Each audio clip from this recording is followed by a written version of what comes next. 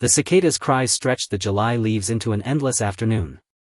Outside the training ground the camphor trees cast a scatter of dappled shade.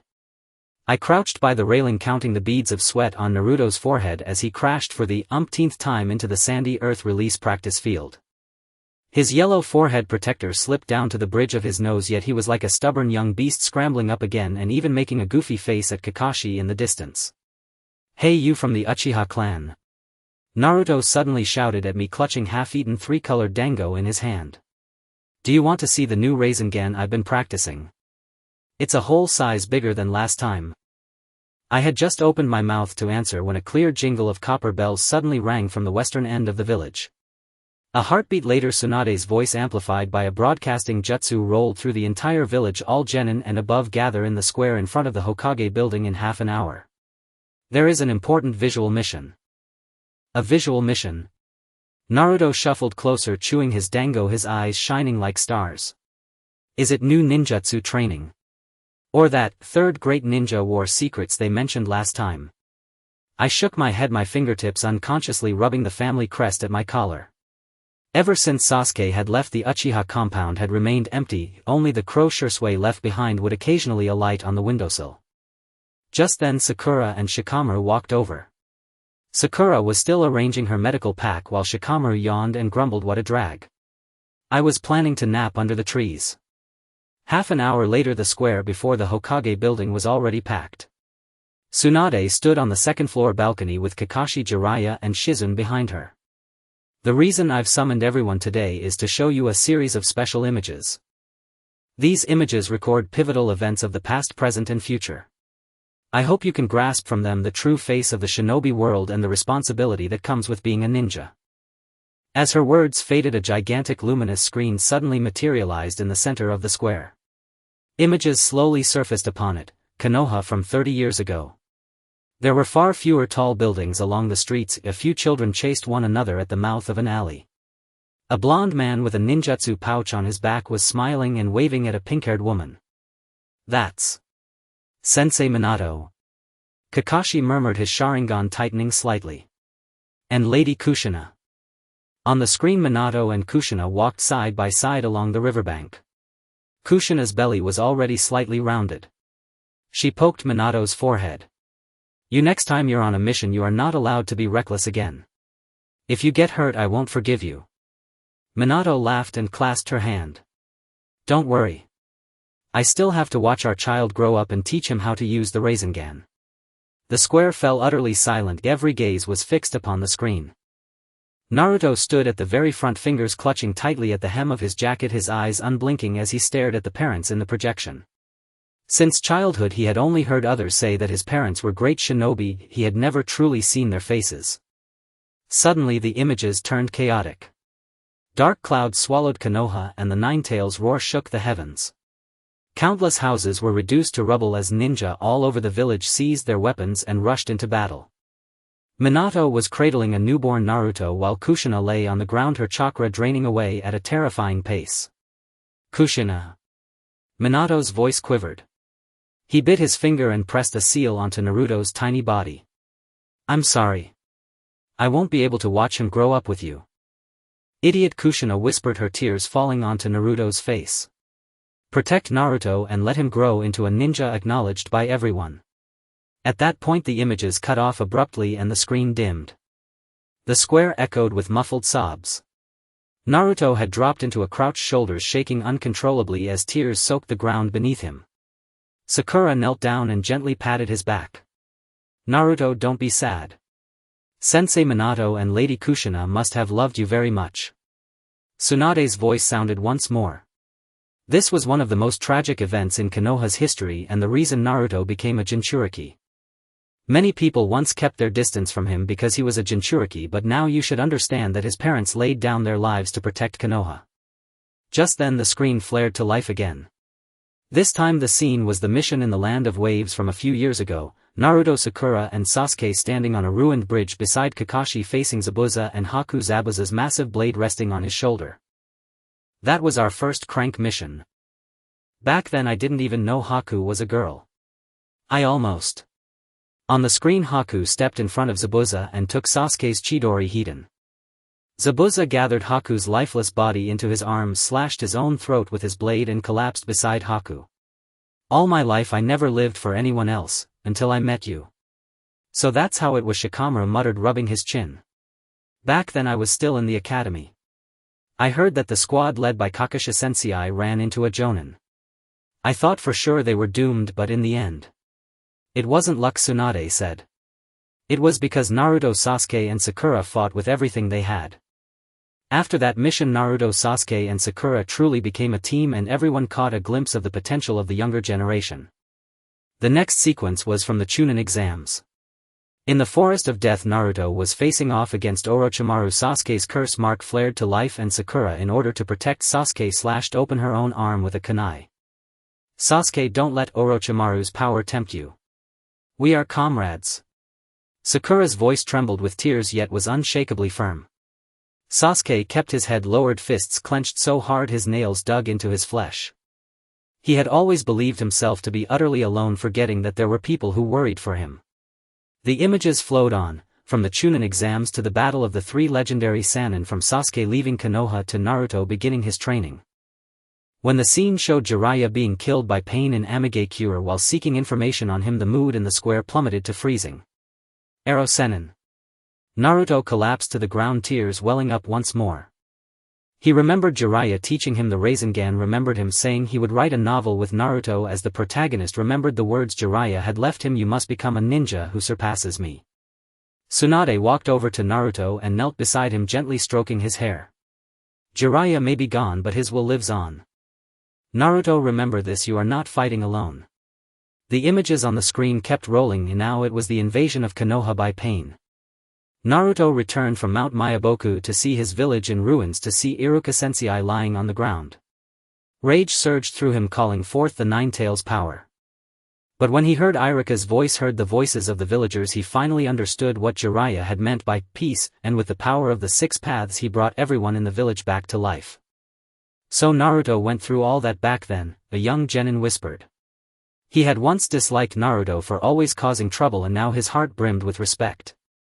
The sky gradually darkened and the images on the screen neared their end.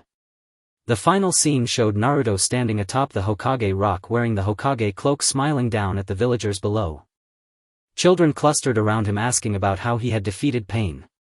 He answered them patiently, with Sasuke, Sakura, Shikamaru and the other comrades standing by his side.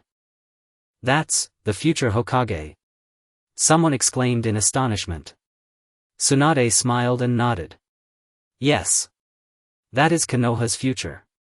Naruto grew from a child shunned by everyone into a hero who protects the village.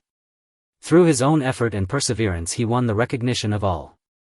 The screen dimmed, but thunderous applause rose across the square. Standing amid the crowd, Naruto looked at the smiles on everyone's faces and suddenly felt that all his efforts had not been in vain. He turned to Sasuke, and Sasuke looked back at him. The coldness in his gaze was gone, replaced by a faint warmth. "Hey Sasuke," Naruto said with a grin, "from now on we're going to protect Konoha together, right?" Sasuke snorted but gave a small nod. "Of course, you idiot." Tsunade watched the scene before her with a gratified smile. She knew Konoha's future rested in the hands of these young ninja. And this day's viewing had not only revealed the truth of the shinobi world, but had also taught everyone the importance of comrades and the responsibilities of being a ninja. The cicadas began to sing again, but now their chorus no longer felt endless, instead it was filled with hope. As the crowd gradually thinned, Naruto, Sakura and Sasuke walked home together, their shadows drawn out long by the setting sun. "When do you think the next visual mission will be?" Naruto asked, eyes brimming with anticipation. "Who knows?" Sakura replied with a smile. "But whatever it is, we'll face it together." Sasuke said nothing but quickened his pace to fall in step with them. In the distance the lights of the Hokage building shone brightly, as if guarding this land of hope and the ninja who strove for peace. As the morning light of my barely swept over Huiying, a denser crowd had already gathered in the square. Yesterday's footage struck the heart like a stone thrown into a still lake. Even deep into the night, ninjas on the streets debated the sacrifice of the Shueimen Fufu and Mingren's future path to Huiying. I clutched a withered maple leaf from the windowsill of the Yuziba old residence. From afar I saw Mingren charging forward with an enormous ninja gear pack on his back, his headband askew and his eyes glistening like the stars at dawn. "Hey! You came early, he exclaimed as he patted my shoulder with such force that I staggered. After returning last night I pondered all evening, might today's footage include scenes of me training ninja techniques with Suiju? Perhaps even a glimpse of me mastering tailed beast mode. Xiaoying caught up from behind carrying a bento prepared for Mingren. Don't get too carried away. Yesterday Gangzhou Popo mentioned that today's footage would touch on the road not taken, it might contain some grave content. No sooner had she finished than Luan strolled over with a yawn clutching half a bag of leftover chips. What a bother, I had planned to sleep in over the weekend yet you dragged me out. At that moment the grand doors of the Huiying building slowly opened and Gangzhou emerged accompanied by Kakaxi Day and Jingyin. Unlike yesterday Gangzhou wore an unusually grave expression as she stood on the balcony, her gaze sweeping over every person in the square. Today's footage shall reveal possibilities unknown to you, those diverging crossroads where a single thought might alter the destiny of the entire ninja world. She hoped that after watching everyone would better understand how precious the path they now tread truly was. As her words faded, the luminous screen at the square's center lit up once more. The screen first displayed the Valley of Endings from 3 years ago. Amid shattered colossal rocks Mingren knelt battered and wounded while Suiju stood opposite him, his arms creeping with curse-marked patterns and the Choutai sword shimmering coldly in his hand. Was that the first time Mingren sought him after Suiju left Mai? Xiaoying's voice trembled as she recalled that when Mingren returned his injuries were so severe that even Gangzhou could only curse him as reckless.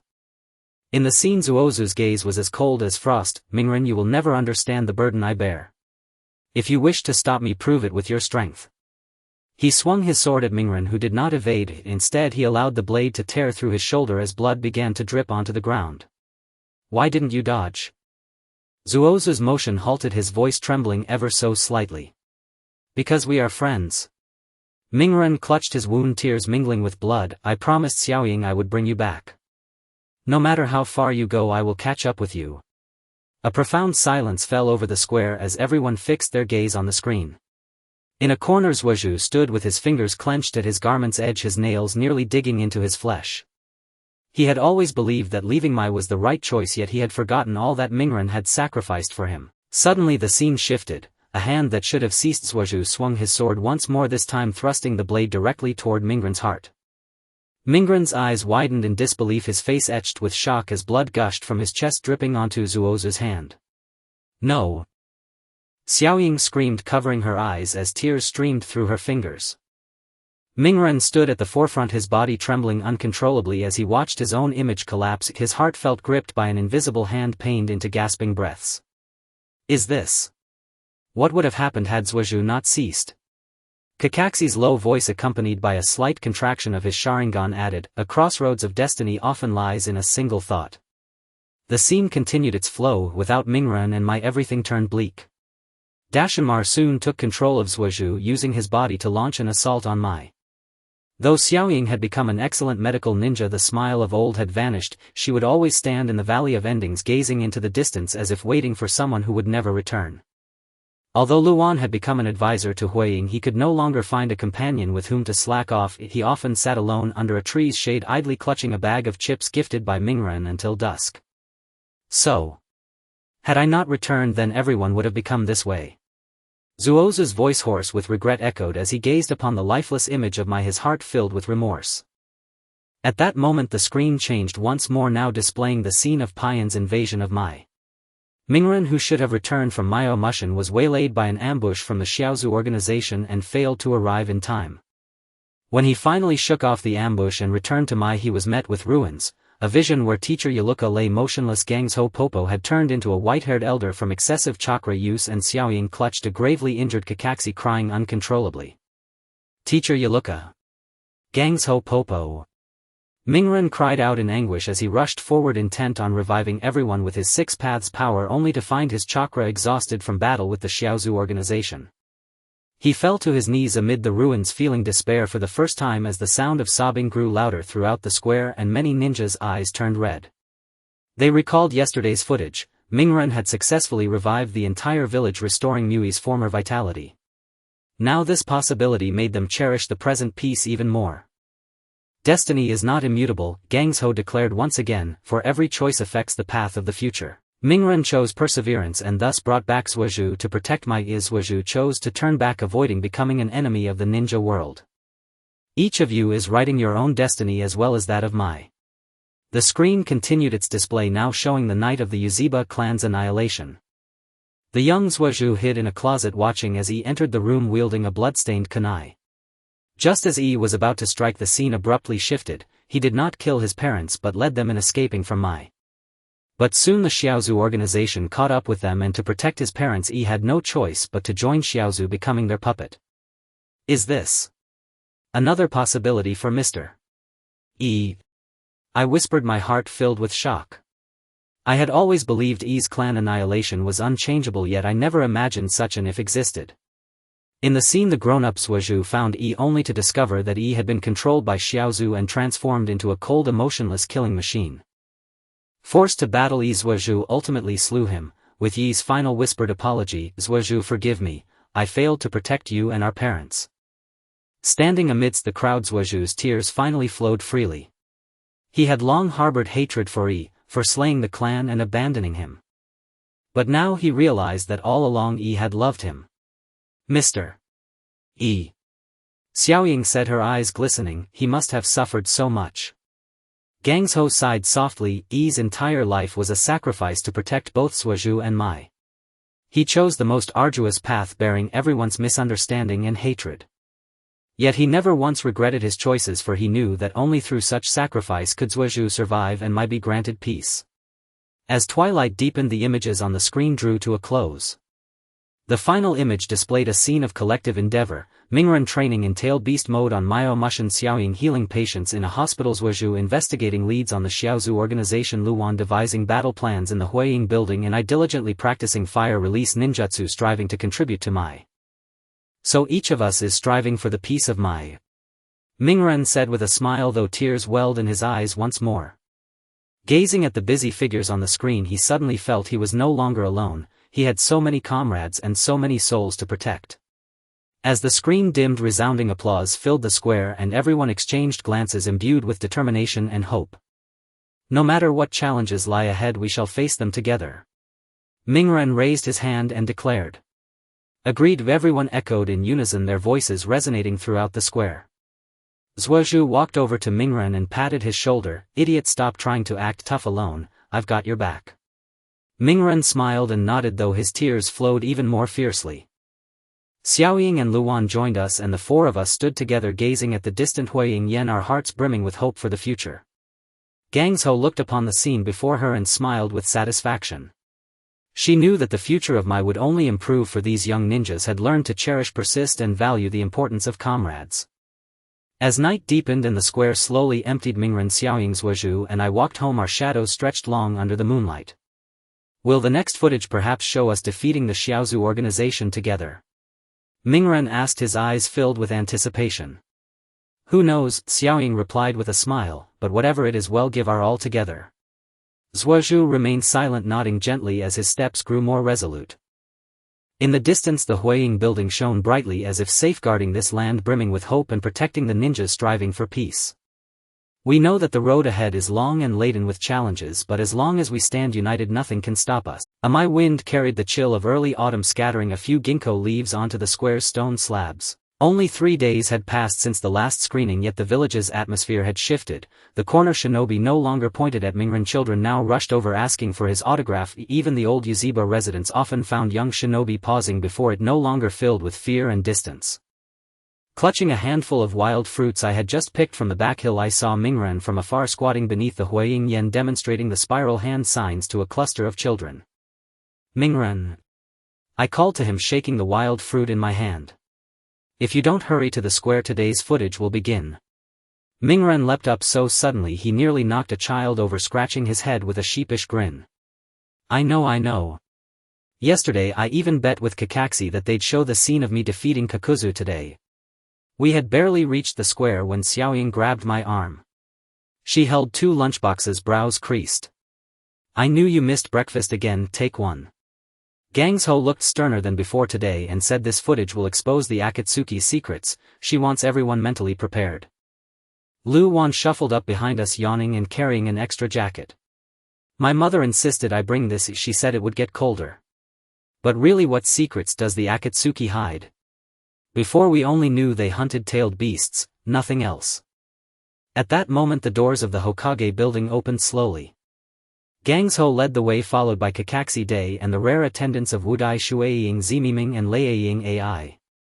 Gangzhou stood on the balcony and swept her gaze across the square, her voice carried by amplifying ninjutsu bore a heavy weight. Today's footage will reveal the origin of the Akatsuki and their true purpose. Many have only seen their plundering of the tailed beasts, unaware of the pain and obsession that drove them. I hope after viewing this everyone can grasp the true meaning of hatred and peace. The screen lit up and the image was not a familiar Mai but a desolate battlefield. Amid broken walls a boy in a red coat crouched, cradling a girl battered and bloodied in his arms. The boy's hair was pale gold, his face still showing traces of youth, yet his eyes resembled an icebound lake. That is Changmen. Kakashi spoke up abruptly, surprise in his voice. And Xiaonan. On screen the girl weakly clutched the boy's sleeve. Changmen, don't give up, we promise to build a world without war together. Her voice trailed away as her hand fell lifeless. The boy held her silently, letting tears fall into her hair. Hearing Shinobi footsteps in the distance, he jerked his head up, a blaze of vengeance igniting in his eyes. So Changmen endured such horrors as a child, a young genin murmured. He had always assumed the Akatsuki were simply born evil, yet seeing the despairing boy on the screen stirred a complicated emotion within him. The footage moved on. Changmen met Mayan. Two boys who had both lost their families became companions amid the ruins, later joined by Xiaonan. They apprenticed under Jiraiya, learning ninjutsu and dreaming of ending the Shinobi world's wars. As their organization grew, however, it drew the suspicion of Yuin village's leader Banzang. Banzang conspired with Tuanzang, setting a trap that forced Changmen to kill Mayan with his own hands. It was Lord Tuanzang, someone whispered, eyes drifting toward Tuanzang standing at the edge of the crowd. Tuanzang's face was ashen, speechless, he merely clenched his cane. On screen Changmen embraced Mayan's corpse and slipped into madness. He seized what would become the Peian's six paths, his gaze forever devoid of its former light. If the world will not choose peace, then I will force it to remember through pain. Only those who have known the deepest suffering will cherish peace. The square fell silent, all eyes fixed on the screen. Mingren stood at the front, fists clenched so tightly his knuckles whitened, tears brimmed in his eyes. He recalled persuading Changmen in Yuin village with a mouth-switching vow to revive the villagers. Only now did he truly comprehend the depth of Changmen's inner torment. So Mr. Changmen was a pitiable man too. Mingren whispered, his voice choked with emotion. The next sequence showed events from Xionan's perspective. She watched Changmen be consumed by hatred yet felt powerless. She kept Mayan's and Changmen's aspirations tucked within her heart, guarding their last convictions with her paper techniques. Later, to protect Changmen's body and the Luanhui Yen, she battled Dato, and amid a flurry of flying paper flowers she smiled and closed her eyes. Miss Xiaonan. Xiaoying covered her mouth, tears spilling down. Until the end she protected that original dream. Gangzhou's voice sounded at the right moment. Changmen, Xiaonan, Mayan, they were once children who yearned for peace but were driven into the abyss of hatred by war. They sought peace by the wrong means and thus birthed tragedy. Yet we must not forget their initial dream was the same as ours, a world without war and pain. The screen shifted to Yuziba Yu, clad in the Akatsuki's black cloak, standing at Mui's border and staring distantly toward the village. On screen he looked wearier than usual, fingers absently grazing a photograph in his chest pocket, a picture of a young Zhuozhu smiling at him while holding a kunai. Brother. Zhuozhu stood among the crowd, his voice hoarse. He watched the footage of Yu, remembering childhood training and the night of the clan's annihilation. The memory cleaved at him like a blade. In the footage Yu whispered into the air, Zhuozhu, when you have become strong enough, come kill me. Only by slaying me with your own hands can you break the Yuziba's curse and truly grow. A flicker of pain crossed his eyes, soon masked by indifference. He turned and walked away, his black cloak billowed like a lone crow in the wind. So Mr. You did all of that for Zhuozhu. Xiaoying wiped her tears. He loved Zhuozhu so much, yet had to play the villain and bear all the misunderstanding and hatred. The next scene showed Dato lying swathed in bandages on a hospital bed, only one eye exposed to the light. He stared out the window, calling softly, Lin. Lin. A nurse entered and handed him a photograph, Kakashi Dato and Lin, three boys smiling together in Mui sunlight. Dato looked at the photo as tears soaked his bandages. Dato as a child was actually so cheerful. Lu Wan touched his chin, scarcely believing it. He had always assumed Dato was a cold-hearted villain, but seeing the boy on the screen yearning for Lin left him oddly unsettled. The footage showed Dato sneaking out of the hospital to find Lin, only to encounter Kakashi holding Lin's lifeless body along the way. He could not believe his eyes. He rushed to embrace Lin, only to find her heart pierced by a kunai, that she had chosen to die protecting the village. Dato clutched Lin's body and shouted at the sky. A black chakra erupted from him, blanketing the entire forest. Miss Lin. Mingren watched the scene and could no longer hold back his tears. So Mr. Dato also became what he did because he lost the person most important to him. Gangsho sighed softly. Dato Yu Changman Xiaonan, they were once kind-hearted, but losing what mattered most dragged them into hatred and onto the wrong path. Their tragedies reflect the wider wars of the shinobi world. Each war breeds countless hatreds which in turn ignite new wars. As the screen neared its end, the final image showed Mingren, Zhuozhu Xiaoying and Lu Wan standing at Zhongjia Valley, each holding photos of Akatsuki members, their expressions resolute. Mingren gazed at the photographs and spoke softly, "We will not let hatred continue. We will create a world without war so everyone can live in happiness." The screen went dark, and unlike the last two times, the square remained silent. Heads bowed, hearts filled with mixed emotions. The earlier fury toward the Akatsuki had softened into understanding and regret. "So, villains aren't born evil," a child tugged at his mother's sleeve and said. The mother stroked his head, eyes misting. "Yes. They were blinded by hatred and forgot their original dream." Gangsho watched the scene before her and nodded with quiet satisfaction. If people can understand this, it is enough. Peace in the shinobi world will not be achieved by eradicating enemies but by understanding and tolerance. Only by laying down hatred can we truly walk toward peace. Mingren stepped forward from the crowd, raised his hand and declared aloud, "I will fulfill the dreams of Jiraiya, Mr. Changman, Mr. Mayan and Miss Xiaonan. I will create a world without war. We will help you." Xiaoying and Lu Wan spoke in unison. Zhuozhu approached, patted Mingren's shoulder, his eyes full of resolve. The shinobi in the square raised their hands and answered loudly, "We will strive together." Their voices rang to the heavens, dispelling the early autumn chill and ushering in a warmth of hope. As dusk fell, people gradually dispersed. I walked home with Mingren, Xiaoying and Zhuozhu. Moonlight poured over us, stretching our shadows long. Will they show footage next time of us defeating Dato and Hui? Mingren asked with a bright smile, eyes full of expectation. Who knows, Xiaoying laughed. But whatever comes, we'll face it together. Zhuozhu said nothing, merely nodded, his steps growing firmer. The Hokage building glowed with light in the distance, as if guarding this land brimming with hope and the shinobi who strove for peace. We knew the road ahead would be long with many hardships and challenges, but as long as we kept our original intent and let go of hatred, we could surely create the peaceful world that would belong to us. The early winter in Konoha always arrives unexpectedly, with the aroma of roasted sweet potatoes wafting through the square while the morning mist has yet to dissipate. I held the hot sweet potato I had just bought, and from a distance I spotted Naruto sprawled on the steps of the Hokage rock, struggling with a passing little fox. He was trying to feed the fox with some dried fish, but it nimbly dodged, making him stomp his feet in frustration. "Naruto! Stop playing!" I shouted to him, handing over the hot sweet potato. "If you keep dawdling, today's footage is about to begin." Granny Tsunade specifically reminded us that this time it will include content related to bloodlines. There might be connections between you and Kushina. Naruto's eyes lit up and he quickly stuffed the dried fish into his pocket, taking a big bite of the sweet potato. "Really? I need to hurry then. By the way, where's Sasuke? We agreed to meet up yesterday, but I haven't seen him."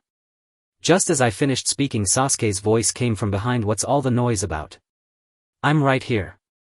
He was carrying a cloth bag, and as he came closer I could see several bottles of medicinal ointment inside. "Last time you hurt your arm practicing the Rasengan, so here's this for you. Don't keep making Sakura worry." Naruto was taken aback for a moment, then chuckled, "Thanks, Sasuke. I knew you cared about me." As we reached the entrance of the square, we were stopped by Sakura and Shikamaru. Sakura was holding a notebook, her brows furrowed. Can you two be a bit more reliable? Today not only do we have people from Konoha but also Lord Gaara from Sunigakure and Lord Killerby from Kumogakure. Granny Tsunade said that this footage will relate to the future of the Ninja Alliance, and we must listen carefully. Shikamaru yawned holding a thermos. What a hassle. My mom urged me to bring hot water this morning saying that drinking cold water in this weather will give me a cold. But speaking of which, what exactly does bloodline refer to? Is it the Uchiha's Sharingan or the power of tailed beasts? Just then the bell of the Hokage building rang. Tsunade accompanied by Kakashi, Gaara and Killerby emerged and the square fell silent. Tsunade stood on the balcony scanning the crowd, her voice more solemn than usual. Today's footage will unveil the oldest bloodline secrets of the ninja world, the Sage of Six Paths and his two sons, as well as the true origins of the tailed beasts. Many only know that tailed beasts are powerful weapons, yet they do not realize that they are embodiments of chakra, our common companions. I hope that after watching everyone can understand that bonds are not maintained by power but by treating each other with sincerity. As the screen lit up, a chaotic world appeared in the footage. The sky was dark red and the earth was cracked. A man in a white robe stood atop a mountain, a vertical scar on his forehead and deep piercing Rinnegan eyes.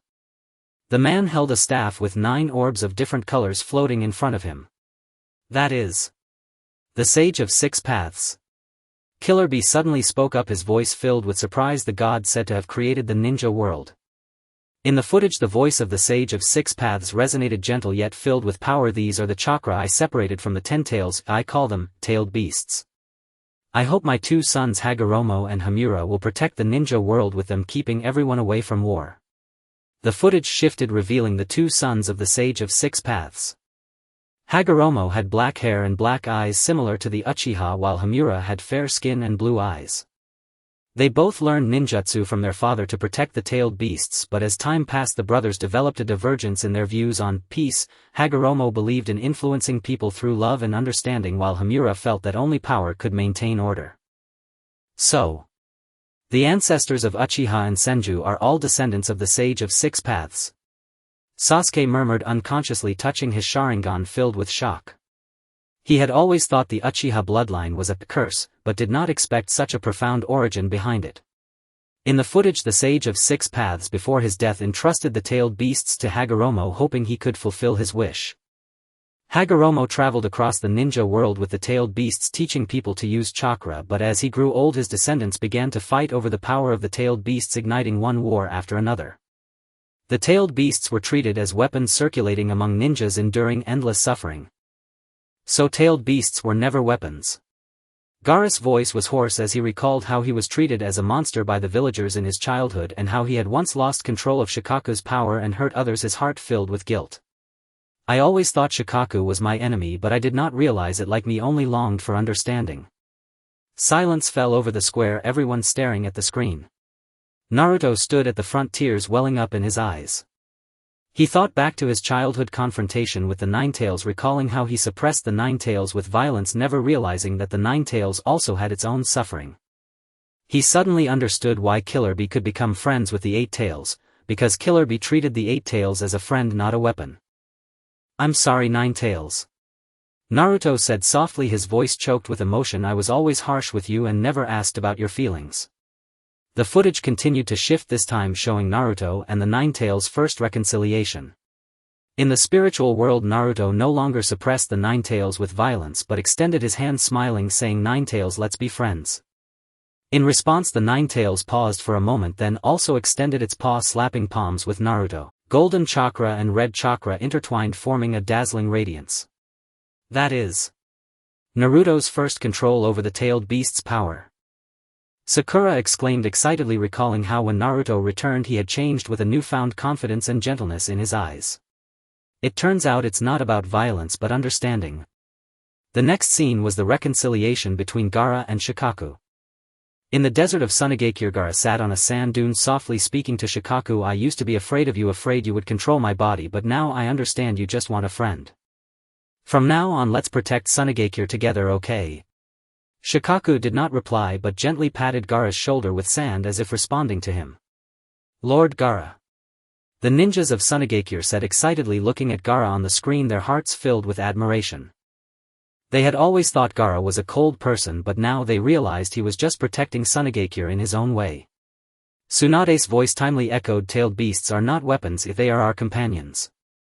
The Sage of Six Paths created the tailed beasts to protect the ninja world, not to become tools of war. Naruto, Gaara and Killer Bee treat the tailed beasts with sincerity, which is why they can become companions and gain true power. This is the true essence of bloodlines, not relying on inherited power but on the bonds passed down through generations. The footage on the screen shifted, this time showing scenes from the Ninja Alliance. Naruto, Gaara and Killer Bee stood at the forefront. Behind them were the ninjas of Konoha, Sunagakure, Kumogakure, Iwagakure and Kirigakure. The tailed beasts stood beside them, the golden nine tails, the white one tail, the blue eight tails. The chakra of the nine-tailed beasts intertwined, forming an indestructible barrier that blocked the enemy's advance. That is the Ninja Alliance. Someone said excitedly, "It turns out we can truly unite and fight alongside the tailed beasts." In the footage, Naruto raised his hand and shouted, "Everyone, the tailed beasts are not enemies if they are our companions. The peace of the ninja world cannot be achieved by one person or one village, but by all of us working together. Let's create a world without war and hatred together." "Yes." Everyone replied in unison, their voices echoing through the skies. The tailed beasts also let out deafening roars as if responding to their call. The screen dimmed, but the square erupted with unprecedented applause. Everyone looked at each other, their eyes filled with determination and hope. Gaara walked up to Naruto and smiled, saying, "Naruto, from now on the peace of the ninja world depends on our joint efforts." Killer Bee also came over and patted Naruto on the shoulder. "That's right, we need to sing together too." Naruto nodded with a smile, tears streaming down his face. "Thank you everyone. I will definitely work with you all to create a world without war." Sasuke walked up to Naruto and patted him on the shoulder. "Idiot, don't just cry, I'm here too. From now on, no matter what difficulties we face, we will face them together." Sakura and Shikamaru also walked over, and the five of us stood together looking at the distant Hokage rock, our hearts filled with anticipation for the future. As the sky grew darker, the people in the square gradually dispersed. Naruto, Sakura, Sasuke, Shikamaru and I walked home, moonlight casting long shadows over us. The roasted sweet potato stall by the roadside was still steaming, and the little fox ran back again. This time it did not dodge Naruto but snatched the dried fish from his hand, wagging its tail at him. Will the next footage show us defeating Kaguya and achieving peace in the ninja world? Naruto asked with a smile, his eyes full of expectation. "Who knows?" Sakura replied with a smile, "but no matter what it is, we'll all work hard together." Shikamaru yawned, saying, "I hope the next one shows something more relaxing, like us going to eat ramen together. Watching all this serious stuff is making me sleepy." Sasuke didn't say anything but nodded lightly, a faint smile on his lips. In the distance, the Hokage building was brightly lit, as if guarding this land full of hope and protecting those ninjas striving for peace. We knew that the road ahead was still long and there would be many difficulties and challenges, but as long as we cherished our bonds and treated each other sincerely, we would surely create a peaceful world of our own. The snow and the Hidden Leaf village always arrived silently. When I pushed open the window in the morning, the entire village was already cloaked in a layer of white frost. I walked towards the square, stepping on the accumulated snow, holding a cup of hot milk for Naruto. This guy complained about a sore throat after practicing the Rasengan yesterday, and if he gets cold again today, Sakura will start nagging. As I turned the corner, I heard familiar shouts. Naruto was chasing Shikamaru around the square holding a huge snowball, while Shikamaru with his scarf askew kept complaining, "This is so annoying. Can you keep it down early in the morning? The snow is getting inside my collar." Gaara stood aside, gently holding a few snowflakes with sand, while Killer Bee squatted on the ground building a snowman in the shape of the eight tails, humming an off-key rap. "Naruto, stop messing around." I handed him the hot milk. "Tsunade and Kakashi are almost here. Today is the last imaging mission. Don't you remember what they said yesterday about showing the footage of the final battle?" Naruto took the milk and gulped down most of it, his eyes lighting up instantly. "Right. I even bet with Sasuke that I would look cooler than him in the final battle." He still won't admit it. Just as he finished speaking, Sasuke emerged from the snow, a light dusting of snow on his shoulders, holding a cloth bag containing hand warmers for everyone. "It's too noisy. If you keep this up, it'll freeze your snowball into ice cubes." At that moment, the doors of the Hokage building slowly opened. Tsunade Kakashi, Mei Terumi, Reikage Ai and Tsuchikage Inoki walked out side by side, their expressions more solemn than ever. Tsunade stood on the balcony, snowflakes landing on her white hair, her voice amplified through the ninja art echoing across the square, carrying a hint of reluctance and comfort. Today is the last imaging mission. We will witness the most difficult battle in the ninja world, the final battle against Kaguya, as well as the lives of everyone after the war. I hope everyone remembers peace is not something that falls from the sky but is earned through the lives and beliefs of countless people. And guarding this peace is the responsibility of all of us. As the screen brightened, the image revealed a desolate otherworld. Under the dark red sky, enormous trees rooted in the shattered land. Naruto, Sasuke, Sakura, Kakashi and Gaara stood at the forefront with the ninja forces of the Ninja Alliance behind them. Kaguya hovered in midair, her silver hair flowing in the wind, her expression devoid of any emotion, only cold, killing intent. Is that Kaguya? A young genin whispered softly, his voice trembling with fear. Just looking at Kaguya's aura on the screen sent chills down his spine. On screen, Kaguya gently raised her hand and countless black truth-seeking balls flew toward the Ninja Alliance. Naruto immediately activated his tailed beast mode, forming a barrier with the chakra of the nine tails, while Sasuke summoned his Susanoo to block the attacks from the other side. Sakura leaped into the air using the 100 healings technique to heal the injured ninjas, while Kakashi used his Sharingan to predict Kaguya's movements, loudly warning everyone to evade. That's amazing! Someone exclaimed. So everyone fought so hard in the final battle. The scene shifted as Kaguya activated the yellow spring, dragging Naruto, Sasuke and Sakura into different spaces. In the ice space, Naruto was frozen into an ice block, but relying on his belief in his comrades, he broke through the ice layer. In the desert space, Sasuke was trapped in quicksand, recalling Naruto's words, "We must achieve peace together," and used Susanoo to cleave through the quicksand. In the lava space, Sakura faced the high temperatures, found Kaguya's weakness and struck her hard with the 100 healings technique. Sakura is so strong. The female ninjas in the square exclaimed. In the past, many thought Sakura was just a medical ninja, but now they realized that her courage and strength on the battlefield were no less than Naruto's and Sasuke's. When Naruto, Sasuke and Sakura reunited, Kaguya finally revealed an opening. Naruto used the Six Paths Super-Tailed Beast Rasengan, while Sasuke combined Fire Release Susanoo with the attack of the Divine Tree, both of their strikes hitting Kaguya simultaneously. At that moment, Kakashi and Gaara rushed over as well. Kakashi used his complete Susanoo to block Kaguya's counterattack, while Gaara trapped Kaguya in place with sand. "We're just one step away." Naruto shouted to Sasuke, "Let's use our ultimate move." Sasuke nodded and the two leaped up simultaneously. Naruto infused the chakra of the nine tails into Sasuke's Susanoo, which then carried the power of the Rasengan to strike down on Kaguya. "This is..." Kakashi said in surprise. Naruto combined the tailed beast chakra with Sasuke's Susanoo. On screen, the golden chakra and the purple Susanoo intertwined, forming a dazzling light.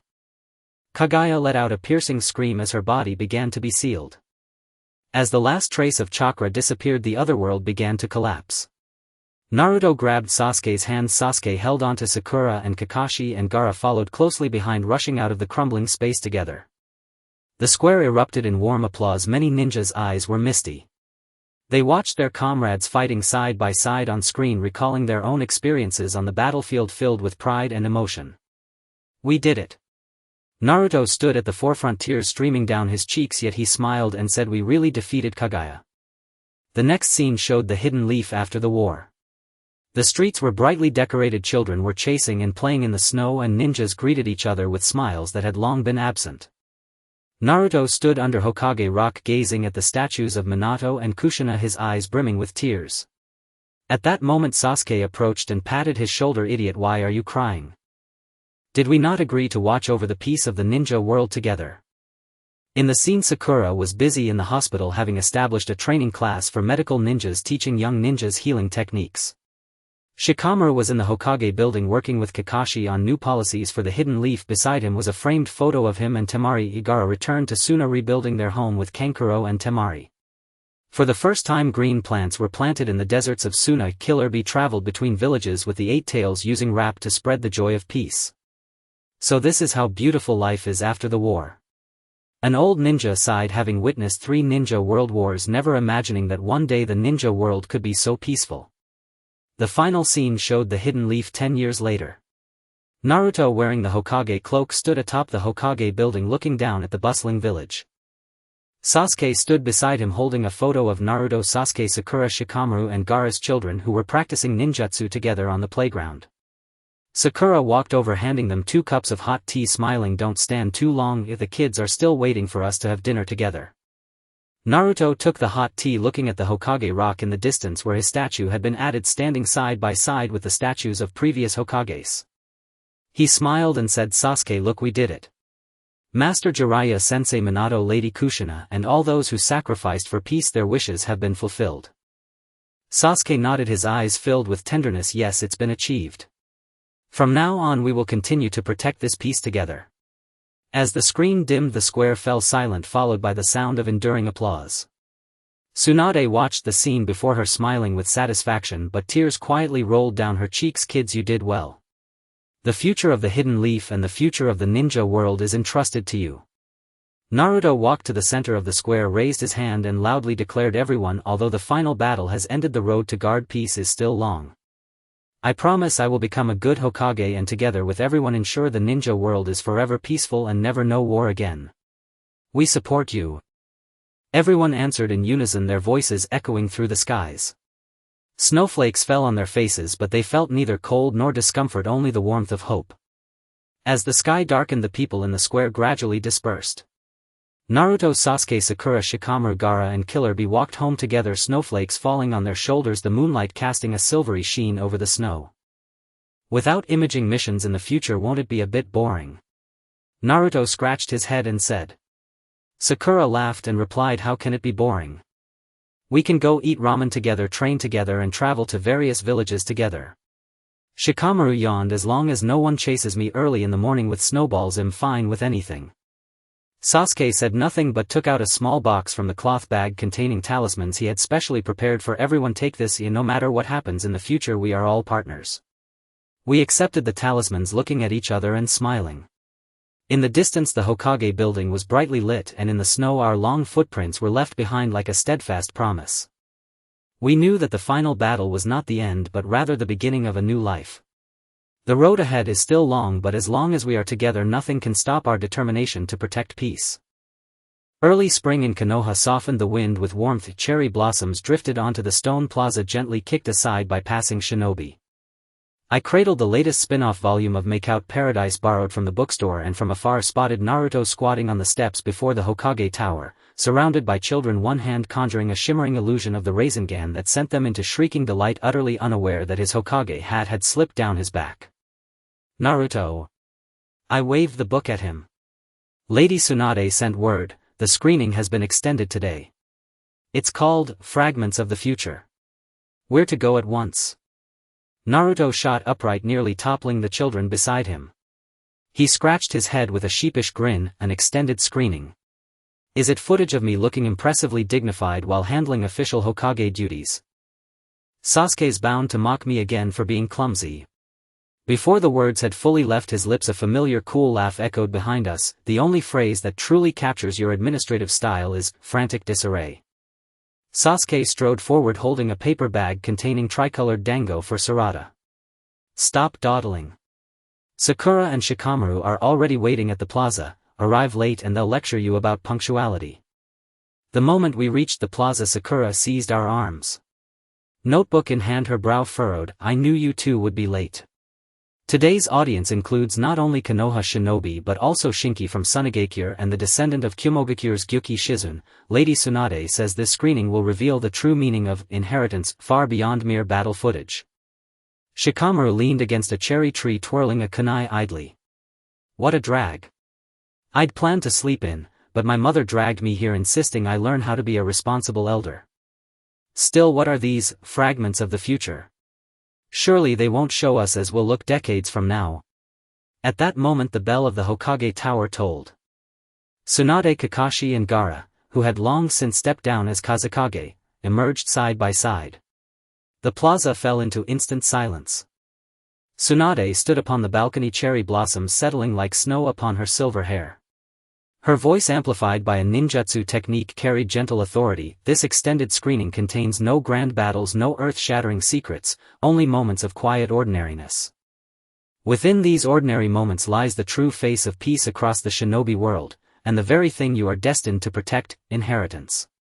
It is the passing down generation after generation of conviction, courage and tenderness.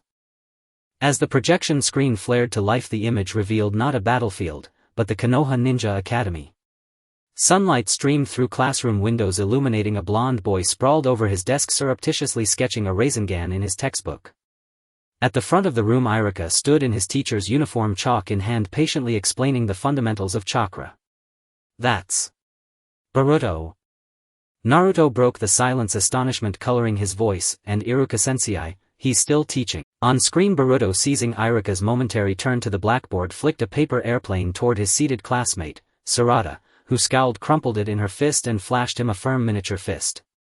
Iruka turned just in time to witness the exchange, not with anger but with a warm smile as he ruffled Boruto's hair. "Boruto, pay attention in class. How else will you grow strong enough to protect everyone just like your father?" Boruto pouted, but quietly erased the Rasengan doodle and settled into attentive silence. Sarada watched him, and the faintest hint of a smile touched her lips. So Boruto was mischievous even as a child. Laughter rippled across the plaza. Someone recalled Naruto's own childhood pranks and teased him, "Naruto, your son is your spitting image." Naruto scratched his head, pride shining in his eyes. "Of course. He's inherited my boundless energy. Though if he ever cuts class like I did, I'll make sure he knows better." The scene shifted to Sunagekyu's desert training grounds. Shinki, wearing the Sand Village forehead protector, manipulated swirling sands before a group of young shinobi demonstrating the iron sand technique. His movements were steady, his gaze focused, uncannily reminiscent of a younger Gaara. Nearby, Gaara sat atop a dune, binoculars in hand, watching Shinki's silhouette with quiet satisfaction, curving his lips. "Shinki has grown," Gaara murmured, voice thick with quiet awe. "He stands now as soon as pillar, fully capable, wholly his own." Sunagekure shinobi nodded in unison. Shinki-sama not only inherited Gaara-sama's magnet release, but also his unwavering sense of duty. Suna's future shines ever brighter. Next came Kumogakure's lightning release training ground. A youth bearing the Cloud Village forehead protector practiced the Eight Tails Flow ninjutsu under Killer Bee's guidance. His motions remained slightly unrefined yet brimmed with raw power. Killer Bee kept rhythm with a beat-rapping encouragement. "Hey, kid, faster. Focus your chakra. Be fierce like the Eight Tails, yet tender too." The youth nodded, drew a deep breath, and lightning crackled louder, brighter, more potent than before. Killer Bee clapped his shoulder, grinning broadly. "Now that's a Kumo shinobi. Killer Bee-sama hasn't lost an ounce of vitality." Kumogakure shinobi chuckled. "That youth is a descendant of Gyuki Shizun, he carries her lightning affinity. He'll surely rise as one of Kumo's greatest warriors." The screen shifted again, to Konoha Hospital. Sakura, clad in a white coat, stood before a cohort of young medicalmen, illustrating the principles of the Byakugo technique using an anatomical diagram. She pointed out key details with calm precision. The Byakugo technique demands not brute strength, but exquisite chakra control. Remember, the medicalmen's sacred duty is to heal. Every jutsu you wield must be guided by reverence and care. The students listened intently. One girl raised her hand. "Sakura-sensei, during the final war you used the Byakugo technique to shield us all. We aspire to become healers just like you." Sakura smiled, gently brushing a hand over the girl's hair. "Stay steadfast and you will. Remember, compassion is the healer's heart. With that conviction no challenge is insurmountable." "Sakura-san is so gentle," female shinobi murmured. "She is not only formidable, but a master teacher, passing the soul of medical ninjutsu to the next generation." The images flowed onward. Shikamaru instructing young strategists inside the Hokage Tower, Sasuke guiding Sarada before the abandoned Uchiha compound, recounting Uchiha history, Naruto beneath the Hokage rock, regaling children with tales of his battle against pain. Each frame radiated quiet warmth, more stirring somehow than any thunderous clash. Tsunade's voice returned, timely and resonant. "Do you see it now? This is peace. This is inheritance." Naruto passed on his unyielding spirit of never giving up to Boruto. Sasuke entrusted Sarada with the solemn weight of protection. Sakura imparted her healing tenderness to a new generation of medical nin. Peace across the shinobi world cannot be sustained by a single victory, it endures only when such virtues are passed down layer upon layer, so every child learns the meaning of courage, of comradeship, of responsibility. The screen dimmed. Yet instead of applause the plaza held its breath, in a hush both serene and profound. They looked at their comrades beside them, at the children playing nearby, and understood Tsunade's truth: inheritance is no slogan. It lives in ordinary moments, in patient instruction, in quiet guardianship, in love made visible. Naruto stood at the forefront, eyes glistening. He remembered his own lonely childhood, shunned until Iruka-sensei offered warmth, until Jiraiya-sensei kindled belief, until Sasuke and Sakura became his irreplaceable bonds. Now he would pass that warmth forward, to Boruto, to every shinobi yet to come. I understand. Naruto whispered, voice steady with resolve. Inheritance isn't about making them into second versions of us, it's about empowering them to become better versions of themselves, carrying our convictions forward to safeguard this hard-won peace. Sasuke stepped beside him, clapping his shoulder. Idiot, finally got it. Don't push Boruto too hard. Let him grow in his own way. Sakura nodded, smiling. Exactly. Our role is to support, not to control. Just as Jiraiya-sensei supported you. Shikamaru yawned, yet for once voiced no complaint. What a drag, but if this is how we protect peace, if this is how we pass the torch, I'll do my part too. Twilight deepened. Cherry petals continued their soft descent. As the crowd dispersed, Naruto, Sasuke, Sakura, Shikamaru and I walked home together, moonlight bathing us in silver, stretching our shadows long across the path. Will there be more projection missions? Naruto asked suddenly, his voice tinged with wistfulness. Tsunade approached from behind, tapping his head with a fond smile. The projection mission has ended, but your story has only just begun. The road ahead remains long, filled with countless ordinary luminous moments, moments waiting to be lived, to be shared, to be passed on. Naruto met Tsunade's gaze and nodded fiercely. I understand. I'll be a worthy Hokage. I'll guard Konoha with everything I am, and I'll ensure our beliefs endure generation after generation. We walked on. Far ahead the Hokage Tower glowed warmly beneath the cherry trees. Children's laughter rang out, bright and clear as wind chimes. We knew, though the projection mission had concluded, the flame of inheritance would never fade. The shinobi world's future, brighter, gentler, more resilient, would be forged by these young lives, by these quiet, radiant moments. And we would guard that light steadfastly forever. In early summer the leaves are always lively with the sound of cicadas, and the wisteria flowers outside the training ground droop down, brushing past the shoulders of passing ninjas. I was holding the freshly organized ninjutsu scrolls when I spotted Naruto sitting on a bench in front of the Hokage building, holding a doodle titled Hokage Dad, drawn by Boruto, grinning so widely that his mouth seemed to stretch to his ears. Naruto. I waved at him, saying, Tsunadebaba just sent word that there's a special screening today called The Bonds Across Time. We need to hurry to the plaza.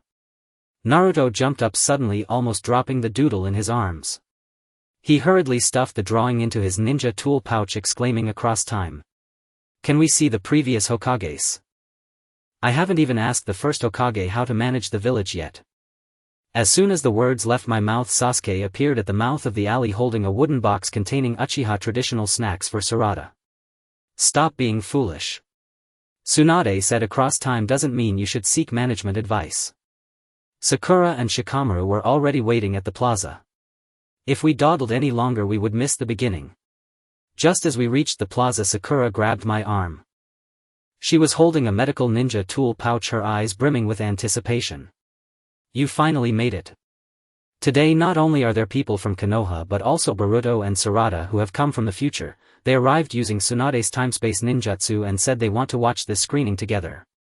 Following Sakura's gaze, I saw Boruto crouched beside Gaara, curiously touching the small statue made of cool sand. Sarada stood next to Sasuke holding the Uchiha clan emblem, listening attentively as Sasuke recounted stories from the past. Shikamaru leaned against a lamp-post spinning a kunai in his hand, sighing in resignation. What a hassle. I originally planned to finish my paperwork today and go fishing, but now I'm stuck with future Boruto wanting to learn shadow possession technique. It's all gone to waste. Just then the bell of the Hokage building rang. Tsunade, Kakashi and the soul projections of past Hokages slowly appeared on the balcony, Hashirama, Tobirama, Hiruzen and Minato. Though their figures were somewhat transparent, they still radiated their unique presence. Standing in the middle, Tsunade's voice resonated through the plaza via the amplification ninjutsu, carrying a solemn yet warm power. Today's screening will show everyone the same belief across different times. Whether it's the past Hokages, us in the present, or the children of the future, the original intention to protect Konoha and safeguard peace in the ninja world has never changed. As the light screen lit up, the image of Konoha from 100 years ago appeared. The village back then was not as prosperous as now, but it was full of vitality. Hashirama was carrying huge logs, planning the layout of the village. Tobarama was recording the key points of ninjutsu development beside him. The young Hiruzen followed closely, earnestly learning every detail. That's Lord First Hokage. The young ninjas in the plaza exclaimed excitedly. They had only seen images of the first Hokage in history textbooks, and now seeing his familiar figure on screen filled them with awe. In the image, Hashirama wiped the sweat from his forehead and smiled at Tobarama, saying, "Tobarama, we must build Konoha into a place where everyone can live in peace, so the children will never have to experience war again." Tobarama nodded, his pen not stopping. "I will develop more practical ninjutsu to protect the village's safety. Hiruzen, you must remember, as a ninja one must not only have strength but also the determination to protect others." Hiruzen nodded vigorously, determination filling his eyes. "I remember, Lord Second. I will also become the Hokage who protects Konoha." So this is how the first and second Hokages built Konoha. Naruto whispered, looking at Hashirama's smile on the screen, suddenly understanding the true weight of the title Hokage. It is not power but the responsibility of protection. The scene shifted to Konoha 30 years ago. Hiruzen stood atop the Hokage building, watching the busy villagers below with a look of satisfaction. The young Minato ran over holding the newly developed Rasengan excitedly, saying, "Third Hokage, look at the ninjutsu I've just practiced. From now on I will use it to protect Konoha, protect Kushina and the future children." Hiruzen smiled and patted Minato on the shoulder, saying, "Minato, you are very talented, but remember, true strength is not for show, it is meant to protect those who are important to you." Minato nodded vigorously, his eyes shining. "I understand. I will definitely become an outstanding Hokage like you and protect everyone in Konoha." Naruto stood at the front, tears welling up in his eyes. He looked at the young father on the screen, recalling the stories he heard from Iruka Sensei about Minato and remembering his long-held dream of becoming Hokage, suddenly filled with strength. After all, from the first to Minato and now to himself, every generation of Hokage had been striving for the same goal. "Dad." Boruto walked to Naruto's side and whispered, "I didn't know Grandpa was so amazing. I want to protect Konoha just like Grandpa and Dad." Naruto squatted down, ruffling Boruto's hair with a smile. "All right. Dad believes you will become an even more powerful ninja than me." The screen continued to switch, this time showing the present-day Konoha. Naruto, wearing the Hokage cloak, sat in the Hokage office diligently reviewing documents. Sasuke patrolled the village perimeter, vigilantly observing his surroundings. Sakura was busy in the hospital carefully treating injured ninjas. Shikamaru stood by, helping Naruto sort through the paperwork to be handled. Every scene was filled with the ordinary yet steadfast act of protection. "So we are also protecting Konoha like the past Hokages?" A young genin quietly said, having always felt his power was too small to help, but now looking at the scenes on the screen he suddenly understood. No matter the size of strength, as long as one harbors the belief of protection, they are contributing to Konoha. The next scene showed the future Konoha. Boruto, wearing the Hokage cloak, stood atop the Hokage building gazing at the bustling village below. Sarada stood beside him holding the Uchiha fan, vigilantly observing the surroundings. The new generation of young ninjas were training hard in the training ground, their faces filled with vitality. The future Konoha remained vibrant and well protected. "That's the future me," Boruto exclaimed in surprise, his eyes wide as he looked at the image of himself in the Hokage cloak, filled with excitement. "I really became Hokage. Dad, did you see that?" Naruto nodded with a smile, his eyes filled with pride. "I saw it, Boruto, you did very well." Tsunade's voice rang out at the right moment. "Did you all see it? From the past to the present and into the future, the belief in protection has never changed. The first Hokage built Konoha, the second Hokage protected Konoha, the third and fourth Hokage sacrificed for Konoha, and now you all strive for Konoha while the children of the future will continue to protect it. This bond that transcends time is Konoha's most precious treasure and also the cornerstone of peace in the ninja world." As the light screen dimmed, the plaza erupted with lasting applause. The soul projections of the Hokages looked down at the crowd, smiles of satisfaction appearing on their faces. Hashirama smiled and said how wonderful. Konoha has so many outstanding young people who we can rest assured. Minato looked at Naruto, his eyes filled with pride. Naruto, you did well, even better than I imagined. Naruto stood in the center of the plaza and deeply bowed to the projections of the Hokages. Thank you, Hokage-sama. I will continue to work hard to protect Konoha, safeguard peace in the ninja world and live up to everyone's expectations. Boruto and Sarada also bowed, saying in unison, we will work hard too. To protect the future Konoha. As the sky gradually darkened, the sound of cicadas softened. Everyone slowly dispersed and I walked home with Naruto, Sasuke, Sakura, Shikamaru, Boruto and Sarada. The moonlight spilled over us, casting long shadows that resembled a trail of footprints across time. Will there be more screenings like this in the future? Boruto asked curiously, his eyes full of anticipation. Tsunade walked over from behind, smiling as she ruffled Boruto's hair. The screenings will end, but the bonds will not. No matter the past, present or future, as long as you hold the belief of protection in your hearts, this promise that transcends time will never change. Naruto looked at his companions and the children of the future beside him, his heart filled with warmth. He knew that no matter what difficulties the future might hold, as long as everyone was together and the belief in protection remained unchanged, Konoha would never fall and the peace of the ninja world would never disappear. In the distance, the Hokage building was brightly lit, the fragrance of wisteria wafting over, carrying the tenderness of summer. We continued forward, our footsteps and laughter intertwining, creating the warmest echo of Konoha at night. In the deep winter, the leaves of the trees were always wrapped in soft snow and a thin layer of white lay atop Hokage Rock. Even the usually noisy training grounds had quieted down, with only the sound of crunching snow underfoot. I held the freshly heated rice cake soup, and from a distance I saw Naruto standing at the entrance of the Hokage building, tiptoeing as he gazed into the distance. Boruto had gone on a reconnaissance mission to the border with Sasuke yesterday and promised to return today. He hadn't been able to settle down since morning. Naruto. I waved the thermos at him. Tsunadebaba asked me to call you if the additional footage is about to start. Themed bonds in the wind and snow. Even Gaara from Sunagakure has come. Naruto turned around abruptly, his eyes lighting up, but then his expression fell. But Boruto hasn't come back yet. Before he could finish his sentence, familiar sounds of playful bickering came from the alleyway. Boruto was carrying a ninja tool bag, arguing with Sarada, while Sasuke followed behind with snow resting on his shoulders, holding a special product from the border for Naruto. You idiot, Dad, don't get lost. Boruto stuck his tongue out at Naruto while Sarada took out a handkerchief and silently wiped the snow off Sasuke's shoulders. Naruto instantly forgot his earlier worries and rushed over to ruffle Boruto's hair. You little brat, don't you know to report back safely when you return? We arrived at the square just as the snow began to lighten. Sakura was helping Gaara brush the snow off his cloak while Shikamaru leaned against the heater holding a mug of hot cocoa, looking helpless. This is such a hassle having to come out in this cold, but I heard there are stories from the previous Ninja World Wars in today's footage, so it's not a total waste. Suddenly the screen in the center of the square lit up and Tsunade and Kakashi stood on the balcony with an unexpected figure behind them, the sole projection of Jiraiya, one of the legendary three ninjas. Snow fell on Jiraiya's white hair as he waved at the crowd below, his voice filled with familiar cheer. Long time no see, little ones of Konoha. Today I'll show you the promise we kept in the wind and snow back then.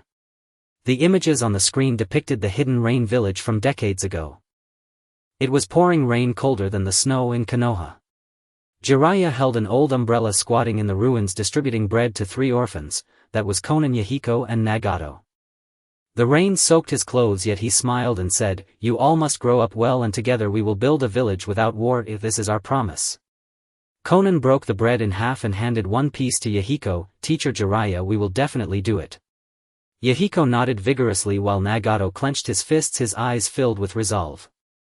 The people in the square fell silent. Naruto watched the images of Jiraiya, his eyes gradually reddening. He remembered how Jiraiya had taught him ninjutsu and accompanied him as he grew up. So Jiraiya-sensei had such promises before. Naruto whispered and Boruto tugged at his shirt quietly, asking, "Dad, did they fulfill it later?" Jiraiya's voice echoed in the square. Though they took many detours along the way, they ultimately kept the promise. Konan used her own strength to protect the hidden rain village and Nagato used the Rinnegan to save the people of Konoha. Some promises can be kept even across life and death. The scene shifted to a few years ago during the Fourth Great Ninja War. In the swirling snow, the Ninja Alliance stood on the ice field, shivering with cold, yet no one backed down. Naruto stood at the forefront, the Rasengan glowing in his hand. Don't be afraid, everyone. We will definitely win. We must protect Konoha and all the important people, if this is our promise. Sasuke stood beside him, the Kusanagi sword in his hand radiating cold light. Stop talking, let's go together. Sakura, Shikamaru, Gaara. Everyone raised their weapons, their figures appearing especially resolute amidst the wind and snow. The young ninjas in the square clenched their fists. Although they had not experienced that war, they could feel the passion and determination from the footage. So Dad and Uncle Sasuke were that amazing back then. Boruto's eyes were filled with admiration and Sarada nodded. I want to protect Konoha's promise like Dad and Aunt Sakura in the future. The next scene showed the current border. The snow was falling heavily and Boruto and Sarada followed Sasuke on patrol, encountering a lost young ninja from Hokage Year. Boruto took off his cloak and draped it over the young ninja while Sarada used ninjutsu to start a campfire. Sasuke stood to the side watching them with a faint smile on his lips. The young ninja holding the hot soup quietly said, "Thank you, I want to protect others like you in the future." Boruto smiled and said, "Then let's promise to protect the ninja world together from now on. This kid is quite like you were when you were young." Sasuke patted Naruto's shoulder and Naruto scratched his head smiling proudly. Of course he is my son. As the screen dimmed, Jiraiya's projection looked down at the people smiling as he said, "Did you see? A promise is not just words, it must be upheld by generation after generation through action. In the past we kept the peace, now it's your turn and soon it will be Boruto and the others' turn. So long as there are people who remember the promise, Konoha will never fall." The snow gradually stopped and sunlight broke through the clouds shining down on Hokage Rock, making the snow sparkle. Everyone slowly dispersed and Naruto held Boruto's hand. Sasuke and Sarada walked behind them. Sakura chatted with Gaara about the recent happenings in Hokage Year while Shikamaru pondered where to go fishing after watching the footage. Jiraiya Sensei. Naruto looked up at the sky and softly said, "Rest assured we will definitely uphold the promise, protect Konoha and safeguard all the important people." Boruto tugged at Naruto's hand. "Dad, I want to protect all the promises with you in the future." Naruto smiled and nodded, lifting Boruto up. "All right, it's a deal." In the distance, the light from the heater in the Hokage building shone through the windows like a warm lamp. In the snow, everyone's footprints connected, resembling a string of small promises leading into the distance. We knew that no matter how many storms we faced in the future, as long as there were these promises and each other, Konoha would forever be the warmest home. The leaves of March were gently wrapped in cherry blossoms, and when the wind blew, pink petals fell on the wooden stakes of the training ground by the windows of the ninja school and even covered the stone steps in front of the Hokage building with a light layer of floral carpet. Holding the freshly organized spring task list, I spotted Naruto squatting under the cherry blossom tree clutching a yellowed piece of paper, an unfinished manuscript by Jiraiya which he took out to read every year when the cherry blossoms bloomed. "Naruto." I waved to him. Tsunadesima said that today's footage will talk about the unfulfilled promises. Even Kabuto from Sound Village has come, claiming he will bring the orphans from the pharmacy to experience the atmosphere of Konoha. Naruto suddenly stood up, carefully stuffing the manuscript into his ninja tool pouch with a hint of unguarded tenderness in his eyes. "Unfulfilled promises." Before he could finish his sentence, Boruto dragged Sarada over, holding up a cherry blossom bookmark he had just exchanged at the ninja school. "Dad, come with us to the square. Uncle Shikamaru said there's an amazing secret in today's footage." Sasuke followed the two children carrying cherry blossom flavored treats for Sakura, unaware that a petal had landed on his shoulder. "Don't dawdle, if Sakura and Gaara are already setting up the warm shelter in the square to prevent the children from catching a cold." By the time we arrived at the square, the warm shelter was already filled with people.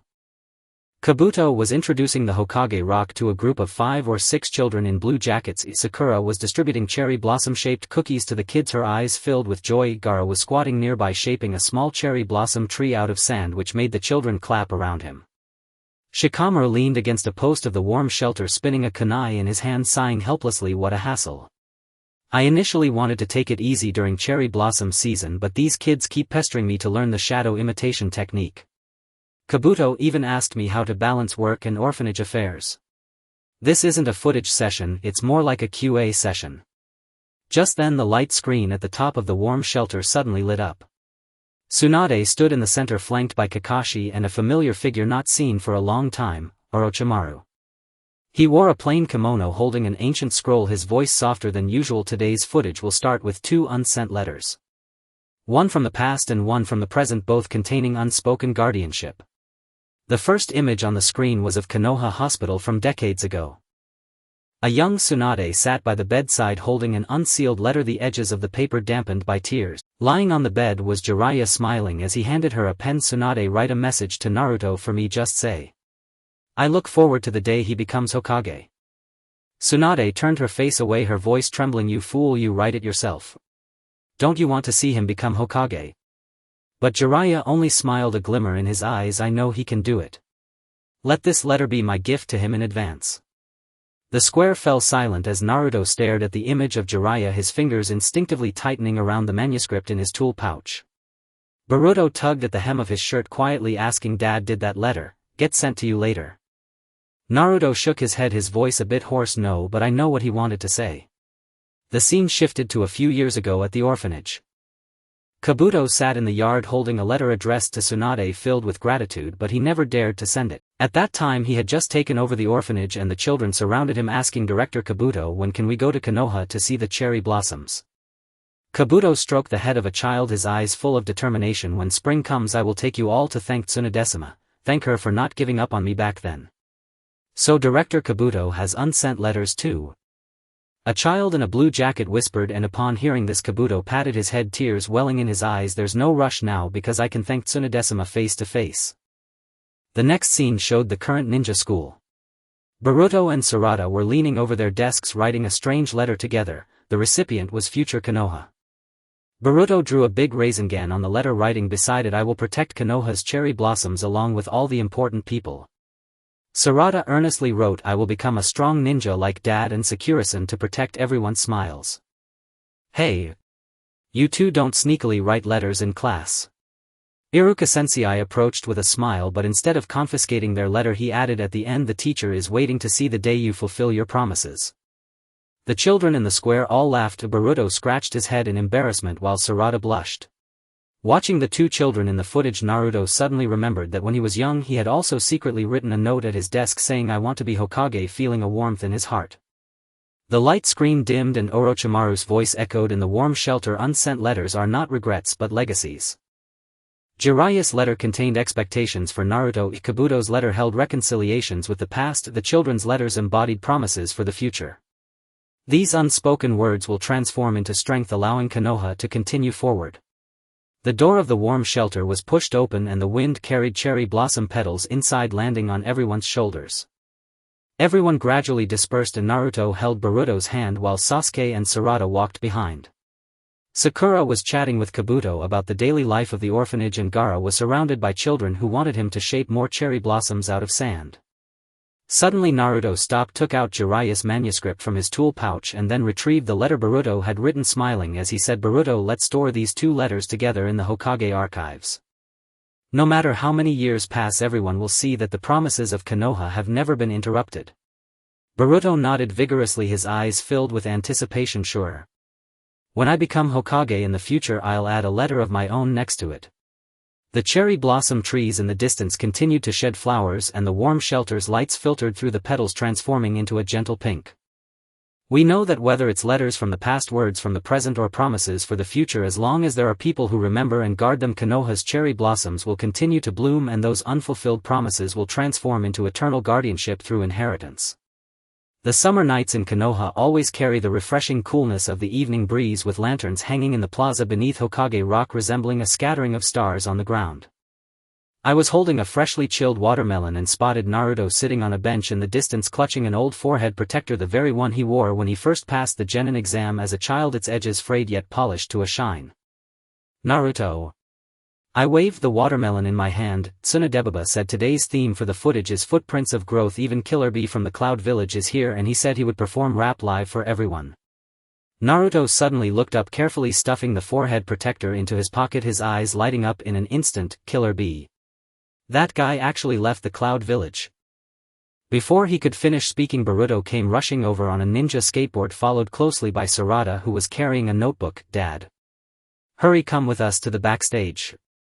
Uncle Killer Bee is teaching Ruka and the others how to write rap lyrics, saying they are going to perform before the footage starts. Sasuke followed behind the two kids holding a jar of honey tea for Sakura, his fingertips dusted with some of the dirt from Boruto's skateboard. Don't mess around. Sakura and Gaara are already adjusting the light screens. It would be troublesome if Killer Bee's rap disturbs the kids. By the time we reached the plaza, the backstage was already in chaos. Killer Bee, wearing his signature sunglasses, was patting Ruka's shoulder while singing, "The stars shine in the summer nights of Konoha. Let me tell you a story of growth." Ruka, with a helpless expression, was supporting his forehead, yet his hand was diligently jotting down the lyrics in his notebook. Gaara was squatting beside, making a small stage out of sand for the children, drawing a group of kids to cheer for him. Sakura was handing water to Killer Bee, smiling as she said, "You haven't changed. You can't go anywhere without rap." Just then all the lanterns in the plaza suddenly lit up and the light screen slowly unfolded. Tsunade stood in the center while Kakashi beside her took off his mask holding a yellowed album. Today's footage will show everyone the growth hidden in time, from the crying little brat to the capable ninja. Everyone's footprints are all safeguarding Konoha. The first scene on the light screen showed a training ground from over a decade ago. Little Naruto, carrying a sandbag taller than himself, fell to the ground but got back up, his face covered in dirt, yet he gritted his teeth and refused to cry. "I must become strong. I must earn everyone's recognition." Beside him, Iruka Sensei secretly wiped away a tear, then smiled as he handed him a towel. "Go for it, Naruto, you can do it." The plaza fell silent as Naruto stared at his younger self on the screen, a smile unconsciously forming at the corners of his mouth. Boruto tugged at his shirt quietly, asking, "Dad, were you really this dedicated when you were a kid?" Naruto nodded, his voice softening, "Because back then I thought only by becoming strong could I protect those I wanted to protect." The scene shifted to a few years ago after the Pain Invasion battle. Naruto sat amidst the ruins clutching Jiraiya's novel, tears falling onto the pages. Suddenly Killer Bee sat beside him, patting his shoulder. "Don't be sad, kid. Growth means learning to move forward while carrying memories. Look, Konoha still needs your protection." Naruto lifted his head, his eyes gradually shining. "Right, I want to become Hokage. I want to protect everyone." "So Uncle Killer Bee encouraged Dad like this back then?" Boruto's eyes were filled with surprise, and upon hearing this, Killer Bee immediately stood up and sang, that's right, I'm the best," encouraging Naruto to charge forward, which made everyone burst into laughter. The next scene showed the current graduation exams at the Ninja Academy. Boruto stood in front of a wooden stump, his Rasengan slightly unsteady, yet he grit his teeth and threw it, hitting the target perfectly. Sarada skillfully dodged obstacles with her Sharingan, her kunai firmly embedding into the bullseye. Iruka Sensei smiled as he handed them their forehead protectors. "From today on you are officially qualified genin." Boruto and Sarada exchanged excited glances. "Wow! I was actually this impressive back then?" Boruto exclaimed, jumping up, while Sarada blushed and quietly said, "You almost fell on the stump at the end." The children in the plaza all laughed, and Naruto gazed at the two kids on the screen, suddenly remembering the feeling he had when he received his forehead protector, his heart swelling with pride. The light screen dimmed and Kakashi's voice resonated in the plaza. "Growth is not achieved overnight, it is about falling down and getting back up, moving forward with memories transforming from the protected into the protector." Everyone in Konoha is treading the footprints of their predecessors, forging their own paths. The lantern's light fell on everyone and the evening breeze carried the sweet scent of watermelon. People slowly dispersed, with Naruto holding Boruto's hand, Sasuke and Sarada walking behind Sakura discussing rap lyrics with Killer Bee, while Gaara was surrounded by children asking him to make another star out of sand. Naruto suddenly stopped, taking out the old forehead protector from his pocket, then pulling out Boruto's new forehead protector, smiling as he said, "Boruto, let's hang these two forehead protectors in the Hokage office together. No matter how far you go in the future, you'll remember that every step of your growth is safeguarding Konoha." Boruto nodded vigorously, his eyes filled with determination. "Okay. When I become Hokage in the future, I want to hang Sarada's forehead protector up too." The lanterns in the distance continued to flicker like stars that had fallen to the earth. We know that whether it is the footprints of the past, the growth of the present, or the dreams of the future, as long as there are people who remember and protect, the starry nights of Konoha will forever shine bright, and those stories of growth will become an eternal legacy in time.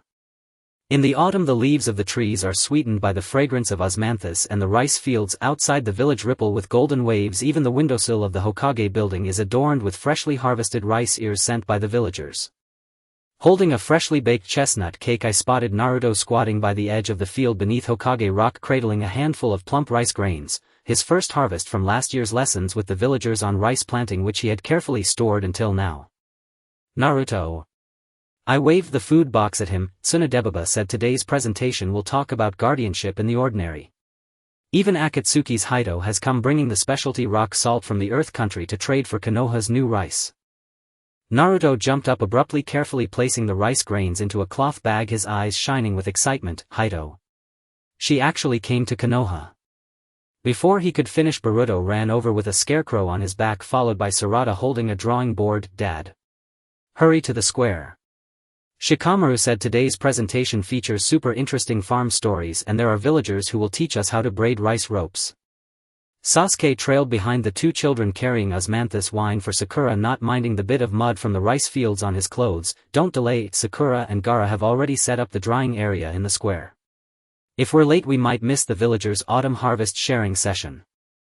By the time we arrived at the square, the drying area was already bustling with activity. Haido was surrounded by villagers pounding rice cakes in a stone mortar, her sleeves rolled up high and with a bit of rice flour on her face she looked happy. Gaara was carefully stacking the dried rice into small mounds to prevent them from being blown away by the wind, while children gathered around him to collect the scattered rice grains. Sakura was distributing chestnut cakes while reminding Boruto not to pull the fabric strips off the scarecrow. Shikamaru leaned against the rice mound, holding the rice ears gifted by the villagers, sighing helplessly. What a hassle. I just wanted some peace, but here I am helping to watch the rice mound. However, this new rice smells quite nice. At that moment the light screen in the center of the drying area lit up. Tsunade stood in the center with Kakashi beside her, holding a weathered agricultural diary, smiling as he said, today's presentation will take everyone to see guardianship hidden in fireworks. Not all guardianship needs to be earth-shattering. If those ordinary days of planting rice, pounding rice cakes and guarding the rice mounds are Konoha's most stable support. The first scene on the screen was from decades ago during the autumn harvest. A young Jiraiya squatted on the edge of the field helping villagers repair scarecrows blown down by wind and rain, with Tsunade following behind holding a small hoe. A villager aunt handed over a piece of roasted sweet potato, smiling as she said, thanks to your help we could harvest the rice well this year. Jiraiya bit into the sweet potato, his smile radiant. Protecting the village should start with guarding every single grain of rice. The square fell silent as Naruto stared at Jiraiya on the screen, unconsciously touching the rice grains in his cloth bag. Boruto tugged at his sleeve and quietly asked, Dad, did Grandpa Jiraiya also plant rice before? Naruto nodded, his voice soft. Yes, he said that ensuring everyone has enough to eat is more important than winning any battle. The scene shifted, transitioning to a disaster from a few years ago. Konoha was hit by heavy rain flooding the rice fields and the villagers were in tears. Naruto jumped into the fields with the ninjas using chakra to shield the rice ears, while Sasuke used ninjutsu to clear the waterways. Sakura and Gaara helped move the damp rice. Shikamaru squatted on the edge of the field sketching plans to reinforce the embankment. It's troublesome, but we can't let the rice that everyone worked hard to plant go to waste. In the end, thanks to everyone's efforts, most of the rice was saved. The villagers bowed to the ninjas holding the new rice. Thank you for protecting our hope. So ninjas also help villagers plant rice, a child exclaimed, holding up a rice ear. Haido, hearing this, smiled and added, whether from the Earth Country or Konoha, the strongest ninjas are those who can protect everyone's way of life. The next scene showed the current drying area. Boruto and Sarada were learning to braid rice ropes from the villagers, with Boruto clumsily making mistakes while Sarada patiently helped him undo and rebraid. An elderly villager sat nearby recounting stories from the past. In the old days ninjas were busy fighting. Now it's great that you can plant and harvest rice with us, if that is Konoha's best form. Boruto nodded vigorously, tying the braided rice rope onto the scarecrow. Don't worry Grandpa, we will also protect the rice fields from now on. Everyone in the square laughed while Boruto bashfully scratched his head and Sarada handed the braided rice rope to Sakura, her eyes filled with anticipation. Naruto watched the two children on the screen and suddenly recalled his own experience learning to plant rice last year, filled with warmth. The light screen dimmed and Tsunade's voice resonated in the drying area. Konoha's guardianship has never relied on any single person's strength. It is each grain of rice planted by the villagers, each field protected by the ninjas, and the ordinary days of everyone pounding rice and drying it that keep this village warm. The evening breeze carried the fragrance of osmanthus and the rice in the drying area shimmered with golden light. Everyone slowly dispersed, with Naruto holding Boruto's hand, Sasuke and Sarada walking behind them, Sakura discussing rice cake recipes with Haido, while Gaara was surrounded by children asking him to make small sculptures of rice ears out of sand. Naruto suddenly stopped, took out the handful of rice grains from the cloth bag and picked up the rice rope Boruto had braided, smiling as he said, "Boruto, let's store these rice grains and the rice rope in the Hokage archives. In the future, when everyone sees them, they will remember that Konoha's stability lies hidden in every ordinary day." Boruto nodded vigorously, his eyes filled with determination. "Okay. Next year during the harvest I will grow the best rice to put in the archives too." In the distance the rice field still rippled with golden waves, and the sunset in the drying area cast long shadows of everyone. We knew that whether it was the scarecrows of the past, the rice ropes of the present, or the new rice of the future, as long as there are people willing to protect these ordinary beauties, Konoha's autumn would forever be filled with the fragrance of osmanthus and rice, and those promises hidden in the fireworks would turn into everlasting stability in the harvests year after year. Winter's wooden leaves were dusted in soft snow, with the silhouette of Huaying Rock softened by the mist. Red lanterns hung from the old camphor tree at the village gate, swaying in the wind and casting flecks of warm light. I tucked a steaming bowl of red bean soup under my arm and saw Mingren standing in the snow before the Huaying building, cradling an old hand warmer, the very one Xian once kept. The copper casing's patterns had been smoothed by time and a faint scent of charcoal still lingered within. "Mingren." I waved at him.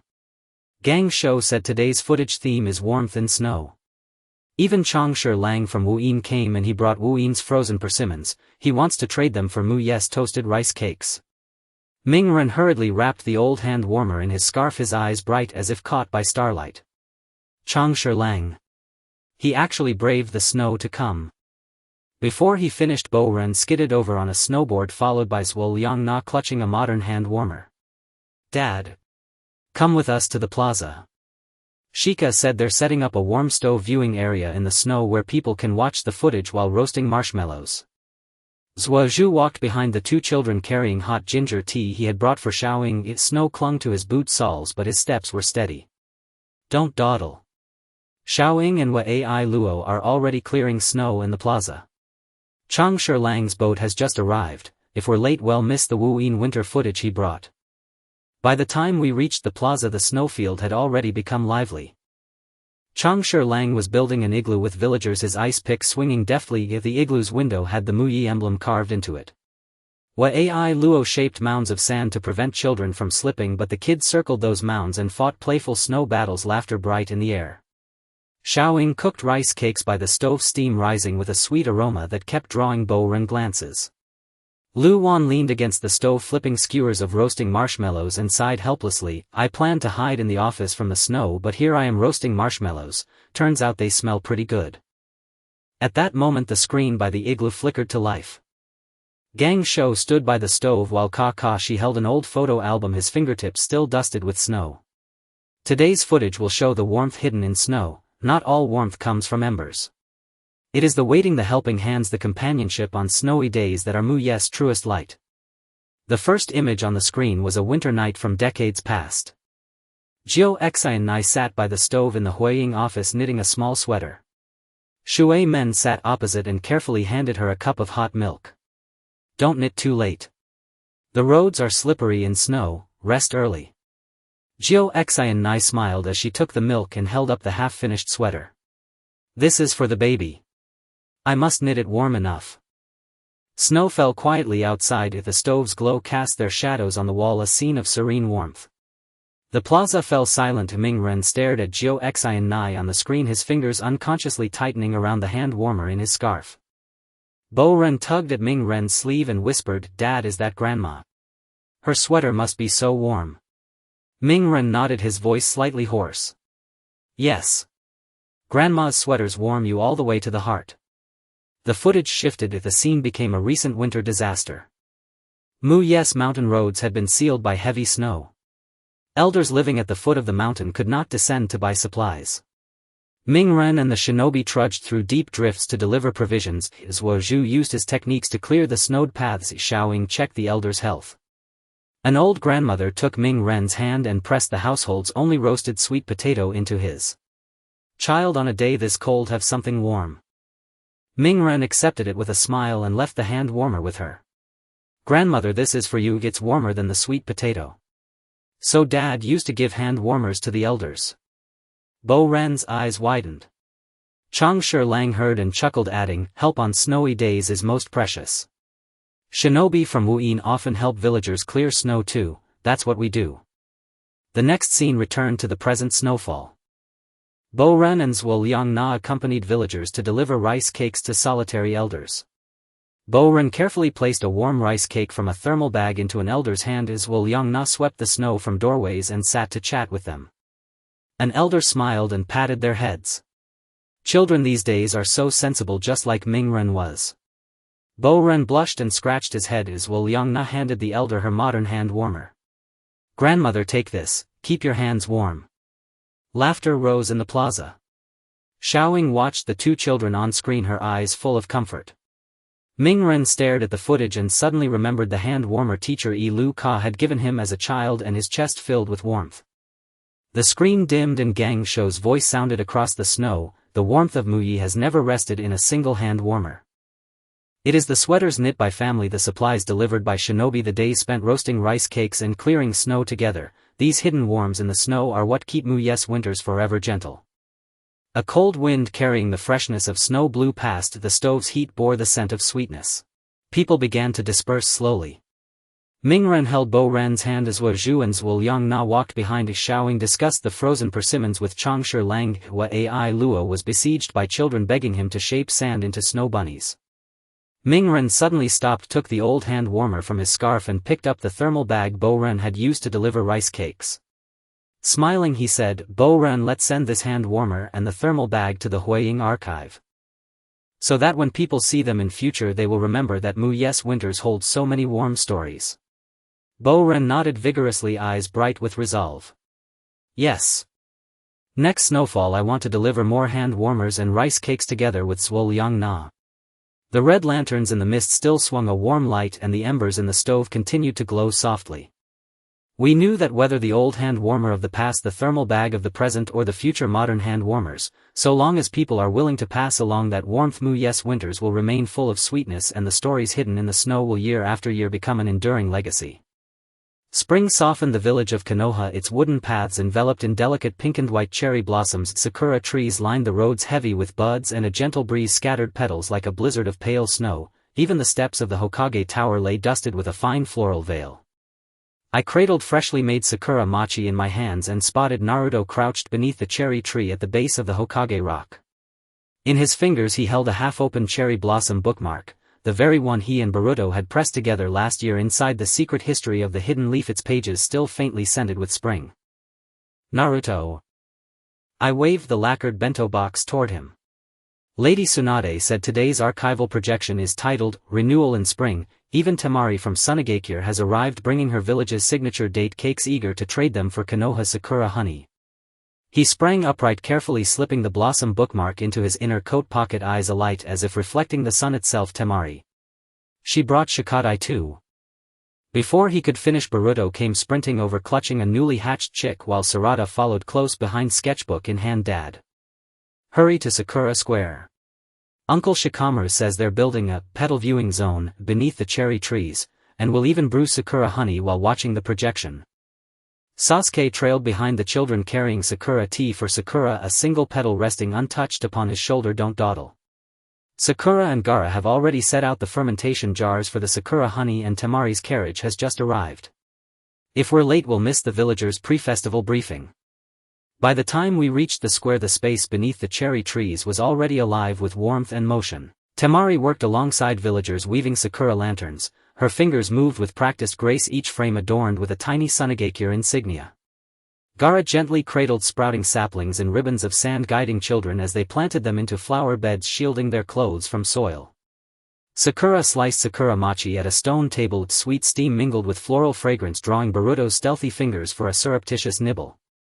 Shikamaru leaned against a cherry trunk, flipping through the festival schedule, sighing with affectionate exasperation. I'd meant to help Shikadai with his homework, but here I am cross-checking logistics. Still, this Sakura honey does smell rather lovely. At that moment the central light screen flickered to life. Tsunade stood beside a flower bed, Kakashi at her side holding an aged botanical compendium, fingertips still smudged with earth. Today's projection invites you to witness hope hidden in sunlight. Not all hope arrives with fanfare. The saplings we plant, the honey we ferment, the quiet promises we keep, these are Konoha's softest, strongest foundations. The first image on the screen showed Konoha's cherry season decades ago. A young Tsunade knelt beneath a sakura tree tenderly transplanting an injured sapling while Shizune stood nearby holding a small watering can. An elder villager handed her a jar of sakura honey and smiled, "Thanks to your help this old tree will live on." Tsunade unscrewed the lid and tasted a spoonful, her eyes crinkling with delight. Guarding Konoha's spring begins, not with grand declarations, but with protecting every single sakura tree. A hush settled over the square. Naruto stared at the screen, his fingers instinctively brushing the blossom bookmark in his pocket. Boruto tugged his sleeve and whispered, "Dad, did Lady Tsunade plant sakura trees back then too?" Naruto nodded, his voice soft as falling petals. "Yes. She once told me when the sakura blooms, well, people's hearts bloom with hope." The scene shifted, spring years ago when Konoha endured an unseasonal frost. Tender crops and budding sakura saplings wilted under the cold and villagers paced anxiously, stomping their feet in despair. Naruto led teams of shinobi warming seedlings with chakra. Sasuke dispersed the icy currents with precise jutsu. Sakura and Temari brewed ginger tea to ward off the chill. Shikamaru crouched on the edge of a field sketching blueprints for thermal greenhouses. "It's troublesome, but we cannot let an entire winter's anticipation wither away." In the end, every sapling revived. Villagers presented freshly fermented sakura honey to the shinobi, bowing deeply. "Thank you for guarding Konoha Spring." "So shinobi really do tend to saplings?" a child exclaimed, waving a branch of cherry blossoms. Temari laughed and added, "Whether in Sunagakure or Konoha, the greatest shinobi are those who safeguard the hopes of the people." Next came the present-day Sakura Square. Boruto and Sarada brewed sakura honey alongside villagers, Boruto clumsily scattering petals across the ground while Sarada patiently gathered each one into the honey jar. Shikadai knelt beside them, diligently recording each step of the process, and occasionally reminding Boruto not to sneak a taste. An elderly villager sat beneath the cherry tree sharing stories. "Back then we feared every spring frost. Now with your help we no longer tremble." Boruto nodded vigorously, handing her a small jar of freshly made honey. "Don't worry, Grandma, we'll guard your sakura trees every spring from now on." Laughter rippled across the square. Sakura watched the three children on screen, her gaze tender and deep. Naruto gazed at the image, and suddenly remembered sitting beneath a sakura tree with Iruka Sensei eating sakura mochi as a boy. Warmth swelled quietly within his chest. The light screen dimmed and Tsunade's voice drifted through the falling petals. "Konoha's hope has never rested on a single guardian. It lives in the saplings villagers plant, in the frosts shinobi dispel, in the shared spring days of brewing honey and admiring blossoms. These quiet vows hidden in sunlight are what ensure Konoha's spring never fails to return." A breeze fragrant with sakura sweetness swept across the square, dusting each shoulder with delicate petals. People began to disperse. Naruto walked hand-in-hand with Boruto. Sasuke and Sarada followed behind. Sakura chatted animatedly with Temari about new sakura mochi recipes, and Gaara surrounded by children shaped delicate cherry blossom sculptures from swirling sand. Naruto paused, withdrew the sakura bookmark from his inner pocket and picked up the small jar of honey Boruto had just finished brewing. Smiling, he said, "Boruto, let's place this bookmark and this jar in the Hokage archives. Then whenever anyone sees them they'll remember Konoha Spring holds countless quiet hopes." Boruto nodded firmly, eyes bright with resolve. "Yes. Next cherry season I'll plant more saplings, with Sarada and Shikadai, and brew even more sakura honey." Far away the cherry trees continued their gentle rain of blossoms, and the honey in the jar shimmered with a soft rosy light. "We knew, whether it be an old bookmark, a jar of honey from this season, or saplings yet to sprout, their meaning endures so long as someone remains willing to honor this springtime vow. For as long as Konoha's spring remains sweet and fragrant, the hopes hidden in its sunlight will year after year blossom anew." In the midst of summer the leaves of the trees were filled with the lively sound of cicadas, while the small river outside the village shimmered with glistening waves. Lanterns made of fireflies hung from the old locust tree by the square, swaying gently in the breeze and casting delicate glimmers of cool light. I was carrying a freshly chilled sour plum drink when I spotted Naruto sitting on the steps in front of the Hokage building, clutching an old bamboo cage in his hands, one he used as a child to catch fireflies still faintly scented with grass and wood. "Naruto." I waved the food box at him. Tsunadebaba said today's film theme is Guardians of the Summer Night. Even Darui from the Hidden Cloud has come, bringing the specialty of the Hidden Cloud chilled milk liquor to trade for Konoha's watermelons. Naruto quickly tucked the bamboo cage into his coat, his eyes shining like fallen starlight. Darui. He actually came despite the heat. Before he could finish, Boruto came skating over, followed by Sarada, who was holding a bug-catching net. Dad. Hurry to the riverbank. Rokudaime said, we're setting up a starlight viewing area under the willow tree and we can watch the film while catching small fish. Sasuke followed behind the two kids carrying a mint tea for Sakura, a light sweat glistening on his forehead as he walked steadily. Don't dawdle. Sakura and Gaara have already set up a shade by the river.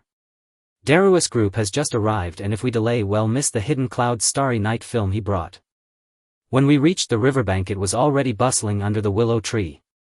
Darui was helping the villagers set up the shade, skillfully hammering with a wooden mallet while a small Hidden Cloud emblem hung in the corner of the shade. Gaara was piling scattered stones into small benches with sand to prevent the children from tripping, but the kids were playing around the benches, guessing stones and laughing joyfully. Sakura was cutting watermelon under the shade, the refreshing scent of the fruit mingling with the cool air drawing Boruto to glance back repeatedly.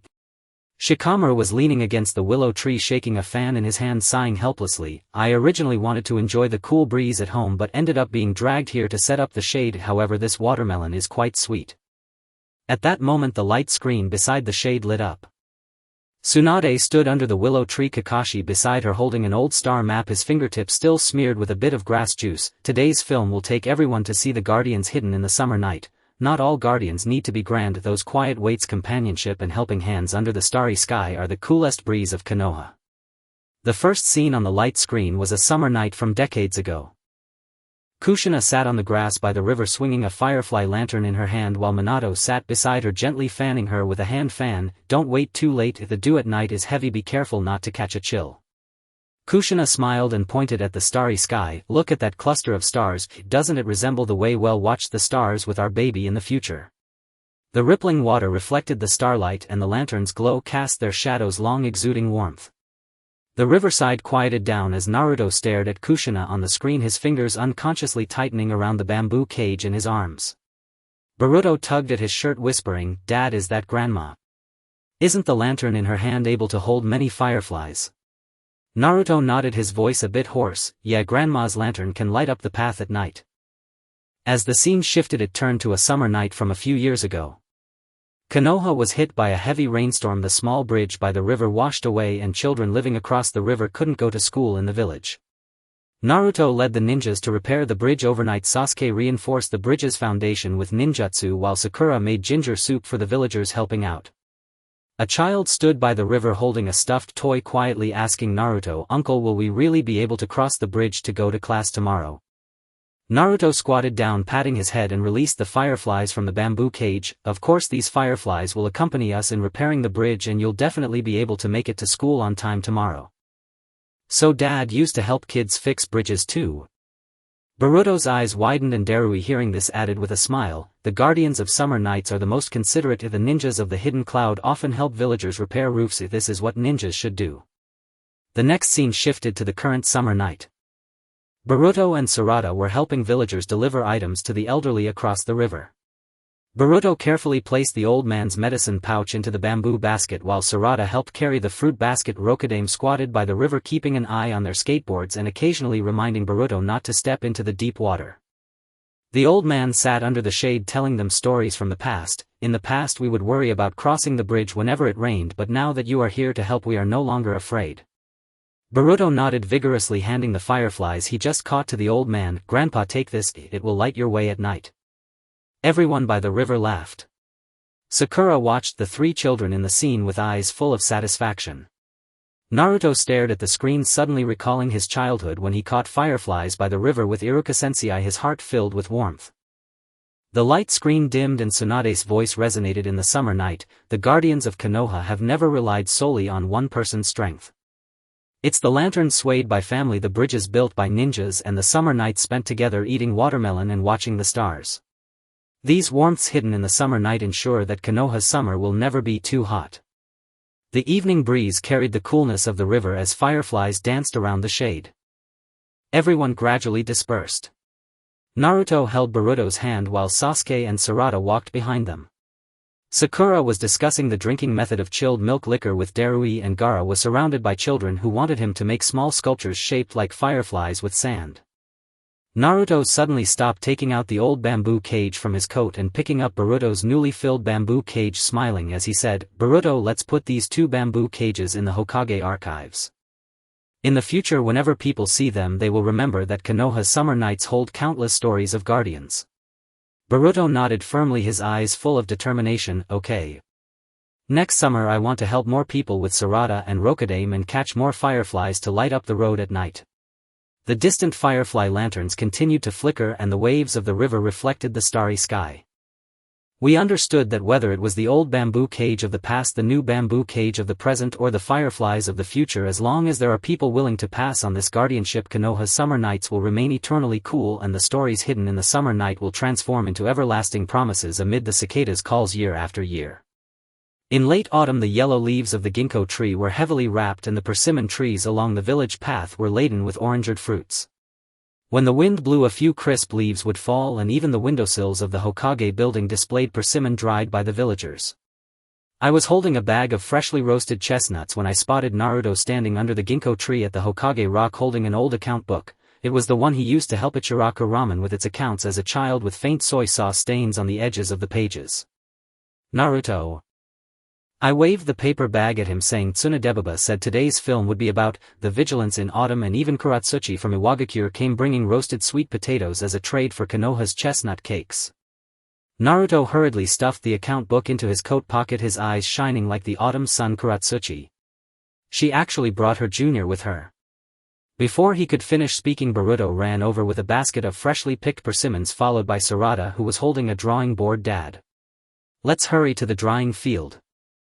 Uncle Shikamaru said today they would set up an autumn film viewing area next to the straw stack where we can watch the film while drying persimmons." Sasuke followed behind the 2 children holding a hot cocoa for Sakura with ginkgo leaves sticking to his shoes that he didn't bother to brush off. "Don't dawdle, Sakura and Gaara have already laid out the mats at the drying field. Kuratsuchi's group just arrived. If we're late we'll miss the villagers' autumn harvest sharing event." When we arrived at the drying field, it was already bustling with activity next to the straw stack. Kuratsuchi was threshing rice alongside the villagers, skillfully wielding a wooden rake, and the corner of the mat bore a small Iwagakure emblem. Gaara gently supported the fallen persimmons with sand, helping the children place them into bamboo baskets to prevent the fruits from bruising. Sakura was cutting chestnut cakes at a stone table, the sweet aroma enveloped in warmth causing Boruto to sneak a piece while she turned around. Shikamaru leaned against the straw stack, flipping through the autumn harvest list, sighing helplessly. "I originally planned to sort out some files at home but ended up being dragged here to help with the drying, though the smell of roasted chestnuts is quite tempting." Just then the light screen in the center of the straw stack lit up.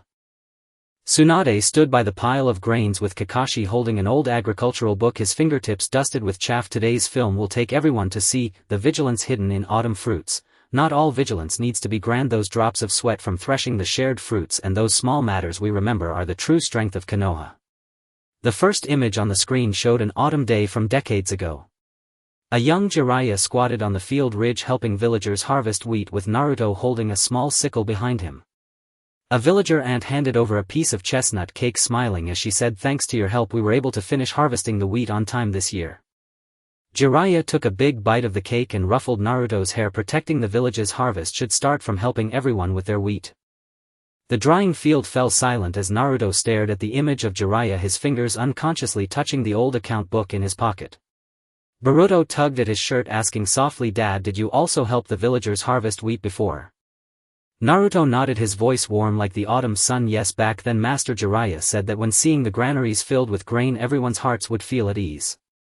The scene changed to an autumn flood from a few years ago. Konoha's rice fields were flooded with rainwater, making the villagers frantic. Naruto and the ninjas used chakra to drain the water while Sasuke strengthened the field ridges with ninjutsu, and Sakura and Kuratsuchi helped cook hot porridge for the villagers. Shikamaru squatted by the field drawing plans on how to repair the drainage ditch. "Though it's troublesome, we can't let everyone's hard work of a whole year go to waste." In the end, with everyone's efforts, most of the rice was saved. The villagers holding the freshly dried persimmons bowed to the ninjas. "Thank you for protecting Konoha's autumn." "So ninjas also help villagers repair ditches?" a child exclaimed, holding a persimmon. Hearing this, Kuratsuchi added with a smile, "Whether it's Iwagakure or Konoha, being able to safeguard everyone's hard work makes one the most qualified ninja." The next scene was the current drying field. Boruto and Sarada were drying persimmons with the villagers, Boruto clumsily arranging the persimmons crookedly while Sarada patiently helped him adjust. Ikadai squatted nearby helping them keep track of the persimmon count and occasionally reminding Boruto not to sneak a bite. An elderly villager sat beside the straw stack telling them stories from the past. In the past we feared rain every autumn, but now with your help we are no longer afraid. Boruto nodded vigorously and handed the freshly roasted chestnut to the grandfather. Don't worry, Grandpa will come to help you harvest wheat every autumn from now on. Everyone at the drying field laughed. Sakura looked at the three children in the image, her eyes filled with tenderness. Naruto stared at the screen, suddenly remembering how he used to help Uncle Ichiraku with the accounts and how the uncle secretly added extra chashu for him, filling his heart with warmth. As the screen dimmed, Tsunade's voice echoed amid the sound of crisp leaves. The vigilance of Konoha has never relied on the persistence of any one individual. It is the sweat of the villagers threshing grains, the efforts of ninjas repairing ditches, and the shared moments of eating chestnuts and drying persimmons in autumn. These promises hidden in the autumn fruits are what ensure that Konoha's autumn never goes missing. The evening breeze carried the fragrance of grains as ginkgo leaves fell on everyone's shoulders. People gradually dispersed. Naruto held Boruto's hand with Sasuke and Sarada walking behind them while Sakura was discussing a new way to make roasted sweet potatoes with kuratsuchi. Gaara was surrounded by children asked to shape persimmons with sand. Naruto suddenly stopped, pulled out the old account book from his pocket and picked up a bunch of freshly dried persimmons that Boruto had just arranged, smiling as he said, Boruto, let's put this account book and the persimmons in the Hokage archives. In the future, whenever people see them, they will remember that Konoha's autumn holds many solid hopes. Next autumn I want to help more villagers harvest crops and dry more persimmons together with Sarada and Kadai. The distant persimmon trees still hung with orange-red fruits and the mats in the drying field were filled with golden grains. We know that whether it's the old account book from the past, the dried persimmons of the present, or the harvest of the future, as long as there are people willing to uphold this autumn vigilance, Konoha's autumn will always be laden with fruits. The traditions hidden in the autumn fruits will also become a lasting weight with each falling leaf year after year. In the deep winter, Konoha lay hushed beneath a blanket of pristine snow. Pine boughs lining the village paths sagged under thick layers of snow, shedding fine crystalline dust with every whisper of wind. Icicles hung like delicate glass daggers from the eaves of the Hokage Tower. I cradled a freshly prepared Oden pot in my hands and spotted Naruto standing beneath the ancient pine at the foot of the Hokage rock, clutching a pair of worn gloves, the very ones Iruka Sensei had knitted for him as a child, their woolen edges still faintly redolent of camphor. Naruto. I waved the insulated thermos toward him. Lady Tsunade said today's archival film theme is warmth amidst winter snow. Even Chojuro from Kirigakure has arrived, bringing smoked fish from his village, eager to trade it for Konoha's mochi. Naruto hastily tucked the old gloves into his coat, his eyes gleaming as if lit by reflected snowlight. Chojuro. He braved the blizzard to come. Before he could finish, Boruto came barreling down the path on a snow sled with Sarada close behind, already shaping a snowball in her hands. Dad. Hurry to the hot spring district. Shikamaru Zensei says he's setting up a winter warmth viewing zone beside the hearth, and will even pound mochi while watching the film. Sasuke followed the two children carrying warm milk for Sakura, snow dusting his shoulders. Unbrushed, don't dawdle. Sakura and Gaara have already set up the hearth in the hot spring district. Chojuro's vessel just docked. Delay any longer and you'll miss the villagers' winter solstice banquet planning meeting. By the time we reached the hot spring district, the hearth was already alive with bustle. Chojuro was sweeping snow alongside villagers, his broom moving with crisp efficiency, a tiny Kirigakure insignia tied to its handle. Gaara gently cradled a fallen child in a cushion of sand to keep them dry, yet the children surrounded him, building snowmen and laughing unrestrainedly. Sakura boiled mochi beside the hearth, its sweet glutinous fragrance mingling with rising steam, so enticing that Boruto kept reaching out. Shikamaru leaned against the hearth cradling steaming tea, sighing. Wistfully, I'd meant to stay home and warm myself, but here I am sweeping snow. Still, this Oden does warm the belly nicely. Just then the luminous screen at the center of the hearth flickered to life. Tsunade stood beside a snowdrift, Kakashi beside her holding an aged winter journal, snowflake still clinging to his fingertips. Today's film invites you to witness warmth hidden in winter snow. Not all warmth must blaze with grandeur. The quiet companionship of a snowy night, the helping hand in bitter cold, the comfort of steaming food, these are Konoha's truest, gentlest light. The first frame glowed softly, a winter night decades past. Iruka sat beside the hearth in Naruto's small house knitting wool while Naruto sprawled nearby flipping through a manga. Sensei, will these gloves really chase away the cold? Iruka smiled and slipped the freshly finished gloves onto Naruto's hands. Of course, they're woven with care. No winter however fierce can pierce such warmth. The hearth's amber glow bathed them both and the air itself seemed softened by the tender scent of wool. Silence settled around the hearth. Naruto stared at Iruka's image on the screen, his fingers unconsciously tightening around the old gloves hidden in his coat. Boruto tugged gently at his father's sleeve and whispered, "Dad, is that Grandpa Iruka? Were his gloves really that warm?" Naruto nodded, his voice soft as falling snow. "Yes. These gloves carried me through many winters." The scene shifted, into a blizzard night years ago. Heavy snow had sealed the mountain paths of Konoha. The elderly villagers in the mountain hollows were stranded, unable to descend for medicine. Naruto led a team of shinobi through the night, clearing snow by hand. Sasuke melted icebound roads with chakra. Sakura brewed hot kanji for the elders. An elder clasped Naruto's frost-reddened hands and murmured, "Such a storm, why did you still come?" Naruto offered him the old gloves. "Rest assured, no matter how deep the snow, we will deliver your medicine." So Dad used to deliver medicine to elders in snowstorms too? Boruto's eyes widened in wonder.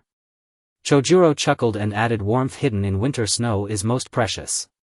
In Kirigakure our shinobi often break ice on frozen lakes to help villagers fish. That too is the true warmth a shinobi must embody." The next sequence unfolded in the present winter snow. Boruto and Sarada accompanied villagers delivering supplies to elders in the mountain hollows. Boruto carefully placed warm milk into an insulated pouch while Sarada swept snow from elders' doorsteps. Retsu crouched beside the hearth keeping watch over their sled, occasionally calling out to Boruto not to slip. An elder sat by the hearth sharing stories of yesteryear. Back then winter meant fearing medicine shortages. Now with your help we fear nothing. Boruto nodded vigorously and handed the elder freshly boiled mochi. "Grandfather, eat it while it's hot. It warms you all the way to your heart." Laughter rippled around the hearth. Sakura watched the three children on screen, her eyes filled with quiet pride. Naruto gazed at the image, and suddenly remembered sitting beside Iruka Sensei at that same hearth sharing a bowl of Oden, his chest swelling with quiet radiant warmth. The luminous screen dimmed. Tsunade's voice rose gently in the snowy night. "Konoha's warmth has never rested upon a single soul. It resides in the gloves a teacher knits, in the snow-cleared paths forged by shinobi, in shared mochi and crackling hearths on winter nights. These quiet embers hidden in winter snow are why Konoha's winters never grow cold." A breeze drifted in from the hot springs carrying warmth and mist. Snowflakes spiraled softly beside the hearth. The group gradually dispersed. Naruto held Boruto's hand. Sasuke and Sarada walked behind. Sakura exchanged recipes for smoked fish with Chojuro. Gaara, encircled by children, shaped a snowman's nose from fine sculpted sand.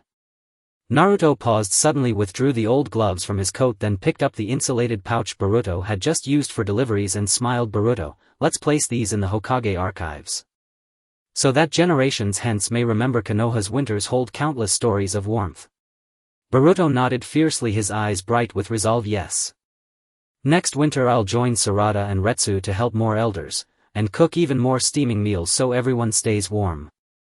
The ancient pine in the distance remained draped in snow. The hearth's fire burned steadily, golden and strong. We knew, whether it be those weathered gloves of the past, the insulated pouch of today, or the steaming meals yet to come, as long as someone remains willing to pass along this warmth hidden in winter snow, Konoha's winters will forever glow with gentle enduring heat, and the quiet guardianship buried in each snowfall will year after year settle into something eternal, warmth made timeless.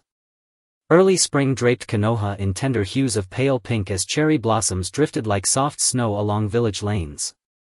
Blossom-laden trees lined the paths, shedding delicate petals with every breeze, so much so that even the windowsills of the Hokage Tower held sprigs of cherry branches gifted by villagers.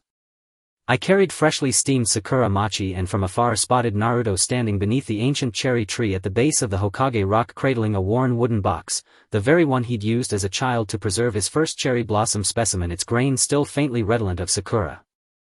"Naruto." I waved the lacquered bento box toward him. Lady Tsunade said today's visual theme is renewal within the spring. Sakura, and even Kankuro from Sunagakure has arrived, bringing date cakes, their local specialty, eager to trade for Konoha Sakura tea.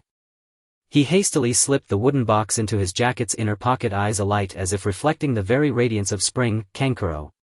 He actually brought Suna's younger generation to celebrate the Sakura season. Before he could finish, Boruto came barreling over on his new bicycle, cherry branches swaying in the front basket, while Sarada trailed behind clutching a sketchpad. Dad, hurry to the Sakura Grove.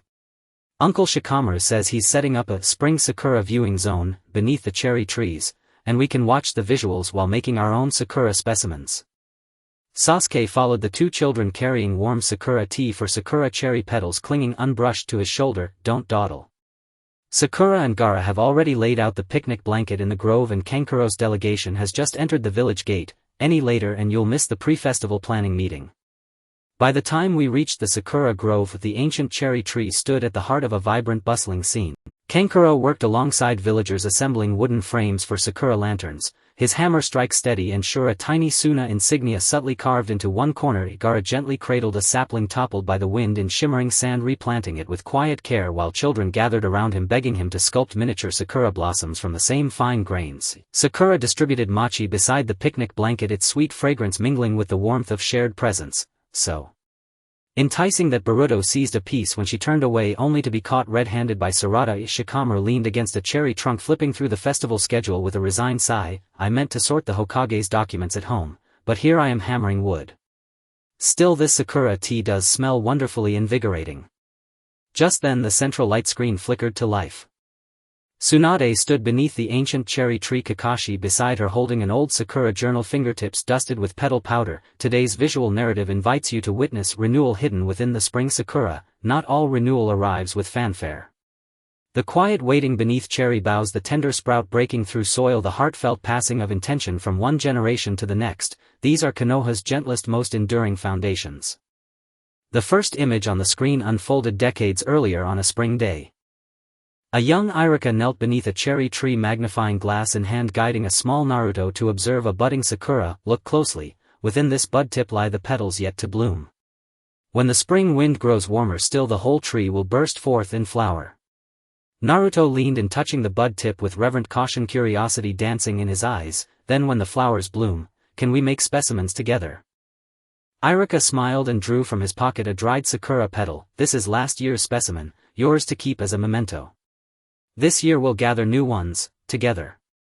Sunlight filtered through the cherry boughs, scattering golden motes across them both. Even the air itself seemed steeped in the honeyed sweetness of Sakura. A hush fell over the Sakura Grove. Naruto stared at Iruka's image on the screen, fingers unconsciously tracing the worn surface of the wooden box pressed to his chest. Boruto tugged gently at his sleeve and whispered, Dad, did you gather Sakura with Grandpa Iruka when you were little? Naruto nodded, voice softened as if carried on a spring breeze. Yes. He told me then that cherry blossoms return each year, just as the people who matter most remain always beside us.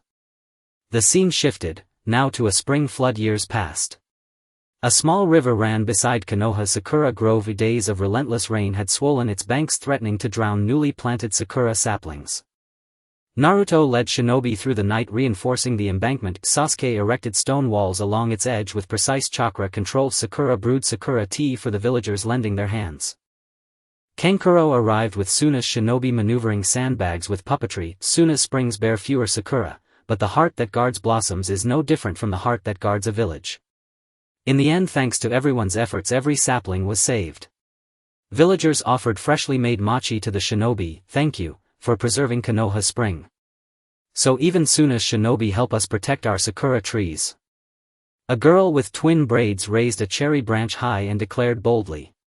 Hearing her, Kankuro knelt with a smile and pulled from his pocket a delicately carved Sakura motif in Suna's distinct style. Each Sakura season will return, not only to safeguard your trees but to learn from you how to craft mochi. Next came the present-day Sakura Grove. Boruto and Sarada watered the cherry trees with villagers, Boruto clumsily splashing water onto his own trousers while Sarada calmly produced a handkerchief from her pocket to wipe him clean. Shikadai sat nearby, recording each tree's growth progress and gently reminding Boruto not to step on the tender new grass shoots. An elderly village woman sat beneath the boughs sharing stories. Back then every spring we feared the river would drown the saplings. Now with your help we fear no more.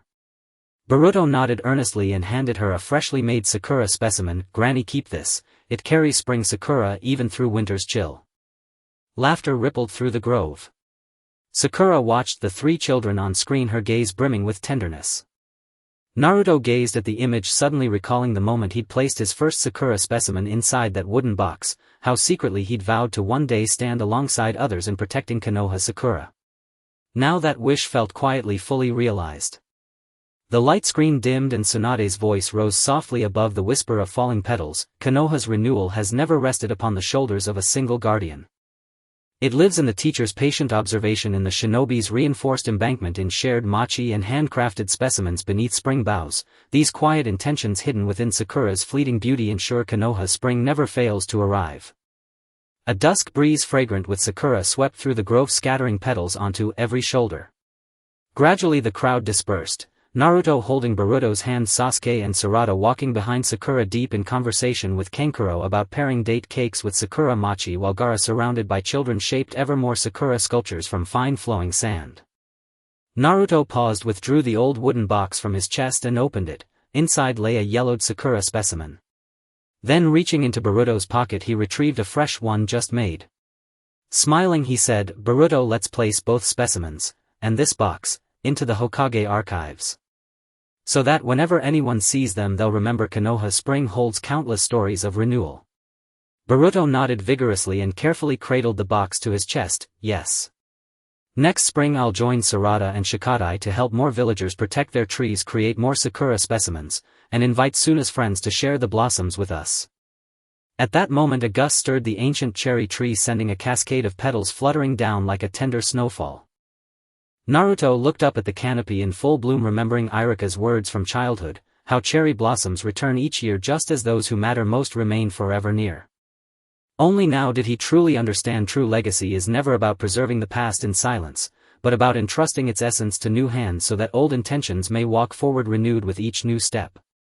Sasuke joined him, offering a cup of warm Sakura tea. "What are you thinking?"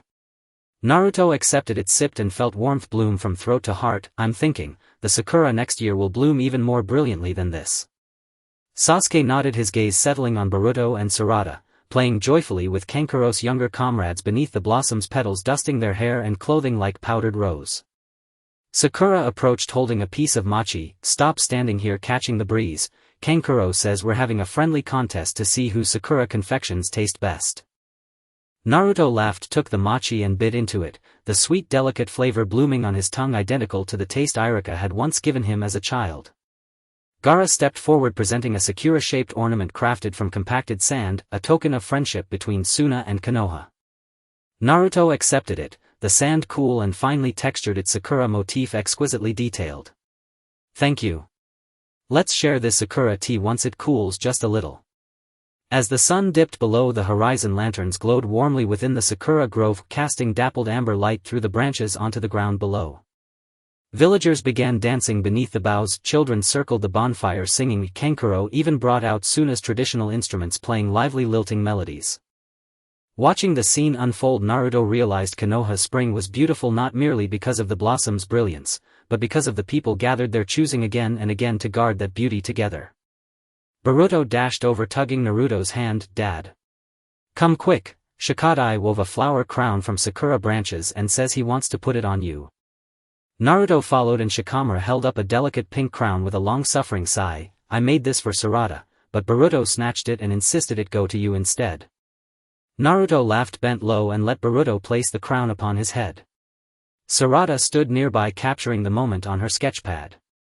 Sasuke leaned against the cherry trunk, watching the crown atop Naruto's head, his lips lifting almost imperceptibly at the corners. Sakura lifted her camera, freezing Boruto's joyful gesture. Gaara and Kankuro sat side by side on the picnic blanket, sipping Sakura tea and discussing next year's festival. Tsunade and Kakashi sat beneath the ancient tree, turning pages of the old Sakura journal, smiling as they reminisced.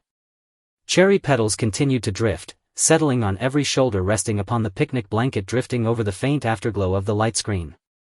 Naruto gazed upward at the blossoming canopy, heart anchored in quiet certainty, whether in that weathered wooden box in the living grove before him or in every spring yet to come. So long as someone remained willing to safeguard this renewal, Konoha Sakura would bloom without fail, and the legacy hidden within its petals would year after year become an eternal imprint upon the wind.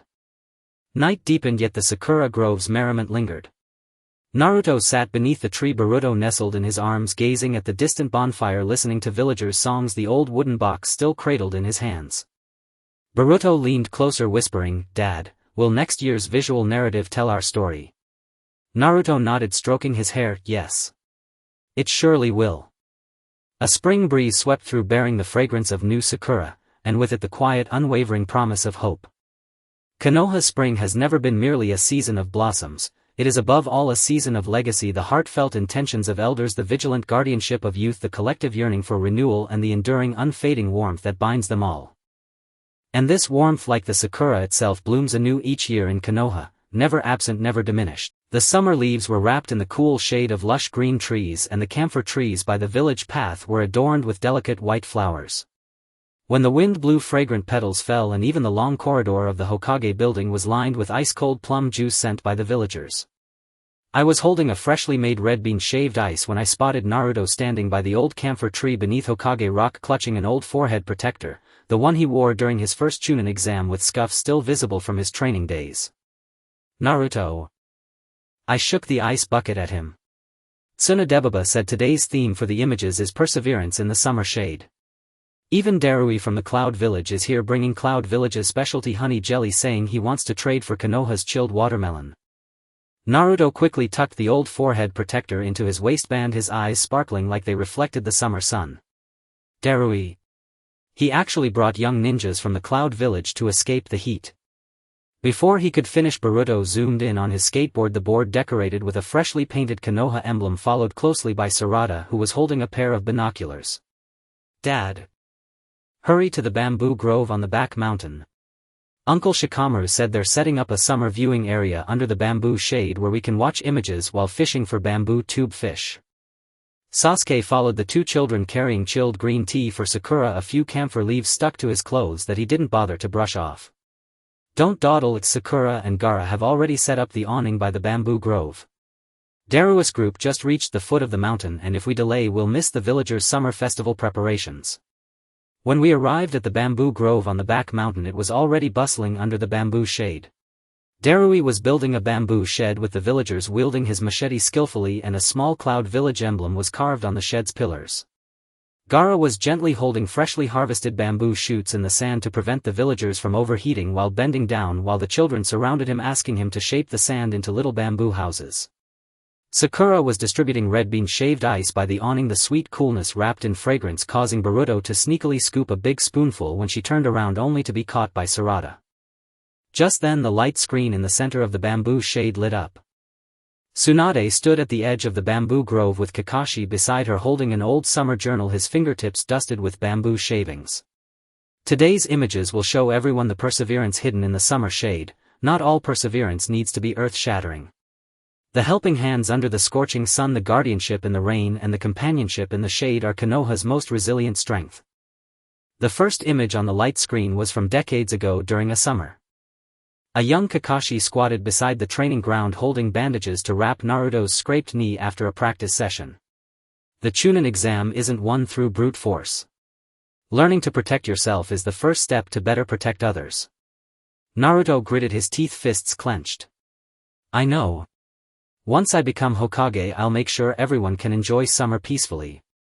Kakashi chuckled and ruffled his hair, pulling a candy from his pocket. "First take care of your injury. This candy is a reward for your perseverance today." Sunlight filtered through the camphor leaves, casting dappled light on the two of them, while the air was filled with the fresh scent of camphor. The bamboo shade suddenly fell silent as Naruto stared at Kakashi in the image, his fingers unconsciously rubbing the old forehead protector at his waist. Boruto tugged at his sleeve and whispered, "Dad, were you this determined when you took the Chunin exam for the first time?" Naruto nodded, his voice soft as the wind in the bamboo shade. "Yes, back then Kakashi-sensei said that perseverance isn't about enduring hardship, it's about not giving up on those you want to protect even when you're tired." The scene shifted to a few years ago during a typhoon. A landslide occurred on the back mountain of Konoha, requiring the villagers living at the foot of the mountain to evacuate urgently. Naruto led the ninjas to reinforce the embankment against the pouring rain, while Sasuke used ninjutsu to clear fallen trees blocking the path, and Sakura was making ginger soup for the villagers at the temporary shelter. Darui also arrived with the Cloud Village ninjas, using lightning release to clear the standing water on the road. Typhoons often hit the Cloud Village in summer. We have experience in evacuating villagers, and working together is faster. In the end, with everyone's efforts, the villagers were safely evacuated. An elderly woman grasped Naruto's drenched hand and handed him a dried mugwort cake. Thank you for protecting our home. So the ninjas from the Cloud Village help us against typhoons too? A boy in a small ninja outfit exclaimed while holding a bamboo tube. Hearing this, Darui smiled and squatted down, pulling out a Cloud Village-style small windmill from his backpack. From now on, every summer we'll come to help you check the embankments and learn to fish for bamboo tube fish together. The next scene shifted to the present summer. Boruto and Sarada were checking the drainage ditch at the foot of the mountain with the villagers. Boruto clumsily stacked stones askew while Sarada took out a measuring tape from her pocket to help him adjust the position. Shikadai squatted nearby, helping them record the depth of the ditch and occasionally reminding Boruto not to step into the mud puddles. An old man in the village sat under the awning telling them stories from the past. In the past we feared typhoons every summer, but now with your help we are no longer afraid. Boruto nodded vigorously, handing the bamboo tube fish he just caught to the old man. Grandpa, take this home to make soup, it's the freshest in summer. Everyone under the bamboo shade laughed.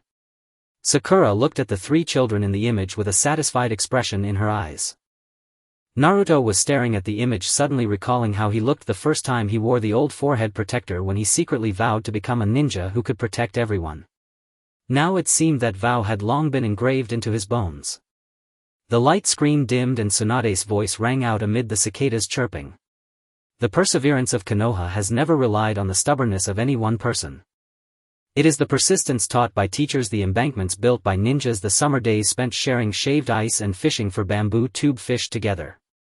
These strengths hidden in the summer shade ensure that Konoha's summer is never in a hurry. The evening breeze carried the coolness of the bamboo grove and the camphor leaves fell on everyone's shoulders. People slowly dispersed. Naruto held Boruto's hand, Sasuke and Sarada walked behind them.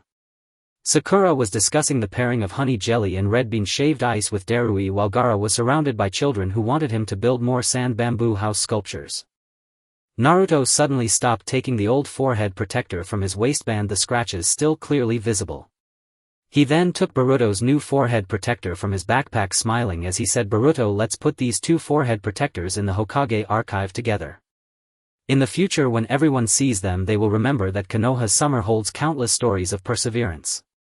Boruto nodded earnestly, carefully holding the old forehead protector in his arms. Okay. Next summer I want to check the embankments with Sarada and Shikadai, fish for more bamboo tube fish and invite our friends from the Cloud Village to join the summer festival. Just then a gust of wind blew and the petals from the old camphor tree fell like a fragrant rain. Naruto looked up at the thick shade of the trees and suddenly remembered Kakashi's words from years ago. Perseverance is not about enduring hardship but not giving up on those you want to protect even when tired. Now he understood that what is called inheritance is not merely boasting about past glories but allowing the younger generation to carry on the beliefs of the older generation and continue moving forward. Sasuke walked up to him, handing him a cup of chilled green tea. What are you thinking about? Naruto took the tea, sipped it and felt the coolness spread from his throat to his heart. I'm thinking that next summer will definitely be more stable than this year. Sasuke nodded, his gaze falling on Boruto and Sarada, who were playing and chasing after Daruus juniors by the bamboo grove. Camphor leaves fell on their hair and clothes as if a layer of green had been sprinkled on them. Sakura approached holding a piece of honey jelly. Stop standing here in the sun, Darui said. He wants to compete with us to see who can catch more bamboo tube fish. Naruto smiled as he took the jelly, took a bite, and the sweet flavor spread in his mouth, reminiscent of the candy Kakashi gave him back then. Gaara also walked over holding a sand-made bamboo tube ornament. This is for you as a summer memento from Suna and Konoha. Naruto took the ornament. The sand felt delicate and the bamboo pattern was exquisitely crafted. Thank you, later we'll go fish for bamboo tube fish together. As the sun set, the lanterns in the bamboo grove lit up, casting warm yellow light through the bamboo branches, creating long shadows on the ground. Villagers began preparing food for the summer festival under the awning while children played around with bamboo tube water guns and Darui brought out the drums from the Cloud Village, striking a joyful rhythm. Naruto watched the scene before him and suddenly felt that Konoha's summer was beautiful not because of the cool shade but because of the people who stood by him. Boruto ran over, tugging at Naruto's hand. Dad. Hurry and look. Shikadai made a small basket with bamboo strips saying it's for holding the fish we catch. Naruto followed Boruto who found Shikadai holding a bright green bamboo basket sighing. It was originally made for Sarada to hold her binoculars but Boruto snatched it and insisted on using it for fish. Naruto bent down with a smile helping Boruto secure the bamboo basket at his waist while Sarada stood to the side taking out her sketchbook to draw this moment. Sasuke leaned against the camphor tree glancing at the old forehead protector at Naruto's waist, the corner of his mouth twitching slightly. Sakura took a picture of Boruto fastening the bamboo basket while Gaara and Darui sat beside the awning sipping cold plum juice and discussing next year's embankment inspection plans. Tsunade and Kakashi sat under the old camphor tree flipping through an old summer journal, occasionally laughing as they reminisced about past events. Camphor leaves continued to fall, landing on everyone on the bamboo chairs of the awning and on the remnants of the light screen. Naruto looked up at the thick shade of the trees, feeling a sudden sense of peace in his heart, whether it was the old forehead protector from the past, the bamboo grove of the present, or every summer to come. As long as there were people willing to uphold this stability, Konoha's shade would always be cool. The inheritance hidden in the summer shade would pulse eternally with the sound of cicadas year after year. As night deepened, the festivities in the bamboo grove continued. Naruto held Boruto in his arms, sitting under the awning watching the distant bonfire and listening to the villagers' song, still holding onto the old forehead protector. Boruto leaned against him and quietly asked, "Dad, will next year's images tell the story of today?" Naruto nodded and patted his head. "Yes, definitely." The evening breeze blew again, bringing the fresh scent of camphor and a sense of new reassurance. Konoha's summer has never been just a season for escaping the heat, it is also a season of perseverance, an old generation's beliefs, a young generation's actions, everyone's longing for stability and a power that will never fade. This power will root itself in Konoha like the camphor tree, never to waver. The moon rose higher, illuminating the entire bamboo grove. Boruto had already fallen asleep in Naruto's arms, a smile on his lips, perhaps dreaming of the bamboo tube fish caught during the day. Naruto gently rose, handing Boruto to Sakura, then walked to Sasuke pointing at the distant Hokage building. "Look, Konoha, now regardless of how hot the summer is or how strong the typhoons are, everyone is unafraid." Sasuke followed his finger to see the Hokage building glowing warmly like a star, protecting the entire village. "Yeah," Sasuke replied softly, a rare gentleness in his voice. "It's because there are people who have always been committed." Naruto turned to him and smiled. "Can we say that's us too?" Sasuke didn't respond, only took out a small Konoha emblem from his pocket engraved with the words, "Inheritance." Naruto took it, holding it in his hand, feeling the warmth of the emblem spread from his fingertips to his heart as if he was holding on to all of Konoha's summer. Under the awning, Darui was learning to make red bean shaved ice, with the villagers clumsily spilling red beans everywhere, causing everyone to burst into laughter.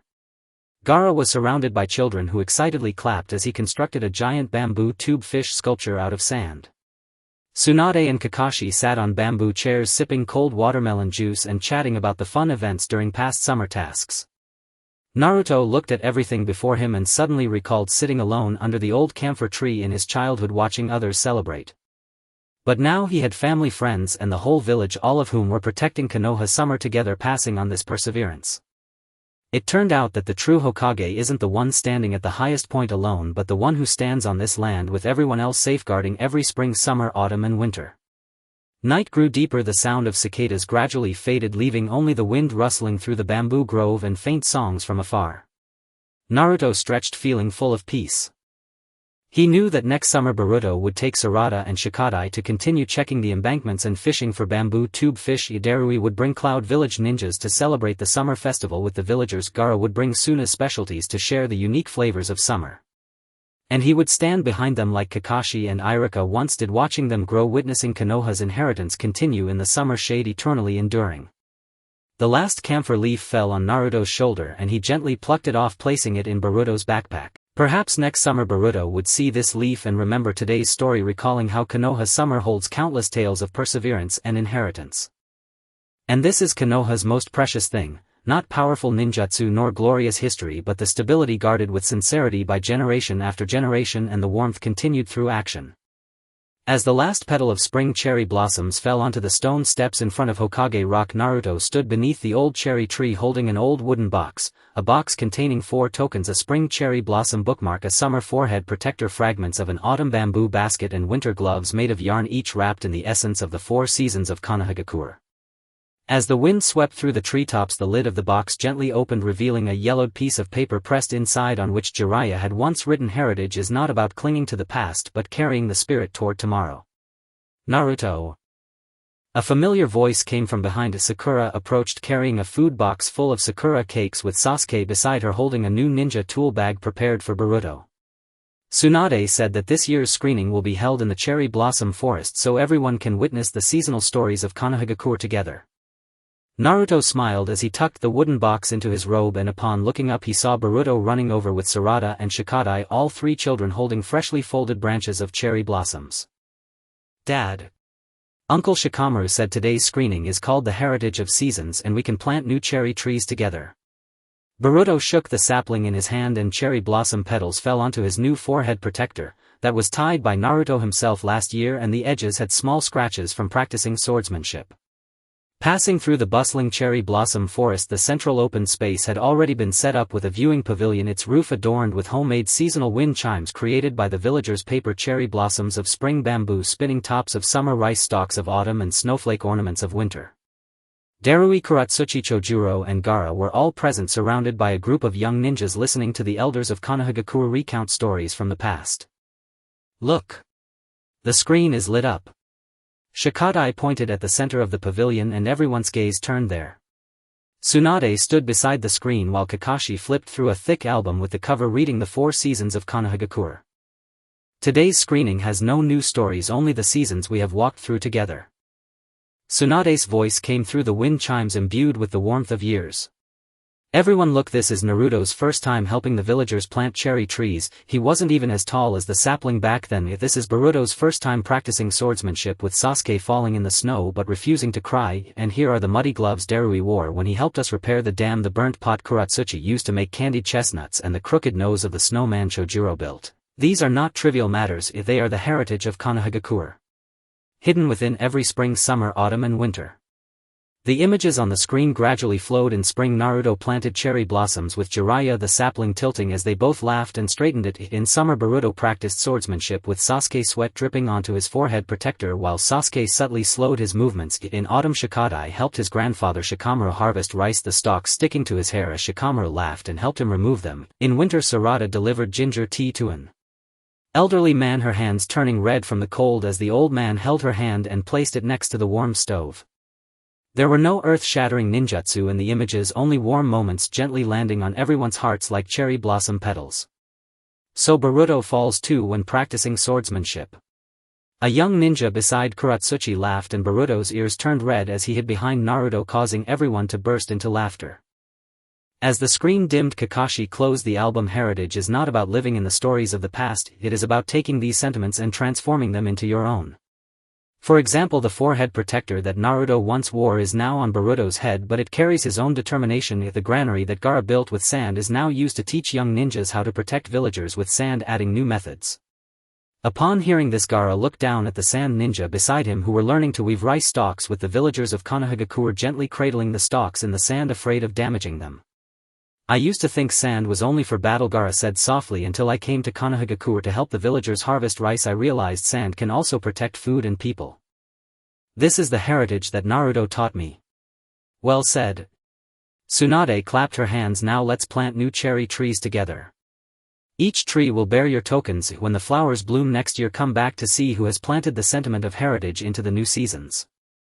Everyone eagerly picked up saplings and Naruto led Boruto to the old cherry tree, digging a hole. "Dad, should we bury the tokens from the wooden box inside?" Boruto looked at the wooden box in Naruto's hand. "That way the sapling can carry the stories of the past and grow new branches." Naruto nodded, gently placing the cherry blossom bookmark, forehead protector fragments, bamboo basket pieces and glove yarn into the hole while Boruto carefully planted the sapling and pressed the soil down with his hands. "In the future I want to protect the 4 seasons of Konoha like Dad." Boruto gazed at the sapling, his eyes shining like Naruto's when he looked at the old cherry tree. Nearby, the saplings planted by Sasuke and Sarada had small pinwheels hanging from them which spun in the breeze, bringing the coolness of summer. If the saplings planted by Kuratsuchi and the rock ninjas had small pottery jars hanging from them filled with crumbs of chestnut cakes hiding the sweetness of autumn, while the saplings planted by Chojuro and the mist ninjas had snowflake ornaments reflecting the sunlight of spring resembling the starlight of winter. After planting the trees, everyone sat under the cherry tree eating sakura cakes and drinking sakura tea. The elders chatted about the past, the young ninjas spoke of future plans, and the children chased after the cherry blossom petals that fell to the ground. Naruto leaned against the old cherry tree watching the scene before him, suddenly recalling Jiraiya's words from years ago: heritage is not about clinging to the past but carrying the spirit toward tomorrow. Boruto ran over holding a freshly picked cherry blossom and tucked it behind Naruto's ear. Dad, when the flowers bloom next year, should we watch the screening together? Of course. Naruto ruffled his hair. By then the screening will have the cherry trees you planted, the things you did for the villagers, and your own stories. Sasuke walked over and handed Naruto a cup of sakura tea. Konohagakure has become like this now. What you wanted to protect back then. Naruto took the tea, looking at the Hokage building in the distance where the seasonal wind chimes gently chimed. It's not just me who protects it, he said with a smile. It's all of us passing down our sentiments together.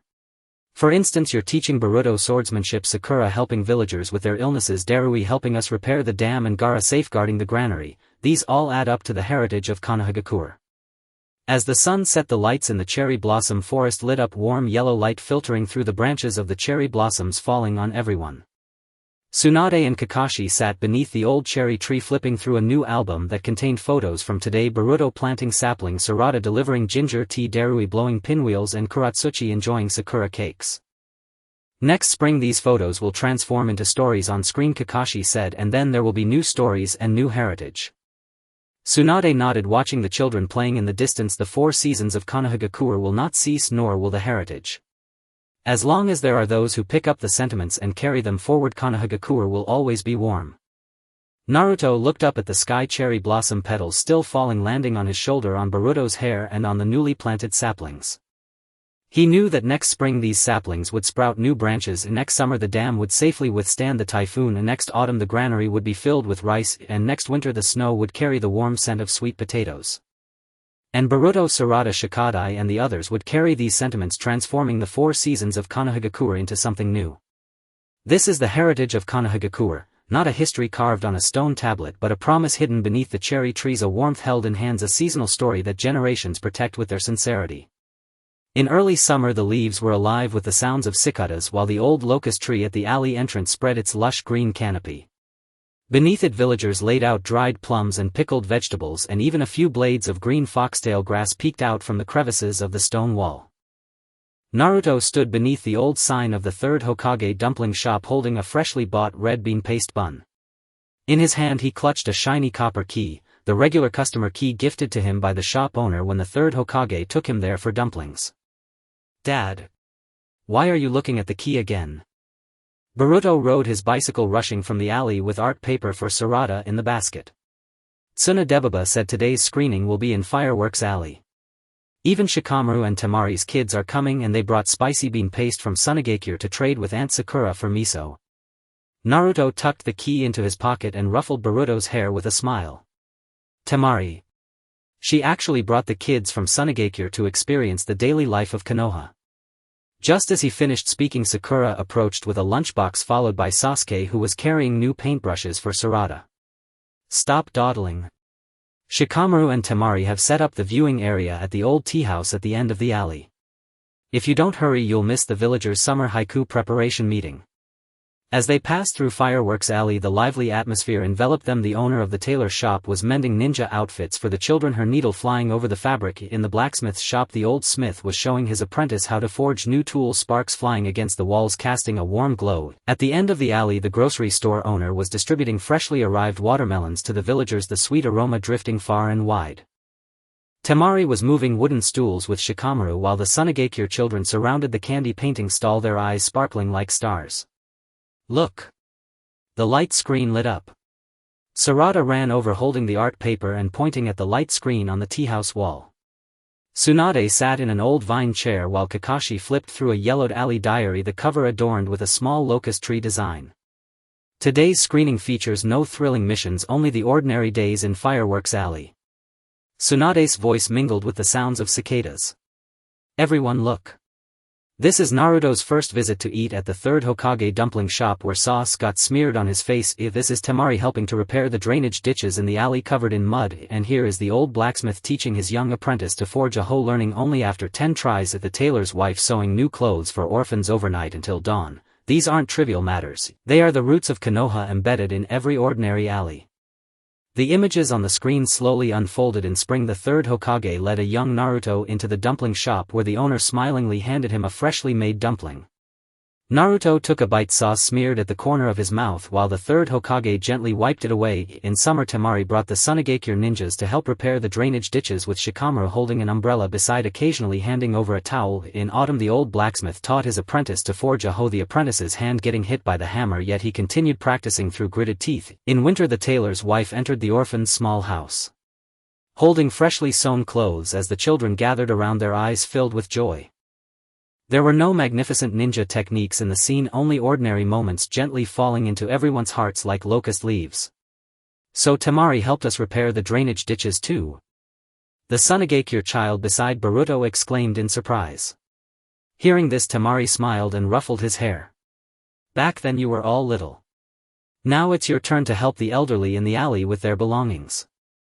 As the light screen dimmed, Kakashi closed the diary. Heritage isn't about teaching you to learn earth-shattering skills, but to take these ordinary acts of kindness and pass them on. For instance, the dumplings that Naruto received all those years ago he now often brings Boruto to enjoy, and he even brings a portion for the orphans. The craftsmanship of the old blacksmith, his apprentice, is now able to handle things independently, and he has also taught new apprentices. The old blacksmith, upon hearing this, looked at his apprentice who was skillfully helping the villagers sharpen sickles, his movements practiced and earnest. I used to think that blacksmithing was just a means to make a living, the old blacksmith said softly, until I saw villagers growing crops with the hoes I forged. Only then did I realize that this skill can help people too. This is the heritage that Konoha has taught me. Tsunade clapped her hands. Now let's all help the elders in the alley with a small task. Temari led the children to help the grocery store move watermelons, while Boruto and Sarada went to deliver spools of thread to the tailor's shop, and Shikamaru accompanied me to check the drainage ditches. Doing these ordinary tasks well is the best form of heritage. Everyone sprang into action. Boruto carried the spools of thread towards the tailor's shop, with Sarada following behind, not forgetting to help the old lady carry her vegetable basket. Temari led the Tsunagakure children in moving watermelons, with every child's face flushed, yet no one complained of fatigue. Shikamaru crouched by the drainage ditch, carefully inspecting every crack, muttering about how he should have brought tools. Naruto entered the dumpling shop to help the owner package dumplings for the orphans, who smiled and stuffed a freshly made red bean paste bun into his hands. Still the same old flavor, just like back then. When they were done, the sun had already dipped low in the west. Everyone sat under the locust tree eating watermelon and munching on red bean paste buns. The elders reminisced about old stories in the alley. Young ninjas discussed their future plans while children chased after the candy painting master. Leaning against the locust tree, Naruto held the copper key in his hand, suddenly recalling the words of the third Hokage from years ago. The strength of Konoha lies not in the power of ninjutsu but in the kindness in everyone's hearts. Boruto ran over holding a string of candy paintings and handed it to Naruto. Dad, look. The candy painting master said this is the Konoha guardian beast, and I specifically had him make it look like the Nine Tails. Naruto took the candy painting, gazing at the vividly depicted Nine Tails, his eyes filled with tenderness. You should often bring your friends here in the future, let them taste the dumplings and see the life in the alley. Sasuke walked over, handing Naruto a bottle of cool tea. The warmth you longed for back then is now present in the alley every day. Naruto accepted the tea, taking a sip, a refreshing sensation traveling from his throat to his heart. It wasn't just me who wished for it, he said with a smile, it was everyone gathering kindness together. For instance, the clothes made by the tailor's wife, the blacksmith's hoes, and the drainage ditches repaired by Temari, these add up to be the roots of Konoha.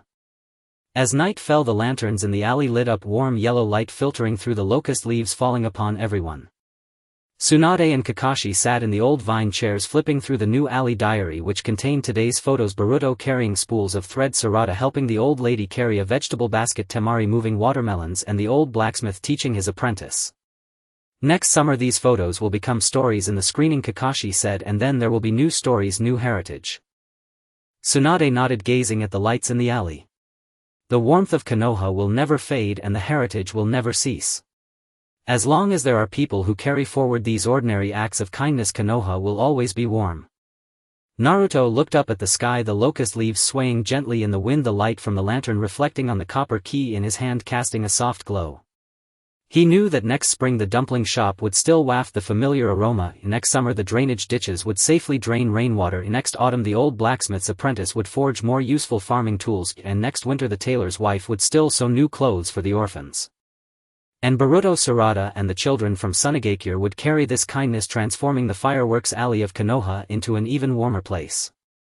This is the heritage of Konoha, not a legend written in history books, but the ordinary kindness hidden in the alleys, the warmth held in our hands, and a life of warmth that generations protect with sincerity. The autumn leaves soaked in the cool breeze and the evening clouds painted the Hokage mountain in shades of orange. By the west side of the village a few star lanterns had already lit up with dried flowers hung on the ropes, and the air was filled with the fragrance of rice ears. Naruto sat on an old haystack in the grain-drying yard, clutching a worn-out kite in his hand. The face of the kite was a drawing he made with Iruka years ago, with a crooked blue background displaying the symbol of the leaf village. The bamboo edges were already smoothed out, yet one could still see Iruka's small handwriting in the corner. Naruto shine bright like a star. Dad. You're looking at that old kite again. Boruto ran over with a glass jar full of fireflies, followed by Sarada and Shikadai, who was holding a star atlas. Lady Tsunade said the images will be shown in the grain-drying yard tonight. Even the druid from the hidden cloud village is here, bringing cloud candy to trade for roasted chestnuts with us. Naruto carefully folded the kite and placed it into the inner pocket of his coat, smiling as he took the glass jar from Boruto. The glow of the fireflies reflected in his eyes. Druid. Is he really bringing the little ninjas from the hidden cloud to stargaze? As soon as he finished speaking, Sakura approached with a metal bucket of roasted chestnuts, followed by Sasuke, who was holding glow sticks prepared for the children. Don't just sit there. Shikamaru has already set up the viewing screen in the center of the drying yard. If we wait any longer, we'll miss the villagers' starry night storytelling.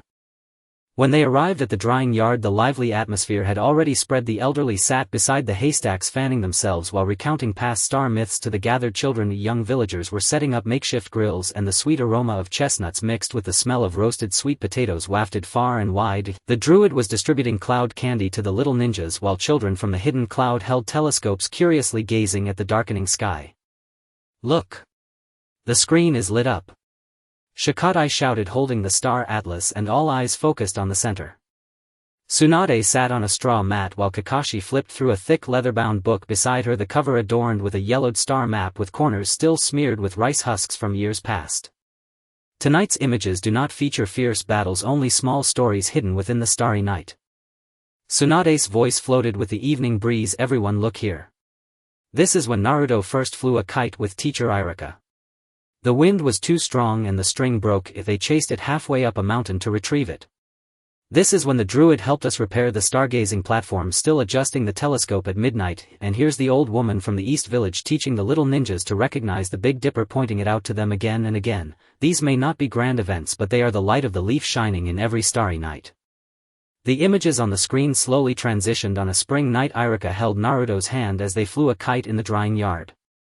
When the kite soared high, Naruto grinned, revealing his canine teeth, while Iruka quietly wrapped the spare string around his wrist. On a summer night, the druid squatted by the stargazing platform, helping the little ninjas from the leaf adjust the telescope, also pointing at the sky to share stories of the constellations from the hidden cloud. On an autumn night, the old woman sat on a haystack using a branch to draw star maps on the ground while the little ninjas gathered around there. Eyes shining brighter than the stars. On a winter night, Sasuke took Sarada stargazing, marking the star atlas with glow sticks, and Sarada's serious expression resembled his own from childhood. The footage contained no dazzling ninjutsu, only soft moments that gently settled in everyone's hearts like the star lanterns. So it turns out Uncle Naruto also chases after kites, said one of the little ninjas from the hidden cloud, laughing. Naruto scratched his head, his ears turning slightly red, causing everyone to burst into laughter.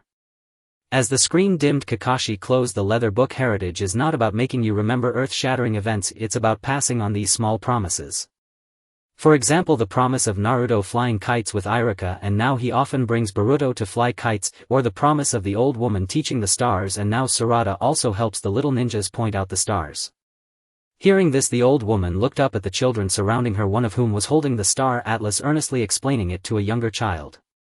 In the past I thought recognizing stars was a trivial matter, the old woman said softly, until I saw the children pointing at the stars and saying this is the star that protects the leaf. I realized this is also heritage. Well said.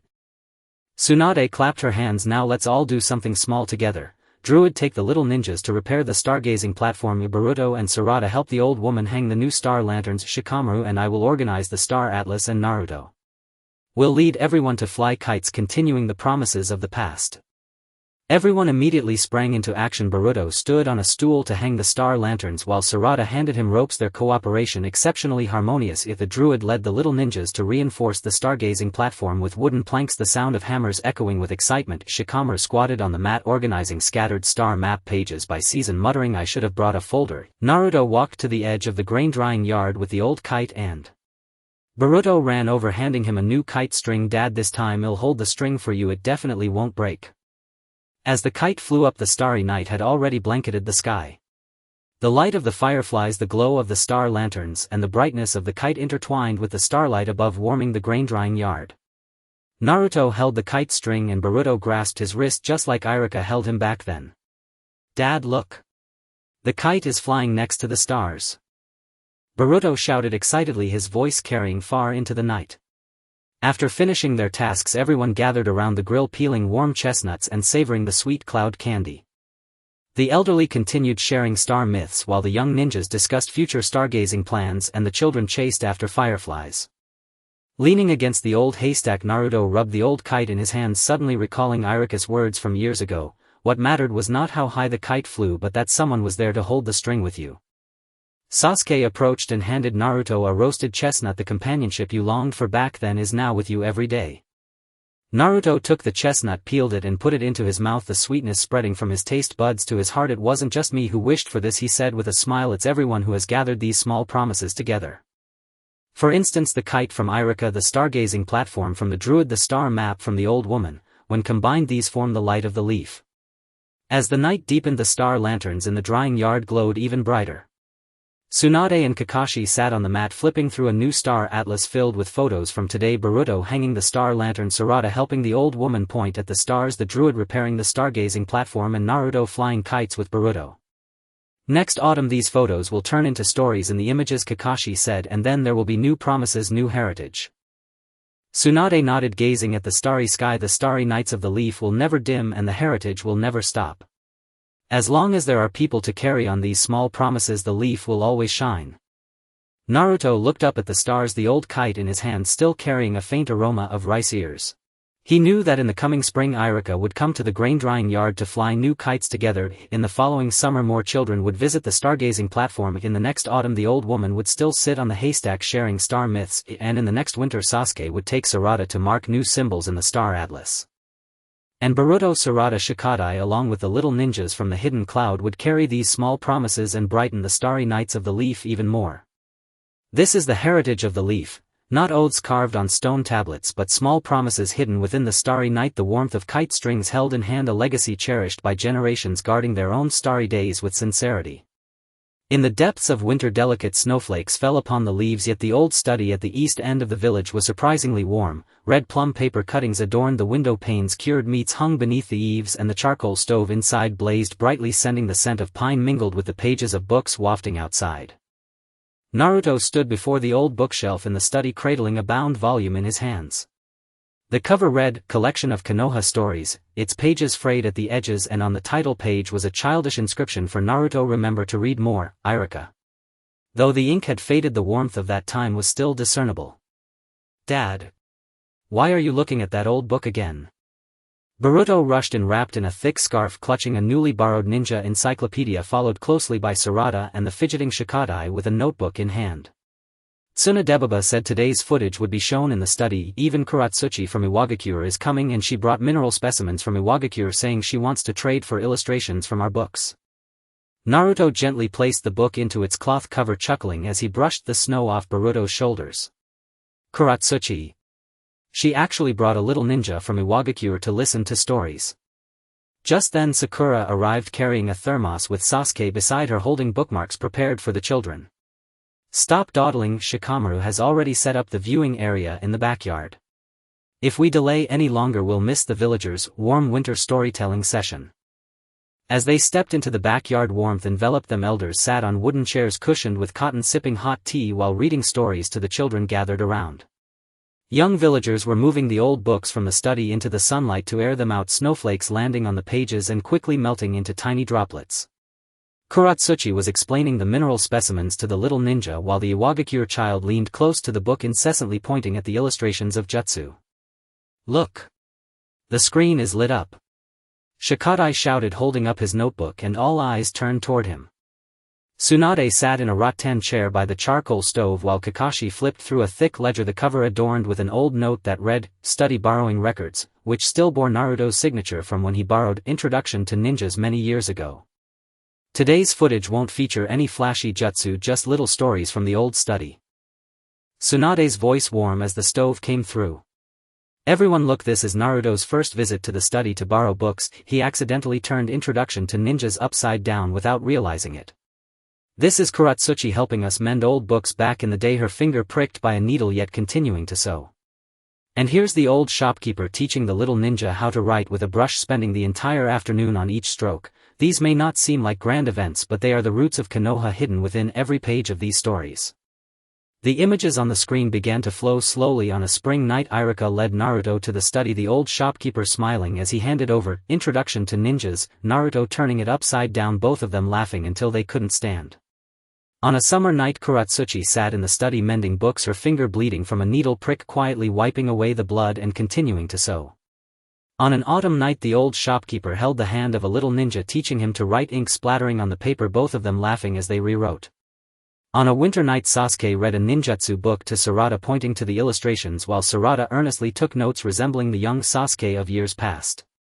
The images contained no fierce battles, only gentle moments warming everyone's hearts like the flames of the charcoal stove. "So Uncle Naruto turns books upside down too," laughed the little ninja from Iwagakure as Naruto scratched his head, his ears turning red, prompting laughter from everyone. As the screen dimmed, Kakashi closed the ledger. Inheritance isn't about memorizing powerful jutsu, it's about passing on the warmth of these stories. Like Naruto's reading agreement with Irika, and now he frequently brings Boruto to the study. Like the patience of the old shopkeeper teaching writing, and now Sarada helps the little ninja revise his notes. Hearing this, the old shopkeeper looked up at the children beside him, one of whom was holding a brush, helping a younger child correct his grip. "In the past I thought guarding the study was a trivial matter," the old shopkeeper said softly, "until I saw the children smiling while holding books I realized that stories can also hold the essence of inheritance." "Well said." Tsunade clapped her hands. "Now let's all do something small together. Kuratsuchi will lead the little ninjas in mending the old books, Boruto and Sarada will help the old shopkeeper organize the bookshelves, Shikamaru will assist me in recording borrowing records, and Naruto will read stories with everyone, continuing the warmth of those days."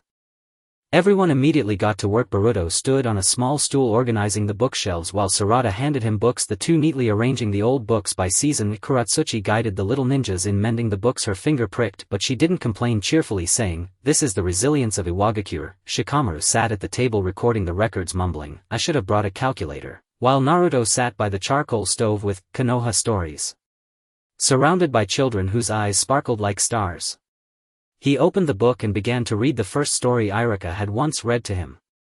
By the time the story concluded, the snow had stopped and sunlight streamed through the window into the backyard, landing on the pages warm enough to make one drowsy. Naruto closed the book and Boruto leaned in. "Dad, next time I want to read stories to everyone." Sasuke walked over, handing Naruto a cup of hot tea. "The warmth you longed for back then is now present in the study every day." Naruto accepted the tea and took a sip, warmth spreading from his throat to his heart. "It wasn't just me longing for it," he said with a smile. "It's everyone who has gathered the warmth of these stories together." Like Irika's books, the pages Kuratsuchi mended, and the words of the old shopkeeper, together they formed the warmth of Konoha. In the evening, the lights in the study flickered on and Tsunade and Kakashi sat by the charcoal stove flipping through the new borrowing records, which contained today's photographs, Boruto organizing the bookshelf, Sarada helping the little ninja revise his notes, Kuratsuchi mending books, and Naruto reading stories. "Next winter these photographs will transform into stories on film," Kakashi said, "and then there will be new stories and a new inheritance." Tsunade nodded, gazing out at the sunset. The old study in Konoha will never grow cold, nor will the inheritance cease. As long as there are people to carry the warmth of these stories forward, Konoha will forever remain warm. Naruto looked up at the Konoha stories on the bookshelf, the pages gently swaying in the wind. He knew that next spring Irika would come to the study to read new books together. Next summer Kuratsuchi would bring the children from Iwagakure to mend more old books. Next autumn the old shopkeeper would teach more little ninjas how to write with a brush. And next winter Sasuke would bring Sarada to read more ninjutsu books. And Boruto, Sarada, Shikadai along with the little ninjas from Iwagakure would carry the warmth of these stories, keeping the old study in Konoha warm for even longer. This is Konoha's inheritance. Not the legendary tales written in history books, but the warmth hidden within old books, the texture of pages grasped in hand, the cherished moments of generations guarded with sincerity, belonging to their own stories in time. In late spring misty rain drifted through Konoha, yet the herb garden south of the village brimmed with vitality. Mint sprouted tender shoots beside the stone path, white blossoms of honeysuckle hung gracefully from bamboo trellises, and ginseng thrived in the greenhouse, its faint soothing fragrance lingering in the air. Naruto crouched by the corner of the old herb plot, holding a dried leaf of mugwort between his fingers. Its serrated edge bore tiny delicate notches, the mugwort mark Tsunade had taught him long ago, a tactile memory meant to anchor his learning. Even now the veins of the leaf seemed to hold the warmth of that time. "Dad. Why are you fiddling with that old mugwort leaf again?" Boruto dashed over, umbrella in hand, cradling freshly gathered dandelions. Sakura's daughter Sarada followed close behind while Shikadai carried a specimen box. Granny Tsunade said today's screening would be held right here in the herb garden, and even Mai Terumi from Kirigakure has arrived bringing hydroponic herbs from her village. She wants to trade them for our mint. Naruto carefully slipped the mugwort leaf into a small cloth pouch tucked against his chest and smiled as he steadied Boruto's umbrella. Mai Terumi. She brought Kirigakure's young shinobi all the way here just to learn herb identification. Before the words fully settled, Sakura approached, medical kit in hand, with Sasuke walking beside her holding an illustrated herbal guide prepared for the children. No more crouching, Shikamaru's already set up the projection screen beside the greenhouse. If we delay any longer we'll miss the villagers' spring gathering for herb harvesting. As they stepped deeper into the herb garden, liveliness had already bloomed amid the rain and mist. Elderly herbalists sat beneath sheltering bamboo pavilions holding herbs aloft as they explained medicinal properties to clusters of attentive children. A young shinobi tilled soil in the plots, raindrops pattering softly onto damp earth and sending up tiny fleeting splashes. Mai Terumi demonstrated hydroponic cultivation to Kirigakure's young shinobi while her students clustered around the mint beds, pointing and asking questions without pause. "Look, the screen's lit!"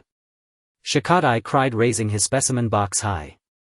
Every gaze turned at once. Tsunade sat at the head of the bamboo pavilion. Beside her Kakashi flipped slowly through a weathered volume titled Herbalist's Compendium, its cover adorned with a pressed honeysuckle bloom on the flyleaf. Tsunade's youthful signature, bold, precise and unhesitating, still shimmered with quiet confidence.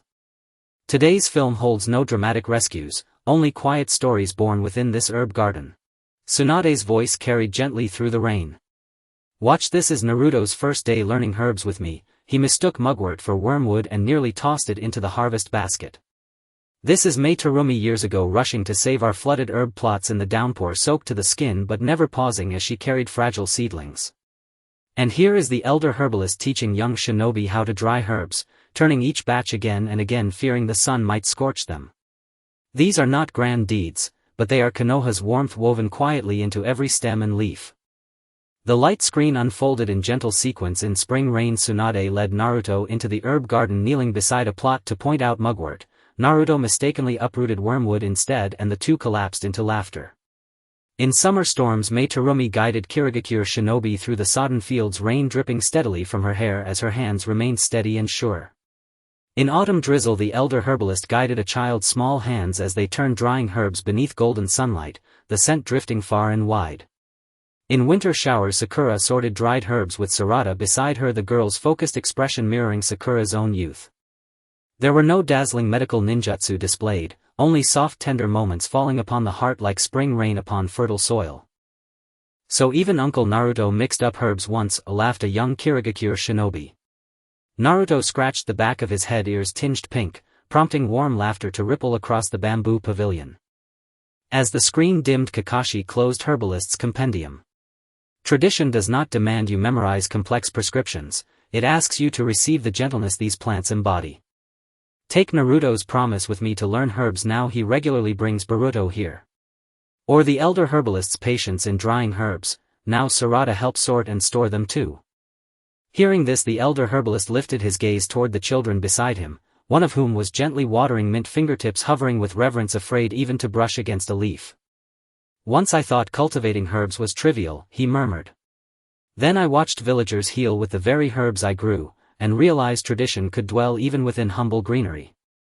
Well said. Tsunade clapped her hands. Now let's do something simple together. Meiterumi will guide the young shinobi in tending hydroponic herbs. Boruto and Sarada will help the elder herbalist dry today's dandelions. Shikamaru will join me updating herbalist's compendium, and Naruto will lead everyone in herb identification, renewing the promise he made all those years ago.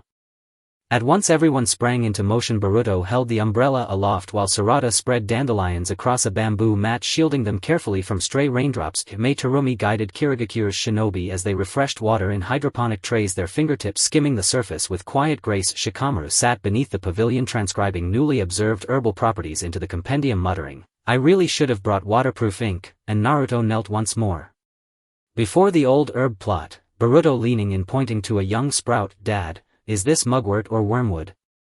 Naruto smiled, tracing the leaf's subtle serrations. "See. Mugwort's notches are shallower, and carry a faint sweet aroma." By the time their work ended, the rain had ceased. Sunlight pierced the clouds, gilding every herb and vine in liquid gold. They gathered beneath the bamboo pavilion, steaming mugs of mint tea warming their palms, the mingled fragrance of herb and leaf stirring deep quiet comfort in their chests. Leaning against a bamboo pillar, Naruto rubbed the cloth pouch where the mugwort leaf rested, suddenly recalling Tsunade's words from long ago, "The power of herbs lies not in curing great afflictions, but in every act of mindful care." Sasuke approached and handed Naruto a new herbal guide.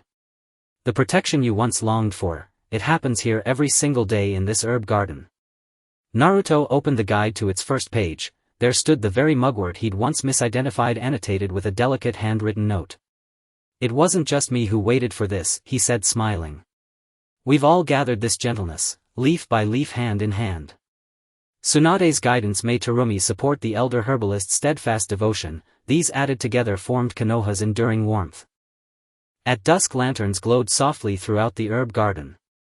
Tsunade and Kakashi sat side by side beneath the pavilion, paging through the newly enriched herbalist's compendium, its pages now adorned with photographs taken today. Boruto spreading dandelion, Sarada watering mint, Meiterumi tending hydroponic herbs, Naruto guiding a child's finger along a mugwort leaf. "Next spring these photos will become scenes in tomorrow's film," Kakashi observed. "And then, new herbs will rise, new traditions take root." Tsunade nodded, gazing at the lantern-lit garden. Konoha's herb garden will never lie fallow. Nor will its legacy fade. So long as someone reaches out, to receive this gentleness of green things and pass it on, Konoha will forever remain warm. Naruto looked up at the swaying foliage. A breeze stirred the air, carrying the crisp, clean scent of mint into his breath. He knew next spring Tsunade would return to teach new children to identify herbs. Next summer Meiterumi would bring Kirigakure's young shinobi to safeguard the seedlings. Next autumn the elder herbalist would dry still more herbs. Next winter Sakura would sort yet more medicine kits with Sarada beside her. And Boruto, Sarada, Shikadai, and the young shinobi of Kirigakure, would carry forward this gentleness of green things, guarding Konoha's herb garden for generations to come. This is Konoha's legacy. Not carved in stone but hidden in leaves, not measured in power but held in the warmth of a herb's touch, not proclaimed in victory but lived generation after generation in the quiet, faithful stewardship of one's own springtime. In early summer the leaves are enveloped in the sound of cicadas, and the workshop in the north of the village is filled with the fragrance of wood. Piles of unpolished timber lie beneath the old locust tree in the corner of the courtyard. Freshly painted wooden spoons are displayed on the windowsill, and the sounds of planes and saws mix with the laughter of children like a lively little tune. Naruto stood in front of the wooden workbench holding an old wooden comb in his hand. The edges of the teeth were worn smooth and the back was engraved with a crooked symbol of the leaf village. This was the first piece he crafted while learning from the old carpenter at the workshop, the warmth of the wood still lingering from when it was polished years ago. "Dad. You're fiddling with that old wooden comb again." Boruto ran in holding a freshly carved wooden sign, followed by Sarada and Shikadai with a toolkit. Grandma Tsunade said today's footage will be shown at the workshop. Even Gaara from Hokage is coming and he brought colored stones from Hokage wanting to trade them for carvings on our wood.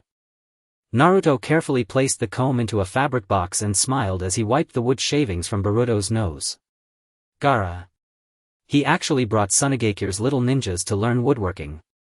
Just as he finished speaking, Sakura approached with a basket full of snacks with Sasuke beside her holding carving knives prepared for the children. Stop dawdling.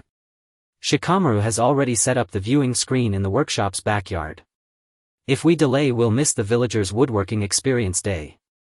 As they reached the backyard, the smell of smoke and food wafted through the air. The old carpenters sat on wooden benches holding chisels demonstrating carving techniques to the children gathered around. Young villagers were placing the finished wooden items on a long table, wooden bowl, spoons and little puppets filling the space. Gaara was explaining inlay techniques to the little ninjas while holding the colored stones, and the Hokage children leaned eagerly towards the old carpenter's chisel, their eyes sparkling. Look! The screen has lit up. Shikadai shouted, raising his toolkit, and everyone's attention turned towards him. Tsunade sat on a canvas-covered wooden chair while Kakashi flipped through a thick woodworking ledger, the cover adorned with a polished piece of maple containing the crooked sketches Naruto drew when he made the wooden comb. Today's footage isn't about fierce confrontations, it's about the little stories from the workshop. Tsunade's voice carried over the cicadas. Everyone look.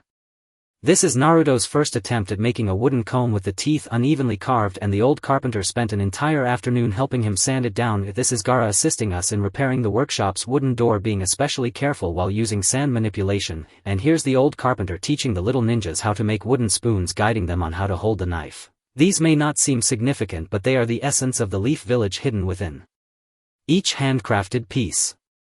The images on the screen slowly transitioned. In spring, the old carpenter guided Naruto's hand as he carved the comb, teeth, wood shavings falling at their feet while Naruto concentrated, furrowing his brow. In summer, Gaara stood at the workshop's entrance gently lifting the loose wooden door with sand manipulation, afraid of damaging the frame. In autumn, the old carpenter sat in the sunlight teaching the little ninjas how to paint their wooden spoons, unconcerned about the paint on his fingertips. In winter, Sasuke helped Sarada make little wooden signs, fixing her crooked lines with a serious expression that resembled his younger self.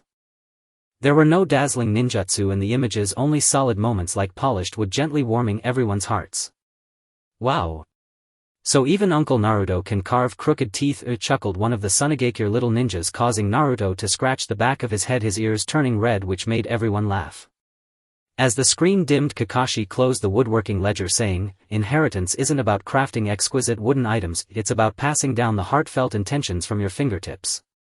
For instance, Naruto's woodworking agreement with the old carpenter, and now he often brings Boruto to the workshop, or the patience the old carpenter teaches with the chisel, as now Sarada can help the little ninjas fix their wooden signs too. The old carpenter looked up upon hearing this, glancing at the children nearby, one of whom was holding a chisel helping the younger ones round the edges of a wooden spoon. "I used to think woodworking was a trivial task," the old carpenter said softly, "but it wasn't until I saw the children smiling with the wooden items they made that I realized craftsmanship can also carry heritage." Well said. Tsunade clapped her hands. "Now let's all work on something small together. Gaara will help the little ninjas inlay the colored stones, Boruto and Sarada will assist the old carpenter in polishing the wood, Shikamaru will organize the woodworking ledger with me, and Naruto will lead everyone in making wooden spoons," continuing the heartfelt intentions from back then.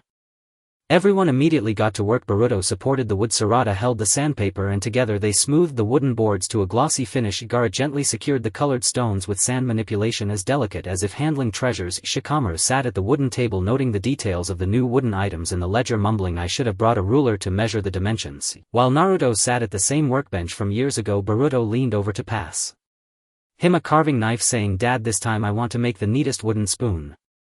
By the time the wooden spoon was finished, the sun was already setting in the west, casting golden light through the locust leaves onto the wooden items, each handcrafted piece emanating a warm glow. Naruto held the wooden spoon. Boruto made its edges not perfect but filled with earnest intention. "Dad, in the future I want to make more wooden items to give to the villagers," Boruto exclaimed excitedly. Sasuke approached, handing Naruto a newly sharpened carving knife, saying, "The steady craftsmanship you longed for is now present in the workshop every day." Naruto accepted the carving knife, feeling the smooth handle with his fingertips. "It wasn't just me wishing for it," he smiled, "it's everyone gathering their heartfelt intentions together." For instance, the old carpenter's teachings, Gaara's assistance, and the villagers' fondness, together these create the warmth of the Leaf Village. As dusk fell, the lights in the workshop illuminated and Tsunade and Kakashi sat at the wooden table flipping through the newly updated woodworking ledger which contained today's photographs: Boruto polishing the wood, Sarada fixing the wooden signs, Gaara inlaying colored stones, and Naruto teaching how to make wooden spoons. Next summer these photographs will transform into stories on film, Kakashi said, and then new wooden items and new heritage will emerge. Tsunade nodded, gazing at the wooden items in the courtyard. The Leaf Village's workshop will never grow cold and the inheritance will never cease. As long as there are those who carry forward these heartfelt intentions from their fingertips, the Leaf Village will remain solid forever. Naruto looked up at the myriad of handcrafted items in the courtyard as the evening breeze rustled through, the fragrant scent of wood filling the air. He knew that next spring the old carpenter would teach new children how to make wooden combs, and next summer Gaara would bring the children from Sunagakure to inlay colored stones, and next autumn everyone would paint the wooden items together, and next winter Sasuke would bring Sarada to make more little wooden signs. Boruto, Sarada, Shikadai and the little ninjas from Sunagakure would carry these heartfelt intentions, ensuring that the Leaf Village's workshop lasts even longer. This is the legacy of the Leaf Village, not the grand feats written in legends but the heartfelt intentions hidden within craftsmanship, the warmth of the chisel held in hand, and the moments guarded by generations of people with sincerity embodying their own tangible realities. In early autumn the wooden leaves are filled with the fragrance of rice, and the sweet scent of new rice drifts along the rice fields to the west of the village. Stalks of newly harvested rice are piled on the ridge while freshly threshed rice fills the bamboo baskets. The sound of villagers wielding sickles and the rhythmic thumping of rice pounding mix with the rustling of the wind through the rice waves, creating a lively melody. Naruto squats beside the old water wheel in the rice field holding a handful of rice ears, the grains so plump they could be squeezed into rice paste. On the stalks there remain small marks from when he helped with the harvest as a child, the most tangible imprints left by the earth. "Dad. Why are you fiddling with the rice ears again?" Boruto ran over with a small sickle, followed by Sarada and the deer-tailed kid carrying a bamboo basket. Tsunadebaba said the footage would be shown by the rice fields today. Even the druid from the Cloud Hidden village is here, bringing grain seeds from the Cloud Hidden to trade for our freshly harvested rice. Naruto carefully placed the rice ears into the bamboo basket, smiling as he brushed the mud off Boruto's pant legs. A druid? He actually brought the little ninjas from the Cloud Hidden to learn about harvesting. Just as he finished speaking, Sakura approached with a box full of rice balls, Sasuke following beside her holding harvesting gloves prepared for the kids. "Stop squatting, Shikamaru has already set up the viewing screen at the threshing ground. If we delay we will miss the villagers' autumn harvest festival." As they arrived at the threshing ground, the lively atmosphere had already spread with the fragrance of rice. The old farmers sat on straw bales rubbing rice ears in their hands while explaining the intricacies of rice planting to the gathered children. Young villagers were pouring rice ears into the thresher, golden grains falling into the bamboo baskets creating a faint sound. The druid was explaining sewing techniques to the little ninjas while holding the grain seeds with the Cloud Hidden children gathered by the ridge, their eyes shining as they stared at the newly sprouted wheat shoots. "Look! The screen has lit up!" Shikadai shouted, holding up the bamboo basket, drawing everyone's attention. Tsunade sat on a wooden bench covered with straw while Kakashi flipped through a yellowed agricultural records. A dried rice leaf was pasted on the cover, and inside was a sorry note written by Naruto when he accidentally trampled seedlings while helping plant rice that year. Today's footage features no tense missions, only little stories by the rice fields. Tsunade's voice, wrapped in the fragrance of rice, echoed, "Everyone look, this is Naruto's first attempt at transplanting seedlings, where he planted them all crookedly and the old farmer had to help him replant half an acre. This is when the druid helped us repair the old water wheel, not stopping his work even in the rain. And here the old farmer teaches the little ninjas how to rub rice ears, guiding them hand in hand to distinguish ripe rice. These may not be grand events, but they are the roots of Konoha hidden in every inch of soil." The images on the screen slowly unfolded. In spring the old farmer walked into the rice field with Naruto, teaching him how to plant seedlings straight. In Naruto's seedlings were planted askew, so they both laughed and replanted. In summer the druid stood by the old water wheel tightening a loose wooden axle in the rain, droplets dripping from his hair into the field. In autumn the old farmer sat on a pile of rice teaching the little ninjas how to rub rice ears, golden grains falling into their palms, smiles brightening their faces. In winter Sasuke took Sarada to till the land, helping her steady the hoe, and Sarada's serious expression resembled that of the villagers learning from the old farmer as children. The footage contained no flashy ninjutsu, only a series of grounded moments like freshly cooked rice gently warming each heart. So Naruto uncle can plant crooked seedlings too, laughed the little ninja from the cloud hidden while Naruto scratched his head, his ears turning slightly red, prompting laughter from those beside the straw bales. As the screen dimmed, Kakashi closed the agricultural records. Heritage is not about making you remember complex farming techniques but about passing on the deep affection of the soil to you. For instance, Naruto's agreement with the old farmer to plant rice. Now he often brings Boruto to the rice fields, or the patience the old farmer taught in rubbing rice ears. Now Sarada can help sort the rice grains too. The old farmer, hearing this, looked up at the children beside him, one of whom was carefully propping up a trampled wheat shoot by the ridge.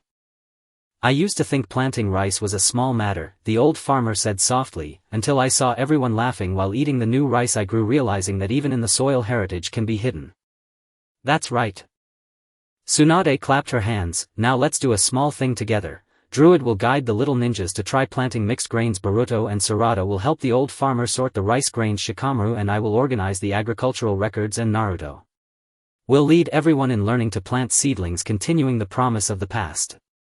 Everyone immediately got to work. Boruto rolled up his pant legs and stepped into the shallow rice field. Sarada handed seedlings along the ridge, and together they planted the seedlings much more neatly than Naruto did back then. The druid led the little ninjas to dig holes by the field, carefully burying the grain seeds, their movements meticulous. Shikamaru sat beside the straw bales recording the amount of newly harvested rice, muttering, "I should have brought a calculator to calculate the yield." Naruto squatted by the water field where he had planted crooked seedlings as Boruto leaned over to ask, "Dad, how can I plant the seedlings straight?"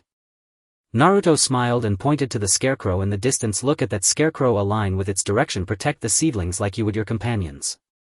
When they finished, the sunset had already dyed the rice field a golden red, and everyone sat on the straw bales holding freshly made rice balls, the aroma of new rice mingling with sesame warming their hearts sweetly. Naruto took a bite of the rice ball, suddenly recalling what the old farmer had said back then: the strength of rice lies not in how many grains it yields but in the sincerity of every bend to pick it up. Sasuke walked over and handed Naruto a bag of freshly ground rice flour. "What you wished for back then is now present in the rice fields every day." Naruto took the rice flour, the bag still dusted with fresh rice husks. "I didn't wish for it alone," he said with a smile. "It was everyone who gathered the deep affection of the soil together. For example, the teachings of the old farmer, the help of the druid, and the perseverance of the villagers, these combined to create the warmth of Konoha." In the evening the lights by the rice fields lit up and Tsunade and Kakashi sat beside the straw bales flipping through the newly added agricultural records which contained today's photos: Boruto planting seedlings, Sarada sorting rice grains, Druid planting mixed grains, and Naruto teaching how to plant seedlings. "Next autumn these photos will transform into stories in the footage," Kakashi said, "and then new rice ears and new heritage will emerge." Tsunade nodded, gazing at the lights in the fields. "The rice fields of Konoha will not fall barren and the heritage will not cease. As long as there are those who carry on this deep affection of the soil and pass it down, Konoha will remain steadfast forever."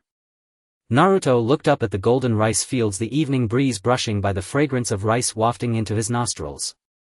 He knew that next spring the old farmer would still teach new children how to plant seedlings. Next summer the druid would bring the children from the cloud hidden to repair the water wheel. Next autumn everyone would harvest new rice together. Next winter Sasuke would take Sarada to till more land. And Boruto, Sarada, Shikadai and the little ninjas from the cloud hidden would carry this deep affection of the soil, safeguarding Konoha's rice fields for even longer. This is the heritage of Konoha. Not the achievements carved on stone tablets but the deep affection hidden in the soil, the warmth of rice ears held in hand, and the autumn moments cherished by generations, protected with sincerity. In the deep winter fine snowflakes fell among the wooden leaves while the illustration house in the east of the village was filled with the scent of ink. Newly bound picture books were displayed on the windowsill and yellowed old sketches were piled on the bookshelf. The sound of children turning pages and the gentle scratch of pens on paper mingled with the warmth of the fireplace like a soft song. Naruto leaned against the old bookshelf of the illustration house holding a well-worn picture book with a crooked ninja drawn on the cover. The title page still bore the crayon inscription of Naruto he had written as a child, and it seemed the laughter from story time back then was still hidden between the pages. "Dad, you're looking at that old picture book again." Boruto rushed in with a stack of new sketches, followed by Sarada and Shikadai carrying a box of colored pens. Tsunadebaba said today's film will be shown in the illustration house. Even Akatsuchi from Iwagakure came bringing mineral pigments from Iwagakure, saying he wants to trade for the newly drawn picture books. Naruto carefully placed the picture book on the top shelf, smiling as he brushed the snow off Boruto's shoulders. "Akatsuchi, She actually brought a little ninja from Iwagakure to learn how to draw picture books. Just as he finished speaking, Sakura entered with hot cocoa, followed by Sasuke, who was holding drawing paper prepared for the children. Don't just stand there. Shikamaru has already set up the viewing screen by the fireplace. If we wait any longer, we'll miss the villagers' winter night picture book reading session. As they walked deeper into the illustration house, warmth spread through the fragrant air. The old artist sat on the carpet with colored pens in hand, sharing stories about picture book creation with the children gathered around. Young mothers cradled their children in their laps, softly reading from the old picture books on the shelves. Akatsuchi was demonstrating coloring techniques to the little ninja with mineral pigments, while the Iwagakure children leaned over the drawing table, their eyes sparkling at the little animals drawn by the artist. Quick look. The screen is lit up. Shikadai shouted while holding the box of colored pens, and everyone's gaze was drawn towards it. Tsunade sat in a soft armchair by the fireplace while Kakashi flipped through a thick collection of picture books with a pressed maple leaf affixed to the cover and Naruto's childhood doodle of ninjas vs. monsters tucked inside. Today's film has no intense battles, only the little stories from the illustration house. Tsunade's voice, wrapped in the warmth of the fireplace, resonated. Everyone, look, this is Naruto's first attempt at drawing a picture book where he drew the ninja's face like a round pancake, and the old artist accompanied him in making changes for an entire afternoon. This is Akatsuchi from back then, helping us repair old picture books, her fingers sticky with glue, yet she never stopped. And here the old artist teaching the little ninja how to draw small animals, guiding them hand in hand. These may not be grand events, but they embody the softness of Konoha hidden within every page. The images on the screen slowly unfolded in spring. The old artist held Naruto's hand as he grasped the pen, sketching the outline of a ninja. When Naruto made a mistake, he would stick out his tongue, and both of them laughed heartily. In summer, Akatsuchi sat beside the bookshelf, carefully gluing the torn pages of an old picture book, not minding the sweat trickling down her forehead. In autumn, the old artist sat among the fallen leaves, teaching the little ninja how to draw maple leaves, his hands covered in paint yet smiling joyfully. In winter, Sasuke helped Sarada organize the picture books, assisting her in binding the scattered sketches into small booklets, and Sarada's serious demeanor resembled that of a child unwilling to let go of a beloved picture book from years ago. There were no dazzling ninjutsu in the images, only soft fleeting moments like the embers in the fireplace gently warming everyone's hearts. So Naruto Jason also drew ninjas as round pancakes. The little ninja from Iwagakure laughed while Naruto scratched the back of his head, feeling a bit embarrassed, causing everyone on the carpet to chuckle. As the screen dimmed, Kakashi closed the collection of picture books. Inheritance isn't about creating exquisite picture books, but about passing on the warmth of these pages. For example, Naruto's agreement with the old artist as he often brings Boruto to the illustration house, or the patience the old artist had in teaching art, which Sarada now applies when helping the little ninja with their drawings. Hearing this, the old artist looked up at the children around him, one of whom was holding a colored pen, helping a younger child fix the floppy ears of a bunny drawing. I used to think drawing picture books was a trivial matter, the old artist said softly, until I saw a child smiling while holding the picture book I drew. I realized that even the pages could hold the essence of inheritance. That's right. Tsunade clapped her hands. Now let's do something small together. Akatsuchi will take the little ninjas to paint with mineral pigments. Boruto and Sarada will help the old artist bind new picture books. Shikamaru and I will organize the collection of picture books, and Naruto will lead everyone to draw small picture books, continuing the promise made back then. Everyone immediately got to work. Boruto leaned over the drawing table sketching a ninja while Sarada helped him color, and together they painted the ninja's cloak a dazzling gold. Akatsuchi guided the little ninjas in mixing colors, moving gently as if afraid of spilling the paint. Shikamaru sat beside the bookshelf jotting down the titles of the new picture books into the collection, muttering to himself, I should have brought the label maker to categorize them. And Naruto sat at the same table where he once drew round pancake ninjas as Boruto leaned over to hand him a colored pen. Dad, this time I want to draw the coolest ninja. When the picture books were completed, the snow outside had stopped and the moonlight streamed through the window, bathing the illustration house in a gentle glow on every page of drawing paper. Naruto picked up the picture book Boruto had drawn. The ninja on the cover had bright eyes, and although the lines were still somewhat juvenile, it was filled with seriousness. Dad, I want to draw more picture books in the future to give to the children in the village. Boruto exclaimed excitedly. Sasuke walked over, handing Naruto a newly bound blank picture book. The warmth you longed for back then is now present in the illustration house every day.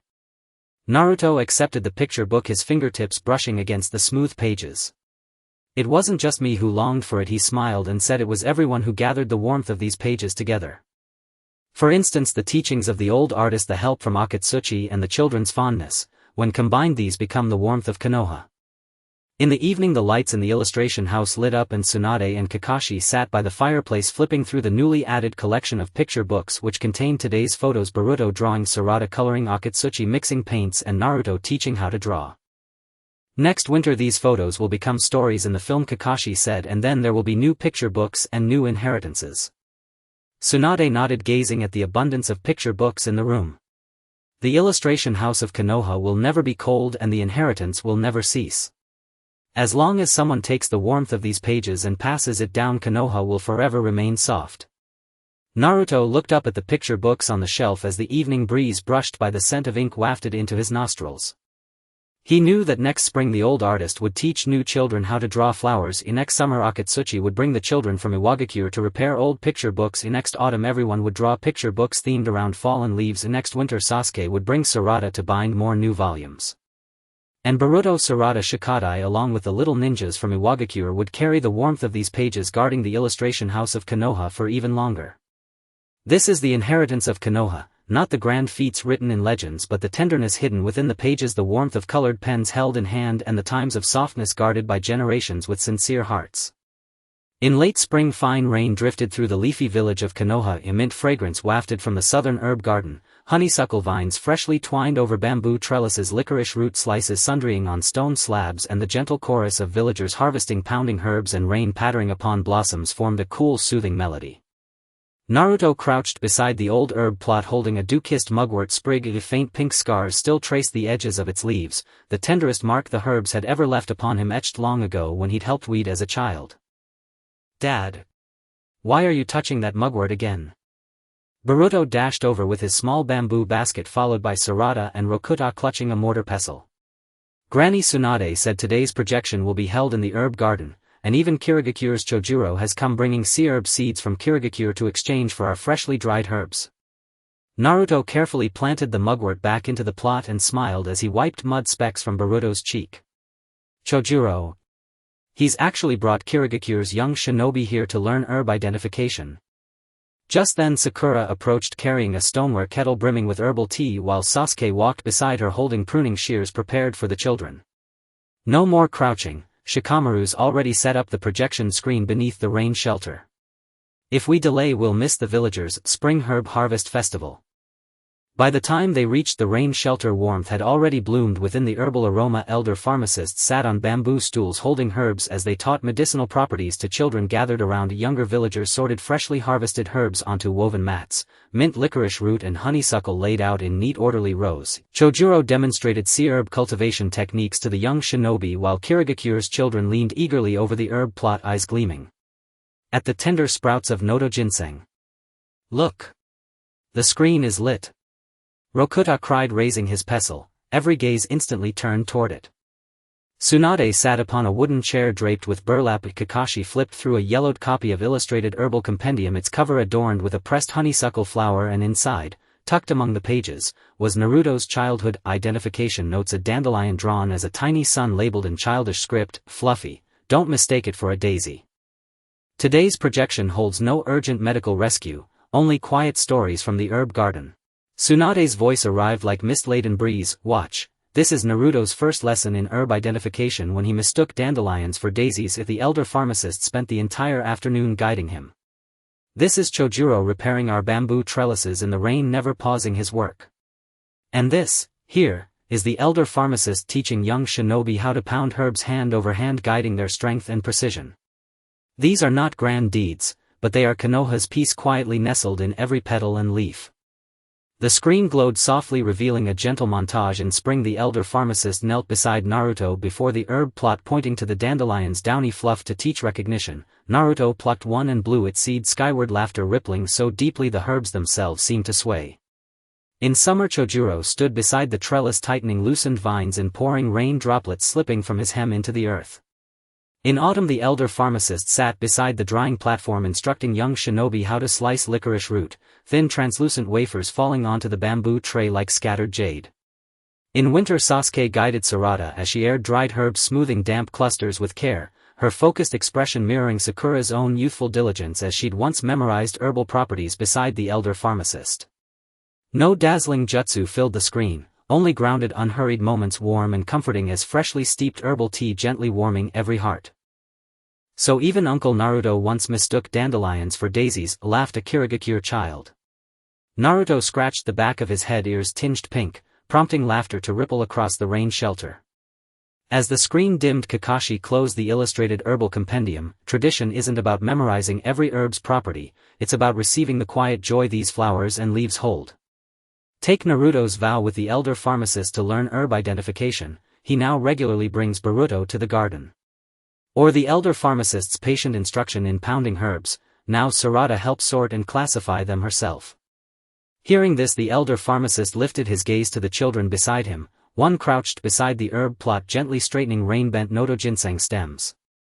Once I thought cultivating herbs was trivial, he murmured.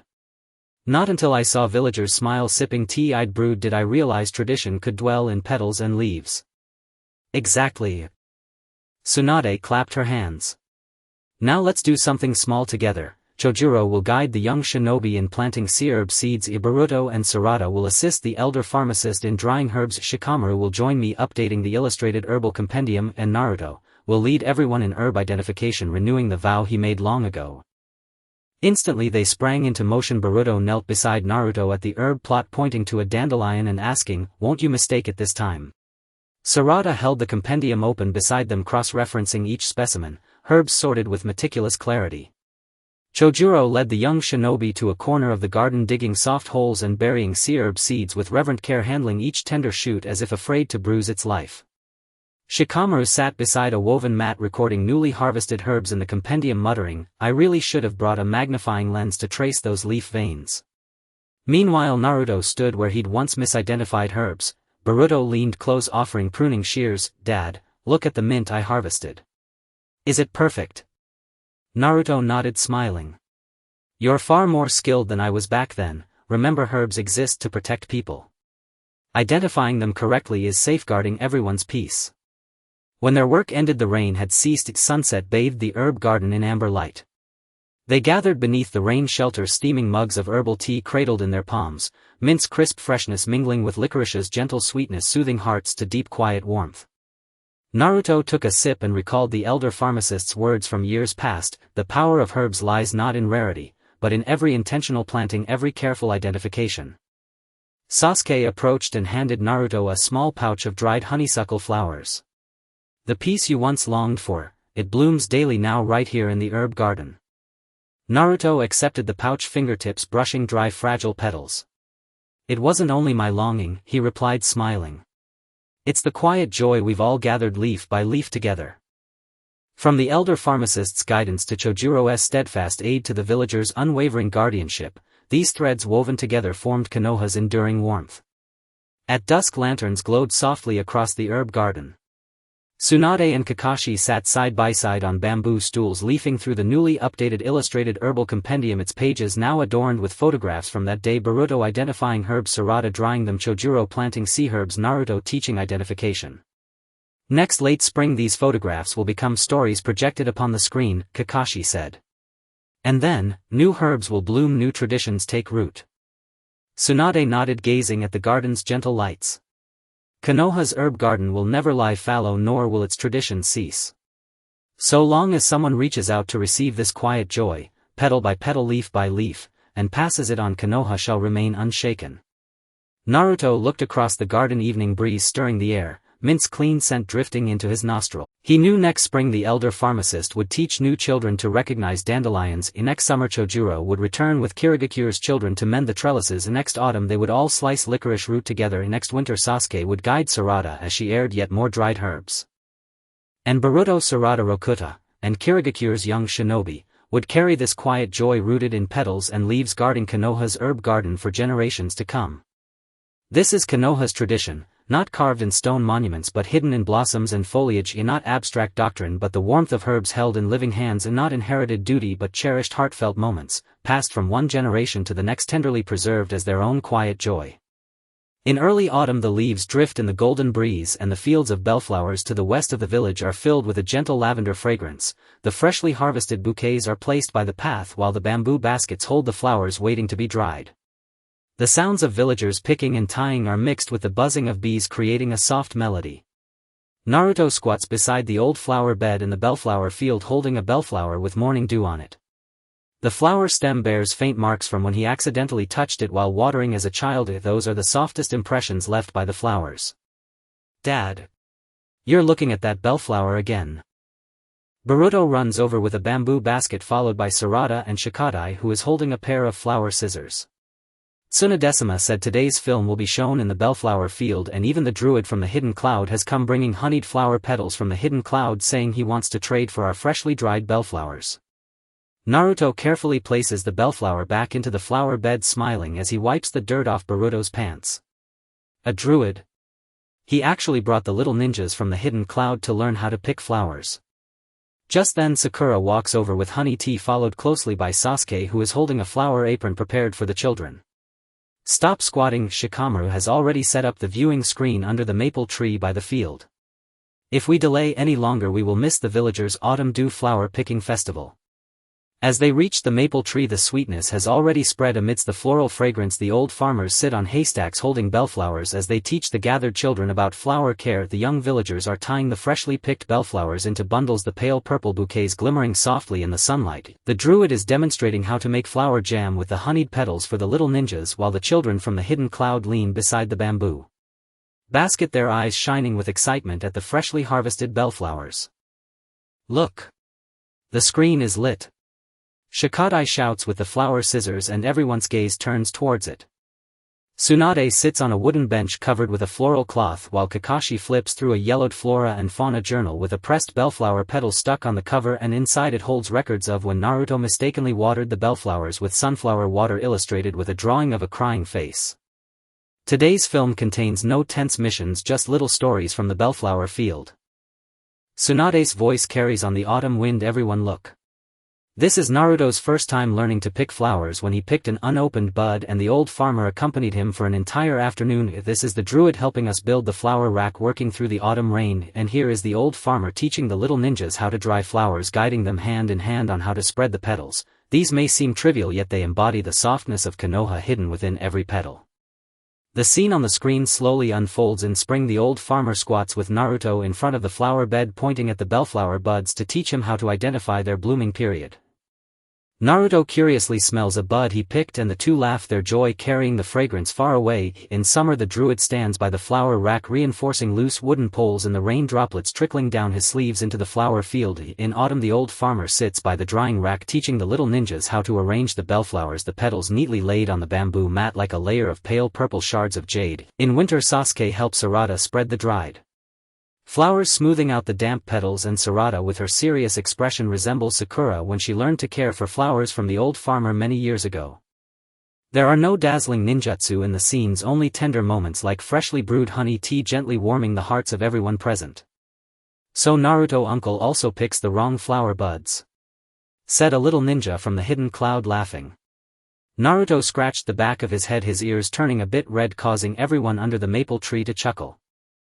As the screen dims, Kakashi closes the Flora and Fauna journal, saying inheritance is not about growing the most beautiful flowers, it is about passing down these fragrant promises. For example, Naruto's promise with the old farmer to care for the flowers. Now he often brings Boruto to the bellflower field, or the patience the old farmer teaches in drying flowers, which now Sarada can also help in tying the bouquets. Hearing this, the old farmer looked up at the children beside him, one of whom was squatting by the flower bed, carefully propping up a bellflower that had been blown down by the wind. I used to think growing bellflowers was a small matter, the old farmer said softly, until I saw everyone smiling with the flowers. I grew, realizing that the legacy could also be hidden within the petals. That's right. Tsunade clapped her hands. Now let's do something small together. Druid will help the little ninjas make flower jam, Boruto and Sarada will assist the old farmer in drying flowers, Shikamaru will help me organize the Flora and Fauna journal, and Naruto will lead everyone in learning to pick flowers, continuing the promise from back then. Everyone instantly got to work. Boruto squatted next to Naruto in front of the flower bed, asking, "Can I pick this one?" While Sarada checked her notes beside him and they clearly sorted the flowers they picked, the druid guided the little ninjas at the edge of the field, carefully pouring the petals and honey into a small pot, moving gently as if afraid of ruining the petals. Shikamaru sat under the maple tree recording the information of the newly picked bouquets in his journal, muttering, "I should have brought a notebook to record the blooming periods." Naruto stood beside the flower bed where he once picked the wrong bud, and Boruto leaned over to hand him the flower scissors, saying, "Dad, look at the flowers I picked. Aren't they better than what you picked back then?" Naruto smiled and nodded. "Much better. Remember, flowers are meant to convey feelings. Every time you pick, every time you dry, it holds the love for Konoha." When they finished, the setting sun had already painted the bellflower field a soft golden hue. Everyone sat under the maple tree holding freshly brewed bellflower honey tea, the sweetness of the flower fragrance mingling with the smoothness of honey, warming their hearts gently. Naruto took a sip of tea and suddenly remembered what the old farmer had said back then: the power of flowers and plants lies not in their rarity but in the careful planting and protection given to each one. Sasuke walked over and handed Naruto a small jar of freshly made bellflower jam, saying, "The gentleness you longed for back then is now present in the bellflower field every day." Naruto accepted the jar, his fingertips touching the warm surface, and smiled. "I didn't bring this alone, it was everyone who accumulated these fragrant promises together. For instance, the teachings of the old farmer, the help of the druid, and the protection of the villagers. When all these come together, they become the warmth of Konoha." In the evening, the lights in the bellflower field lit up. Tsunade and Kakashi sat beside a wooden bench, flipping through the newly updated Flora and Fauna journal, which contained today's photos: Boruto picking flowers, Sarada drying flowers, Druid making flower jam, and Naruto teaching flower picking. "Next early autumn these photos will transform into stories in the film," Kakashi said, "and then there will be new bellflowers, new inheritances." Tsunade nodded, gazing at the lights in the field. "The bellflower field of Konoha will not fall into disuse, nor will the inheritance cease. As long as there are people to carry on these fragrant promises, Konoha will forever be gentle." Naruto looked up at the field filled with bellflowers, the evening breeze brushing past and the faint purple fragrance wafting into his nostrils. He knew that next spring the old farmer would teach new children to identify flower buds, next summer the druid would bring the children from the hidden cloud to repair the flower racks, next autumn everyone would pick bellflowers together, and next winter Sasuke would help Sarada dry more flowers. And Boruto, Sarada, Shikadai along with the little ninjas from the hidden cloud would carry these fragrant promises, ensuring that Konoha's bellflower field lasts even longer. This is Konoha's inheritance. Not the achievements carved on stone tablets, but the tenderness hidden within the petals, the warmth grasped in the hands of flower scissors, and the soft moments cherished by generations, protected with sincerity. In the depths of winter, delicate snowflakes fell among the wooden leaves, with the aroma of rice wine wafting from the winter brewing house in the east of the village, fermented glutinous rice soaked in earthen jars, while the drying wine yeast hung on wooden racks. The sounds of villagers pounding rice and sealing jars blended with the gentle sound of falling snow like a warm and mellow song. Naruto leaned against the old wooden cabinet of the brewing house, cradling a coarse earthenware wine bowl in his hands.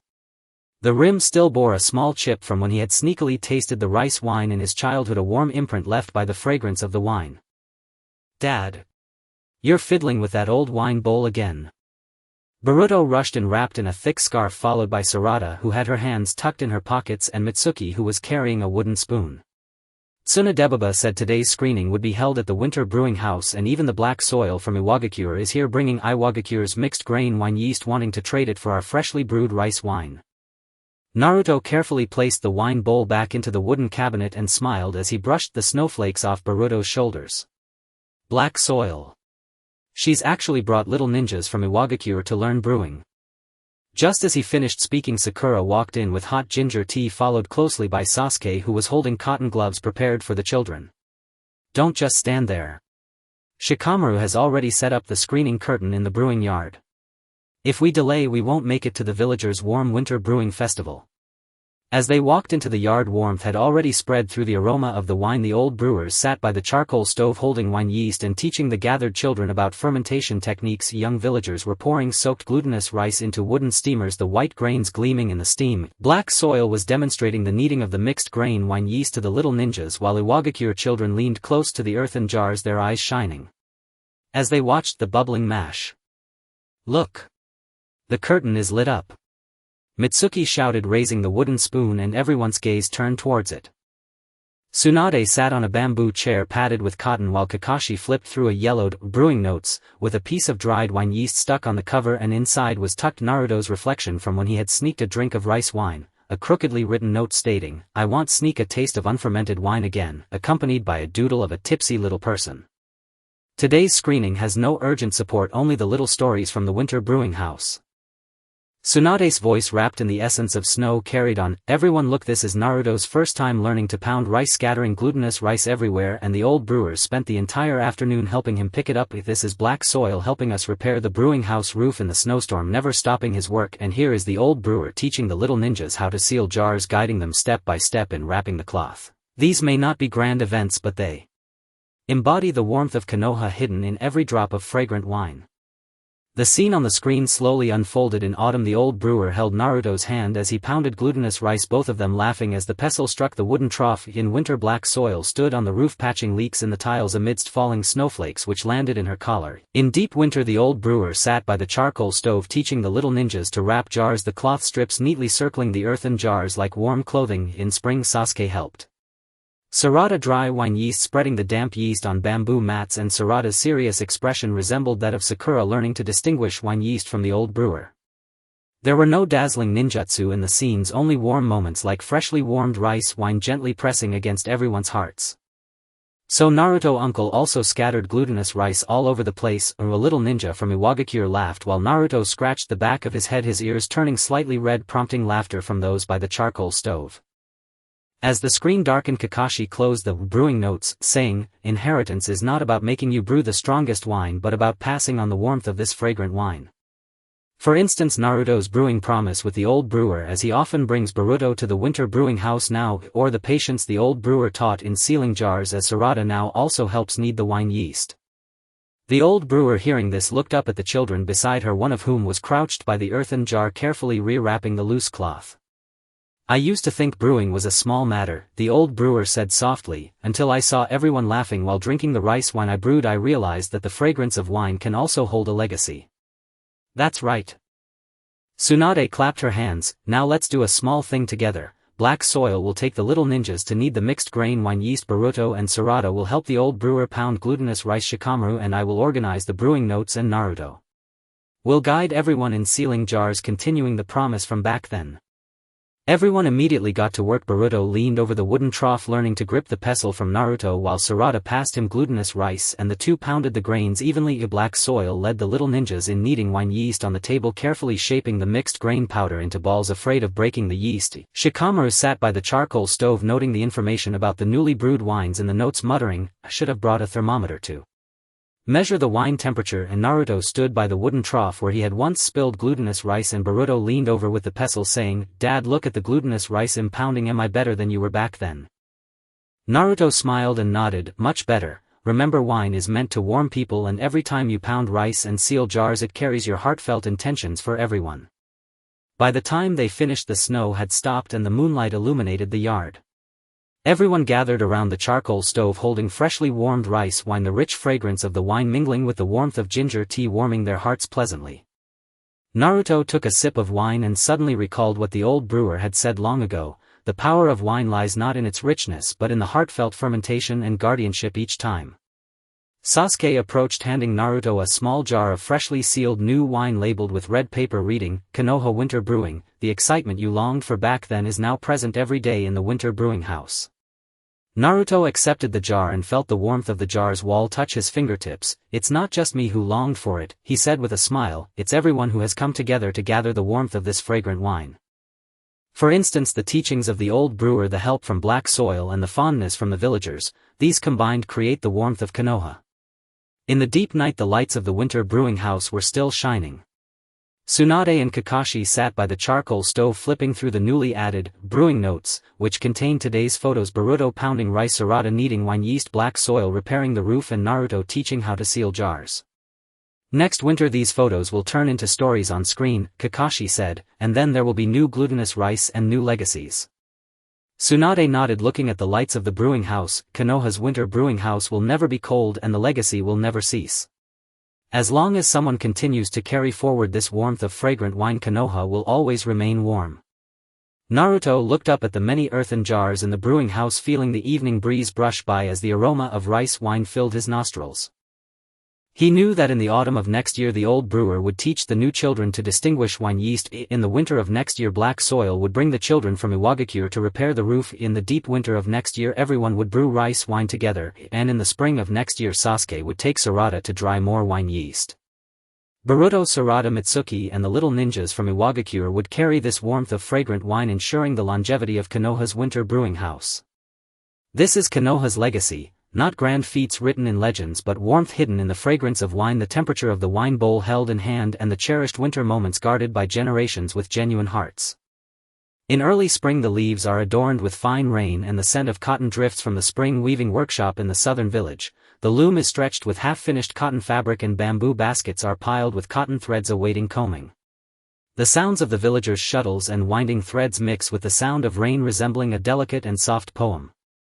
Naruto sat on an old bamboo stool in the workshop holding a piece of indigo cloth, its corners still bearing the threads he accidentally snagged while learning to weave as a child.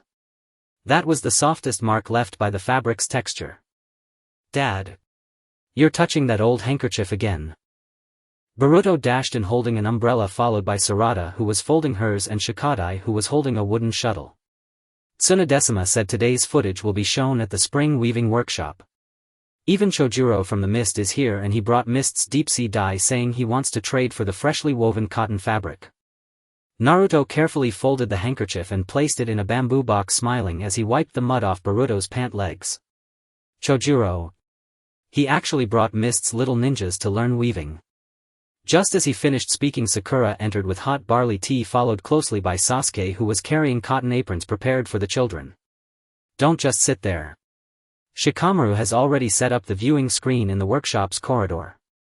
If we wait any longer we'll miss the villagers' spring rain weaving festival."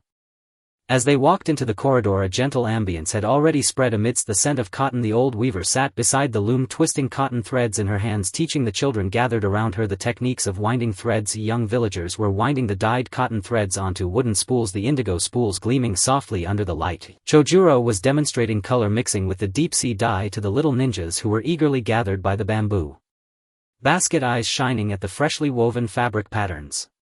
"Look!" The screen lit up.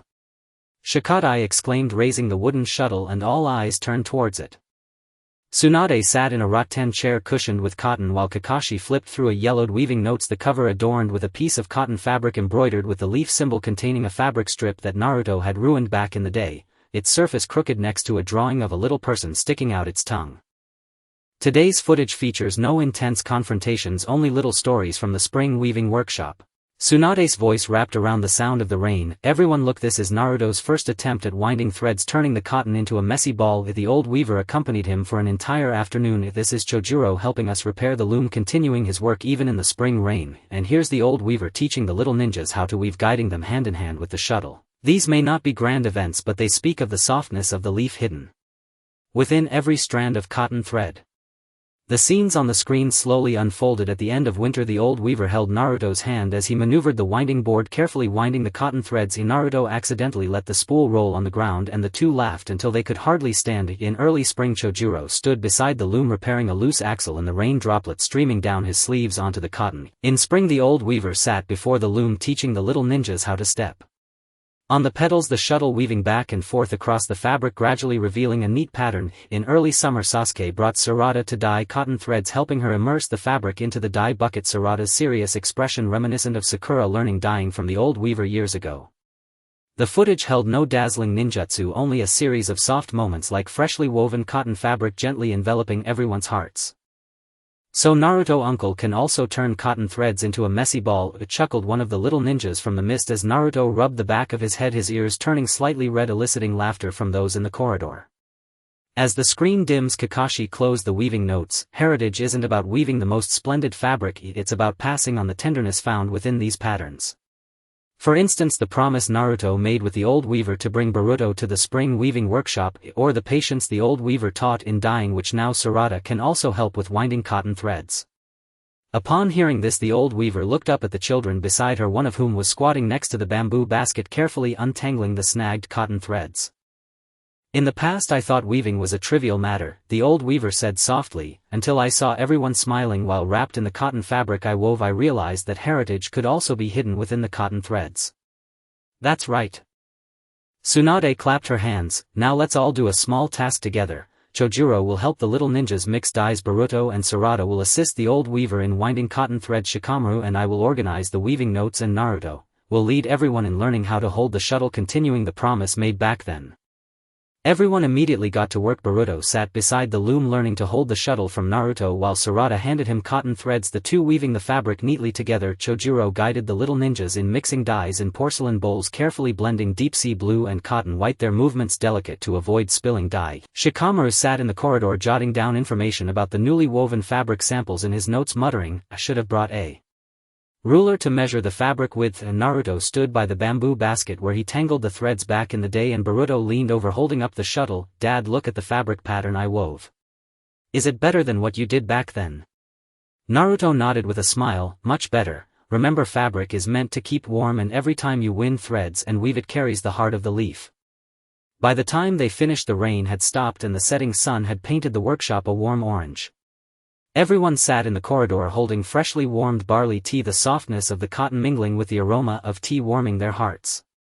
Naruto took a sip of tea and suddenly recalled the words of the old weaver from years ago: "The power of cotton fabric lies not in its delicacy but in every heartfelt weaving and guarding." Sasuke approached, handing Naruto a piece of freshly dyed cotton fabric embossed with a small leaf symbol. "The softness you longed for back then is now present in the spring weaving workshop every day." Naruto took the cotton fabric, his fingertips brushing against the delicate texture. "It wasn't just me who wished for this," he said with a smile, "it's everyone who gathered the tenderness of these fabric patterns together.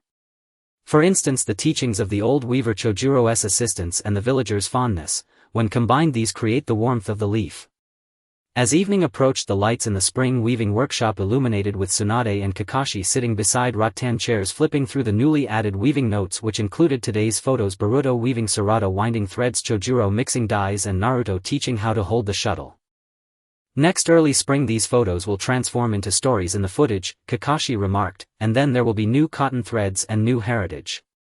Tsunade nodded, gazing at the workshop's lights. "The leaf spring weaving workshop will never be cold and the heritage will never cease. As long as there are people to carry forward the tenderness of these fabric patterns, the leaf will remain forever soft." Naruto looked up at the shelves filled with cotton fabric, the evening breeze brushing past, the scent of cotton wafting into his nostrils. He knew that by the end of next winter the old weaver would teach new children how to wind cotton threads. By next early spring Chojuro would bring the children from the mist to repair the loom. By next spring everyone would weave cotton fabric together, and by next early summer Sasuke would help Sarada dye even more cotton threads. As for Boruto, Sarada, Shikadai and the little ninjas from the mist, they would carry the tenderness of these fabric patterns, ensuring that the leaf spring weaving workshop would endure longer. This is the heritage of the leaf, not the achievements etched on monuments but the tenderness hidden in the fabric patterns, the warmth held in the shuttle, and the soft moments cherished by generations, safeguarded with heartfelt sincerity. Midsummer in Konoha hummed with the chorus of cicadas. At the village's northern edge the Sia tea house exhaled the delicate fragrance of green tea, freshly plucked tender buds drying on bamboo trays, fragrant tea broth simmering in earthenware kettles, while villagers' voices rose and fell with the rhythmic sounds of picking and grinding leaves, weaving a crisp, refreshing melody. Naruto sat beside the old wooden table in the tea house, cradling a coarse ceramic teacup, the base still bearing a faint chip he'd made as a child while clumsily learning to pour tea, the clearest imprint ever left by tea's quiet grace. "Dad, you're holding that old teacup again." Boruto burst in, wearing a woven bamboo hat, followed by Sakura wiping sweat from her brow and Shikadai carrying a woven tea basket. Granny Tsunade said today's recording will be screened at the Sia tea house. Even Gaara of Sunagakure has come bringing snowtop tea powder to trade for our freshly pan-fried green tea. Naruto carefully placed the cup back on the wooden shelf and smiled as he helped Boruto remove his hat. "Gaara. He's actually brought young Suna Shinobi here to learn tea picking." Just then Sakura entered holding a pitcher of chilled sour plum drink, with Sasuke following close behind carrying cloth pouches prepared for the children. "No more sitting around. Shikamaru's already set up the projection screen beneath the tea trees, and if we delay any longer we'll miss the villagers' cicada tea picking gathering." Beneath the tea tree's cool serenity had already steeped into the air. An elder tea farmer sat cross-legged upon a bamboo mat, gently pinching tea buds between his fingers as he taught the gathered children how to distinguish tender shoots from mature leaves. Young villagers sorted freshly picked buds, their vibrant green shimmering across the woven trays. Gaara demonstrated tea blending with snowtop powder for the young shinobi, while Suna children leaned eagerly over the steaming kettle, eyes wide with wonder at the bubbling infusion. "Look! The screen's lit!" Shikadai cried, raising his tea basket, and every gaze turned toward it.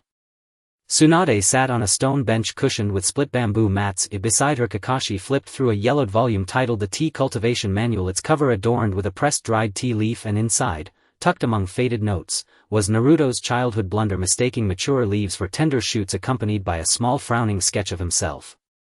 Today's recording holds no urgent rescue missions, only quiet stories from the Sia Tea House. Tsunade's voice drifted through the cicadas' song. "Watch closely. This is Naruto's first attempt at tea picking, when he mixed mature leaves with tender shoots and the elder farmer patiently sorted them together all afternoon. This is Gaara repairing our tea shed years ago, laboring under the scorching sun without pause, and here the elder teaching young shinobi how to pan-fry tea leaves, guiding their hands, steadying their fire. These are not grand deeds, yet they embody Konoha's clarity, hidden within every single leaf."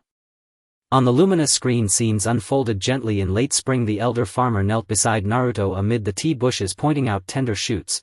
Naruto mistakenly dropped a mature leaf into the basket, and both laughed until the scent of tea carried far beyond the grove. In midsummer, Gaara stood beneath the tea shed, mending its leaky roof in blazing heat, sweat tracing down his temples into the tea rose. In high summer, the elder sat beside the wok, guiding young hands as they tossed fresh buds, the leaves releasing a fragrant aroma like crushed jade dusted with emerald light. In early autumn, Sasuke assisted Sarada in spreading damp leaves to dry, her focused expression mirroring Sakura's own youthful diligence beside the elder at the wok.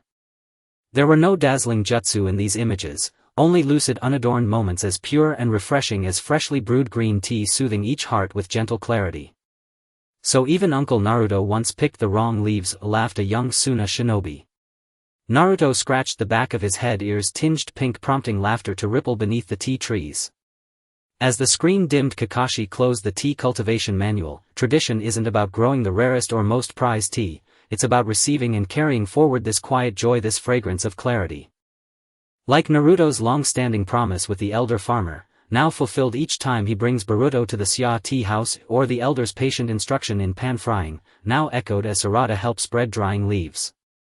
Hearing these words, the elder farmer lifted his gaze to the children beside him. One crouched quietly beside the tea bushes, carefully selecting out a mistakenly picked mature leaf.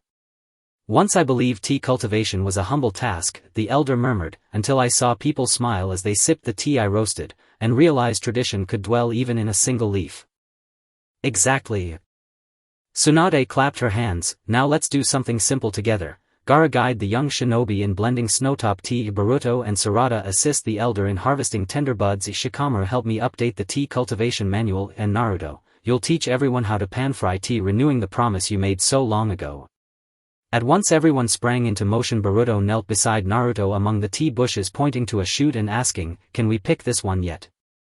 Sarada consulted the manual beside him, and together they sorted the harvested buds with meticulous care. Gaara guided the young shinobi as they blended snowtop powder and green tea in porcelain cups, moving with such delicacy they feared spilling a single grain. Shikamaru sat beneath the tea trees, recording fresh harvest details in the manual, muttering, "I really should have brought a scale." Meanwhile, Naruto stood beside the very bush where he'd once erred, and Boruto stepped close, offering the basket. "Dad, look at my tea buds. Am I better at picking than you were back then?" Naruto smiled and nodded. "Far better. Remember, tea cools the body, but every harvest, every stir of the wok carries Konoha's deepest intention." When the work ended, the setting sun gilded the tea house in soft gold. Everyone sat beneath the tea trees, cradling steaming cups of freshly brewed green tea, its clean fragrance mingling with the sweet tang of sour plum drink, softening hearts with serene delight. Naruto took a sip, and suddenly recalled the elder farmer's words from long ago. The power of tea lies not in its rarity but in each act of mindful planting and devoted tending. Sasuke approached and handed Naruto a small jar of freshly pan-fried green tea, its label, a strip of green paper, reading Konoha Summer Tea. "The refreshment you once longed for is now present in the Sia Tea House every single day." Naruto accepted the jar, fingertips brushing its cool surface. "It wasn't just me who brought it here," he said with a smile. "We've all gathered this quiet joy, leaf by leaf, cup by cup." From the elder's guidance to Gaara's steadfast aid to the villagers' heartfelt appreciation, each thread woven together formed Konoha's warmth. At dusk lanterns glowed softly in the Sia tea house. Tsunade and Kakashi sat side by side on stone benches turning the pages of the newly expanded The Tea Cultivation Manual now adorned with photographs taken today. Boruto harvesting tea, Sarada spreading leaves to dry, Gaara blending tea, Naruto instructing at the wok. Next midsummer these photographs will become stories on screen, Kakashi observed. And then, new buds will unfurl, new traditions take root. Tsunade nodded, gazing at the warm glow of the tea house. The Sia tea house of Konoha will never grow hot, nor will tradition ever cease. So long as someone reaches out to receive this quiet joy, this fragrance of clarity, and passes it onward, Konoha shall remain forever refreshed. Naruto looked up at the slope of tea bushes bathed in twilight. A breeze stirred the leaves and the scent of green tea filled his breath. He knew next late spring the elder would teach new children how to discern tender shoots. In next midsummer Gaara would bring Suna's young shinobi to repair the tea shed. Next high summer they would all gather to pan-fry green tea together. Next early autumn Sasuke would guide Sarada as she spread even more leaves to dry. And Boruto, Sarada, Shikadai, and the young shinobi from Suna, would carry this quiet joy, this fragrance of clarity, guarding the Sia tea house of Konoha for generations to come. This is Konoha's legacy, not written in legends of grand exploits but hidden in the fragrance of tea held in the warmth of a teacup, sustained across generations by sincere unwavering care, a shared refreshing moment tenderly preserved as their own. In the deep autumn golden leaves fall and the apple orchard in the west of the village is filled with the fragrance of apples, baskets piled high with freshly picked red fruit, clay jars steeping in fruit wine, the sounds of villagers picking and smashing fruit mingling with the rustling leaves like a sweet soft song. Naruto leaned against an old apple tree in the orchard holding a scarred apple in his hand with faint scratches on its skin left from his childhood when he climbed trees to pick fruit, the sweetest mark left by the fragrance of the fruit. "Dad. You're touching that old apple again." Boruto rushed in with a basket followed by Sarada wiping her hands and Shikadai carrying a wooden pestle. Tsunadesima said that today's film will be shown in the apple orchard and even the druid from the hidden cloud has come bringing honey-dried fruit to trade for our freshly brewed apple wine.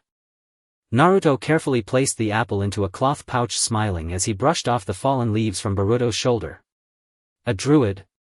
He actually brought little ninjas from the hidden cloud to learn how to pick fruit. Just then Sakura entered with hot apple drinks followed by Sasuke who held gloves prepared for the children. "Stop dawdling. Shikamaru has already set up the viewing screen in the orchard. If we delay any longer we won't make it to the villagers' Golden Leaf Harvest Festival."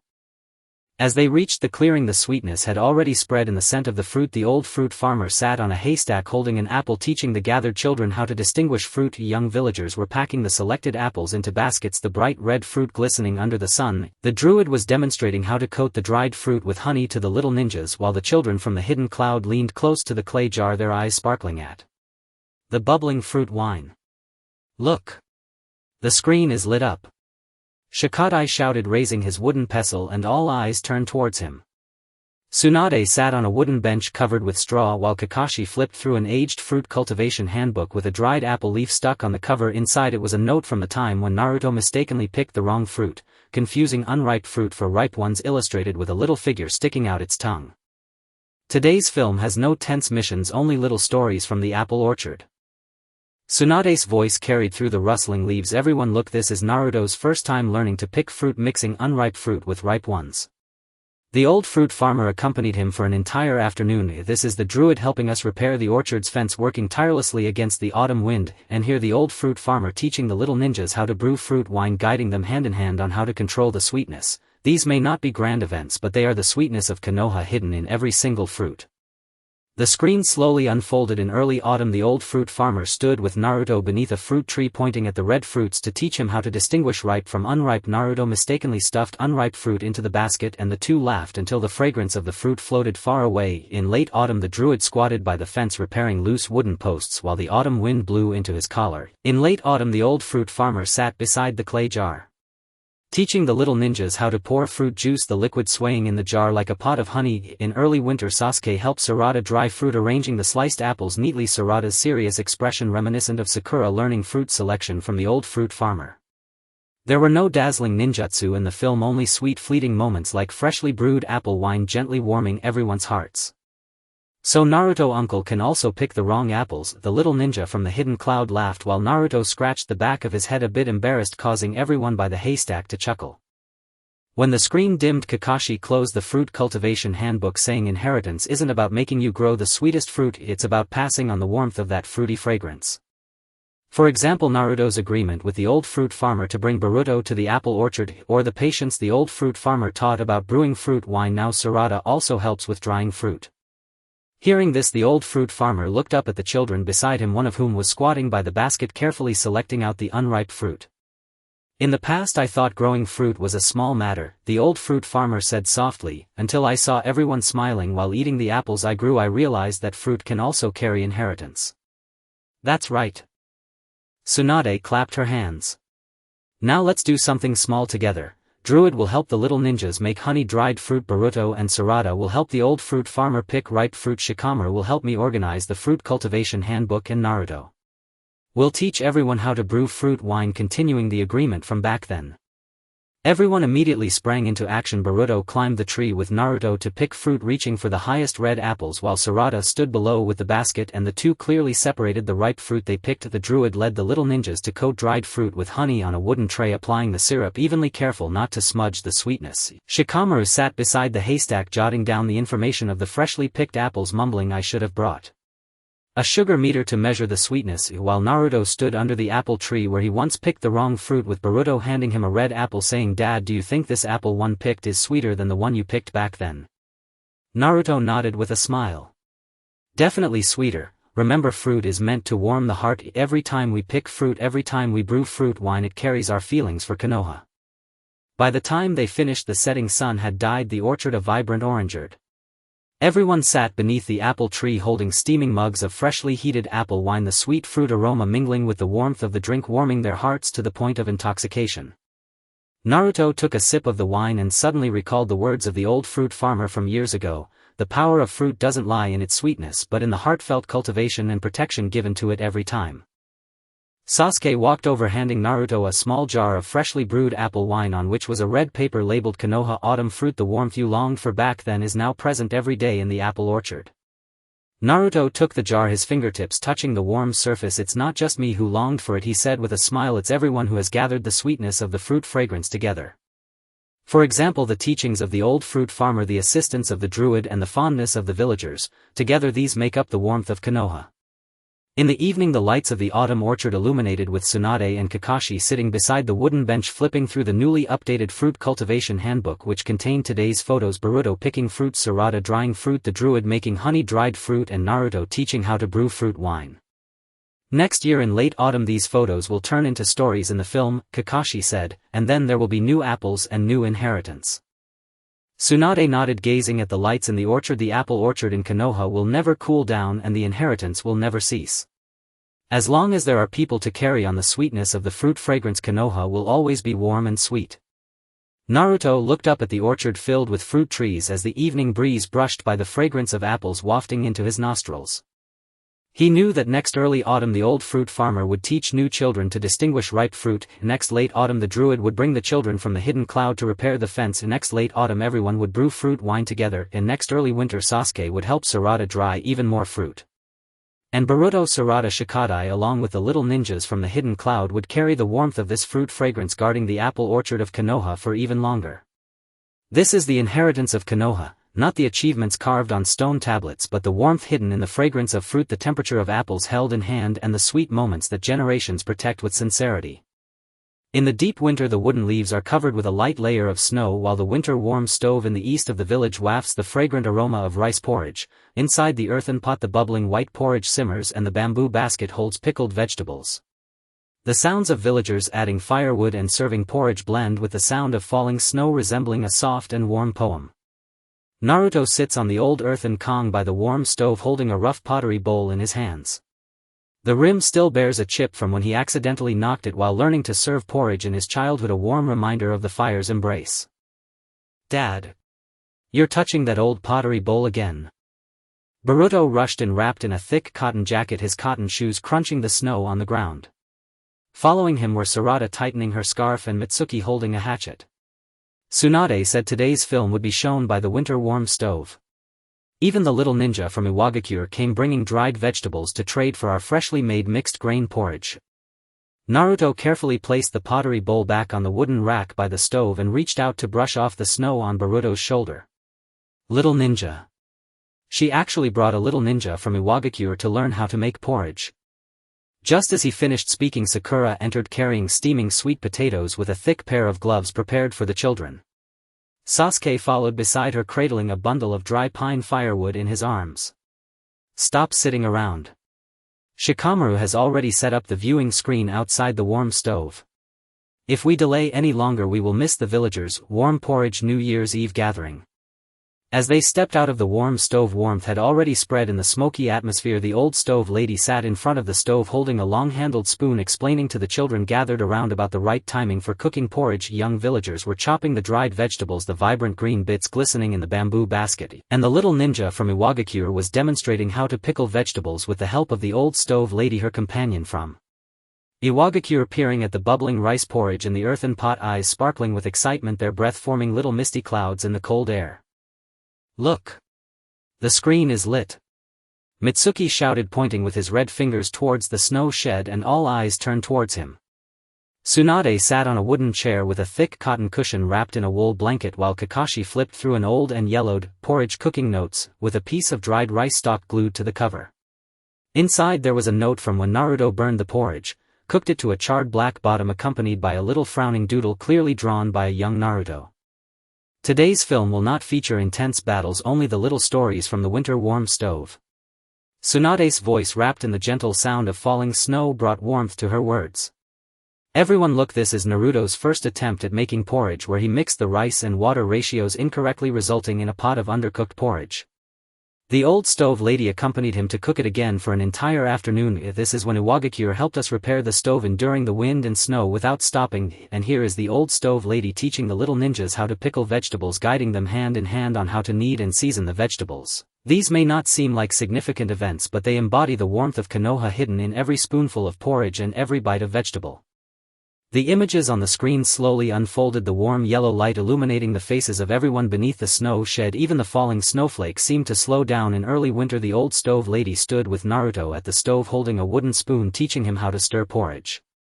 Keep the fire low and stir slowly, that way the porridge will thicken. Naruto listened intently, but his hand strength was not quite right, causing a splash of porridge to hit him, making him shake his hand in surprise. The old stove lady smilingly handed him a cool cloth, and together they surrounded the steaming earthen pot, scraping the splattered grains of porridge back into the pot, their laughter mingling with the aroma of porridge drifting far away. In deep winter the snow fell heavily, and Iwagakure squatted outside the warm stove using a trowel to repair the cracks in the stove. Snowflakes landed in her hair, soon forming a thin layer, but she focused on smoothing the mud without a. The scenes on the screen did not showcase dazzling ninjutsu, but rather warm moments like freshly served porridge steaming and gently enveloping everyone's hearts. The little ninja from Iwagakure looked at the scene of Naruto burning the porridge and couldn't help but laugh. So Naruto uncle can burn porridge too? Naruto scratched the back of his head, his ears slightly red, causing everyone under the snow shed to laugh, the laughter spreading in the cold air. Even the snow seemed to melt a little faster. As the screen darkened, Kakashi closed the porridge cooking notes, his fingers gently brushing over the rice stalk on the cover. Heritage is not about making precious porridge, it's about passing down the long-lasting warmth of these everyday moments. For example, Naruto's promise with the old stove lady about making porridge, he often brings Boruto to the winter warm stove. Or the patience shown by the old stove lady in teaching how to pickle vegetables. Now Sarada can also help chop pickles. Hearing this, the old stove lady looked up at the children nearby, one of whom was squatting beside the earthen basin, gently kneading the vegetables like she showed, his movements clumsy yet earnest. In the past I thought making porridge was a trivial matter, the old stove lady said softly, her voice filled with the warmth of years. It wasn't until I saw everyone holding the porridge I made, their brows and eyes relaxed in warmth, that I realized even in the mundane heritage can be found. That's right. Tsunade clapped her hands, causing the wool blanket to slip slightly from her shoulders. She adjusted it casually. Now let's do something small together. Hizashi will lead the little ninjas in pickling dried vegetables. Boruto and Sarada can help the old stove lady add firewood for the porridge. Shikamaru will help me organize the porridge cooking notes, and Naruto will teach everyone how to serve porridge, continuing the promise made back then. As soon as she finished speaking, everyone immediately got moving. Boruto followed Naruto to the stove, tiptoeing to reach the long-handled spoon for the earthen pot. Naruto supported his hand from behind, teaching him to slowly ladle the porridge into the bowl. "Be careful, don't burn yourself." Sarada stood nearby holding firewood, occasionally adding a stick to the stove, the flames crackling, casting a rosy glow on her face. Hisashi gathered the little ninjas around the earthen basin, teaching them to mix the dried vegetables and salt in proportion. The little ninjas seriously counted the grains of salt, occasionally discussing among themselves, "Is this too much?" Shikamaru sat at the wooden table beneath the snow shed, writing down the ingredients and cooking time of the freshly made porridge in his notes, muttering, "I should have brought a thermometer to measure the porridge temperature to avoid inaccuracies." Naruto stood at the same stove where he once burned the porridge as Boruto leaned closer, holding out the freshly ladled porridge to him. Naruto nodded with a smile, accepting the bowl of porridge. His fingertips touched the warm pottery and warmth spread from his fingertips to his heart. "Not only did you not spill, but you served it exceptionally well. Remember, porridge is meant to warm people. Every time you add firewood and stir the porridge, it carries the heart for Konoha." By evening the snow had stopped and the sunset painted the sky in shades of orange, the afterglow settling on the roof of the winter-warm stove. Even the accumulated snow glowed warmly. Everyone sat beneath the snow shed holding hot porridge paired with pickled vegetables. The aroma of rice porridge mixed with the freshness of the pickles, warming people from their stomachs to their hearts. Naruto took a sip of porridge and suddenly recalled what the old stove lady once said: "The power of porridge lies not in its exquisiteness but in the heartfelt cooking and guarding," just like the warmth of Konoha, which is not about dazzling achievements but the concern each person holds in their heart. Sasuke approached, handing Naruto a small jar of freshly pickled vegetables, the jar adorned with a red paper reading "Konoha Winter Warmth," with a corner of the paper dusted with snow. "The warmth you longed for back then is now present every day in the winter-warm stove." Naruto accepted the jar of pickles, his fingertips brushing against the red paper, wiping off the snowflakes. "It wasn't just me who longed for it," he said with a smile, glancing at everyone under the snow shed. The old stove lady was adding porridge for the little ninjas. Hisashi and Tsunade were chatting about Iwagakure's winter, and Boruto, Sarada and Shikamaru were huddled together, sharing the sweet potatoes in their hands. It was everyone who gathered the warmth of these everyday moments together. For instance, the teachings of the old stove lady, Hisashi's help and the villagers' affection, these all add up to the warmth of Konoha. As night fell, the lights of the winter-warm stove lit up, the dim yellow light filtering through the windows, casting warm spots on the snow outside. Tsunade and Kakashi sat at the wooden table, flipping through the newly supplemented porridge cooking notes, which contained today's photos: Boruto adding firewood, Sarada chopping pickles, Hisashi pickling vegetables, and Naruto teaching how to serve porridge. Each photo had corners dusted with snow but radiated warmth. "Next deep winter these photos will become stories in the film," Kakashi said, pointing at the photo of Boruto holding a bowl of porridge and smiling. "Then there will be new porridge and new heritage." Tsunade nodded, watching the flickering flames in the warm stove. "Konoha's winter-warm stove will never be cold and the heritage will never stop. As long as there are people to carry on these long-lasting moments, Konoha will always remain warm." Naruto looked up at the chimney of the winter-warm stove, the curling smoke slowly dispersing in the cold air, mingling with the aroma of porridge drifting towards the distance. He knew that next early winter the old stove lady would teach new children to distinguish the porridge's doneness. In next deep winter Hisashi would bring the children from Iwagakure to repair the stove, and next winter solstice everyone would pickle vegetables together, and next Laba festival Sasuke would bring Sarada to peel even more beans. And Boruto, Sarada, Mitsuki and the little ninjas from Iwagakure would carry these long-lasting moments of warmth, ensuring that Konoha's winter-warm stove would be preserved for even longer. Snow began to fall again, gently landing on everyone's shoulders, yet no one felt cold. Because everyone knew that as long as the fire in the winter-warm stove still flickered, as long as the porridge in the earthen pot still steamed, and as long as someone remembered this warmth of daily life, the heritage of Konoha would never be severed. This is the heritage of Konoha. Not the great deeds recorded in history books, but the warmth hidden in everyday moments, the temperature of the pottery bowl held in hand, and the cherished time guarded by each generation with sincerity. The flames in the warm stove crackled, the porridge in the earthen pot continued to bubble, and the laughter and chatter beneath the snow shed mixed with the smoky aroma, weaving together the gentlest scenery in the deep winter of Konoha. In early spring the leaves are adorned with fine rain, and the spring fields in the south of the village are filled with the fragrance of soil. Young green seedlings are inserted into the furrows, and bamboo baskets brim with plump rice grains. The voices of villagers planting rice and tilling the soil blend with the sound of falling rain like a vibrant song. Naruto squats beneath the old willow tree by the field clutching a gleaming rice seed in his hand. The seed coat bears shallow bite marks from when he learned to scatter seeds as a child. Those are the tender imprints left by the green seedlings. Dad. You're playing with that old rice seed again. Boruto runs over in rubber shoes, his pant legs splattered with mud, followed by Sarada holding an oil paper umbrella and Shikadai carrying a hoe. Tsunadebaba said that today's screening will be at the spring field, and even Shincho from the Hidden Mist has come bringing Mist's water rice seeds to trade for our freshly cultivated seedlings. Naruto carefully places the rice seed into a cloth pouch and reaches out to wipe the mud off Boruto's pant leg. Shincho. He actually brought little ninjas from the Hidden Mist to learn how to plant rice. Just as he finishes speaking, Sakura enters holding a warm ginger tea, also carrying conical hats prepared for the children. Sasuke follows beside her, his shoulder burdened with a bundle of tightly tied seedlings.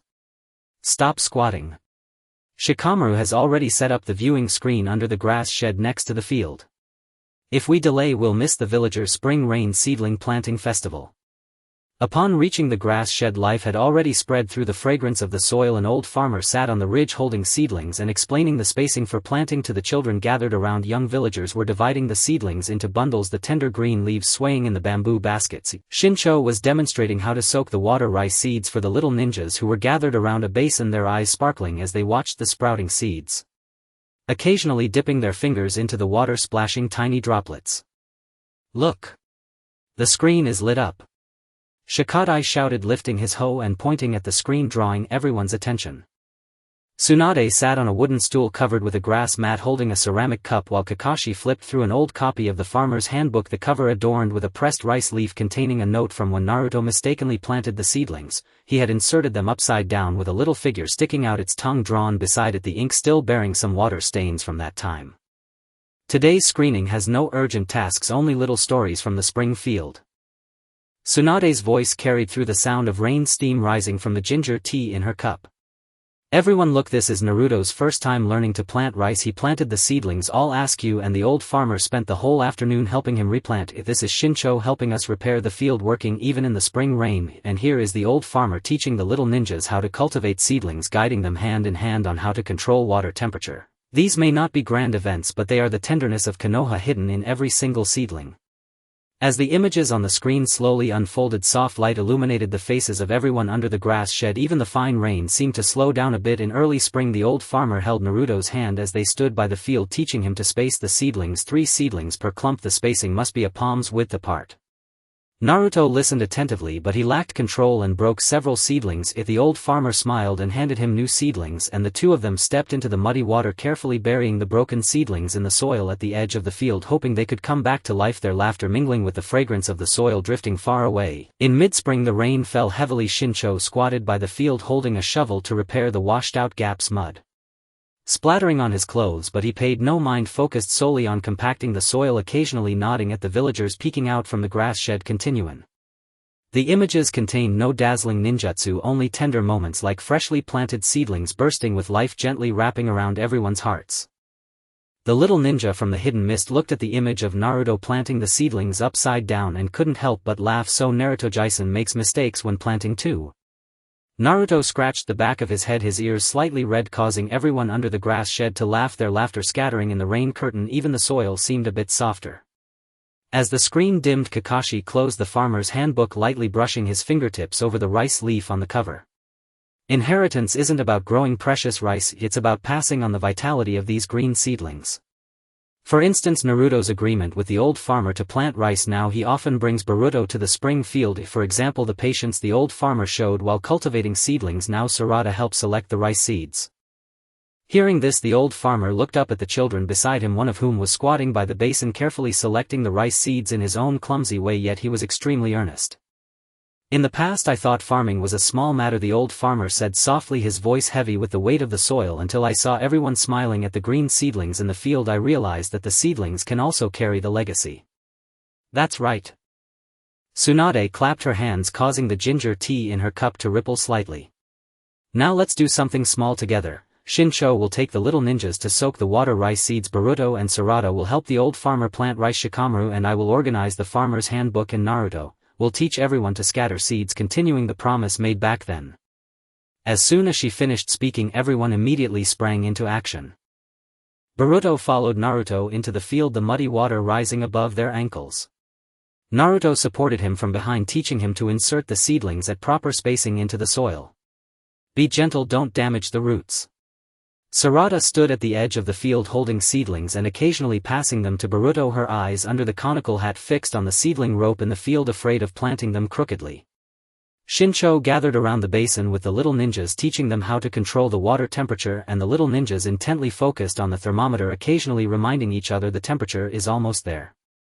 Shikamaru sat at a wooden table in the grass shed, pen in hand, recording the varieties of newly cultivated seedlings and planting density in his notes, muttering, "I should have brought a tape measure to check the spacing so I wouldn't need to guess."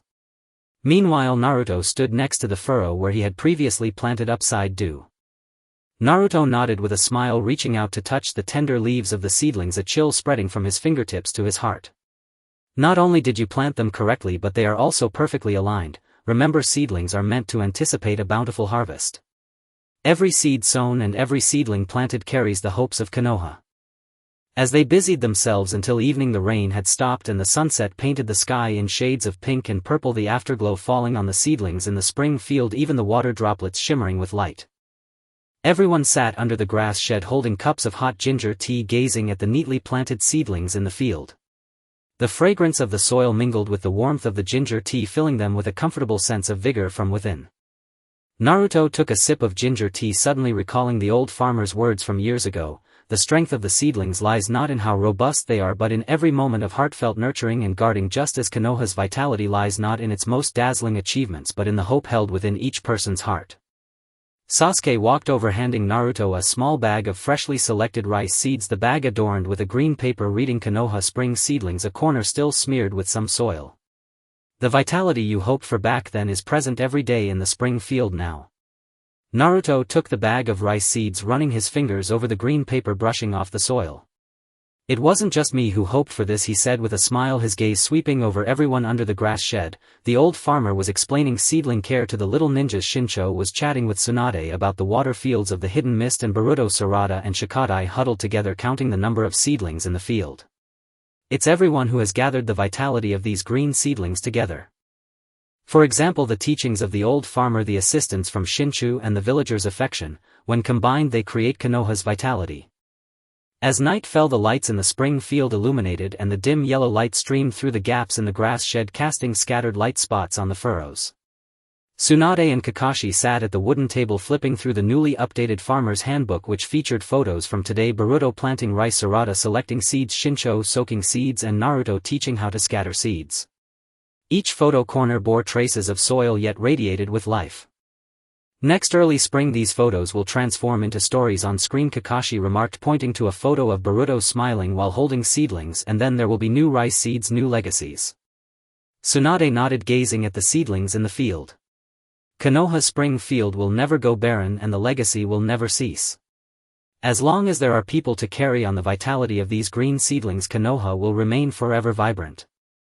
Naruto looked up at the night sky over the spring field, the stars gradually brightening and the moonlight draping over the seedlings like a thin veil.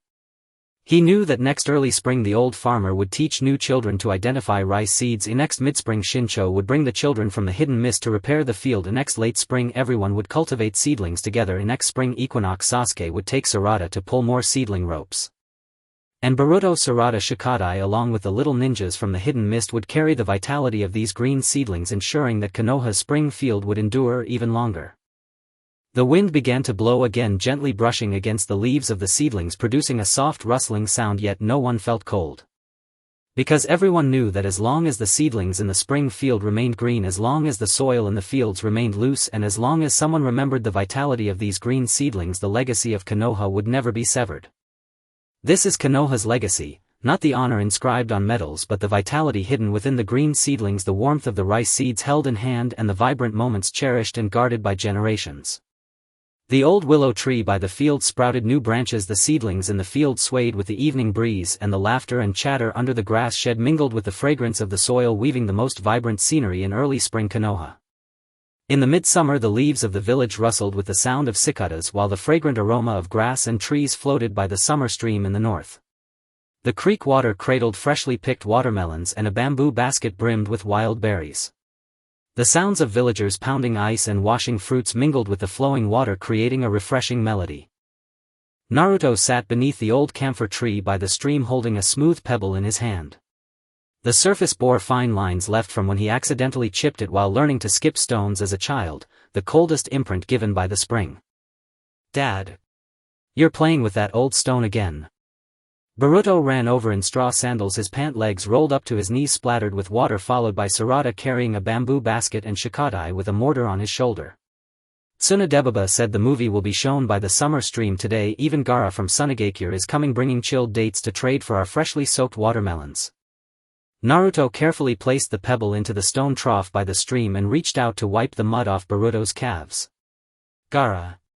He actually brought Hokage Year's young ninjas to learn how to pound ice. Just then Sakura approached with a bowl of chilled plum soup carrying straw hats prepared for the children.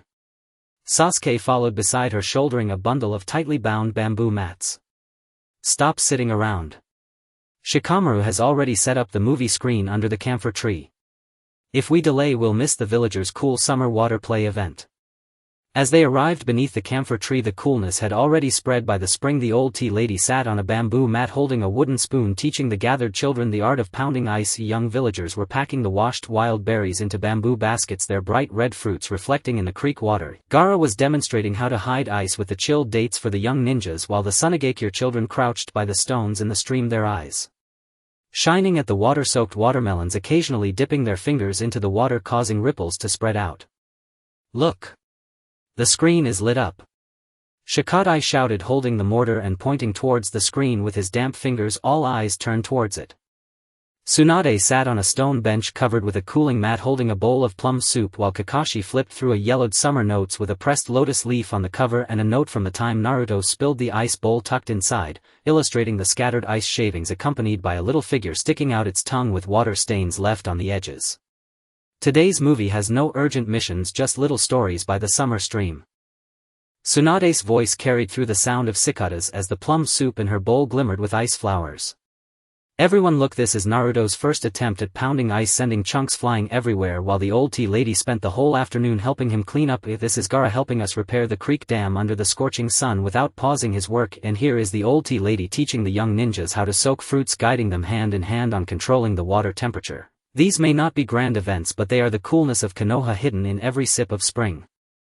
The images on the screen slowly unfolded, the refreshing light illuminating every face beneath the camphor tree. Even the sound of cicadas seemed to soften in early summer. The old tea lady held Naruto's hand as they stood beside the mortar, teaching him how to pound ice with a wooden pestle, saying, "You must use even force, you don't splash the ice out." Naruto listened earnestly, but his strength was not quite there. With one strike, ice shavings flew all over his face. The old tea lady laughed and handed him a cool cloth, and the two squatted by the stream picking up the spilled ice shavings bit by bit, laughter mingling with the fragrance of grass drifting far away. In midsummer under the blazing sun, Gaara squatted by the creek dam with a stone in hand, repairing a washed-out gap, sweat trickling down his forehead, but he paid it no mind, focusing solely on stacking the stones firmly, occasionally nodding to the villagers peeking out from under the camphor tree, his work never ceasing. The scene displayed no dazzling ninja techniques, only cool, refreshing moments like freshly scooped spring water radiating a soothing chill, gently enveloping each heart. The young ninja from Hokage Year couldn't help but laugh upon seeing Naruto covered in ice shavings on the screen, exclaiming, "So Naruto uncle can also send ice flying." Naruto scratched the back of his head, his ears turning slightly red, causing those under the camphor tree to burst into laughter, the sound mingling with the creek as if even the sunlight had softened a bit. As the screen dimmed, Kakashi closed summer notes, his fingertips gently brushing over the lotus leaf on the cover. Heritage is not about making precious drinks, it's about carrying forward the coolness of this spring. For instance, Naruto's agreement with the old tea lady for summer cooling, and now he often brings Boruto to the summer stream. For example, the patience the old tea lady showed while teaching how to soak fruits. Now Sarada can also help select wild berries. The old tea lady, upon hearing this, looked up at the children beside her, one of whom was crouched next to the wooden basin carefully selecting wild berries, his movements clumsy yet earnest. "Once I thought summer cooling was a trivial matter," the old tea lady said softly, her voice carrying the warmth of the spring, "until I saw everyone smiling while holding the drinks I made. I realized that heritage can also be hidden in the spring." "That's right. Tsunade clapped her hands, causing the ice flowers in the bowl to shimmer. Now let's all do something small together. Gaara will help the young ninjas hide the chilled dates. Boruto and Sarada will assist the old tea lady in pounding ice. Shikamaru and I will organize summer notes, and Naruto will lead everyone in learning how to soak watermelons, continuing the promises of the past. As soon as she finished speaking, everyone sprang into action. Boruto followed Naruto into the creek, stepping into the cool water that barely covered his ankles. Naruto supported him from behind, teaching him how to gently place the watermelon in the water to keep it steady, saying don't touch the stones at the bottom of the creek, it could bruise the watermelon skin. Sarada stood by the mortar holding a wooden pestle, occasionally passing ice to Boruto, her eyes under the straw hat fixed on the ice shavings, wary of making them too small. Gaara led the young ninjas from Hokage Year gathered by the creek dam, teaching them how to dig shallow pits for hiding ice, while the young ninjas diligently scooped the soil, occasionally reminding each other, is the pit deep enough? Shikamaru sat at the stone table under the camphor tree holding a pen, jotting down the recipes for the new drinks and the soaking times in his notes, muttering, I should have brought a thermometer to measure the water temperature to avoid inaccuracies. Naruto stood by the ver. Naruto nodded with a smile, reaching out to touch the watermelon skin, feeling the coolness pass through his fingertips to his heart. It's not only cold enough, but it's also undamaged. Remember, drinks are meant to relieve the heat. Every time we pound ice and every time we soak fruits, it carries our love for Konoha. As they worked until dusk, the sunset dyed the sky a rosy orange and the afterglow spilled onto the surface of the summer stream. Even the water droplets glimmered warmly. Everyone sat on the bamboo mat beneath the camphor tree holding chilled watermelons, savoring the sweet and sour wild berries. The coolness of the spring mixed with the sweetness of the fruits, bringing a profound comfort that radiated from within. Naruto took a bite of watermelon and suddenly recalled the words of the old tea lady from years ago. The power of the spring lies not in how refreshing it is, but in every moment of heartfelt protection and sharing, just like Konoha's coolness, which is not measured by dazzling feats but by the thoughtfulness in every heart. Sasuke approached, handing Naruto a small jar of freshly pickled plums, the jar labeled with blue paper reading Konoha Summer Cool, with a corner still dampened by creek water. The coolness you longed for back then is now present every day by the summer stream. Naruto took the jar of plums, brushing his fingers across the blue paper, wiping off the droplets. It wasn't just me who hoped for it, he said with a smile, his gaze sweeping across everyone under the camphor tree. The old tea lady was distributing ice shavings to the young ninjas. Gaara was chatting with Tsunade about summer in Hokage Year, while Boruto, Sarada and Shikadai were huddled together, competing over who could skip stones the farthest. It was everyone who gathered the refreshing essence of the spring together. For instance, the teachings of the old tea lady, the assistance of Gaara, the fondness of the villagers, these combined make up Konoha's coolness. As night fell, the lights by the summer stream flickered on, casting a warm glow through the gaps in the camphor leaves, creating speckled reflections on the surface of the creek. Tsunade and Kakashi sat at the stone table, flipping through the newly added summer notes, which included photos from today: Boruto soaking watermelon, Sarada pounding ice, Gaara hiding ice, and Naruto teaching how to skip stones, each photo corner still marked with a bit of creek water, yet exuding a fullness of refreshment. Next midsummer these photos will become stories in the film, Kakashi said, pointing to one of Boruto smiling while holding the watermelon. And then there will be new drinks and new inheritances. Tsunade nodded, gazing at the moon's reflection in the creek. Konoha's summer stream will never be hot, the heritage will never cease. As long as someone carries on the coolness of this spring and passes it down, Konoha will always remain refreshing. Naruto looked up at the starry sky above the summer stream, with fireflies dancing in the grass by the creek and moonlight cascading over the water's surface like a layer of silver gauze. He knew that next early summer the old tea lady would teach the new children to identify wild berries. Next midsummer Gaara would bring the children from Hokage Year to repair the creek dam. Next high summer everyone would pound ice together, and next summer solstice Sasuke would help Sarada lay out more bamboo mats. While Boruto, Sarada, Shikadai and the young ninjas from Hokage Year would carry the coolness of the spring, safeguarding Konoha's summer stream for even longer. The wind began to blow again, gently rustling the camphor leaves, making a soft sound, carrying the coolness of the creek. No one felt hot, as everyone understood that as long as the spring of the summer stream continued to flow, as long as the bamboo mats under the camphor trees were still laid out, as long as someone remembered the coolness of this spring, Konoha's heritage would never be severed. This is Konoha's heritage. Not the achievements carved on stone tablets, but the coolness hidden in the spring, the warmth of the pebbles held in hand, the refreshing moments cherished by generations with true heart. The sound of flowing water mingled with cicadas, while the laughter beneath the camphor tree mixed with the sweetness of fruits, weaving the most refreshing scenery into the midsummer of Konoha. In the deep autumn the leaves turn golden red and the aroma of grains wafts from the autumn harvest field in the west of the village. Ripened rice stalks dry on the racks, bamboo baskets brim with freshly picked chestnuts, and the sounds of villagers threshing and sifting grains mix with the whispers of the wind, forming a heavy melody. Naruto sat beneath the old locust tree by the harvest field, tightly gripping a plump ear of rice with fine scratches left by his childhood attempts at threshing still visible on the rice grains. Those were the most tangible marks left by the rice. "Dad. You're fiddling with that old rice ear again." Boruto ran over in his cloth shirt, the hem dusted with husks, followed by Sarada carrying a bamboo basket and Shikamaru shouldering a threshing machine. Tsunadebaba said the film would be shown in the autumn harvest field today. Even the druid from the hidden cloud came bringing dried fruits from the hidden cloud, saying he wanted to trade with us for freshly threshed rice. Naruto carefully placed the rice ear into a wooden box in the harvest field and helped Boruto brush off the husks from his clothes. Druid. He actually brought a little ninja from the hidden cloud to learn threshing. As they approached the harvest field, a solid atmosphere had already spread through the aroma of grains. The old rice farmer sat beside the drying rack holding a grain rake, teaching the children gathered around him the techniques of sifting grains. Young villagers were loading the harvested rice onto the threshing machine, the golden rice ears shimmering under the sunlight. The druid was demonstrating the drying fruits to the little ninjas while the hidden cloud children watched eagerly by the sifting machine, their eyes shining as they occasionally pinched a grain to examine it under the sun, filled with curiosity. "Look! The screen is lit up!" Shikamaru shouted while holding the handle of the threshing machine, his husked fingers pointing at the screen, drawing everyone's attention.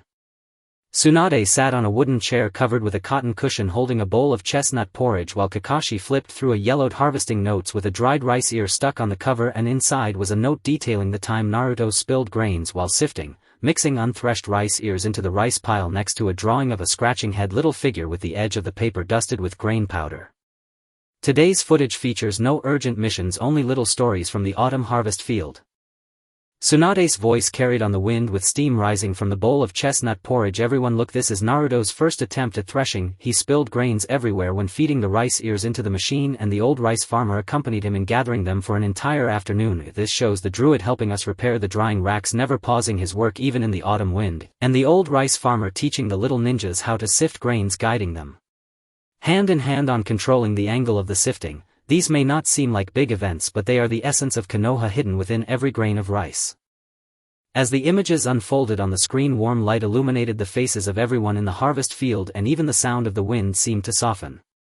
In early autumn, the old rice farmer stood beside Naruto at the threshing machine holding a rice ear to teach him how to feed it. "Hold the base of the rice ear firmly and slowly feed it in." Naruto listened attentively, but his speed was off, causing the rice ear to jam in the machine. The old rice farmer chuckled as he helped clear it, and the two squatted by the harvest field carefully pulling out the jammed rice ear, shaking off the grains, their laughter mingling with the aroma of grains drifting far away.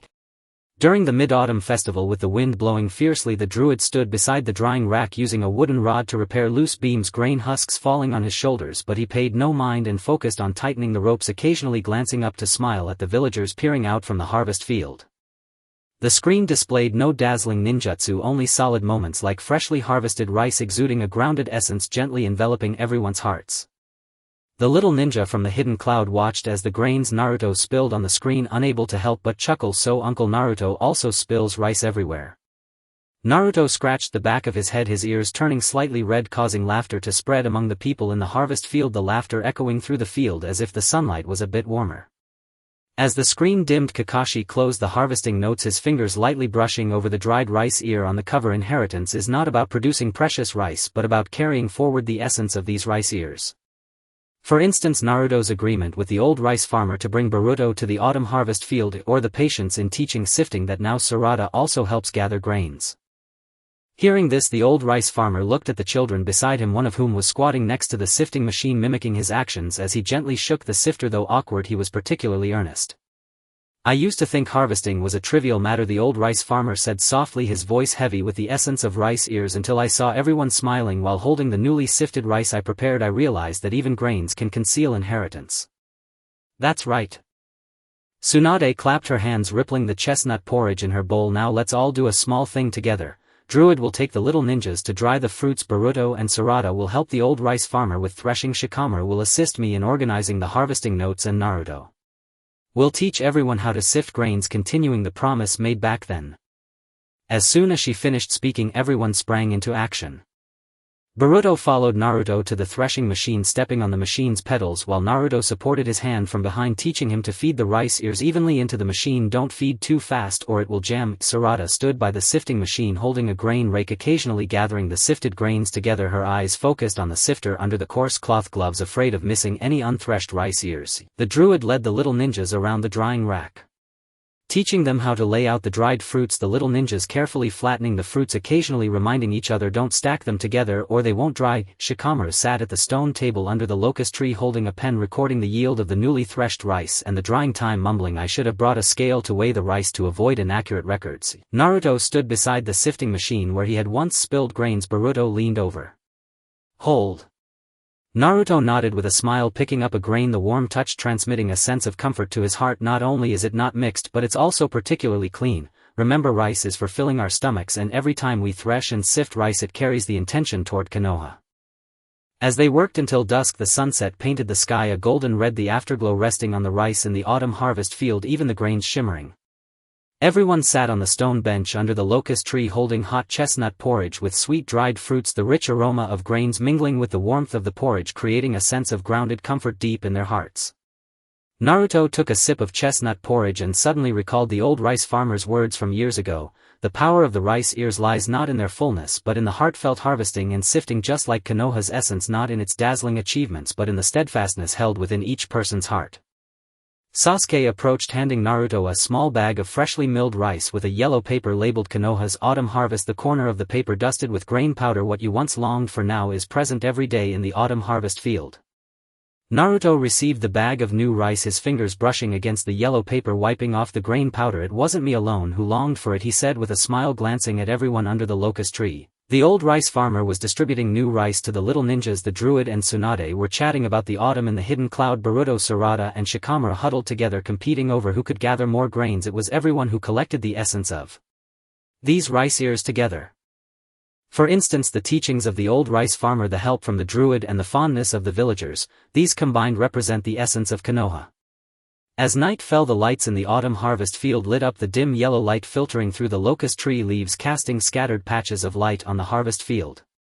Tsunade and Kakashi sat at the stone table flipping through the newly supplemented harvesting notes filled with today's photos. Boruto threshing, Sarada sifting rice, the druid drying fruits, and Naruto teaching how to gather grains, each photo corner dusted with grain powder yet radiating a sense of grounded essence. Next year in late autumn these photos will transform into stories on screen, Kakashi said, pointing at one photo of Boruto smiling while holding new rice, and then new rice and new inheritance will come. Tsunade nodded, gazing at the rice ears on the drying rack. Konoha's autumn harvest field will never be barren and inheritance will never cease.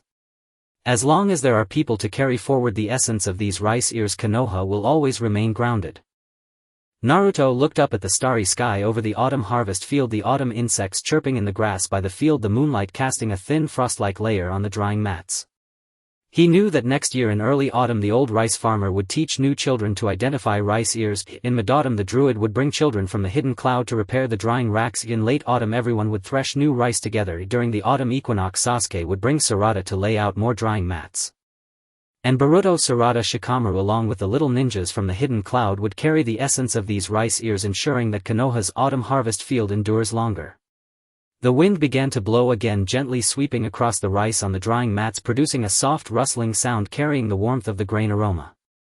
No one felt cold, for everyone knew that as long as the rice in the autumn harvest field was drying, as long as the porridge under the locust tree remained warm, and as long as there were people who remembered the essence of these rice ears, Konoha's inheritance would never be severed. This is Konoha's inheritance, not the glory inscribed on medals but the grounded essence hidden in rice ears, the warmth of the rice held in hand and the time cherished by generations, protected with sincerity. The sound of the threshing machine mingled with the chirping of insects, and the laughter under the locust tree blended with the aroma of grains, weaving the most substantial landscape in the deep autumn of Konoha. In the deep winter the wooden leaves are covered with a light layer of snow, and the warmth of the village's winter room drifts in the air. Simmering soup warms the stove while roasted sweet potatoes fill the bamboo basket. The sounds of villagers adding firewood and rubbing their hands mix with the falling snow, resembling a comforting melody. Naruto sits under the old pine tree beside the warm room, clutching a piece of charred sweet potato skin. The skin still bears the marks of his childhood attempts at roasting potatoes, the burn serving as the warmest memories ignited by the hearth. Dad. You're fiddling with that old sweet potato skin again. Boruto runs over wrapped in a cotton robe, his sleeves dusted with ash, followed by Sarada, who carries a ceramic bowl, and Shikadai, who is hauling firewood. Tsuna Debaba said that today's movie will be shown in the winter room. Even the young ninjas from Iwagakure are coming, bringing roasted chestnuts for us to trade for warm soup. Naruto carefully places the sweet potato skin in the wooden box of the warm room and brushes the ash off Boruto's sleeves. The young ninjas. She actually brought Iwagakure's ninjas to learn how to cook. Just as he finishes speaking, Sakura approaches with a steaming cup of ginger date tea, holding thick cotton gloves for the children. Sasuke follows beside her, shouldering a bundle of dried pine branches. Don't linger outside. Shikamaru has already set up the viewing screen in the center of the warm room. If we wait any longer, we'll miss the villagers' warm winter gathering. As they enter the warm room, a cozy atmosphere envelopes them. The old stove mistress sits beside the stove holding a fire tongue while teaching the gathered children how to add firewood. Young villagers are chopping the wood into small pieces, the dry logs glowing warmly in the firelight. The young ninja Kuratsuchi is demonstrating fire control with roasted chestnuts, while the Iwagakure children curiously gather around the stove, their eyes shining as they peek into the pot of hot soup, occasionally touching the stove's edge before quickly retracting their hands. Look! The screen is lit. Shikadai shouts, pointing at the screen with his snow-dusted fingers, drawing everyone's attention. Tsunade sits on a low stool with a quilted cushion holding a bowl of hot soup, while Kakashi flips through an old copy of Warm Winter Notes, its cover adorned with pressed pine needles, inside which is tucked a note from when Naruto spilled hot soup long ago, illustrated with a little figure sticking out its tongue alongside a stain from the spilled soup. Today's movie has no urgent missions, only warm little stories from the winter room. Tsunade's voice wafts through the snow, steam rising from the bowl of hot soup. Everyone look. This is Naruto's first attempt at cooking, where he stuffed the firewood too tightly and extinguished the flames. The old stove mistress spent an entire afternoon helping him rekindle it. This is Kuratsuchi, who helped us repair the chimney despite the biting cold, and Herace, the old stove mistress, teaching the young ninjas how to roast sweet potatoes, guiding them hand in hand to prevent burning. These may not be grand events, but they embody the warmth of Konoha hidden in every flicker of the hearth. The images on the screen gradually unfold, warm yellow light illuminating every face in the warm room, even softening the sound of falling snow in early winter. The old stove mistress stands beside Naruto at the stove, teaching him to light a fire with pine branches. The branches need to be spread loosely for the flames to thrive. Naruto listens attentively, but his grip is too strong, pressing the branches too tightly, and the flames extinguish just as they appear. The old stove mistress laughs, handing him new branches as they crouch in front of the stove, carefully spreading the branches apart to watch the flames spring back to life, their laughter mixing with the warmth that drifts far away in midwinter as the snow falls heavily. Kuratsuchi stands beside the chimney, clearing the clogged ash with a metal shovel. Snowflakes land on her shoulders, but she doesn't bother to brush them off, focused solely on removing the ash, occasionally nodding to the villagers peering into the W.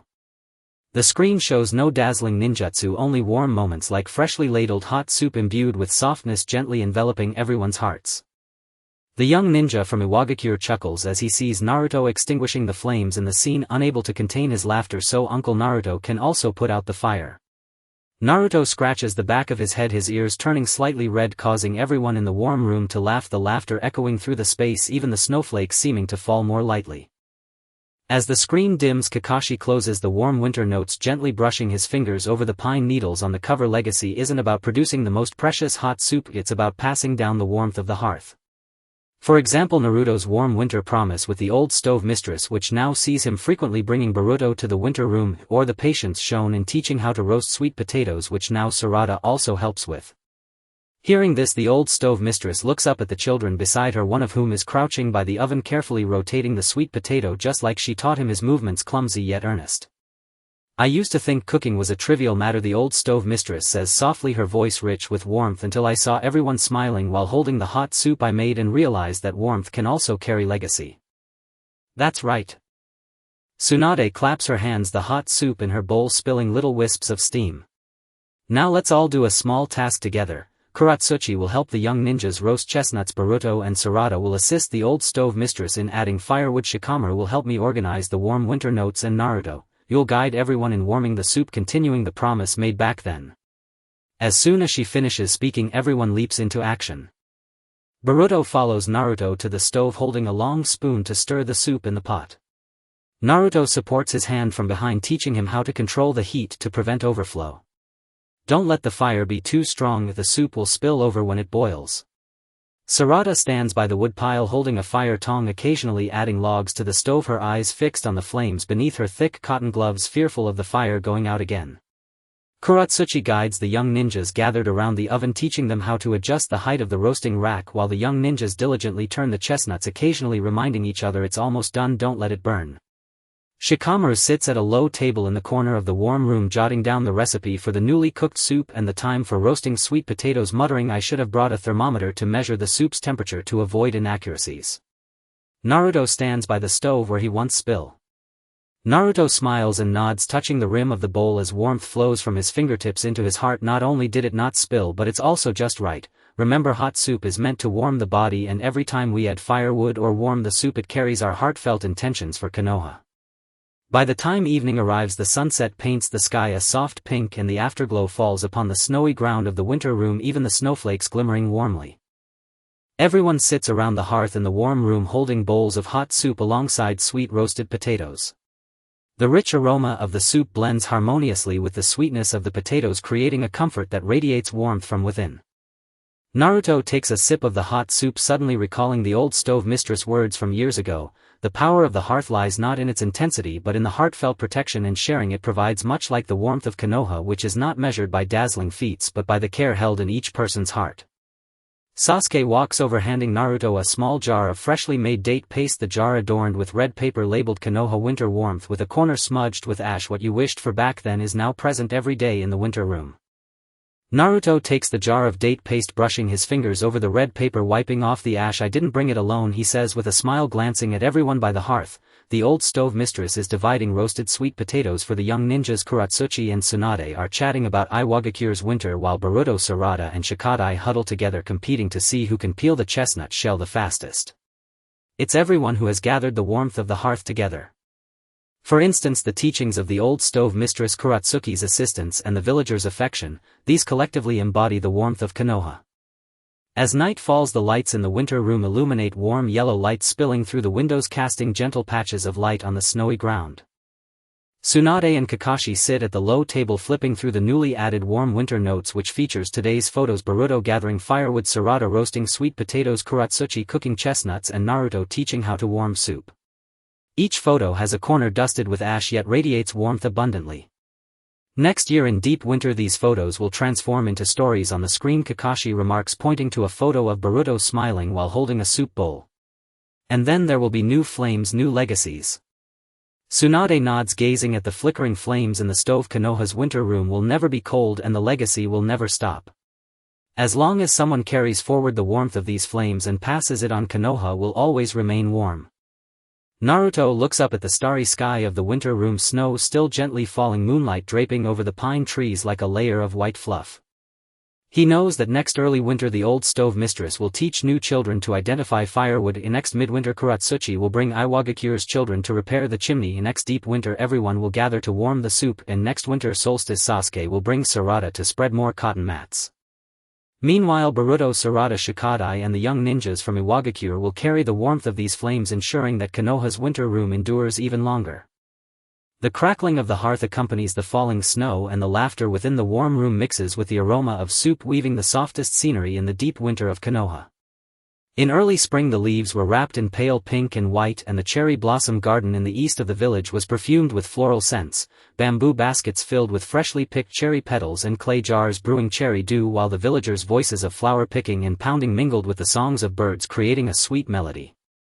Naruto sat under the old cherry tree at the edge of the garden, holding a dried cherry petal in his hand, the edges still bearing the creases from when he accidentally pinched them while learning to brew dew as a child. It was the sweetest mark left by the floral dew. Dad. You're at it again with that old cherry blossom. Boruto ran over in a thin shirt, his sleeves dusted with cherry powder, followed by Sarada carrying a bamboo basket and Mitsuki with a clay jar. Tsunade said the projection is in the cherry blossom garden today. Even Chuji from the hidden mist came bringing mist seaweed honey, saying he wants to trade for our freshly brewed cherry dew. Naruto carefully placed the cherry petals into a wooden box in the garden and helped Boruto brush off the cherry powder from his sleeves. Chuji. He actually brought little ninjas from the hidden mist to learn how to brew dew.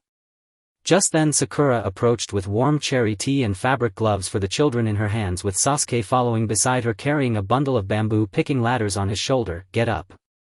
Shikamaru has already set up the viewing screen in the center of the garden, and if we don't hurry we will miss the villagers' cherry blossom dew brewing festival.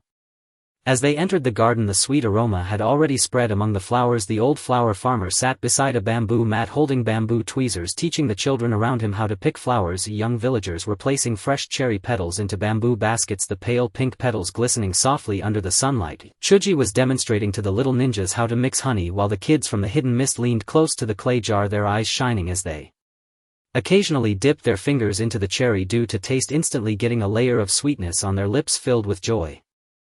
Look! The screen lights up. Mitsuki shouted, holding up the lid of the clay jar pointing towards the screen, and all eyes turned towards it. Tsunade sat on a stone bench cushioned with cotton holding a cup of cherry tea, while Kakashi flipped through an old copy of Cherry Blossom Notes, with a fresh cherry petal stuck on the cover, and inside was a note from when Naruto spilled the cherry dew, depicting a little figure with its tongue out, and the edge of the paper retained the sweet stains of the floral dew. Today's projection has no urgent missions, just the little stories from the cherry blossom garden. Tsunade's voice carried through the birdsong, the cherry tea in her cup swirling with petals. Everyone look, this is Naruto's first attempt at brewing dew, where he smashed the cherry petals too finely and mixed in the residue, and the old flower farmer spent the whole afternoon sifting with him. This is Chuji helping us prune the cherry trees, not stopping his work even in the spring breeze. And this is the old flower farmer teaching the little ninjas to pick flowers, hand in hand, guiding them to differentiate between the ripe and unripe petals. These aren't grand events, but the sweetness of Konoha hidden in every drop of floral dew. The scenes on the screen slowly unfolded, the soft pink light reflecting on everyone's faces in the cherry garden. Even the birdsong seemed to soften a little. In early spring, the old flower farmer held Naruto by the cherry tree, teaching him how to pick flowers with a bamboo basket. Only pick the half-open petals, too old or too young won't do. Naruto listened intently, but his hands weren't fast enough, accidentally picking unripe buds as well. The old flower farmer smiled and helped him pick out the buds, and the two squatted beside the bamboo mat, carefully placing the qualified petals into the clay jar, their laughter mingling with the floral fragrance and drifting far away. In mid-spring, the wind blew gently. Chuji stood beside the cherry tree holding pruning shears to trim the dead branches, with cherry petals falling on his shoulder, yet he paid no mind, focused solely on cutting away the sick branches, occasionally looking up and smiling at the villagers peeking from the gar. The screen displayed no dazzling ninjutsu, only sweet moments like freshly scooped cherry dew, revealing a refreshing sweetness that gently wrapped around everyone's hearts. The little ninja from the hidden mist laughed as he watched Naruto mix the residue into the cherry juice. So Uncle Naruto can mess up the cherry petals too? Naruto scratched the back of his head, his ears turning slightly red, eliciting laughter from everyone in the cherry garden, the laughter spreading through the garden. Even the sunlight seemed to soften a little. As the screen dimmed, Kakashi closed the Cherry Blossom Notes, lightly brushing his fingers over the cherry petal on the cover. Inheritance isn't about producing precious dew, but about passing on the sweetness of these floral dews. For instance, Naruto's agreement with the old flower farmer about brewing dew, where he now often brings Boruto to the cherry blossom garden, or the patience the old flower farmer taught in picking flowers. Now Sarada can help select petals too. Hearing this, the old flower farmer looked up at the children beside him, one of whom was squatting next to the bamboo basket, mimicking him as he carefully picked out the petals with tweezers. Though the movements were clumsy, he was particularly earnest. I used to think brewing dew was a small matter, the old flower farmer said softly, his voice carrying the warmth of floral dew, until I saw everyone smiling with the cherry dew I brewed. I realized that the floral dew can also hold inheritance. That's right. Tsunade clapped her hands, causing the cherry tea in her cup to swirl with tiny fragments of petals. Now let's do something small together. Chuji will help the little ninjas mix the seaweed honey. Boruto and Sarada will assist the old flower farmer in picking flowers. Shikamaru and I will organize the cherry blossom notes, and Naruto will teach everyone how to brew dew, continuing the promises made back then. As soon as she finished speaking, everyone immediately sprang into action. Boruto followed Naruto to the cherry tree, stepping on the bamboo ladder to reach for the flowers, while Naruto supported his waist from behind, teaching him to only pick the half-open petals. Don't touch the buds, they can bloom next year. Sarada stood by the clay jar holding a bamboo sieve, occasionally sifting the picked petals for impurities, her eyes focused on the petals under the fabric gloves, afraid to mix in any dead branches. Chuji gathered the little ninjas around the bamboo mat.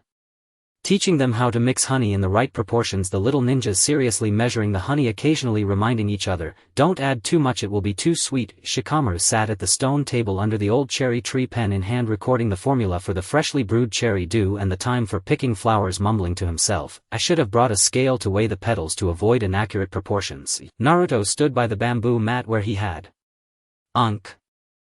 Naruto nodded with a smile, dipping his finger into the cherry dew to taste it, the refreshing sweetness spreading through his heart. Not only is there no residue, but it's just the right sweetness. Remember, cherry dew is meant to nourish the heart. Every flower picked, every dew brewed carries the intention for Konoha.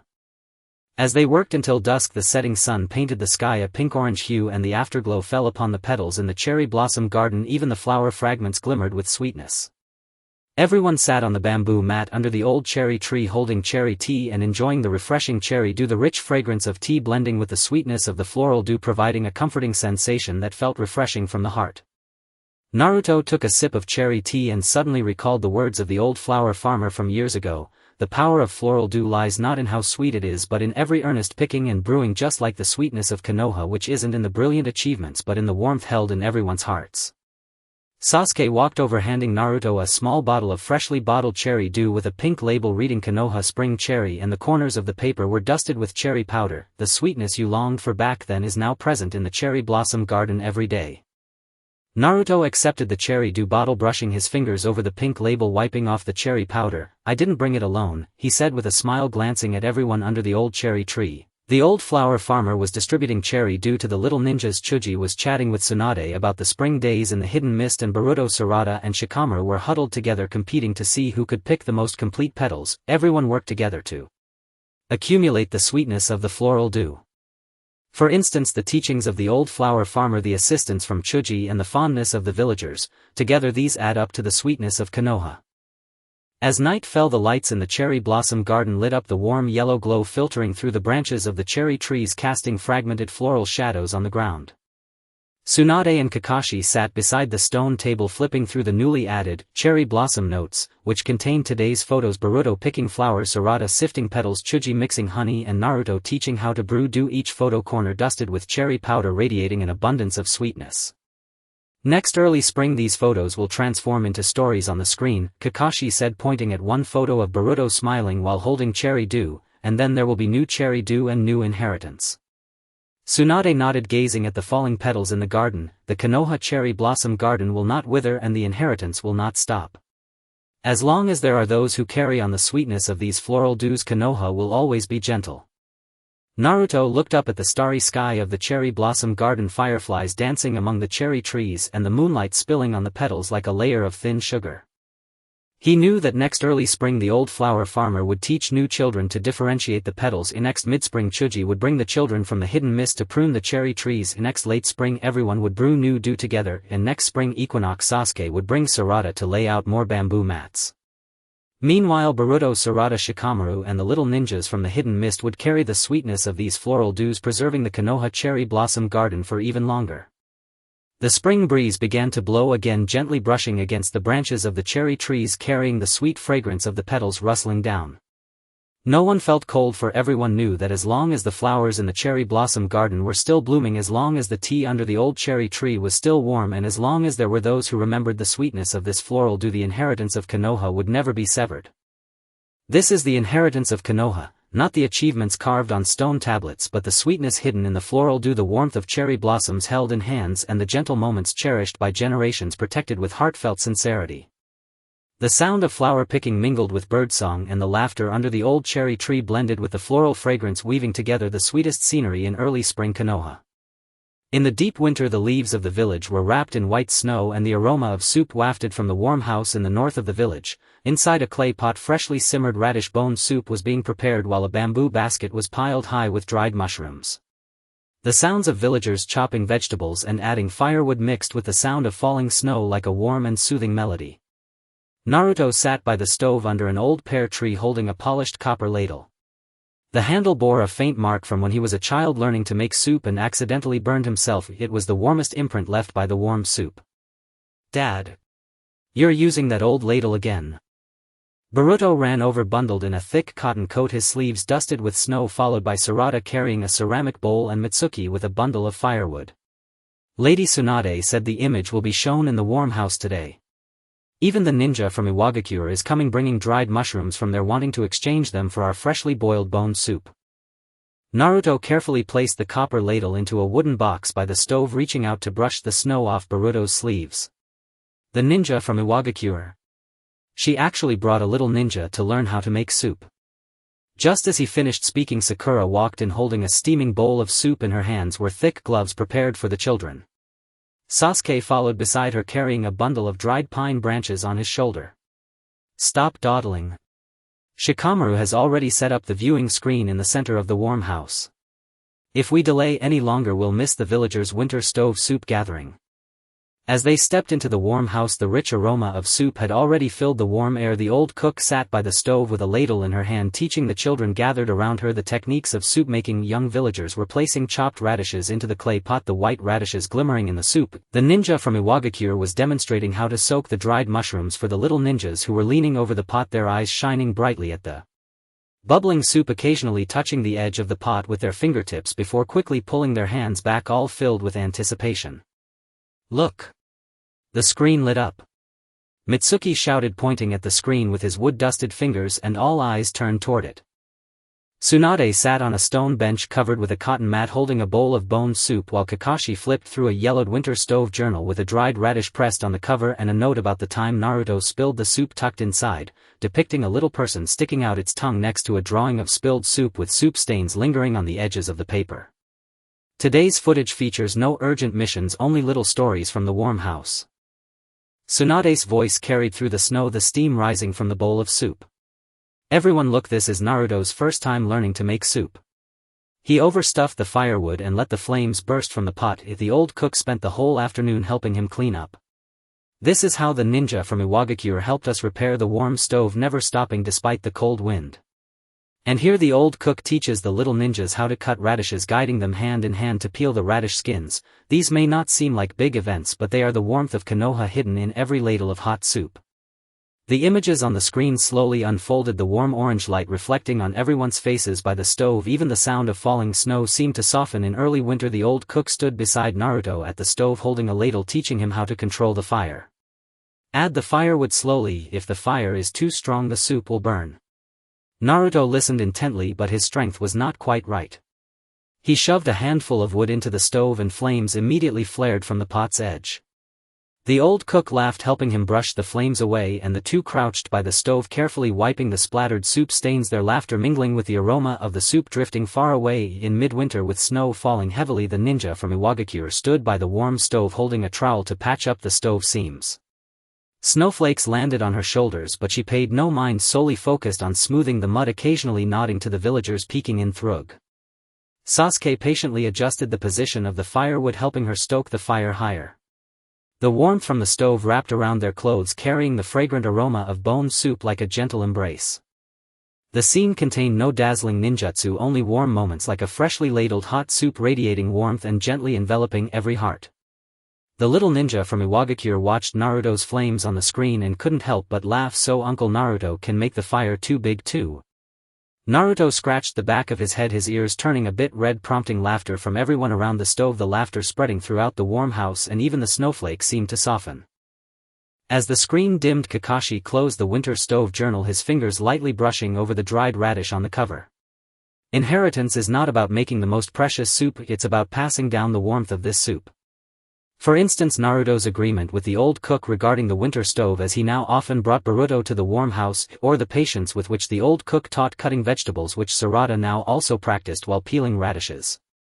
Upon hearing this, the old cook looked up at the children beside her, one of whom was squatting by the cutting board imitating her as he cut the radish, his movements awkward yet earnest. I used to think making soup was a small matter, the old cook said softly, her voice carrying the warmth of the soup. Until I saw everyone smiling as they held the soup I made, I realized that warmth can also conceal inheritance. That's right. Tsunade clapped her hands and the soup in her bowl rippled with tiny flecks of oil. Now let's do something small together. Black soil will help the little ninjas soak the mushrooms. Boruto and Sarada will assist the old cook in cutting the radishes. Shikamaru and I will organize the winter stove journal, and Naruto will lead everyone in learning how to make bone soup, continuing the agreement from back then. As soon as she finished speaking, everyone immediately sprang into action. Boruto followed Naruto to the stove, gently stirring the soup with the ladle he held. Naruto supported his hand from behind, teaching him to stir clockwise to prevent it from sticking. Stir slowly and the soup will taste fresh. Sarada stood by the cutting board holding a knife, occasionally placing the chopped radishes into the clay pot. Her eyes focused on the radishes under the thick gloves, afraid of cutting them too small. Black Soil gathered the little ninjas around a basin of water, teaching them to soak mushrooms in warm water. The little ninjas meticulously squeezing water from the mushrooms, occasionally reminding each other, don't soak too long or they'll become mushy. Shikamaru sat at the stone table under the pear tree with a pen, jotting down the new soup recipe and firewood quantities in his notes, muttering to himself, I should have brought a thermometer to measure the soup temperature to avoid inaccuracies. Meanwhile, Naruto stood by the stove where he had once SPI. Naruto smiled and nodded, touching the soup bowl, the warmth flowing from his fingertips to his heart. It's not burnt at all and it's just the right flavor. Remember, warm soup is meant to warm people, and each time you add firewood, each time you simmer it, carries the intention for Konoha. By evening the setting sun tinted the snow a soft pink, the afterglow falling on the windows of the warm house. Even the snowflakes glimmered with warm light. Everyone sat together on the cotton mats under the pear tree, holding bowls of soup and enjoying soft rice cakes. The fresh taste of the soup mingled with the aroma of the cakes, filling them with warmth from deep within. Naruto took a sip of the bone soup and suddenly recalled what the old cook had said back then. The power of warm soup lies not in how hot it is, but in the heartfelt cooking and sharing each time, just like the warmth of Konoha, which is not about dazzling feats but the sense of stability in everyone's hearts. Sasuke approached, handing Naruto a small jar of freshly cooked bone soup, the jar labeled with red paper saying Konoha Winter Stove, with a bit of soup stain on the corner. The warmth you longed for back then is now present in the warm house every day. Naruto accepted the jar, his fingertips brushing over the red paper and wiping off the soup stain. It wasn't just me wishing for it, he said with a smile, his gaze sweeping across everyone under the pear tree. The old cook was serving soup to the little ninjas. Black Soil and Tsunade were chatting about Iwagakure's winter, while Boruto, Sarada and Shikamaru huddled together, competing to see who could cut the radishes more evenly. It's everyone who has gathered the warmth of this soup together.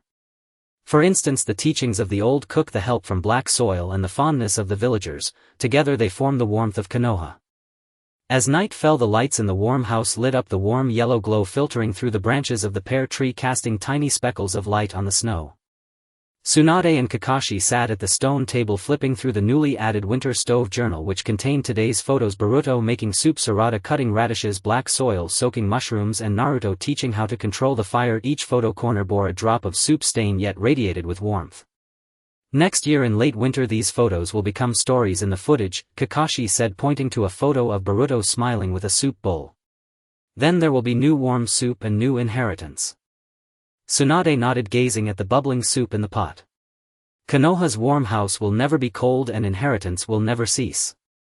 As long as there are people to carry on this warmth, Konoha will always be safe.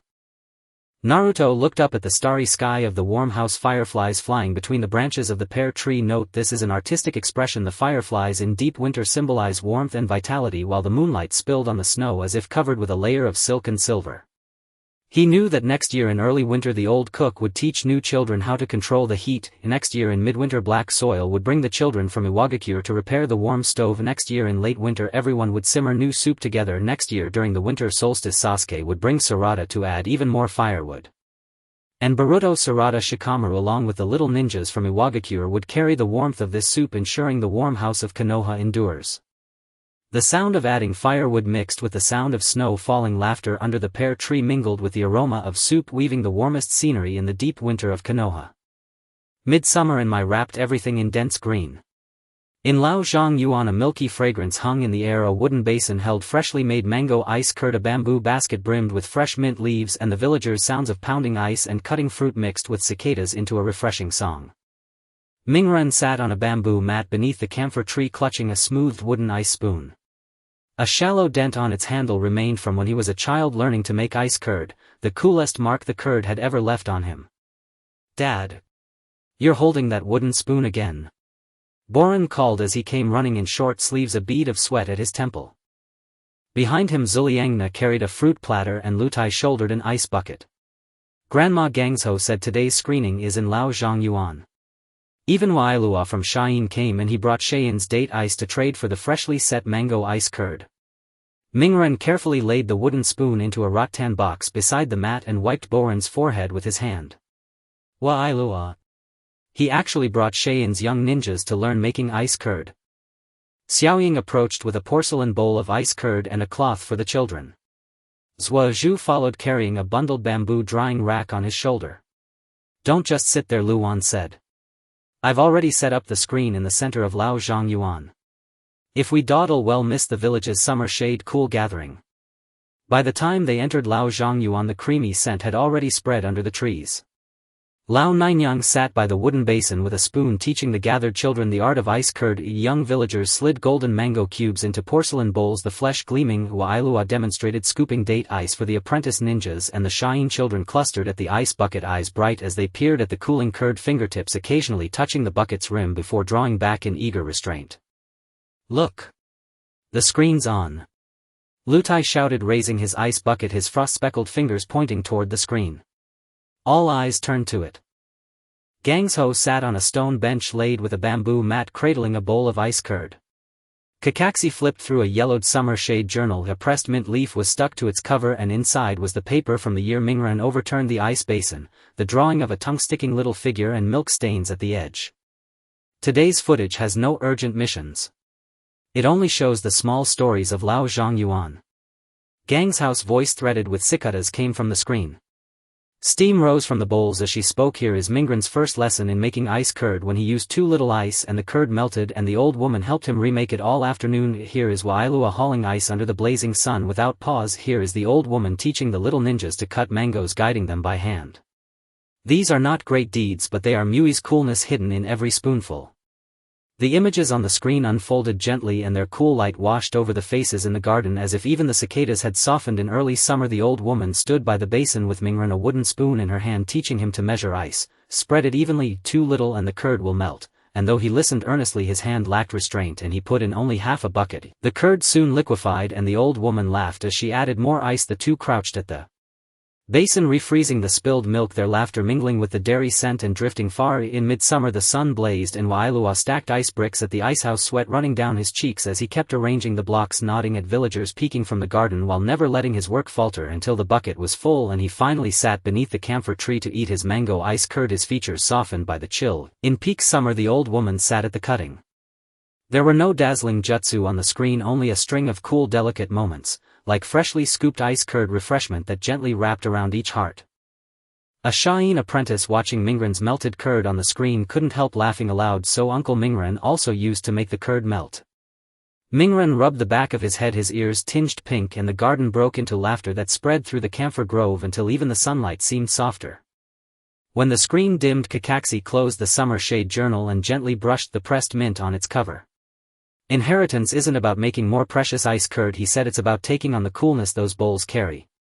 Like Mingren's summer pact with the old woman, now he often brings Boren to Lao Zhangyuan. Like the old woman's patient teaching, now Zuliangna helps remove the mango pits. Hearing this, Lao Ninyang looked up at the children gathered around her. One of them squatted by the cutting board, mimicking her clumsy but earnest in every motion. I used to think making ice curd was a small thing, Lao Ninyang said softly, her voice carrying the curd's freshness. Until I saw everyone smiling with what I made and realized even ice curd can hide an inheritance. Exactly. Gangsho exclaimed, clapping her hands as the curd in her bowl rippled with tiny milky bubbles. Now let's do a small thing together. Wa'ilua will teach the young ninjas to make date ice. Boren and Zuliangna will help Lao Ninyang cut mangoes. Luan will organize the summer shade journal with me, and Mingren will teach everyone to make mango ice curd and carry on that old promise. No sooner had she spoken than everyone set about their tasks. Boren followed Mingren to the wooden basin and laid ice into it while Mingren guided his hands from behind, showing him how to spread the ice evenly. Use more ice so the curd won't melt. Zuliangna stood at the cutting board with a fruit knife, dropping neatly cut mango cubes into a porcelain bowl, her eyes under the cloth fixed on the flesh for fear of wasting a single piece. Wa'ilua gathered the Shine apprentices around the ice bucket and taught them the proportions of date paste to crushed ice. They stirred with concentration, warning each other, don't mix it too thin or it will become syrup. Luan sat at the wooden table under the camphor tree with a pen, noting down the new recipes and ice quantities, muttering, I should have brought a thermometer to measure ice temperature so I wouldn't have to guess. Mingren stood by the bamboo mat where he had once toppled the basin. Boren came close holding up his newly made bowl. Dad, look at mine, it's not melted right. Mingren smiled and scooped a spoonful to taste. A coolness ran from his tongue to his heart. Not only unmelted, it's perfectly chilled. Remember, ice curd is meant to beat the heat. Every cut of fruit, every freeze holds the feelings we have for Mai. By evening the sun had painted the sky orange. The afterglow lay on the leaves of Lao Zhang Yuan, and even the drifting patches of light seemed imbued with coolness. They gathered on bamboo mats beneath the camphor tree, bowls in hand and crisp mint biscuits at the ready. The curd's chill mingled with the biscuit's aroma, a comfort that seeped through to the bones. Mingren took a bite and the old woman's words returned to him. The power of the curd lay not in how cold it could be but in the care taken to make and share it. Like Mui's coolness, its worth was not in dazzling feats but in the quiet steadiness it brought to each heart. Zhuozhu came over and handed Mingren a small jar of freshly packed mango ice curd, its lid affixed with a green label that read, "My Summer Shade," the corner smudged with milk. "The coolness you longed for back then," he said, "now fills Lao Zhang Yuan every day." Mingren took the jar and wiped the milk stain from the label with his fingertip. "It wasn't just my longing," he replied, smiling as his gaze swept over everyone beneath the camphor tree, Lao Ninyang handing bowls to the little ninjas while Ailua and Gangzhou chatting about Shine Summers. Boren, Zuliangna and Luwan huddled together comparing who cut the most even mango cubes. "We all gathered this coolness together. For example, Lao Nanyang's teaching, Wa Ailuo's help and the villagers' fondness, all of these add up. That is Mui's coolness." When night fell, the lanterns in Lao Zhang Yuan glowed. Warm yellow light sifted through the camphor branches and cast a scatter of leaf shadows across the ground. Gangzhou and Kakaxi sat at the wooden table poring over the newly updated Summer Shade journal. Today's photographs were pasted inside. Boren laying ice, Zuliangna cutting fruit, Wailua making ice, Mingren teaching curd, each corner stained with a drop of milk yet filled with that very coolness. "By next midsummer these photographs will become the stories on the screen," Kakaxi said, tapping a picture of Boren smiling over his bowl. "And then there will be new ice curds and a new inheritance." Gangzhou nodded and looked at the solidified curd in the basin. "Lao Zhang Yuan and Mai will never be warm and the inheritance will never stop. As long as someone takes on and passes along the coolness of these bowls, Mai will remain at peace." Mingren looked up at the starry sky above Lao Zhang Yuan. Fireflies danced among the branches and moonlight lay on the leaves like a veil of silver. He knew that next year in early summer Lao Ninyang would teach new children how to gauge the ice. In midsummer Wailua would bring Sheyan's kids to haul ice. In peak summer everyone would make new curds together, and at the summer solstice Zhuozhu would bring Zuliangna to lay more bamboo trays. Boren, Zuliangna, Luwan and the Shine apprentices would carry this coolness with them and keep Lao Zhang Yuan for even longer. The sound of pounding ice and the cicadas' chorus laughter beneath the camphor tree and the milk-scented air, in Mui's midsummer they wove the most refreshing of scenes. In the late autumn the wooden leaves were dyed in golden hues and the fragrant smell of rice wafted beside the rice fields in the west of the village. Glutinous rice was being pounded in the stone mortar while roasted osmanthus flowers were laid out in a bamboo sieve. The sounds of villagers pounding rice and sifting flour mingled with the rustling of the rice ears in the wind, creating a rich melody. Naruto sat on an old pile of grain beside the rice field holding a smooth wooden pestle in his hand. The pestle still bore shallow marks from when he clumsily learned to make rice cakes as a child, remnants of the most fragrant memories. "Dad. You're playing with that pestle again." Boruto ran over in a thin jacket, his pants dusted with rice husks, followed by Sarada carrying a rice sieve and Demon with a bamboo basket. Tsunadebaba said the screening will be by the rice fields today. Even the druid from the Cloud Village came bringing with him chestnut cakes from the Cloud Village, saying he wants to trade them for the freshly made osmanthus rice cakes. Naruto carefully placed the pestle into a cloth bag beside the grain pile and helped Boruto brush off the rice husks from his pants. The druid. He actually brought Cloud Village's little ninjas to learn how to make rice cakes. Just as he finished speaking, Sakura approached with a ceramic plate filled with rice cakes, also carrying a pair of coarse cloth gloves prepared for the children. Sasuke followed beside her carrying a bundle of bamboo racks for drying rice cakes on his shoulder. "Stop sitting around. Shikamaru has already set up the viewing screen in the middle of the rice field. If we delay any longer we will miss the villagers' autumn harvest festival."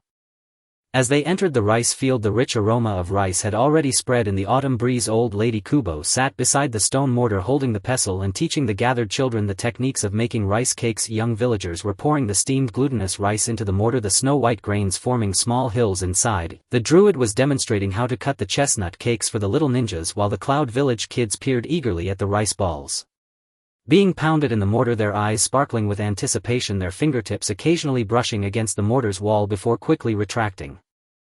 "Look! The screen has lit up!" Demon shouted, raising the bamboo basket, his fingers dusted with rice particles pointing towards the screen, and all eyes turned towards it. Tsunade sat on a straw-matted stone bench holding a piece of rice cake while Kakashi flipped through a yellowed Akita journal, the cover adorned with a pressed rice ear which contained a note from when Naruto had accidentally knocked over the mortar, illustrating the rice balls scattered on the rice field accompanied by a little stick figure sticking out its tongue with rice stains on the edge of the paper. Today's footage has no urgent missions, just small stories from beside the rice fields. Tsunade's voice wrapped in the sound of rice ears carried over her rice cake fragrant with osmanthus. "Everyone look, this is Naruto's first time learning to make rice cakes. He used too much force and splattered the rice balls. Old Lady Kubo helped him clean up for an entire afternoon. This is the druid helping us harvest rice back in the day, not once stopping his work despite the autumn breeze. And here is Old Lady Kubo teaching the little ninjas how to sift rice flour, guiding them hand in hand to filter out the coarse grains. These may not be grand events, but they are the essence of Konoha hidden in every piece of rice cake." The images on the screen slowly unfolded, the warm yellow light reflecting on everyone's faces in the rice field. Even the wind seemed to soften in early autumn. Old Lady Kubo stood beside Naruto at the stone mortar, teaching him how to control the strength of the pestle, lift gently and drop slowly. If too strong, the rice will splash. Naruto listened earnestly, but his strength was still off as he pounded down. The rice balls splattered out of the mortar. Old Lady Kubo laughed and helped him scrape the rice back together as they squatted beside the mortar, picking up the scattered rice grains little by little, their laughter mingling with the fragrant aroma drifting far away. In mid-autumn, with the rice ears swaying happily, the druid stood in the rice field holding a sickle to cut the rice ears, the rice leaves scraping his hand, but he paid no mind, focusing on bundling the rice, occasionally nodding at the villagers peering from the rice field, his hands never stopping until there were no dazzling ninjutsu in the scene, only fragrant moments like freshly made rice cakes exuding a rich aroma that gently wrapped around everyone's hearts. The little ninjas from the Cloud Village watched Naruto picking up rice grains on the screen and couldn't help but laugh. "So Naruto also spills rice balls." Naruto scratched the back of his head, his ears turning slightly red, which made everyone in the rice field laugh, and the laughter spread beside the rice fields. Even the sunlight seemed to warm up a bit. When the screen dimmed, Kakashi closed the Akita journal, his fingers gently brushing over the rice ears on the cover. Inheritance isn't about making precious cakes, it's about carrying forward the rich aroma of these rice cakes. For example, Naruto's promise with Old Lady Kubo about Akita. Now he often brings Boruto to the rice fields, and the patience Old Lady Kubo showed while teaching how to sift flour. Now Sarada can help filter out the coarse grains. Hearing this, Old Lady Kubo looked up at the child beside her, one of whom was squatting beside the bamboo sieve trying to sift rice flour like her. Though the movements were clumsy, he was particularly earnest. "In the past I thought making rice cakes was a trivial matter," Old Lady Kubo said softly, her voice heavy with the aroma of rice. "It wasn't until I saw everyone smile while holding the cakes I made that I realized the tradition could also be hidden within the rice cakes." "You're right." Tsunade clapped her hands, scattering fragments of osmanthus from the rice cake. "Now let's do something small together. Druid will make chestnut cakes with the little ninjas, Boruto and Sarada will help Old Lady Kubo pound glutinous rice, and Shikamaru and I will organize the Akita journal, while Naruto will lead everyone in making osmanthus rice cakes to fulfill the promise made back then." As soon as the words fell, everyone immediately sprang into action. Boruto followed Naruto to the stone mortar, gripping the wooden pestle to pound glutinous rice. Naruto supported his hand from behind, teaching him to lift gently and drop slowly to control the strength, pound slowly so the rice balls are fine enough. Sarada stood by the bamboo sieve holding a wooden spoon, occasionally pouring the finely ground rice flour into the sieve, her eyes focused under the coarse cloth gloves, afraid of missing any coarse grains. The druid gathered the little ninjas from the Cloud Village around the wooden table, teaching them to mix chestnut paste and flour in proportion, the little ninjas diligently kneading the dough, occasionally reminding each other, "Don't knead too hard, it will affect the texture."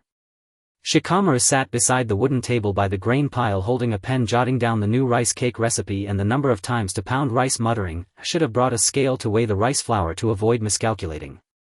Naruto stood Naruto nodded with a smile, breaking off a piece to taste. The rich aroma flowed to his heart along his tongue. Not only did it not spill, but it's just fragrant enough. Remember, rice cakes are for celebrating the harvest. Every time you pound rice and mix flour, it carries the heartfelt essence of Konoha. By the time they finished in the evening, the sunset had dyed the rice fields a golden red, the afterglow resting on the bamboo trays in the rice field. Even the scattered rice husks glimmered. Everyone sat around the straw mats beside the grain pile holding rice cakes while enjoying sweet rice ear tea. The fragrance of the rice cakes mingled with the sweetness of the tea, providing a satisfying comfort that seeped from the heart. Naruto took a bite of the rice cake and suddenly recalled old Lady Kubo's words from years ago. The power of rice cakes lies not in how fragrant they are, but in each heartfelt creation and sharing, just like the rich aroma of Konoha, which is not in the dazzling achievements but in the solid feelings within everyone's hearts. Sasuke walked over, handing Naruto a small box of freshly packaged osmanthus rice cakes, the box adorned with yellow paper labeled Konoha Akita with a few rice particles stuck at the corners. The rich aroma you were looking forward to back then is now present every day beside the rice fields. Naruto took the paper box, his fingertips brushing over the yellow paper, wiping off the rice particles. It wasn't just me who was looking forward to it, he said with a smile, his gaze sweeping over everyone beside the grain pile. Old Lady Kubo was distributing rice cakes to the little ninjas. The druid was chatting with Tsunade about the autumn of the Cloud Village. Boruto and Sarada along with Demon huddled together, competing over who could pound the glutinous rice finer. It's everyone who has gathered the rich aroma of rice cakes together. For instance, old Lady Kubo's teachings, the druid's assistance, the villagers' fondness, these add up to form the rich aroma of Konoha.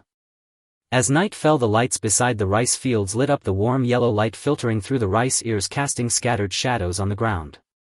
Tsunade and Kakashi sat at the wooden table flipping through the newly added Akita journal, which contained photos from today. Boruto pounding rice, Sarada sifting flour, the druid making cakes, and Naruto teaching how to make cakes, each photo's corner dusted with rice particles yet emanating a full rich aroma. Next year in late autumn these photos will turn into stories in the footage, Kakashi said, pointing to a photo of Boruto smiling while holding a rice cake. Then there will be new rice cakes and new traditions. Tsunade nodded, gazing at the finely ground rice balls in the mortar. The rice fields of Konoha will not become barren, nor will the tradition cease. As long as there are people to carry forward the rich aroma of these rice cakes, Konoha will always remain solid. Naruto looked up at the starry sky beside the rice fields, fireflies dancing among the rice ears, the moonlight spilling over the rice fields like a layer of golden silk. He knew that next year in early autumn old Lady Kubo would teach new children how to control the pestle. In next year in mid-autumn the druid would bring the children from the Cloud Village to harvest rice. In next year in late autumn everyone would come together to make new cakes, and next year during the autumn equinox Sasuke would take Sarada to lay out more bamboo trays. And Boruto, Sarada, Demon along with the little ninjas from the Cloud Village would carry the rich aroma of these rice cakes, ensuring that Konoha's rice fields remain cherished for a long time. The sound of pounding rice accompanied by the rustling of rice, the laughter beside the grain pile mingling with the fragrance wove together the most aromatic scenery in the deep autumn of Konoha. Lanterns adorned every branch of the plum trees in Konoha on the Lantern Festival. Sweet fragrance drifted across the village square. Sesame-filled tangyuan simmered in bronze cauldrons, finely ground peanut paste dried on bamboo trays, and the rhythmic sounds of villagers kneading dough, adding sugar, and children's laughter wove together into a melody rich with sweetness. Naruto sat on a stone bench beside a lantern frame, cradling a smooth wooden kneading board worn glossy by years of use. The faint grooves along its edge were marks he'd carved as a child, learning to shape tangyuan, the sweetest imprint the festival had ever left upon him. "Dad, you're fiddling with that wooden kneading board again." Boruto sprinted over, clutching a paper lantern, his hem dusted with sugar crystals. Sakura stood behind him balancing a bowl of filling while Shikadai carried the heavy bronze cauldron. Tsunade Bakken said tonight's footage will be screened in the square, and even Chojuro from Kirigakure has come bringing red bean tangyuan from Kirigakure to trade for our freshly boiled sesame ones. Naruto carefully slipped the wooden board into a cloth bag beside the lantern frame and reached out to wipe sugar crystals from Boruto's hem. Chojuro. He actually brought young Kirigakure Shinobi to learn how to shape tangyuan. Sakura approached holding a celadone bowl brimming with tangyuan and carrying cotton gloves for the children. Sasuke followed closely, shoulders bearing a bundle of bamboo drying racks. "Stop sitting around," Shikamaru's already erected the projection screen at the square's center. "If we delay any longer we'll miss the village's Lantern Festival reunion gathering." As they entered the square the rich sweetness had long since diffused through the lantern-lit air. Obasan, the village's elder confectioner, sat beside the dough station shaping glutinous rice balls while teaching gathered children the delicate art of tangyuan making. The young villagers rolled portion dough into perfect spheres, their white orbs gleaming softly in their palms. Chojuro demonstrated red bean tangyuan preparation to young Kirigakure Shinobi, who leaned eagerly over the cauldron, eyes wide as the tangyuan rose to the surface, fingers hovering near the rim before darting back brimming with anticipation. "Look! The screen's lit!" Shikadai shouted, lifting the bronze cauldron high, sugar-speckled fingers pointing toward the screen. Every gaze instantly converged there. Tsunade sat atop a stone stool cushioned with thick cotton cradling her bowl of tangyuan. Kakashi sat beside her turning the brittle pages of a yellow journal titled The Lantern Festival Compendium, its cover adorned with a pressed osmanthus blossom, and inside, folded between pages, was the very scrap of paper Naruto had scribbled as a boy, a crushed tangyuan smeared across the surface beside which he'd drawn a little stick figure, tongue out, its edges still faintly stained with sesame paste. Tonight's footage holds no urgent mission, only small stories unfolding across this very square. Tsunade's voice, warm and resonant amid the laughter carried over the steam rising from her bowl. Watch closely. This is Naruto's first attempt at shaping tangyuan. He overfilled the wrapper, bursting it open. Obasan stayed with him all afternoon, guiding his hands as they rewrapped each one. This is Chojuro hanging lanterns for us years ago, wind whipping his robes yet never halting his steady hands. And here is Obasan teaching young shinobi to knead dough, guiding their palms until resilience bloomed beneath their fingertips. These are not grand deeds, but they are Konoha's sweetness folded one by one into every tangyuan. The projection screen glowed warmly, casting amber light across every face in the square, so gently that even the wind seemed to soften. On the eve of the Lantern Festival, Obasan stood beside Naruto at the dough station holding a mound of glutinous rice in her palm as she taught him portion control. Never overfill the wrapper or it will burst. Naruto listened intently, yet his small hands faltered. A squeeze sent sesame paste oozing forth. Obasan laughed, helping him patch the wrapper, and together they knelt by the board mending each flawed tangyuan, laughter and sweetness spiraling far beyond the square. On lantern night itself, lanterns burned with golden warmth. Chojuro stood beside the frame hoisting lanterns onto ropes as night wind flapped his sleeves. He never paused to adjust them, only focused on aligning each light with quiet precision. Glancing up, he nodded to villagers peering out from the square, hands never ceasing their work until every lantern hung true. Then Aki. There were no dazzling jutsu in these images, only moments drenched in quiet sweetness like freshly boiled tangyuan, tender luminous wrapping gently around every heart. A young Kirigakure shinobi watching Naruto mend his burst tangyuan burst into laughter, so even Uncle Naruto used to break his tangyuan. Naruto scratched the back of his head, ears flushing faintly pink, prompting waves of laughter across the square, rippling through the lantern glow until even the air tasted sweeter. As the screen dimmed, Kakashi closed the Lantern Festival Compendium, fingertips brushing the pressed osmanthus on its cover. Tradition isn't about crafting the most exquisite tangyuan, it's about receiving their sweetness and passing it forward. Like Naruto's Lantern Festival vow with Obasan, now renewed each year as he brings Boruto to the square. Or like Obasan's patient instruction in kneading dough, now echoed in Sarada's own careful hands as she shapes resilient wrappers. Obasan lifted her gaze to the children beside her, one crouched beside the dough board earnestly imitating her motions, clumsy yet wholly devoted. I once thought shaping tangyuan was trivial, she murmured, her voice soft as steamed sweetness, until I saw everyone smiling as they held my tangyuan, and realized tradition could dwell within them too. Exactly right. Tsunade clapped her hands, sending tiny droplets of sugary syrup shimmering from her bowl. Now let's do something small together. Chojuro guide the young Kirigakure shinobi in making red bean tangyuan. Boruto and Sarada assist Obasan with kneading dough. Shikamaru help me update the Lantern Festival Compendium, and Naruto, you'll teach everyone how to shape sesame tangyuan, continuing the promise you made so long ago. No sooner had she spoken than everyone sprang into motion.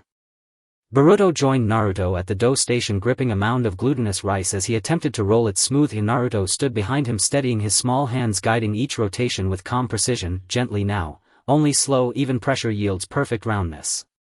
Sarada stood beside the filling bowl, spoon in hand, carefully ladling sesame paste into wrappers, her eyes shielded by cotton gloves fixed intently on the measure, wary of adding too much or too little. Chojuro gathered the Kirigakure children around the bronze cauldron, instructing them on heat control as they watched the bubbling surface with rapt attention, whispering reminders to one another. Wait until they float, then cook a moment longer, they must be fully set. Shikamaru sat at the wooden table beside the lantern frame, pen in hand, transcribing new recipes and boiling times into the journal, muttering, should have brought a timer, I'd avoid overcooking altogether. And Naruto stood once more beside the very boar. Naruto smiled and nodded, plucking one up to taste, the sweetness blooming across his tongue traveling straight to his heart, not only unbroken, but perfectly sweet. Remember, Tangyuan exists for reunion. Every need, every fold, every sealed wrapper carries Konoha's heart within it. By midnight, moonlight gilded the lantern's silver, casting their glow upon the bronze cauldron, so that even the rising steam shimmered with sweetness. They gathered on cotton-cushioned stone benches, bowls cradled in their palms, sipping fragrant osmanthus syrup alongside the tender Tangyuan, the mingled sweetness settling deep within, warming them from the core outward. Naruto bit into a Tangyuan, and suddenly recalled Obasan's words from long ago: the power of Tangyuan lies not in how sweet they are but in the care poured into every step of their making and sharing, just as Konoha's sweetness does not reside in dazzling achievements but in the quiet, enduring sense of belonging held in every heart. Sasuke approached, handing Naruto a small box of freshly packed sesame Tangyuan, its lid wrapped in pink paper stamped with Konoha Lantern Festival, a speck of sesame paste clinging to one corner. The sweetness you once longed for, it's here now, every single day in this square. Naruto took the box, fingertips grazing the pink paper and brushing away the sesame speck. It wasn't just me who waited for it, he said, smiling as his gaze swept across the circle, Obasan dividing Tangyuan among the children, Chojuro and Tsunade exchanging stories of Kirigakure's Lantern Festival, Boruto, Sarada and Shikamaru huddled together, playfully competing to see whose Tangyuan was roundest. We all gathered this sweetness, piece by piece, year after year.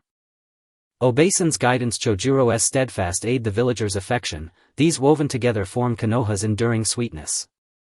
As night deepened, the square's lanterns burned warmer still, bathing every smiling face in amber light, casting shadows on the ground that merged seamless and whole into the shape of reunion.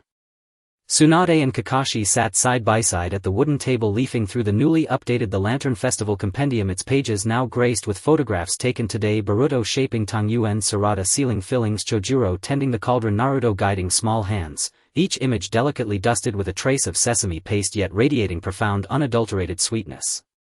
Next year's Lantern Festival, these photos will become scenes in our film, Kakashi said, tapping the corner of one image, Boruto beaming, bowl cradled in both hands. And then new Tangyuan will rise and new traditions begin. Tsunade nodded, gazing into the cauldron where Tangyuan floated serenely. Konoha's Lantern Festival will never grow cold, and its legacy will never cease. So long as someone receives this sweetness and passes it on, Konoha remains forever whole. Naruto tilted his head upward, gazing at the stardust sky, lanterns flickering below, moonlight spilling across the Tangyuan like a dusting of crystallized sugar. He knew next year, before the Lantern Festival, Obasan would teach new children how to gauge filling portions. On Lantern Night itself, Chojuro would bring Kirigakure's children to hang lanterns. Next year's festival would bring fresh Tangyuan, freshly shaped, and during next year's reunion, Sasuke would lay out even more bamboo trays with Sarada beside him. And Boruto, Sarada, Shikamaru, and the young shinobi from Kirigakure, would carry this sweetness forward, guarding Konoha's Lantern Festival night generation after generation. The rhythm of kneading dough blended with laughter, the murmur of voices mingled with sweet fragrance, woven together in Konoha's Lantern Festival, forming the tenderest, most luminous landscape of all. In late spring, the leaves are dusted with cherry blossom pink, and the fragrance of tea wafts outside the tea house in the east of the village, where a terracotta pot brews freshly roasted green tea in a bamboo tray is laid out with neatly shaped cherry cakes. The sounds of villagers grinding tea and kneading the filling blend with the gentle rustle of falling cherry petals like a delicate poem. Naruto sits under the cherry tree in front of the tea house, clutching a smooth bamboo tea scoop. The edge still bears a shallow nick from when he was a child learning to brew tea. It is the clearest mark left by the tea snacks. "Dad, you're fiddling with that bamboo scoop again." Boruto runs over, holding a bundle of cherry branches, his sleeves dusted with tea powder, followed by Sarada carrying a bowl of cherry filling and Shikadai with a terracotta pot. Tsunade Granny said today's footage is being shown in the tea house. Even Gaara from Sunagakure is here, bringing Sunagakure's date cake, wanting to trade for our freshly made cherry cakes.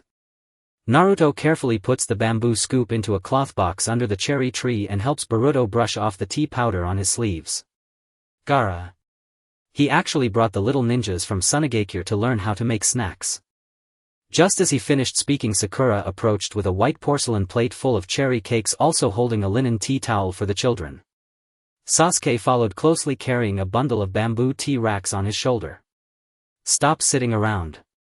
Shikamaru has already set up the viewing screen in the center of the tea house. If we delay, we'll miss the villagers' spring cherry tea party." As they entered the tea house, the elegant aroma of tea had already spread in the cherry-scented air. The elderly tea lady sat beside the grinding stone turning the tea mill while teaching the children seated around her how to brew tea. Young villagers were kneading steamed glutinous rice into cherry cake skins, the pale pink dough being rolled in their palms. Gaara was demonstrating how to plate the date cake for the little ninjas who gathered around the terracotta pot, their eyes shining as they stared at the floating tea leaves, occasionally poking the pot's body with their fingertips before quickly retracting their hands filled with anticipation. "Look! The screen has lit up!" Shikadai shouted while holding the terracotta pot, his tea-stained fingers pointing towards the screen, and everyone's gaze turned toward it. Tsunade sat on a wooden chair adorned with cherry-patterned cushions, cradling a tea bowl in her hands, while Kakashi flipped through a yellowed spring cherry memoir with a pressed cherry blossom petal on the cover and a note tucked inside about the time Naruto spilled tea, depicting a little figure sticking out its tongue beside a drawing of spilled tea with tea stains on the edges of the paper. Today's footage will not feature urgent missions, only the small stories from the tea house. Tsunade's voice, wrapped in the sound of falling cherry blossoms, reached everyone, the tea water in her bowl emanating a light mist. "Everyone look, this is Naruto's first time learning to brew tea. He brewed it too hot and burnt the leaves." The old tea lady accompanied him in rebrewing for an entire afternoon. "This is Gaara helping us pick the spring tea, working diligently under the warm sun, and this is the old tea lady teaching the little ninjas how to knead the cherry filling, guiding their hands to produce a delicate texture. These may not be grand events, but they represent the essence of Konoha hidden in each tea snack." The image on the screen gradually unfolded, the soft pink glow reflecting on the faces of everyone in the tea house. Even the sound of the wind seemed to soften during the early spring tea picking. The old tea lady stood beside Naruto in the tea fields, holding tea buds in her hands, teaching him how to recognize the right timing. The water temperature should just reach a boil, too hot will ruin the tea. Naruto listened earnestly, but his hands were unsteady, pouring boiling water directly into the tea bowl, instantly scorching the leaves. The old tea lady smiled and helped him rebrew, and the two squatted by the tea table picking out the burnt leaves bit by bit, their laughter mingling with the aroma of tea drifting far away. During mid-spring tea making, the cherry blossoms were in full bloom. Gaara stood by the drying rack holding a tea basket to spread the tea leaves, sweat glistening on his forehead from the sun, yet he paid no mind to wipe it, focused on laying the tea leaves. The screen displayed no dazzling ninjutsu, only a series of sweet moments reminiscent of freshly brewed tea, revealing a subtle sweetness that gently enveloped everyone's hearts. The little ninja from Hokage Year watched Naruto struggling to pick out the burnt leaves and couldn't help but laugh. "So Naruto, uncle can burn tea leaves too?" Naruto scratched the back of his head, his ears turning slightly red, which made everyone in the tea house laugh, the laughter scattering in the cherry wind, making the air seem a bit clearer. As the screen dimmed, Kakashi closed the spring cherry memoir, his fingertip lightly brushing over the pressed cherry blossom on the cover. Heritage isn't about crafting the most precious snacks, but about passing on the sweetness contained within these snacks. For instance, Naruto's promise with the old tea lady in spring. Now he often brings Boruto to the tea house, or the patience with which the old tea lady teaches kneading the filling. Now Sarada can help knead the delicate cherry filling too. Hearing this, the old tea lady looked up at the children beside her, one of whom was squatting by the grinding stone mimicking her. Though his movements were clumsy, he was exceptionally earnest.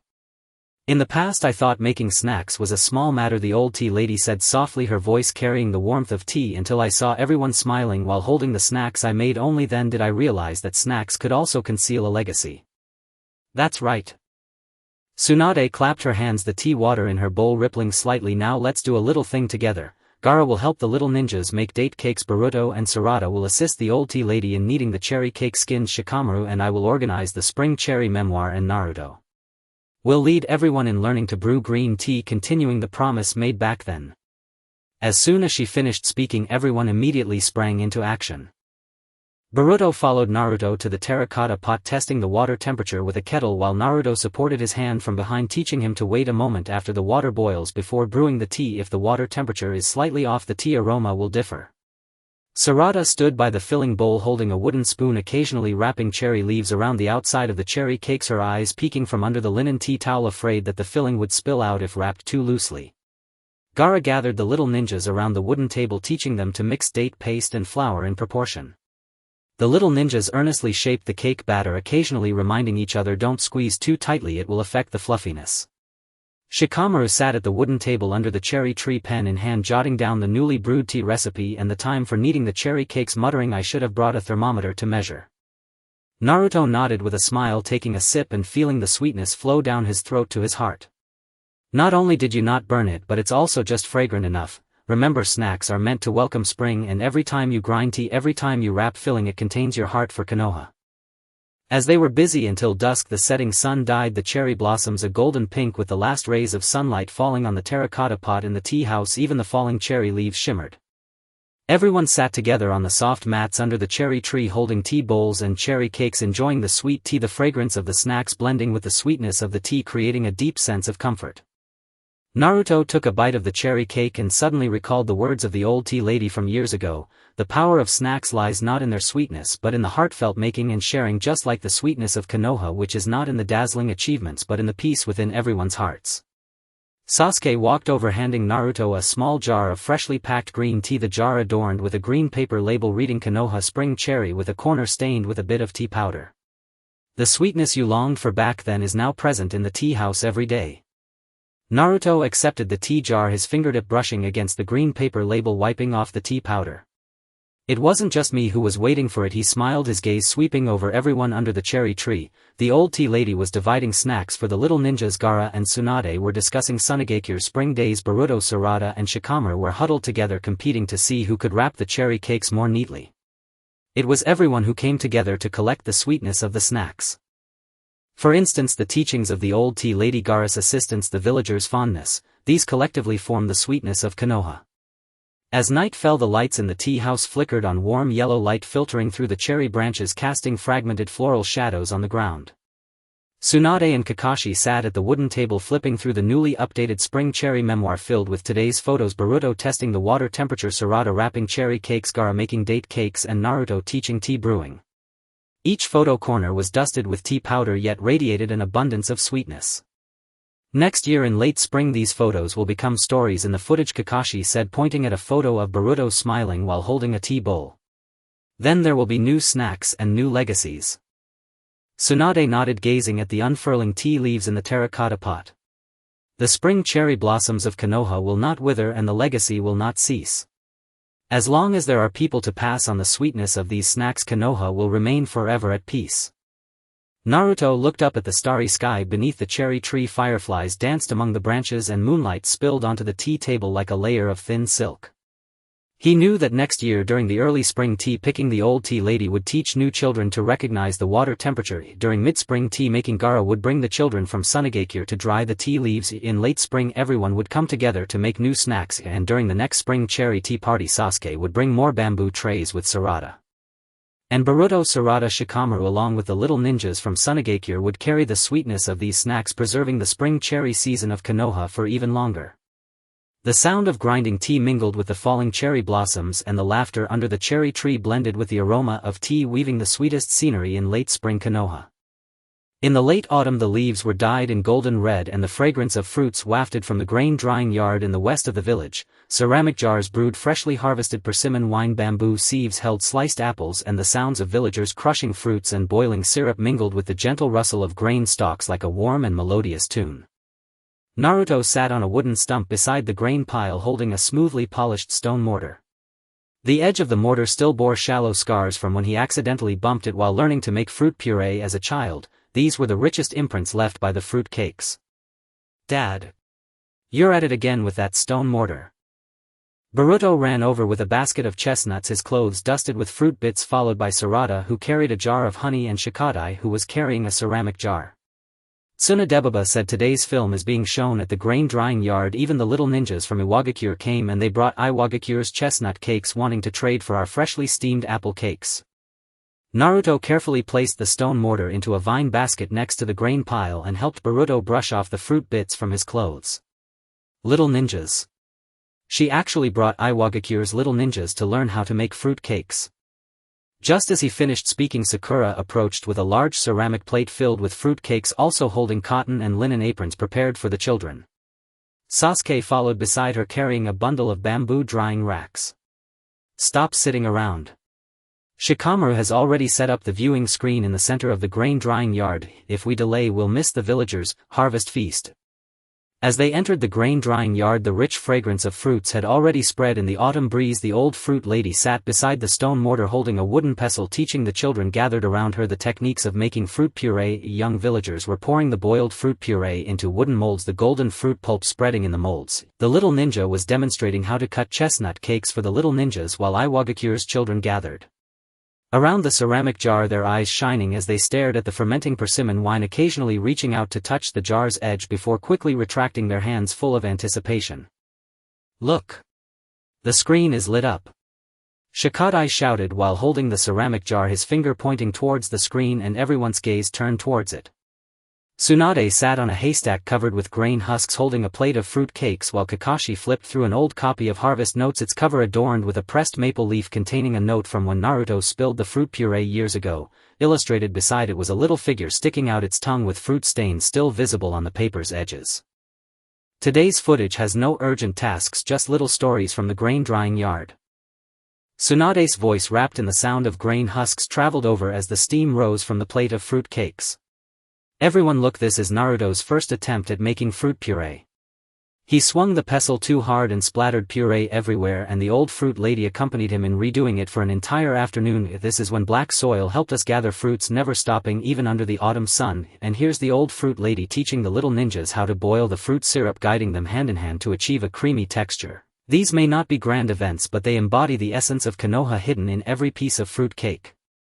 As the images on the screen slowly unfolded, the golden red light illuminated the faces of everyone in the grain drying yard, and even the sound of the wind seemed to soften during the early autumn fruit picking. The old fruit lady held Naruto's hand as they stood under an apple tree, teaching him to distinguish ripeness by squeezing an apple in her hand, saying, "If it's too green it will be astringent, if it's too red it will rot."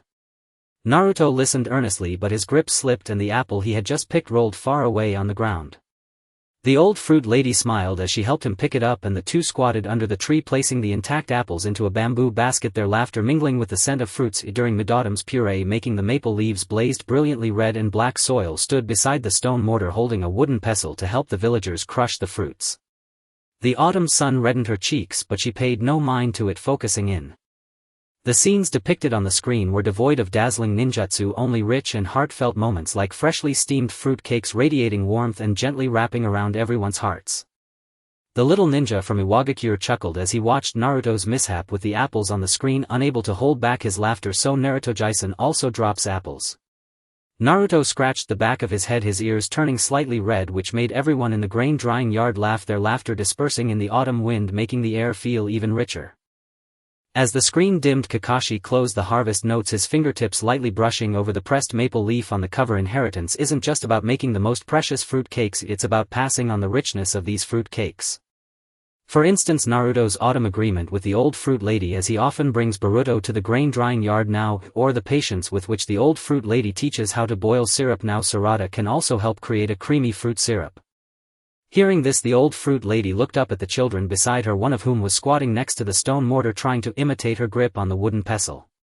Although his movements were awkward, he was particularly earnest. "In the past I thought making fruit cakes was a trivial matter," the old fruit lady said softly, her voice infused with the warmth of fruit fragrance, "until I saw everyone smiling with the fruit cakes I made. I realized that inheritance can also be hidden within these cakes." "That's right." Tsunade clapped her hands, the fruit cakes on the plate shaking with a sprinkle of powdered sugar. "Now let's do something small together. Black soil will help the little ninjas make chestnut cakes. Boruto and Sarada will assist the old fruit lady in pouring the fruit puree. Shikamaru and I will organize the Harvest Notes, and Naruto will lead everyone in learning how to crush apples, continuing the promise from years ago."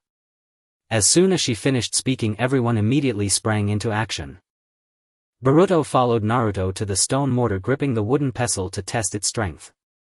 Naruto supported his hand from behind, teaching him to gently crush and grind to make the puree finer, saying, "Be consistent with the strength, only then will the puree be smooth." Sarada stood by the honey jar holding a small spoon, occasionally scooping honey into the puree, her eyes under the cotton and linen apron fixed on the syrup, afraid of adding too much or too little. Black soil gathered the little ninjas around the wooden molds, teaching them to press the puree flat. The little ninjas earnestly pressed the molds, occasionally reminding each other, "Press it firmly or it won't come out properly." Shikamaru sat at a wooden table beside the grain pile holding a pen, jotting down the new fruit cake recipes and syrup boiling times in his notes, muttering, "If only I had known to bring a measuring spoon for sugar control, then I wouldn't have boiled it too sweet." Meanwhile Naruto stood bess. Naruto nodded with a smile, took a scoop to taste, and the richness spread from his tongue to his heart. Not only did it not splash, but it's also perfectly fragrant. Remember, fruit cakes are meant to celebrate the harvest. Every time we crush and every time we boil syrup, it carries our heartfelt intentions for Konoha.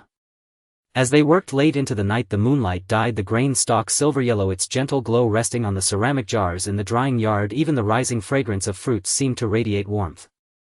Everyone gathered around the soft cushions beside the haystack, holding plates of fruit cakes and cups of persimmon wine. The sweet fruit wine complemented the richness of the fruit cakes, filling everyone with warmth from the heart. Naruto took a bite of the fruit cake and suddenly remembered what the old fruit lady had said years ago. The power of fruit cakes lies not in their sweetness but in the heartfelt making and sharing of them, just like the richness of Konoha, which isn't in the glaring achievements but in the solid foundation in each person's heart. Sasuke approached, handing Naruto a small box of freshly packed apple cakes, the box adorned with orange paper labeled Konoha Harvest with a bit of fruit puree smudged on one corner. The richness you longed for back then is now present every day in the grain drying yard. Naruto accepted the paper box, his fingertips brushing over the orange paper, wiping off the fruit puree. It wasn't just me who longed for it, he said with a smile, glancing at everyone beside the haystack. The old fruit lady was distributing fruit cakes to the little ninjas. Black Soil and Tsunade were chatting about Iwagakure's autumn days. Boruto, Sarada and Shikadai were huddled together, competing to see who could press the clearest fruit cake molds. It's everyone who gathered the richness of the fruit cakes together. For example, the teachings of the old fruit lady, Black Soil's help, and the villagers' affection, these combined create the richness of Konoha. As the night deepened, the lights in the grain drying yard flickered on, warm yellow light filtering through the grain stalks, casting fragmented shadows on the ground. Tsunade and Kakashi sat at a wooden table, flipping through the newly updated harvest notes, which included today's photos: Boruto gripping the pestle, Sarada scooping honey, Black Soil making chestnut cakes, and Naruto teaching how to crush the puree. Each photo's corners were smeared with a bit of fruit puree, yet they radiated immense richness. Next autumn these photos will transform into stories on the screen, Kakashi said, pointing to one of the photos where Boruto was smiling while holding the puree, and then there will be new fruit cakes and new inheritance. Tsunade nodded, gazing at the fermenting persimmon wine in the ceramic jar. The autumn harvest of Konoha will not fall, the inheritance will not cease. As long as someone carries on the richness of these fruit cakes, Konoha will forever remain solid. Naruto looked up at the starry sky of the grain drying yard, a meteor streaking across the night sky, the moonlight bathing the stone mortar like a thin layer of frost. He knew that next early autumn the old fruit lady would teach the new children to distinguish apples. In next mid-autumn Black Soil would bring the children from Iwagakure to crush the fruit syrup. In next late autumn everyone would gather to make new fruit cakes. During the next harvest feast Sasuke would bring Sarada to lay out more bamboo sieves. And Boruto, Sarada, Shikadai along with the little ninjas from Iwagakure would carry the richness of these fruit cakes, ensuring that Konoha's harvest season lasts even longer. The sound of fruit crushing accompanied the breeze, and the laughter near the haystack mixed with the fragrance of fruits, weaving the richest scenery in the deep autumn of Konoha. In the depths of winter the leaves were wrapped in silver white, and the warm room in the northern part of the village was filled with the fragrance of rice. Sticky rice was steaming on the clay stove and rice balls were piled beside the stone mortar, while the sounds of villagers grinding rice and pounding cakes mingled with the gentle sound of falling snowflakes like a warm and soothing song. Naruto sat beside a snow mound outside the warm room, holding a rough ceramic bowl with a crack, the rim still bearing the marks from his childhood when he accidentally bumped it while learning to scoop rice cakes. It was the warmest memory left by the rice cakes. "Dad. You're touching that broken bowl again." Boruto ran over, wrapped in a thick scarf, his gloves dusted with rice fragments, followed by Sarada holding red bean paste and Shikadai carrying a wooden pestle. Tsunade said today's footage will be shown in the warm room. Even the druid from the hidden cloud came, bringing sweet chestnut porridge from the hidden cloud to exchange for our freshly pounded rice cakes. Naruto carefully placed the rough ceramic bowl into a cloth bag beside the snow mound and helped Boruto adjust his scarf. The druid. He actually brought the young ninjas from the hidden cloud to learn how to make rice cakes. Just as he finished speaking, Sakura approached with a bamboo tray of rice cakes, holding thick cotton gloves for the children, while Sasuke followed beside her carrying a bundle of wooden frames. "Stop sitting around. Shikamaru has already set up the viewing screen in the center of the warm room. If we wait any longer we'll miss the villagers' winter snow rice cake feast."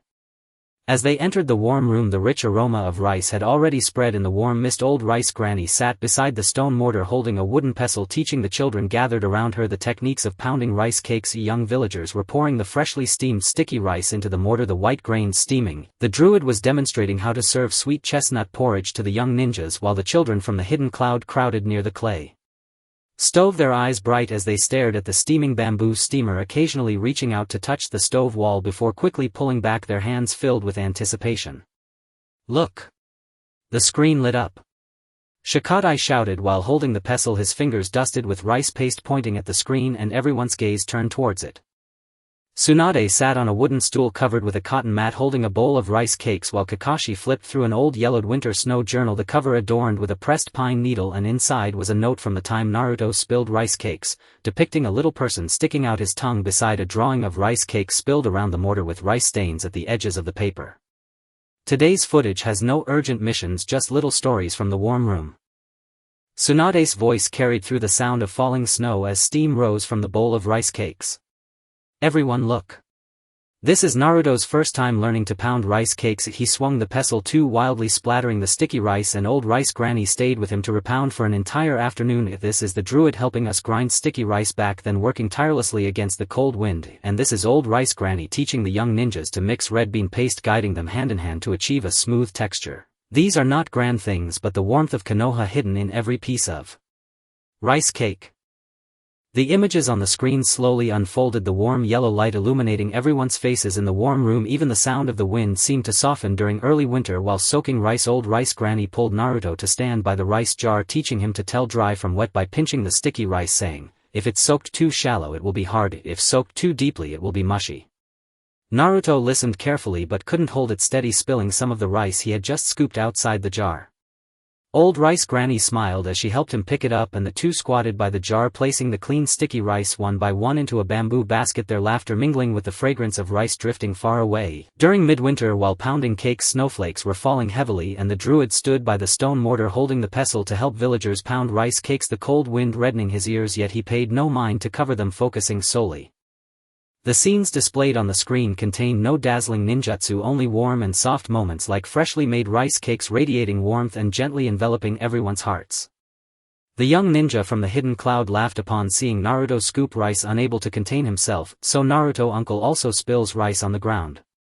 Naruto scratched the back of his head, his ears turning a bit red, which made everyone in the warm room laugh, their laughter spreading through the warm mist, making the air feel even warmer. As the screen dimmed, Kakashi closed the winter snow journal, his fingertips lightly brushing over the pine needle on the cover. "Inheritance isn't about making the most precious rice cakes, it's about receiving the warmth contained in these rice cakes." For instance, Naruto's promise with old rice granny during winter. Now he often brings Boruto to the warm room, or the patience old rice granny showed while teaching how to mix bean paste, which Sarada has now also learned to achieve a smooth texture. Hearing this, old rice granny looked up at the children beside her, one of whom was squatting next to the stone mortar trying to hold the pestle like her, his movements clumsy yet earnest. "I used to think making rice cakes was a trivial matter," old rice granny said softly, her voice carrying the warm softness of rice, "until I saw everyone smiling while holding the rice cakes I made. I realized that even rice cakes can hide a legacy." "That's right." Tsunade clapped her hands, the rice cakes in the bowl quaking with scattered bean paste. "Now let's do a little thing together. Druid will help the young ninjas make sweet chestnut porridge, Boruto and Sarada will help old rice granny pour the sticky rice, Shikamaru and I will organize the winter snow journal, and Naruto will lead everyone in learning to pound the sticky rice cakes to fulfill the promise made back then." As soon as she finished speaking, everyone immediately sprang into action. Boruto followed Naruto to the stone mortar, gripping the pestle to test its weight, while Naruto supported his hand from behind, teaching him to pound lightly and slowly to make the rice cake softer. "You need to be consistent with the pressure, the rice cake needs to be soft." Sarada stood by the bean paste basin holding a small spoon, occasionally scooping bean paste into the rice cakes, her eyes fixed on the rice balls beneath her thick cotton gloves, afraid of not wrapping enough. The druid gathered the young ninjas from the hidden cloud by the clay stove, teaching them how to proportionally cook chestnuts and rice porridge, while the young ninjas diligently stirred the porridge pot, occasionally reminding each other, "Don't let the fire be too strong or it will burn on the bottom." Shikamaru sat at the wooden table next to the warm stove, pen in hand, recording the new rice cake recipe and pounding time in his notebook, mumbling to himself, "I should have brought a timer to count Naruto smiled and nodded, breaking off a piece to taste the warm and soft texture spreading to his heart. Not only did it not splatter, but it also smells just right. Remember, rice cakes are meant to warm the winter. Every pound, every filling holds the heart of Konoha.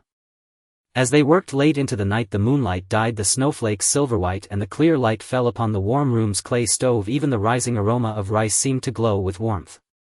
Everyone sat on the soft cushions around the warm stove holding bowls of rice cakes and sweet chestnut porridge, enjoying the warm porridge, the sticky texture of the rice cakes mingling with the sweetness of the porridge, providing a comfort that radiated warmth from the heart.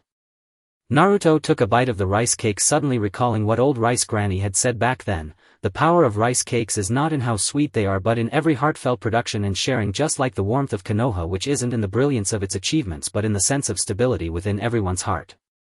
Sasuke walked over, handing Naruto a small box of freshly packaged sticky rice cakes, the box adorned with a white label reading Konoha Winter Snow with a bit of bean paste stuck to the corner. The warm and soft texture you longed for back then is now present in the warm room every day. Naruto took the paper box, his fingertips brushing against the white label, wiping off the bean paste. It wasn't just me longing for it, he said with a smile, his gaze sweeping over everyone by the warm stove. Old Rice Granny was distributing rice cakes to the young ninjas. The Druid and Tsunade were chatting about the winter in the hidden cloud. Boruto, Sarada and Shikadai were huddled together, competing to see who could wrap the roundest bean paste rice cakes. It's everyone who has gathered the warmth of the rice cakes together. For example, the teachings from Old Rice Granny, the help from the Druid and the fondness from the villagers. When combined, these create the warmth of Konoha. As the night deepened, the lights in the warm room lit up, the warm yellow glow filtering through the window frames, casting scattered shadows on the snow. Tsunade and Kakashi sat at the wooden table, flipping through the newly added Winter Snow Journal, which contained today's photos. Boruto holding the pestle, Sarada scooping bean paste, the Druid cooking sweet chestnut porridge, and Naruto teaching how to pound the rice cakes. Each photo corner was marked with a bit of rice paste, yet exuded a full warmth. Next winter these photos will become stories in the footage, Kakashi said, pointing at one picture of Boruto smiling while holding rice cakes, and then there will be new rice cakes and new legacies. Tsunade nodded, gazing at the steaming bamboo steamer on the clay stove. The winter snow of Konoha will never melt and the legacy will never cease. As long as there are people to receive and pass on the warmth of these rice cakes, Konoha will always remain stable. Naruto looked up at the starry sky outside the warm room, snowflakes dancing under the light and moonlight falling upon the stone mortar like a layer of thin sugar. He knew that next early winter Old Rice Granny would teach the new children to identify sticky rice. Next midwinter the Druid would bring children from the hidden cloud to pound rice cakes. Next deep winter everyone would make new rice cakes together. And next winter snow rice cake feast Sasuke would bring more bamboo sieves with Sarada. While Boruto, Sarada, Shikadai and the young ninjas from the hidden cloud would carry the warmth of these rice cakes, prolonging the winter snow season of Konoha. The sound of pounding cakes accompanied the falling snow, and the laughter by the warm stove mingled with the aroma of rice, weaving the warmest scenery in the depths of winter in Konoha. The conference room on the top floor of the Hokage office has been temporarily transformed into a unique screening space. A white screen is firmly fixed to the wall that originally displayed the portraits of past Hokages. The third Hokage, Sarutobi Hiruzen, sits in the central grand chair, unconsciously stroking his pipe, his gaze sweeping over the curious and vigilant ninjas below. Tsunade has just returned from the casino, her hem still dusted with some grit. Jiraiya is holding Ika Paradise but lacks the focus to read it. Kakashi leans against the corner, his eyes slightly squinting beneath his mask, and Naruto meanwhile is excitedly wriggling in his chair, clutching half a bowl of unfinished ichiraku ramen with pork. Ladies and gentlemen, the third Hokage clears his throat, his voice amplified by a sound technique that fills the entire room. 3 days ago the Umbu discovered this special crystal projector in the ruins near the Valley of the End. It can display unknown images, and upon investigation the content seems to relate to the future of our Konoha. As soon as his words fell, an uproar erupted in the conference room. The future. Sasuke clenches his fists tightly, a hint of urgency flashing in his eyes. Can it show? My brother's matters. His voice carries an imperceptible tremor, the shadow of the Uchiha clan massacre always looming over him, Itachi's figure being his only obsession. Tsunade furrows her brows, her delicate face filled with skepticism. It's just an unknown crystal, how can we be certain the images depict the future? What if it's a malicious genjutsu trap? As a seasoned ninja who experienced the Second Shinobi World War, she remains highly vigilant towards the unknown. Jiraiya sets down his novel, his expression unusually serious. Tsunade has a point, but the Umbu has already used over 10 types of genjutsu dispelling techniques and reconnaissance ninjutsu and found nothing abnormal. Perhaps we should truly take a look at what this so-called future hides. The third Hokage nods, signaling the Umbu members to activate the projector. As the crystal emits a soft blue light, images gradually emerge on the screen. A forest engulfed in flames, thick black smoke billowing into the sky, the familiar Konoha forehead protector scattered on the scorched earth, the Konoha emblem at the center already charred black. That's our Konoha's forest. Naruto's smile instantly vanishes as he suddenly stands up, pointing at the screen. How could this happen? Who started the fire? The scene shifts, revealing a man dressed in a black trench coat with a strange mask appearing before the camera. His right eye is a crimson Sharingan surrounded by black tomo. It's a member of the Akatsuki. Kakashi's voice turns icy, immediately recognizing the figure's attire. That mask. Could it be Obito? The others have not yet recovered from their shock when the scene changes again. This time Naruto appears, though he is much taller than now, his golden hair disheveled against his forehead, his face bearing an unprecedented weariness. He stands before a ruin, hands forming seals, the blue chakra of the nine tails swirling around him, manifesting a massive fox-shaped illusion. Opposite him stands another man dressed in an Akatsuki cloak with red hair and a face covered in black markings. Is that my future self? Naruto's eyes widen, his heart racing. And who is that red-haired person? Why am I fighting him? Sasuke's gaze is locked onto the Naruto in the image, his expression complex. He sees the powerful chakra emanating from Naruto and feelings of resentment and jealousy quietly sprout within him. Why is Naruto always able to become so strong? And yet he himself is still unclear about the path to revenge. Tsunade's breathing becomes rapid, her eyes fixed on the outline of the ruins in the image, which unmistakably represents the central square of Konoha. Impossible. How could the future Konoha become like this? Her voice trembles as she, who once witnessed the sacrifice of comrades, fears nothing more than to see her homeland devastated again. Jiraiya takes out a scroll, quickly documenting the details from the image, his frown deepening. That red-haired man has an unusual chakra fluctuation like that of a tailed beast, but not entirely the same. And Naruto's state indicates he seems to have completely mastered the power of the nine tails. The scene continues to progress and the red-haired man slams his hands onto the ground, massive rocks rising from the earth crashing towards Naruto. Naruto skillfully dodges the attack, his figure flashing as he appears behind the red-haired man, his fist enveloped in blue chakra striking fiercely at the opponent's back. However, the red-haired man was already prepared, turning around to whip out an arm made of sand that ensnares Naruto's wrist. It's a technique from the Sand Village. The third Hokage states solemnly, that man, could he be from the Sand Village? Just then a familiar voice suddenly echoes from the image, Naruto, be careful. He is Gaara, the Jinchuriki of One Tail. Everyone turns to look, and a boy dressed in a green jumpsuit and wearing a forehead protector appears in the image. It is none other than a grown-up Rock Lee. Lee! Naruto exclaims excitedly, then furrows his brows. Wait, why is Lee helping me against Gaara? Aren't they good friends? The battle in the image intensifies as Gaara's body gradually becomes enveloped in sand, forming a massive sand shikaku. Naruto's expression turns resolute, he takes a deep breath and forms intricate hand seals, nine tails mode, tailed beast ball. A blue chakra sphere begins to condense in his hands, the immense energy fluctuation causing the entire image to tremble slightly. Everyone in the conference room holds their breath, clearly feeling the destructive power within the image. Sasuke's fists tighten further, his nails digging deep into his palm, blood dripping through his fingers. He watches Naruto unleash such powerful ninjutsu, his feelings of resentment transforming into a strong fighting spirit. He must become stronger than Naruto, he must find Itachi and avenge the Uchiha clan. Just as the tailed beast ball is about to strike the sand shikaku, the image suddenly cuts off the screen, returning to a blank state. The crystal projector emits a harsh electrical sound before completely extinguishing. What happened? Why did it stop? Naruto calls out anxiously, still not having seen the outcome of the battle, not understanding why Gaara has become an enemy. Umbu members immediately step forward to check, and after a moment they shake their heads at the third Hokage. Hokage-sama, the projector has run out of energy and its internal structure seems to have been damaged, it cannot be repaired for the time being. The third Hokage falls silent for a moment before slowly speaking, it seems this is the future we can see. Ladies and gentlemen, you have all seen the images just now. If the future Konoha faces a tremendous crisis, the Akatsuki Jinchuriki. These could all pose threats to our homeland.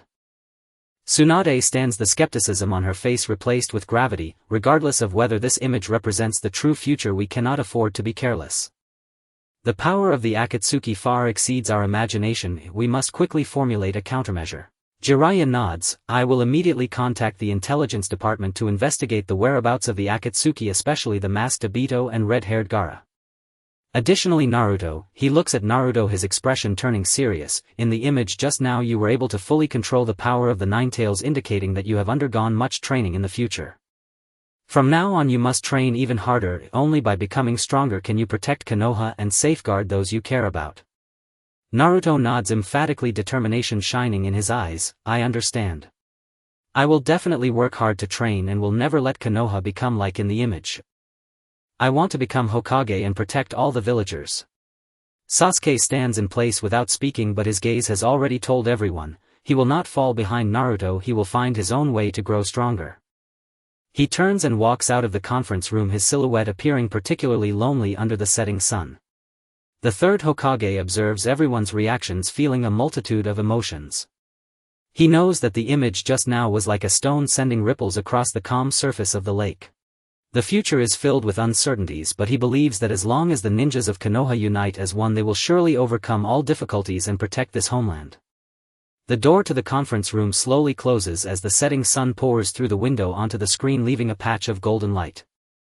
Outside the conference room, the streets of Konoha remain bustling, children chasing and playing in the playground, vendors hawking their goods by the roadside. Everything appears so tranquil. But only the ninjas in the top conference room know that a storm that could change Konoha's fate has quietly begun to brew. Naruto steps out of the conference room, looking up at the sky. He recalls his future self in the image, remembers the homeland that was ruined, and his heart fills with fighting spirit. Wait for it, Konoha. Wait for it, Sasuke. I will definitely become the strongest ninja and protect everyone I care about. He clenches his fist, golden chakra flickering in his palm as if responding to his vow. In the distance at the training ground, Rock Lee is sweating profusely, practicing taijutsu over and over again. He does not know what kind of crisis the future will face, but he knows that as long as he keeps working hard he will be able to protect what he wants to safeguard. Meanwhile, in the shadows, a masked figure silently observes everything.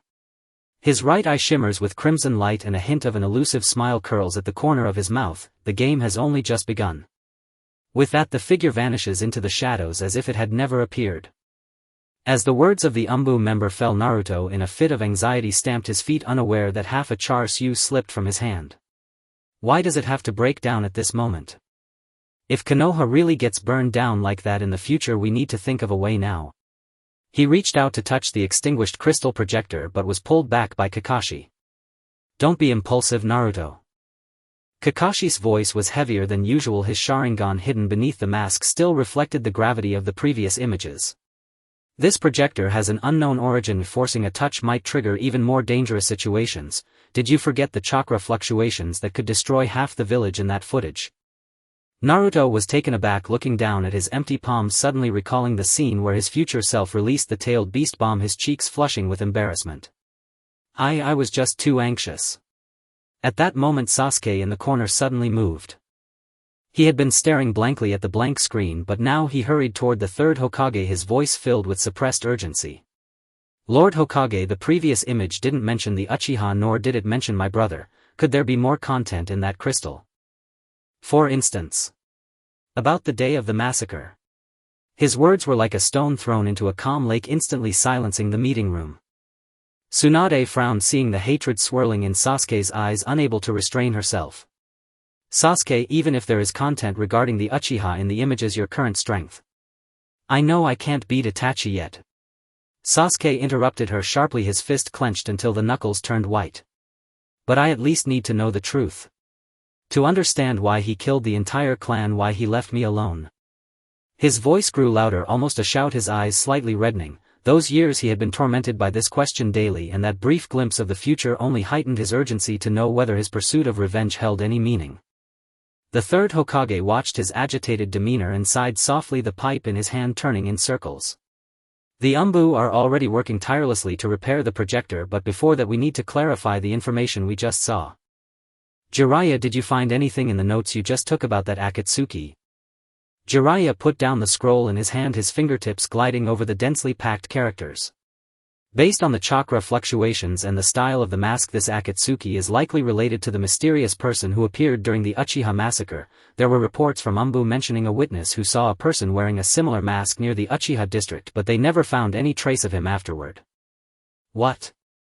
Sasuke abruptly lifted his head, staring intently at Jiraiya. Are you saying that Akatsuki is related to the massacre? Jiraiya nodded, his expression serious. It's just a preliminary hypothesis, but the possibility is very high. Additionally, the Gaara from the previous image was acting very strangely. He paused, pointing at a line of text on the scroll. Did you notice the black markings on him? They are not common sealing techniques from the Sand Village, but rather seem like traces of being controlled by some force.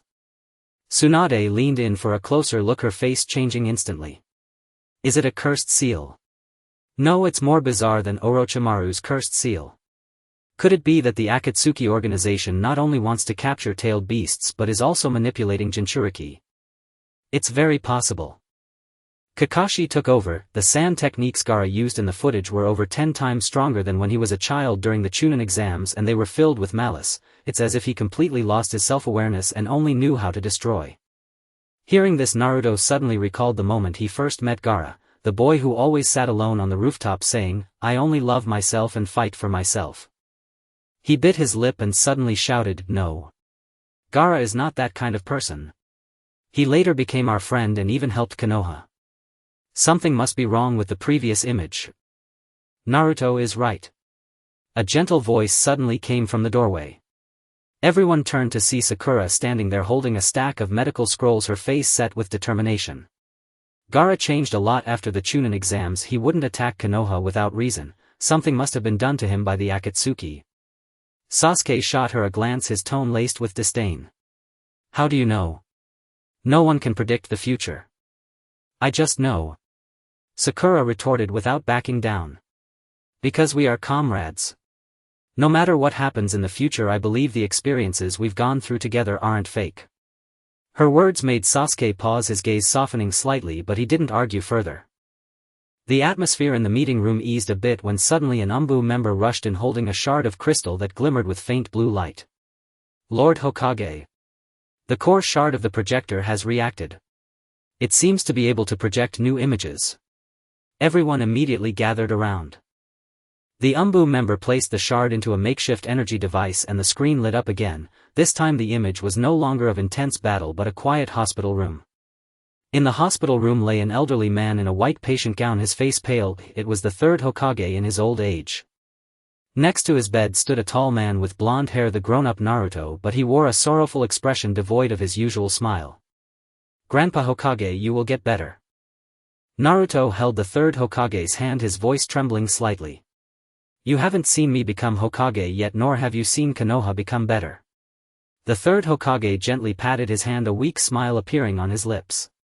Naruto, Grandpa is old. The future of Konoha will be entrusted to you young people. He paused, gazing out the window as if reminiscing. I remember when you were young, you always loved causing trouble and I had to clean up after you every time. Now you've grown into a ninja capable of standing on your own, and Grandpa is very proud. Naruto nodded vigorously, tears unable to be held back. I haven't had the chance to thank you yet. Thank you for always believing in me. Thank you for never treating me like a monster. The scene suddenly began to shake, shifting to another image, still in this hospital room, but the bed was now empty and a black and white photo of the third Hokage hung on the wall surrounded by white chrysanthemums.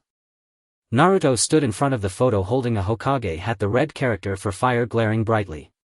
He gently caressed the hat, tears silently falling onto it without making a sound. The people in the meeting room were all stunned. The third Hokage sat in the armchair watching his own funeral on the screen, his pipe falling to the ground with a thud, tobacco spilling everywhere. He opened his mouth but could not speak for a long time, his murky eyes filled with shock and confusion. He had never imagined that his farewell would be so quiet, nor that he would not live to see Naruto realize his dreams. Lord Hokage. Tsunade's voice trembled as she gazed at the empty hospital bed in the image, recalling the third Hokage's plea when she left Konoha years ago, her heart aching as if it were tightly squeezed. This is impossible. Jiraiya turned his face away, discreetly wiping his eyes, and when he turned back his expression had returned to its usual seriousness. It seems that this not only concerns the future of battles but also the future of each of us. Naruto stood there watching the image of himself silently crying while holding the Hokage hat, tears streaming down his face without him noticing. He had always thought that after becoming Hokage the first thing he would do was show off to the third Hokage, telling him, "Look, I did it," but he never expected that he might never have that chance again. He suddenly dashed to the third Hokage's side, hugging the old man's arm. "Grandpa Hokage. You will be fine. Let's start training now. I will become very strong and I will definitely protect you and Konoha." The third Hokage was startled by his sudden action and gently patted his back, his voice a bit hoarse. "Good boy. Grandpa believes in you." He looked at the spirited young man before him and thought of the mature and steady Naruto in the image, suddenly feeling that no matter how difficult the future would be, as long as there were children like this, Konoha would surely endure. At that moment the crystal shard suddenly emitted a strong blue light and the image switched again. This time it showed the streets of the Uchiha district. On the deserted street, broken Uchiha clan symbols were scattered. Dark red blood had congealed on the stone pavement and one could almost smell the stench of blood in the air. A small figure crouched by the roadside holding an Uchiha headband. It was young Sasuke. Behind him a man in a black coat was slowly walking away, his back upright with familiar black hair. It was Itachi in his youth. "Brother." Little Sasuke suddenly called out, his voice tinged with tears. "Where are you going? Why are you leaving me alone?" Itachi paused momentarily but did not turn back, his voice calm as he spoke. "Sasuke, hate me, curse me, then become stronger than me and kill me. This is the only meaning for you to live on." After saying this his figure gradually disappeared into the darkness, leaving little Sasuke alone crying loudly. In the meeting room Sasuke trembled at the sight. He finally saw a fragment of the day of the massacre, witnessed Itachi leaving and heard the words that haunted him for 8 whole years. But for some reason as he truly witnessed this scene he felt a mix of hatred and a vague sense of confusion. Was there a hint of hidden pain in Itachi's voice? Is this about the day of the massacre? Sasuke's voice trembled, his gaze fixated on Itachi's back in the image. "He really did intend to leave me to let me live in hatred?" "Not necessarily." Kakashi suddenly spoke, his Sharingan firmly focused on Itachi's hand movements in the image. At the moment he turned, Itachi subtly formed an extremely minute hand signal, a signal used in the Uchiha clan for urgent communication which little Sasuke had been too young to notice at the time. "What did you say?" Sasuke turned sharply to Kakashi, confusion filling his eyes. Kakashi didn't answer directly, instead looking at the third Hokage. "Lord Hokage, you must have noticed Itachi's anomalies during the Uchiha massacre back then, right? For example, why did he not attack the higher-ups of Konoha but instead met with you alone before leaving?" The third Hokage's body stiffened for a moment and after a long silence he slowly replied, "There is indeed a hidden truth to this matter. But Itachi requested me to keep it a secret, and after he left the Akatsuki organization sent people to monitor Konoha. If I rashly reveal the truth it might put Sasuke in even greater danger." His words left everyone stunned. So there was still hidden truth regarding the Uchiha massacre that they did not know. Sasuke was even more agitated as he rushed forward, grabbing the third Hokage's arm. "Hidden truth? What hidden truth? Speak quickly. Does Itachi have some unavoidable reason?" Just as the third Hokage was about to speak the crystal shard suddenly emitted a piercing electrical sound, the image instantly vanishing and the shard lost its glow, turning into an ordinary stone. "It broke again." Naruto shouted in panic, reaching out to pick up the shard but was stopped by Tsunade. "Don't touch it." Tsunade's expression was grave. The chakra fluctuations released by that shard were very unstable, touching it again might cause an explosion. Sasuke looked at the now dull shard, his eyes filled with unwillingness. He had been just one step away from the truth, yet it was abruptly interrupted. He clenched his fists and turned to the door, shouting, "I don't care. Even without the projector I will find the truth. I will seek Orochimaru, I will become stronger." "Sasuke." Sakura immediately chased after him but was pushed aside by Sasuke. "Don't follow me." Sasuke's voice was cold. "You don't understand my pain and you can't help me." After saying this he ran out of the meeting room without looking back, leaving Sakura standing there, her eyes red. Naruto watched Sasuke's disappearing figure, then looked at Sakura's sorrowful expression, suddenly clenching his fists. I will definitely bring Sasuke back. No matter what he thinks now, we are comrades. Moreover, I need to uncover the truth behind the Uchiha massacre. I can't let him be blinded by hatred forever. The third Hokage looked at Naruto's determined eyes and gently nodded. Alright, Naruto. But you must remember, becoming stronger is not just for bringing back comrades but also to protect those you want to protect, just like you would in the future.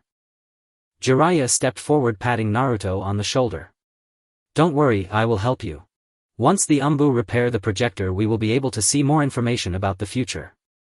By then, whether it's the Akatsuki or the truth about the Uchiha, we will be able to clarify them all. Kakashi nodded in agreement. I will help you train so that you can quickly master controlling your chakra. Your ability to fully control the nine tails in that image shows you have this potential, it just needs more practice. Sakura wiped her tears and walked to Naruto's side. I will also work hard to learn medical ninjutsu so that in the future, whether it's you or Sasuke who gets hurt, I can heal you both. The atmosphere in the meeting room gradually shifted from heavy to resolute. Although the future is filled with crises and uncertainties and there are still many truths yet to be uncovered, the ninjas of Konoha are ready. They will work together to change those unfavorable futures and protect their home and comrades. The Umbu member carefully stored the dull crystal shard, quietly telling the third Hokage, Lord Hokage, we will analyze the shard's composition as soon as possible to repair the projector soon. The third Hokage nodded, his gaze sweeping over everyone present, finally resting on the outside. The sun was slowly setting, golden rays bathing the streets of Konoha, and the laughter of children echoed from afar. Everything seemed so peaceful. But he knew that behind this tranquility lay an impending storm. Alright, everyone, go back and rest for now. The third Hokage's voice carried a hint of fatigue yet remained resolute. Starting tomorrow, we will formally establish a plan to deal with the Akatsuki organization while strengthening patrols around Konoha. No matter what happens in the future, we must be fully prepared. Everyone nodded in agreement and began to leave the meeting room. Naruto was the last to walk out. He glanced back at the extinguished projector and then at the darkening sky outside, silently murmuring, Sasuke, wait for me, I will definitely find you. And Grandpa Hokage, we will surely change the tragedies of the future. He clenched his fists and turned to leave the meeting room, his golden hair shining under the sunset. This was the belief of a Konoha ninja and the determination of the future Hokage. In the corner of the meeting room, a forgotten crystal shard suddenly flickered with a faint light, as if signaling that more unknown futures awaited them to discover. The conference room door had barely clicked shut when Naruto's hurried footsteps echoed down the corridor. Fists clenched, his mind replayed two haunting images: Sasuke's solitary silhouette retreating into the distance and the third Hokage lying frail in his hospital bed. The more he dwelled on them, the more urgent his resolve grew, until he broke into a sprint toward the training ground. His sole purpose was clear: to grow stronger, strong enough to bring Sasuke home and strong enough to shield everyone he cherished. Just as he reached the entrance of the training ground, he spotted Kakashi leaning against the railing holding a copy of Ika Paradise, its pages open yet unread. Hearing the footsteps, Kakashi lifted his gaze. The eyes above his mask held quiet understanding. So you're not planning to rest? Rest? How could I possibly rest? Naruto halted mid-stride, chest heaving from his frantic run. You saw that vision too, the dangers looming ahead, Sasuke racing headlong down the wrong path. If I slack off now, how could I ever face anyone again? He dropped instantly into a combat stance. Kakashi-sensei, train me now. Teach me to control chakra. Teach me to become as strong as my future self. Kakashi closed the book and rose, his expression shifting into solemn focus. Don't rush, Naruto. Chakra control is no overnight feat, especially with the nine tails chakra coiled within you. But if you're truly prepared, we'll begin specialized training tomorrow. He paused, locking eyes with Naruto. But first, we must unravel something else. What is it? Naruto asked, puzzled. About the tailed beasts. Kakashi's voice lowered. In that vision, Gaara transformed into Shikaku, the one tail, and was clearly under someone's control. Jiraiya-sensei said the Akatsuki are gathering the tailed beasts. What do you suppose their true aim is?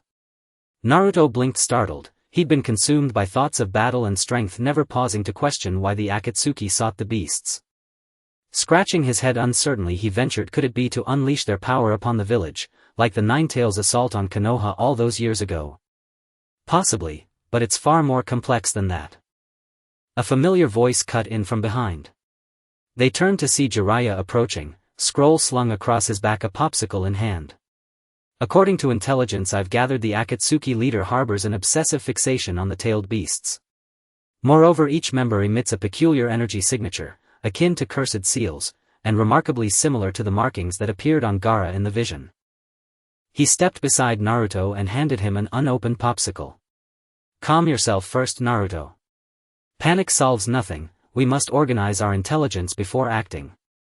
Just now the Umbu reported that while repairing the projector they discovered a fragmented vision embedded within the crystal, one concerning the tailed beasts. They're calibrating the equipment now, playback should be ready in about an hour. Naruto's eyes lit up. He shoved the popsicle into his pocket. Then let's go back now. That fragment might hold the Akatsuki's deepest secret. As the three turned to leave, Tsunade and Sakura hurried into view. Tsunade's expression was grave. She held a freshly delivered intelligence scroll. Perfect timing, you've just received critical news from Sunagakure. Gaara has been behaving strangely, frequent unsupervised departures, and Suna's leadership has confirmed unidentified shinobi operating near the village perimeter, most likely Akatsuki operatives. What? Naruto froze, heart lurching. Does that mean the events in the vision have already begun? We can't confirm it yet, but the likelihood is high. Tsunade unfurled the scroll, pointing to its script. Sunagakure formally requests Konoha's assistance. I've decided Kakashi will lead a team tomorrow, Naruto, Sakura, and... She paused, glancing at Jiraiya. You'll join them too. Your experience is indispensable against the Akatsuki. Jiraiya nodded without hesitation. Agreed, but before departure we must examine that tailed beast fragment. It may yield the key to countering the Akatsuki. The group hastened back to the conference room where Umbu technicians had already recalibrated the equipment. The crystal shard rested inside a custom containment vessel radiating a soft cerulean glow. Gradually the projection screen shimmered to life, revealing a pitch-black cavern. At its center stood a massive stone dais etched with intricate sigils encircled by 9 indentations of varying sizes. A man cloaked in black stood beside the dais, his back to the lens, only his silver-white hair and towering frame visible. He held a transparent vial filled with pale blue liquid, slowly pouring it into one of the indentations. Who is that? Naruto whispered, eyes locked onto the man's figure. Jiraiya frowned, studying the silhouette intently, then paled. That posture, it reminds me of someone I met long ago on Myobokuzen. He called himself the Akatsuki's advisor, yet I always sensed he concealed something profound. The vision advanced. After pouring the liquid, the man turned toward the lens, his face deeply lined, left eye obscured by a black eye patch, right eye clouded milky white, appearing blind. His voice emerged hoarse and low. The power of the tailed beasts is primordial energy, born with the world itself. 9 beasts, 9 cardinal directions. Unite their chakra and the infinite Tsukuyomi shall awaken a realm of eternal dreams, a true peace. Infinite Tsukuyomi. Tsunade repeated the unfamiliar term, her expression hardening. What kind of jutsu demands all 9 tailed beasts' chakra? Jiraiya unrolled his scroll, scribbling feverishly, his hand trembling slightly. Ancient texts from Myobokuzen mention the infinite Tsukuyomi, a forbidden technique said to trap every soul in an unbreakable genjutsu, binding them forever to their deepest desires. This isn't peace, it's universal imprisonment. The man on screen seemed to hear them. A chilling smile curled his lips. Imprisonment. No, redemption. This world drowns in war and suffering. Only within the dream of the infinite Tsukuyomi can humanity attain genuine happiness. And I shall be the architect of this new world. As he spoke he raised a hand, and lights ignited across the dais's indentations, crimson, azure, amber, violet, each hue pulsing with the distinct chakra color of a tailed beast. At the sight Naruto's 9 tails surged violently within him and a familiar searing pain flared in his chest. Naruto, what's wrong? Sakura noticed his distress and rushed to steady him. The 9 tails is reacting, Naruto gritted out, sweat beading on his brow. It fears these lights, yet hungers for them too. Kakashi stepped forward, placing a hand on Naruto's shoulder and channeling a thread of calming chakra. Don't resist, speak with the Nine Tails. It may know the truth behind those lights. Naruto nodded, closed his eyes and focused inward, reaching deep into his consciousness. Within the dark expanse of his mind, the Nine Tails paced restlessly. Spotting Naruto, it bared fangs. Brat, what was that light? That's the chakra of all tailed beasts fused. What does that fool intend, to turn us all into his puppets? Do you know who he is? Or what the infinite Tsukimi truly is? Naruto pressed urgently. The Nine Tails halted, its gaze turning grave. The infinite Tsukimi dates back to the era of the Sage of Six Paths. To safeguard the world, the sage split the Ten Tails chakra into 9 fragments, creating the tailed beasts, to prevent anyone from ever wielding the Ten Tails' power to enact the infinite Tsukimi. That man seeks to reassemble the Ten Tails chakra. The Ten Tails. Naruto recoiled. What is the Ten Tails? The origin of all tailed beasts, the Nine Tails rumbled, voice thick with dread. Its power can unmake heaven and earth. Should he succeed in gathering all 9 chakras and awakening the Ten Tails, the world will perish, just as it did beneath the Ten Tails' ancient dominion. Naruto snapped, his eyes open, face ashen. It's worse than we feared. He's assembling the tailed beast's chakra to resurrect the Ten Tails, and then cast the infinite Tsukimi over the entire world. His words plunged the room into stunned silence. The third Hokage frowned, fingers tapping absently on the table. The Ten Tails. So the legends were real. The Akatsuki's purpose is far more terrifying than we imagined. Jiraiya's expression darkened. His gaze fixed on the man still pouring liquid in the vision, then he snatched up his scroll and flipped frantically through its pages. The Myobokuzen texts also state to awaken the Ten Tails a vessel is required, one capable of bearing all tailed beasts' chakra. And the only being suited for such a burden. He paused, meeting Naruto's eyes with deep concern. Is the host of the Nine Tails? Me? Naruto stared, pointing incredulously at himself. They want me as the Ten Tails vessel. Highly probable. Kakashi nodded. In the vision you wielded the Nine Tails' power with full command, proof you possess the capacity to endure other tailed beasts' chakra. The Akatsuki likely targeted you long ago. Their attack on Konoha, their abduction of Gaara, they were tests. Probing methods to control tailed beasts, preparing to control you. At that moment the vision shifted abruptly, the cavern dissolved, replaced by a churning storm-tossed sea. Jiraiya stood aboard a small boat, scroll and brush in hand, recording observations. On the distant horizon a colossal vessel approached, its mast flying the Akatsuki banner. That's Jiraiya Sensei. Naruto gasped. Is this a glimpse of the future? On screen Jiraiya set down his scroll, resolve hardening in his eyes. From his vest he withdrew a sealed envelope, placed it carefully into a waterproof pouch and fastened it to a messenger hawk's leg. If I don't return, deliver this letter to Naruto.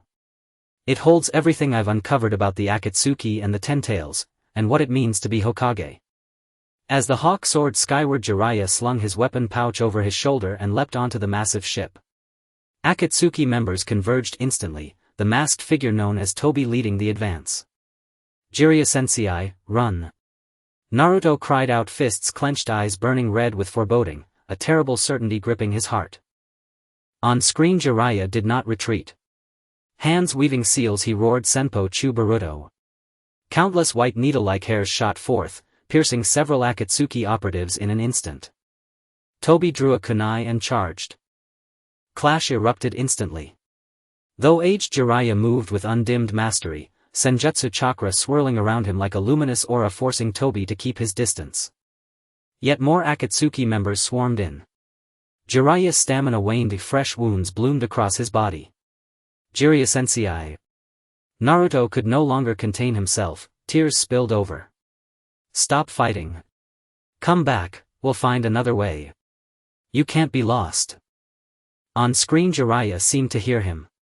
He glanced once toward the sea, then offered a faint tender smile before turning back to Tobi and surging forward. Naruto, if you see this letter, remember becoming Hokage isn't about authority, it's about protecting those closest to you. Never abandon your convictions no matter how dire the trial. Because you are Konoha's hope." With those final words the image convulsed violently, then plunged into absolute darkness. The crystal shard shrieked with static, then dimmed completely, its light extinguished forever. Silence swallowed the room, broken only by Naruto's muffled sobs. He sank to his knees, head buried in his hands, tears streaming between his fingers. Why did Jiraiya-sensei do this? He could have returned, he could have faced it with us. Tsunade knelt beside him, gently patting his back, her own eyes glistening. She and Jiraiya had grown up together, he was family. That vision had carved a wound in her heart. "Naruto, don't cry." Jiraiya's voice rang out, warm, present. He knelt beside Naruto, resting a hand on his head, eyes soft with affection. "That vision shows only one possible future, not destiny. And even if that day comes, I'll never regret it, because protecting Konoha, protecting you, is the duty of a shinobi." Naruto lifted his tear-streaked face. "But I don't want you gone. You haven't seen me become Hokage, not yet. You haven't seen me fulfill my promise. You can't leave. You foolish child." Jiraiya smiled, pulling out a tissue to wipe Naruto's cheeks. "I believe in you, truly. You will become Hokage. You will protect Konoha. And even if I'm gone, my will endures beside you, as the will of every Hokage before me." The third Hokage sighed softly, voice heavy with gravity. "Enough. Let's regain our composure." The vision revealed the Akatsuki's true design, but it also granted us precious time to prepare.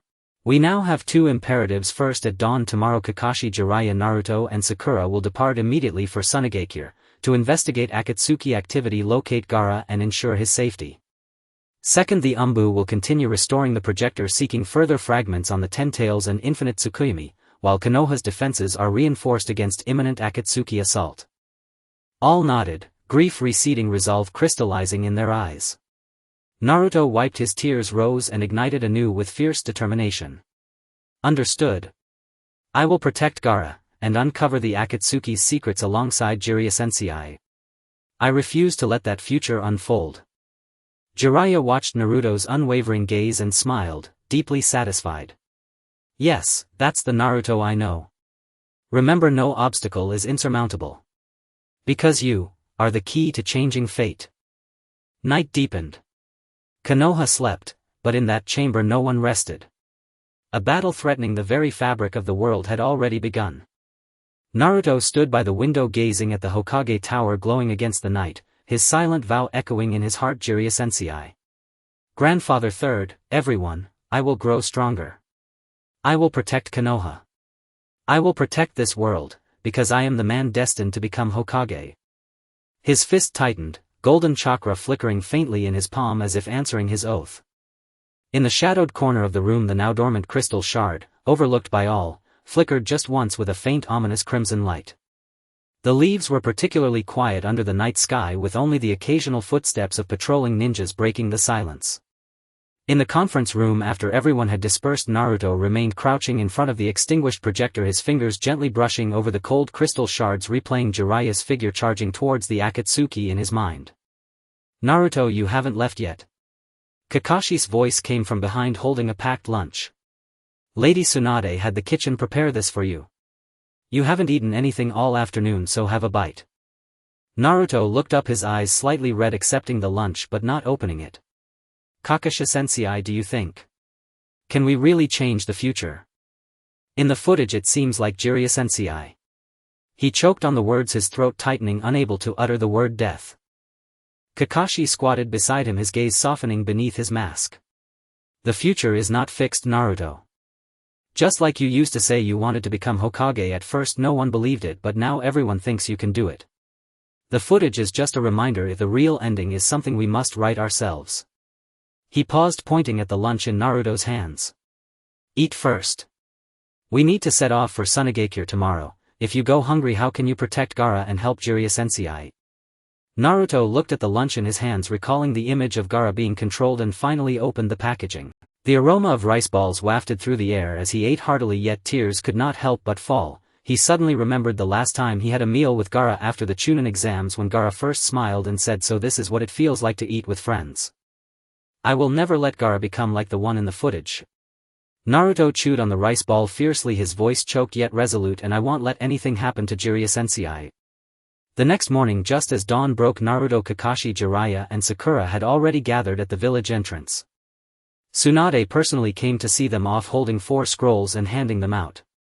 This is a map of Hokage and the latest intelligence marking the areas where the Akatsuki may appear. Remember, your primary task is to protect Gaara, investigate the Akatsuki's intentions and do not engage them recklessly, especially you, Naruto. She specifically looked at Naruto, her eyes filled with concern. Yesterday's footage of Naruto unleashing the tailed beast bomb was still vivid in her mind, fearing this impulsive child would recklessly use the Nine Tails power to protect his comrades. I understand, Granny Tsunade. Naruto nodded vigorously, holding the scroll tightly in his arms. I will stay calm and I will definitely bring Gaara back safely. Jiraiya patted Tsunade's shoulder, smiling as he said, don't worry, with me here nothing will happen to them. And when we come back we still have to continue studying the projector. Tsunade watched as their figures disappeared into the morning mist, gently sighing before turning back to the Hokage office. She had many tasks to attend to strengthen Konoha's defenses, to wait for news from the Umbu regarding the projector's repair, and to worry about the situation in Hokage. After 2 days of travel, the 4 finally arrived at Hokage. As they entered the village, they immediately sensed something was off. The streets were sparsely populated and the patrolling sand ninjas were several times more than usual, with wariness etched on everyone's faces. It seems that the situation in Hokage is more tense than we imagined. Kakashi furrowed his brow, noticing the bulging ninja tool pouches at the sand ninjas' waists, evidently prepared for battle. At that moment a familiar figure hurried over, Kankuro from Hokage. Upon seeing Naruto and the others, anxiousness spread across his face. You finally made it. Gaara-sama has not returned to the village for 3 days. Naruto suddenly grabbed Kankuro's arm, his voice rising. What do you mean Gaara is missing? Where did he go? Kankuro sighed, leading them deeper into the village. 3 days ago Gaara-sama said he was going to investigate unusual chakra in the nearby desert, and after that he never came back. We dispatched many ninjas to search for him but only found his sand traces in the desert along with the Akatsuki's insignia. He pulled out a piece of black cloth from his pocket emblazoned with the Akatsuki signature red cloud pattern. Seeing that pattern, Naruto's heart sank, recalling the image of Gaara being controlled, his fists clenching instantly.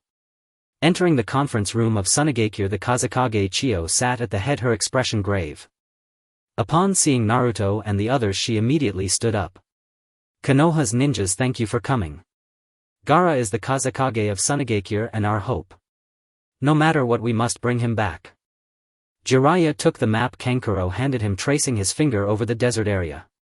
According to the intelligence, the Akatsuki members are likely in this desert of death. The terrain there is complex, chakra can easily be concealed by the sand, making it perfect for hiding. Sakura looked at the marked desert of death on the map, her brows furrowing. Not only is there quicksand in the desert of death but also many poisonous scorpions and snakes, and the temperature during the day is extremely high while it is very cold at night, making the search quite difficult. No matter how difficult it is, we must go. Naruto declared firmly. Gaara is my friend and I absolutely won't let him be harmed by the Akatsuki.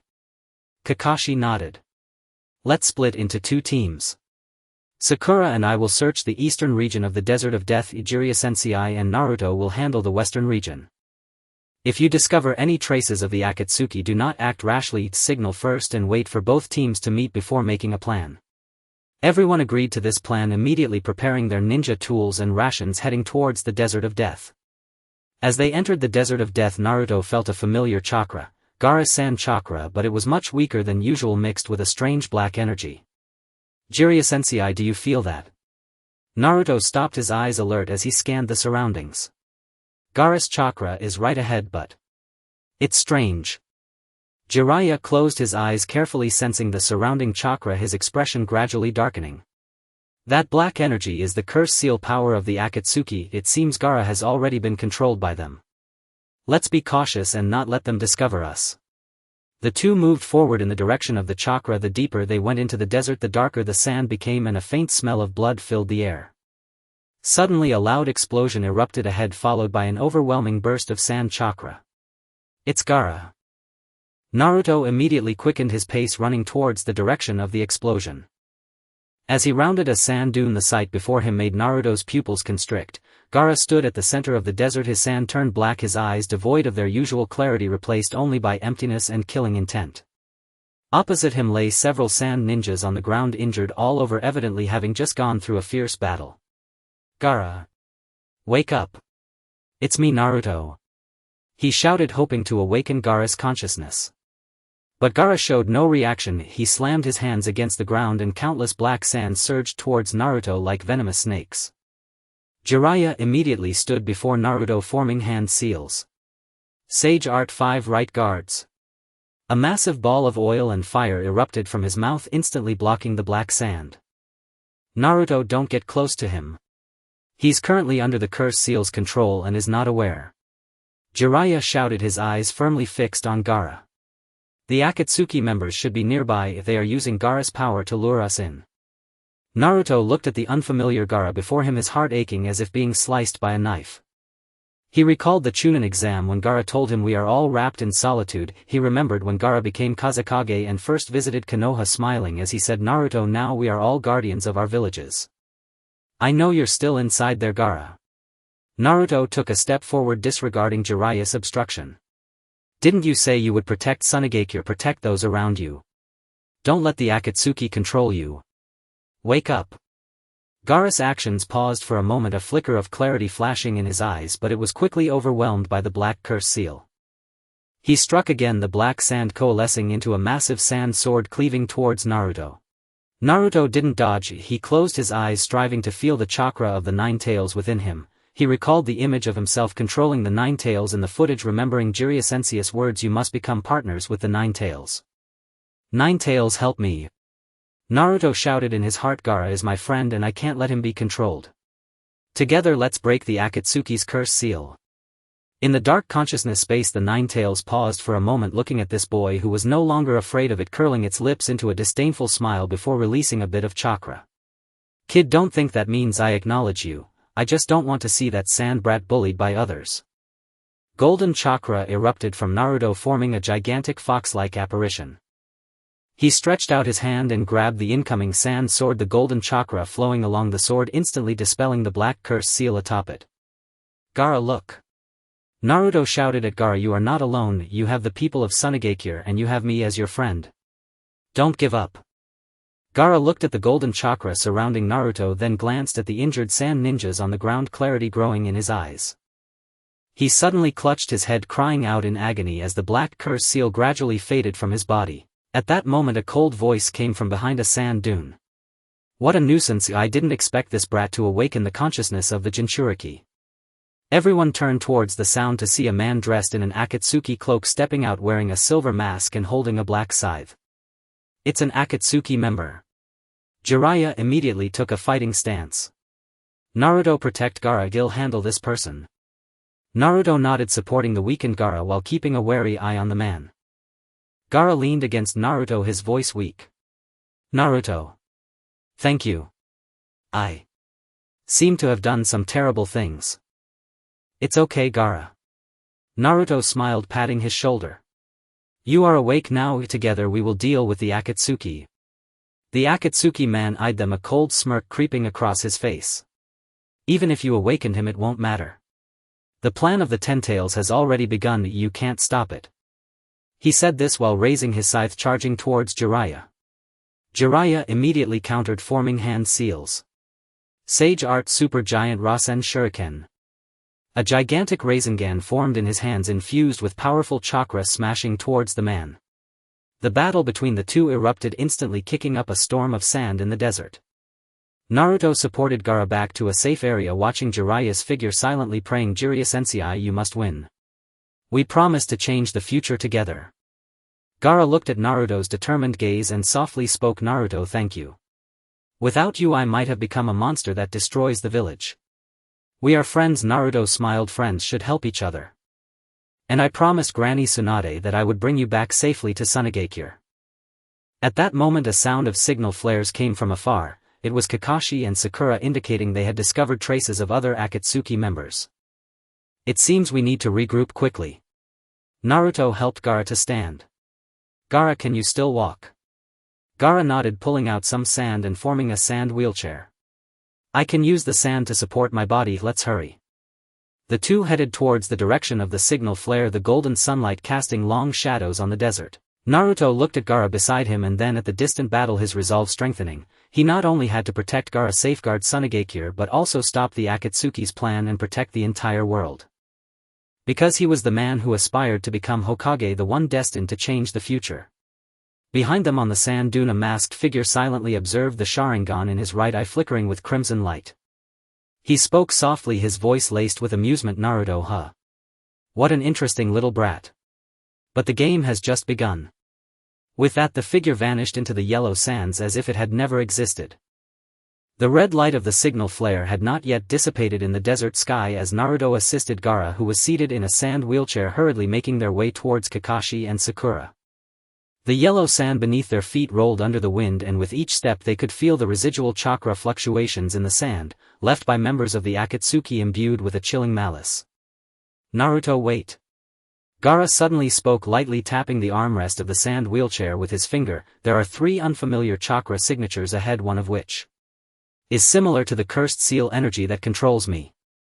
His voice was still weak, but his gaze had regained its sharpness as the sand-style chakra flowed slowly in his palm, ready to respond to any sudden situation. Naruto immediately stopped the golden chakra flickering at his fingertips. Got it, let's be cautious. He turned to Gaara, your body hasn't fully recovered yet, so if we encounter danger later, stay behind me, this time I'll protect you. Gaara was taken aback for a moment, then a faint smile appeared at the corner of his mouth. Since becoming the Kazekage, he had grown accustomed to protecting others, and it was the first time someone had so openly stated their intention to protect him. This trust from a companion warmed his heart, and he nodded, saying, okay, but don't overexert yourself, we'll face it together. Just as they rounded a massive sand dune, Sakura's voice reached them from ahead, tinged with urgency, Kakashi-sensei. Their jutsu can absorb chakra, be careful. Naruto immediately quickened his pace, seeing Kakashi engaged in battle with 2 members of the Akatsuki in the open space ahead. One of the tall slim men formed hand seals, black patterns on his body flashing. Whenever Kakashi's Raikiri got close, he could open a black barrier that absorbed all of Raikiri's chakra. The other short chubby man controlled countless black insects attacking Sakura, who could only use medical ninjutsu to create a chakra barrier to barely fend them off. Sakura!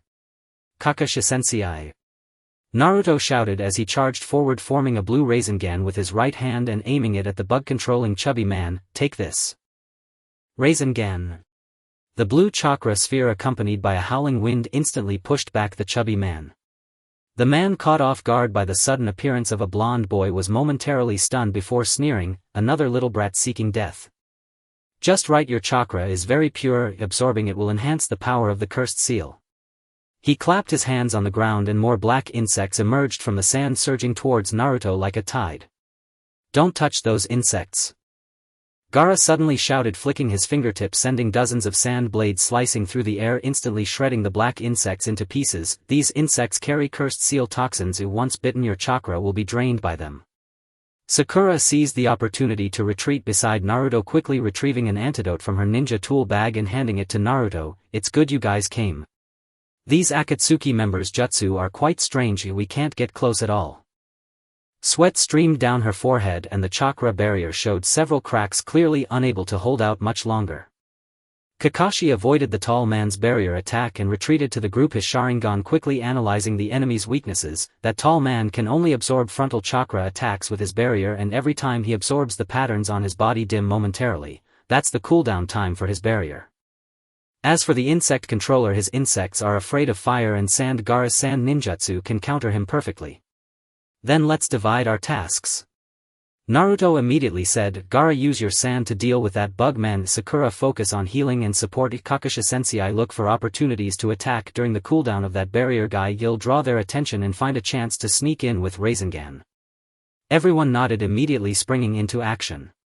Gaara formed hand seals and shouted, Sand waterfall funeral. A massive column of sand rose from the ground, enveloping the chubby man and his black insects, the sand spinning rapidly, forming a gigantic sand ball that crushed the black insects into powder. The chubby man struggled within the sand ball, but the sand tightly bound him, rendering him unable to move. Now's the time. Kakashi seized the opportunity, his body morphing into a streak of lightning, Raikiri gathering a blinding blue light in his hand as he charged towards the tall man. The tall man had just absorbed a sand blade chakra released by Gaara, and his patterns were dim. Upon seeing Raikiri approaching, his expression changed drastically as he attempted to open the barrier again, but it was too late. Just as Raikiri was about to strike the tall man, a cold snort suddenly echoed from afar, useless. A black figure instantly appeared beside the tall man, raising a hand to block Kakashi's Raikiri. The black chakra erupted in his palm, dispersing all of Raikiri's energy, causing Kakashi to stagger back a few steps, his arms slightly numb. Naruto's pupils constricted. The newcomer wore an Akatsuki cloak and a crimson mask that revealed only one right eye, unmistakably the Tobi he had seen in the footage before. Tobi. Naruto gritted his teeth, golden chakra immediately enveloping him, the aura of the Nine Tails emanating from him. You are the mastermind controlling Gaara. This time I won't let you escape. Tobi tilted his head, his tone laced with amusement. Oh dear, I've been recognized. But do you really think you can stop me with this level of strength? He waved his hand towards the chubby man and the tall man, bound by the sand ball black chakra, forming two chains that pulled them to his side. The mission is complete, there's no need to waste time with you. Trying to leave? Not so easy. Naruto leaped forward, his right hand gathering a Rasengan larger than before, golden chakra encasing the blue sphere like a burning meteor aimed at Tobi. Nine Tails mode Rasengan. However, Tobi remained unfazed, gently raising his hand as a black spatial vortex unfolded before him, directly sucking Naruto's Rasengan inside. The energy of the Rasengan vanished without a trace in the vortex, not even stirring a ripple. This is space ninjutsu. Kakashi's expression grew serious, his Sharingan fixated on the black vortex. It resembles my Kamui but is more refined. Tobi chuckled, turning to leave with the two Akatsuki members. See you next time, little Naruto. By the way, let me remind you, the plan for the Ten Tails has already begun. Even if you save Gaara, you won't be able to stop anything. After all, the future is predetermined. You can't say the future is predetermined. Naruto shouted as he charged forward, but Tobi evaded him using space ninjutsu. Tobi's figure gradually became transparent, leaving behind a light, airy remark. Next time we meet, well, take the Nine Tails. After Tobi completely vanished, Naruto finally halted, the golden chakra slowly fading as he gasped for breath, punching the sand. Damn it. He got away again. The sand flew up from his strike, but it couldn't vent the frustration he felt inside. Despite his efforts, he still couldn't stop the enemy. Sakura hurried over using medical ninjutsu to examine Naruto's arm. Don't be angry, Naruto. At least we saved Gaara and repelled two members of the Akatsuki, that's already impressive. Her fingertips were warm with chakra, gently brushing over the abrasions on Naruto's arm, her eyes filled with concern. Kakashi approached Naruto, patting him on the shoulder. Don't lose heart, Naruto. Tobi's space ninjutsu is indeed powerful, but we have grasped the characteristics of his abilities. Next time we encounter him, we can devise a more effective plan. Moreover, you were able to control the Rasengan in Nine Tails mode just now. That's already a significant improvement. Gaara stood up from the sand wheelchair, sand-style chakra gathering under his feet, forming a pair of sand shoes to support his body. Naruto, Kakashi-sensei is right. Although we couldn't capture Tobi this time, we at least prevented them from taking me and learned that their target is not just the One Tail but also the Nine Tails. Next, we need to quickly inform the higher-ups of Konoha and Sunagakure about the situation here and prepare for a response. Naruto raised his head, looking at his companions. Sakura's eyes were filled with encouragement, Kakashi's gaze held trust, and Gaara's eyes were filled with determination. The frustration in his heart gradually dissipated, replaced by an even stronger fighting spirit. He clenched his fists, blue chakra once again condensing in his palm, forming a small Rasengan. I understand. Next time we encounter the Akatsuki, I will become stronger and use this Rasengan to protect everyone and safeguard the tailed beasts. The blue light of the Rasengan shimmered under the desert sun like an eternal spark, illuminating the faces of his companions. Kakashi watched the Rasengan in Naruto's hand, a faint smile appearing at the corner of his mouth. He seemed to see the Naruto from the footage who could fully control the Nine Tails and unleash tailed beast bombs, the future Hokage filled with power and protecting everyone. Sakura smiled and nodded, yes. Well, grow stronger together. Next time we meet the Akatsuki, we must show them our might. Gaara nodded as well, gathering sand-style chakra in his palm to form a sand Rasengan, gently tapping it against Naruto's Rasengan. We are companions, and no matter what danger we face, we will confront it together. The four of them shared a smile. The fatigue from the earlier battle and the regret of not capturing Tobi were all diluted by this promise between companions. They turned and walked toward Sunagakure, their figures elongated in the desert sunset, each step taken with determination and strength. Behind them, on the ground crushed by the sand waterfall funeral, a black grain of sand suddenly moved, hiding a small black insect that was left behind by the chubby man quietly crawling in the direction Naruto and the others had left, conveying their whereabouts to the distant Akatsuki headquarters. But at this moment Naruto was unaware of all this. He only knew that as long as he was with his companions and held on to his beliefs, he could surely change the future, stop the Akatsuki's plans, and protect all that he wished to safeguard. For he is Uzumaki Naruto, the man destined to become Hokage, the strength his companions can rely on. As the setting sun painted the walls of Sunagakure in warm orange hues, Naruto and his companions finally returned to the village. Kankuro had been waiting at the village entrance. Upon seeing Gaara return safely, his tense shoulders instantly relaxed as he hurried over to support Gaara. "Are you alright? We've been worried sick for the past 3 days." Gaara shook his head, his tone calm yet resolute. "I'm fine thanks to Naruto and the others. However, the Akatsuki organization has not given up. We need to convene an immediate meeting to inform the higher-ups of Sunagakure about their plans and capabilities." As everyone stepped into the office of the Kazekage, Sakura suddenly halted, frowning as she focused on the ground. "Wait, there's something strange here." She crouched down, her fingers gently brushing over a grain of sand on the ground, the medical chakra in her fingertip faintly pulsating. "This sand contains residual cursed seal energy and also the scent of insects." Naruto immediately became alert, golden chakra swirling in his palm. Was it left by that Akatsuki member who controls insects? He hasn't left yet. Kakashi crouched down, his Sharingan slowly rotating as he examined the grain of sand closely. "This isn't a live insect, it's an insect egg. He must have quietly left this during the battle, able to track our location through sensing chakra. Akatsuki aims to grasp the movements of Sunagakure and Konoha through this." Gaara's eyes narrowed coldly as he raised his hand, releasing sand chakra. If the fine grains gathered in his palm, enveloping the grain of sand containing the insect egg. "I will have the ninjas of Sunagakure thoroughly search the village and eliminate all possible residual insect eggs. However, since the Akatsuki can leave tracking insect eggs, they may already know that we plan to transmit information back to Konoha. We need to contact Lady Tsunade as soon as possible to prepare Konoha." That night a critical meeting was held by the higher-ups of Sunagakure as Naruto detailed the Akatsuki's plan to collect tailed beasts and attempt to awaken the Tentails along with the abilities of Deidara's spacetime ninjutsu, the chakra-absorbing barrier ninjutsu, and insect manipulation. The Elder Council of Sunagakure, after listening, appeared grave, immediately deciding to strengthen the village's defenses and send envoys to other ninja villages to share information about the Akatsuki. Meanwhile, Jiraiya arrived at Sunagakure's communication room holding a secured scroll. He placed the scroll into the communication ninja hawk's leg ring, gently stroking the hawk's feathers. "Thank you for your hard work. You must safely deliver the scroll to Tsunade." The ninja hawk let out a clear cry, spreading its wings and flying into the night sky, disappearing into the moonlight. "I hope Konoha receives the message in time." Jiraiya watched the direction in which the hawk vanished, his brow slightly furrowed. He recalled the image of himself rushing towards the Akatsuki across the sea, a hint of unease rising within him. If the Akatsuki truly began tracking the tailed beasts, Konoha, as the home of the Nine-Tails Jinchuriki, could very well become their next target. 2 days later, in the Hokage's office in Konoha, Tsunade was reviewing the scroll returned by Jiraiya, her expression growing increasingly serious. An UMBU member stood beside her, handing over the latest report. "Lady Tsunade, we have detected unidentified chakra fluctuations around Konoha consistent with the cursed seal energy reported by Sunagakure. Moreover, similar insect eggs have been found at the training ground where Naruto and the others were practicing." "What?" Tsunade suddenly stood up, her fist hitting the table with a thud. "They dare to come to Konoha. Immediately deploy all UMBU to thoroughly search the village's surroundings and eliminate all insect eggs. Additionally, notify all ninja clans to strengthen their vigilance. If any Akatsuki members are spotted, report immediately and do not act independently." "Yes." The UMBU member promptly took their leave. Tsunade walked to the window, gazing at the bustling streets of Konoha, her heart filled with worry.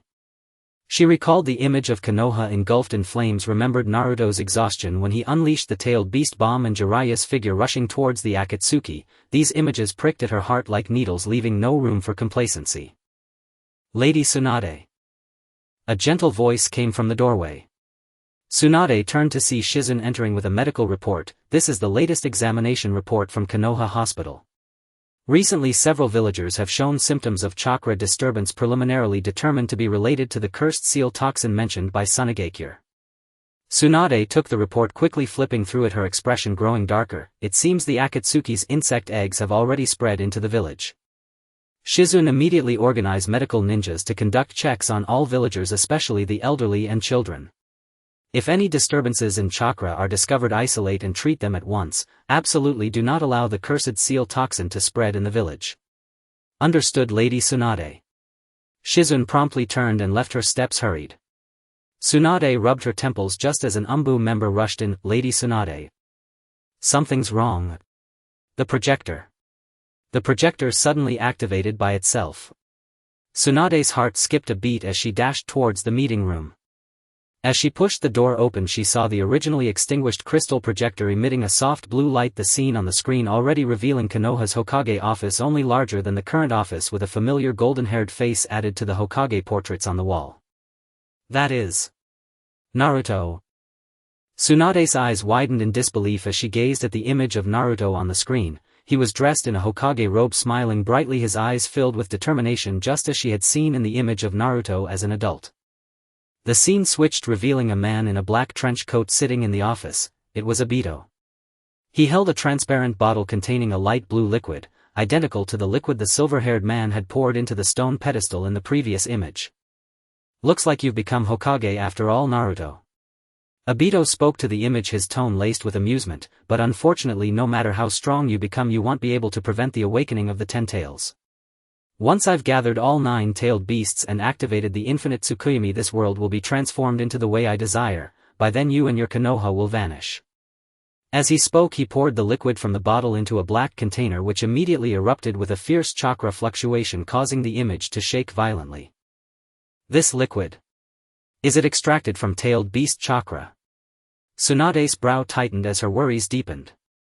The scene abruptly shifted, now showing Naruto's home. An adult Naruto sat on the sofa holding a photograph. Within it was a picture of him with Jiraiya, Kakashi, Sakura, and also the figures of Gaara and Kankuro. He gently caressed Jiraiya's face in the photograph, his eyes filled with sorrow. Sorry Jiraiya-sensei, I still couldn't protect everyone. But I will keep pushing forward. I will fulfill your wish and protect Konoha, protect this world. Tsunade watched the sorrowful Naruto in the image, tears streaming down her face unbidden. She recalled the image of Jiraiya rushing towards the Akatsuki, remembered Naruto's current determination, her heart overwhelmed with complex emotions. She feared that future tragedies might occur, yet believed that Naruto could indeed change the future. Just then the image suddenly cut off and the projector shut down again. Tsunade was momentarily stunned, then immediately told the Umbu member, quick. Get the tech team over here to see if they can fix the projector and find more images. Additionally, contact Tsunade immediately and have Naruto and the others return as soon as possible. Konoha may be facing danger. Tsunade walked to the front of the screen, gazing at the residual blue light traces above, silently whispering, Jiraiya, Naruto, you must return safely. Konoha needs you and this world needs you. Meanwhile in Tsunade, Naruto was training alongside Gaara. The golden Rasengan collided with the sand-based Rasengan in the air, generating a powerful chakra surge. Suddenly a communication ninja hawk flew down from the sky, landing in front of Naruto, a scroll from Konoha tied to its leg. Naruto immediately unrolled the scroll and upon reading Tsunade's message his expression changed instantly. Oh no. Konoha has discovered the Akatsuki's insect eggs and the projector suddenly activated, revealing images of the future. Lady Tsunade wants us to return immediately. Gaara also stopped training at once, his gaze firm. I will go with you. The Akatsuki's target is the tailed beasts. Konoha has the 9 tails while Tsunade has the 1 tail. We must act together to better face the danger. Kakashi and Sakura quickly gathered their ninja tools and the 4 of them hurried towards the village exit. The ninjas of Tsunade stood by the roadside watching their departing figures with eyes full of gratitude and admiration. These ninjas from Konoha not only saved their Kazekage but were also willing to face danger alongside them. Naruto, wait. Kankuro suddenly caught up, handing Naruto a sand scroll. This is a special sand ninjutsu scroll from Tsunade containing a large amount of sand chakra. Use it for defense in case of danger. Make sure to protect Gaara and yourself. Naruto took the scroll and nodded vigorously. Don't worry. We will definitely return safely. The 4 mounted their ninja horses and galloped towards Konoha. The afterglow of the setting sun cast long shadows over them. Naruto gazed at the road ahead, gripping the scroll tightly, silently chanting, "Konoha, wait for me. I will protect you and absolutely not let future tragedies happen." Meanwhile, in the sky behind them, a black insect quietly followed, its wing beats drowned out by the wind unnoticed. Its target was Konoha. The Akatsuki's plan had silently begun to unfold towards Konoha. The sound of the ninja horse's hooves raced across the wasteland, kicking up a trail of yellow sand. Naruto tightened the reins and glanced back at the gradually receding outline of Sunagakure. The sand scroll in his hand felt scorching hot. Memories of the glances exchanged when Kankuro handed him the scroll, Gaara's resolute profile and the tense expressions of Sakura and Kakashi only intensified his resolve to protect Konoha. "Naruto, don't look back, speed up." Kakashi's voice came from beside him, his Sharingan cautiously scanning the surroundings. "The scroll from Lady Tsunade mentions that the curse mark energy around Konoha is growing stronger. We must return before dark." Sakura gently stroked the ninja horse's main medical chakra flowing through her fingertips to ease its fatigue from the long run. "I sensed a weak chakra fluctuation behind us resembling the aura of the insect eggs detected by Sunagakure, most likely the tracking insects from the Akatsuki. We won't be able to shake them off." Gaara responded, sand light shimmering in his palm as fine grains slipped from the horse's back, quietly merging with the ground. "I've already sent the sand to follow that insect. Once we return to Konoha, we can trace its source. Since the Akatsuki dares to track near Konoha, they must have a backup plan." Naruto nodded, gently squeezing the horse's belly. The ninja horse let out a neigh and picked up speed. His golden hair was blown back by the wind as he looked ahead at the gradually clearer outline of Konoha, silently thinking, "Everyone wait for me, I'm coming back." As the sun set, the four finally arrived at the entrance of Konoha. The guarding ninja saw them and immediately opened the gates, their faces filled with urgency. "You finally returned. Lady Tsunade has been waiting for you at the Hokage office for a long time. We've discovered over a dozen locations in the village harboring insect eggs, and the medical ninjas are working at full capacity to investigate." As soon as he stepped into the village, Naruto felt a tense atmosphere permeating the air. The once bustling streets had far fewer pedestrians, and the patrolling ninjas were 3 times the usual number, each one armed with ninja tools, scanning their surroundings with vigilant eyes. Several medical ninjas hurried by, carrying a stretcher, the villager on it looking pale, clearly infected by the curse mark toxin. "The situation is worse than we imagined." Sakura's expression darkened as she quickened her pace toward the Hokage office. "I need to go to the hospital immediately to help and see if we can develop an antidote." Tsunade was already waiting at the entrance of the office and rushed to greet them upon seeing them. "You're finally back. Naruto, Kakashi, come with me to the meeting room. There's something important I need to discuss with you. Gaara, please check the village's defenses with the Umbu. Your sand can quickly locate the hidden insect eggs. Sakura, the hospital is ready for you. Shizune is waiting for you." Everyone immediately dispersed. Following Tsunade into the meeting room, Naruto sat down and noticed a new crystal fragment lying on the table, the very core of the projector that had suddenly activated and then extinguished. When the projector was activated, we saw a future where Naruto becomes Hokage and also a scene of Obito in the Hokage office. Tsunade handed the scroll to Naruto. The light blue liquid he held should be the tailed beast crystal refined from tailed beast chakra according to Jiraiya's previous records. The Akatsuki may have already begun using this crystal to accelerate their plan to awaken the Ten Tails. Kakashi picked up the crystal fragment, his Sharingan carefully examining the patterns on it. This fragment still retains a weak chakra, and I sense the chakra of the Uchiha clan on it, similar to Sasuke's chakra but older and more sinister. The chakra of the Uchiha. Naruto suddenly lifted his head, his heart sinking. Could it be that Obito is related to the Uchiha? To Sasuke's brother Itachi? Tsunade fell silent for a moment before slowly speaking. When the Umbu were repairing the projector, they discovered a hidden fragment of footage that mentioned a name, Uchiha Madara. According to the records of past Hokages, Uchiha Madara was the founder of the Uchiha clan and one of the original founders of Konoha. However, he left Konoha due to differing ideologies and was rumored to have died many years ago. You mean Obito is Uchiha Madara? Naruto's eyes widened in disbelief as he looked at Tsunade. But he was supposed to be dead long ago. How could he become a member of the Akatsuki? We can't be certain yet, but the possibility is very high. Tsunade sighed. Moreover, the projector also showed a segment about Sasuke, see for yourself. She pressed the projector's switch, the crystal fragment emitting a blue light as an image gradually appeared on the screen. In the scene, Sasuke stood in a dark cave facing a masked man, Obito. Obito held out a black box to Sasuke. Inside is the truth about the Uchiha Massacre and Itachi's last words. If you want to know, cooperate with me and help me obtain the tailed beast. Sasuke's hand trembled slightly, his eyes filled with struggle, caught between his obsession for revenge and his desire for the truth. He remained silent for a long time before finally taking the box, his voice cold. As long as I can know the truth, I can help you. But if I find out you're lying, I will kill you. Sasuke. Naruto shouted at the image of Sasuke, unable to contain his voice. You can't trust him. He's a member of the Akatsuki trying to use you. The scene continued. Sasuke opened the box, revealing a red Sharingan, Itachi's Sharingan. Obito said nearby, Itachi killed the entire clan because he was ordered by the higher-ups of Konoha.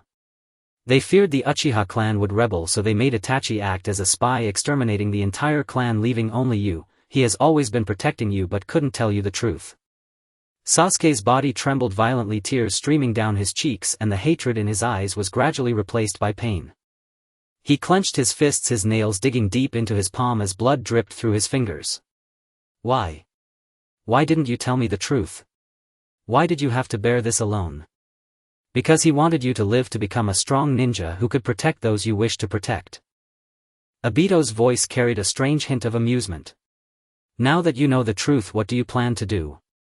Continue seeking revenge on Itachi, or help me obtain the tailed beast and take revenge on the higher-ups of Konoha? Sasuke raised his head, the pain in his eyes vanishing, replaced by a chilling, killing intent. I will take revenge on the higher-ups of Konoha. I will make them pay for what they did back then.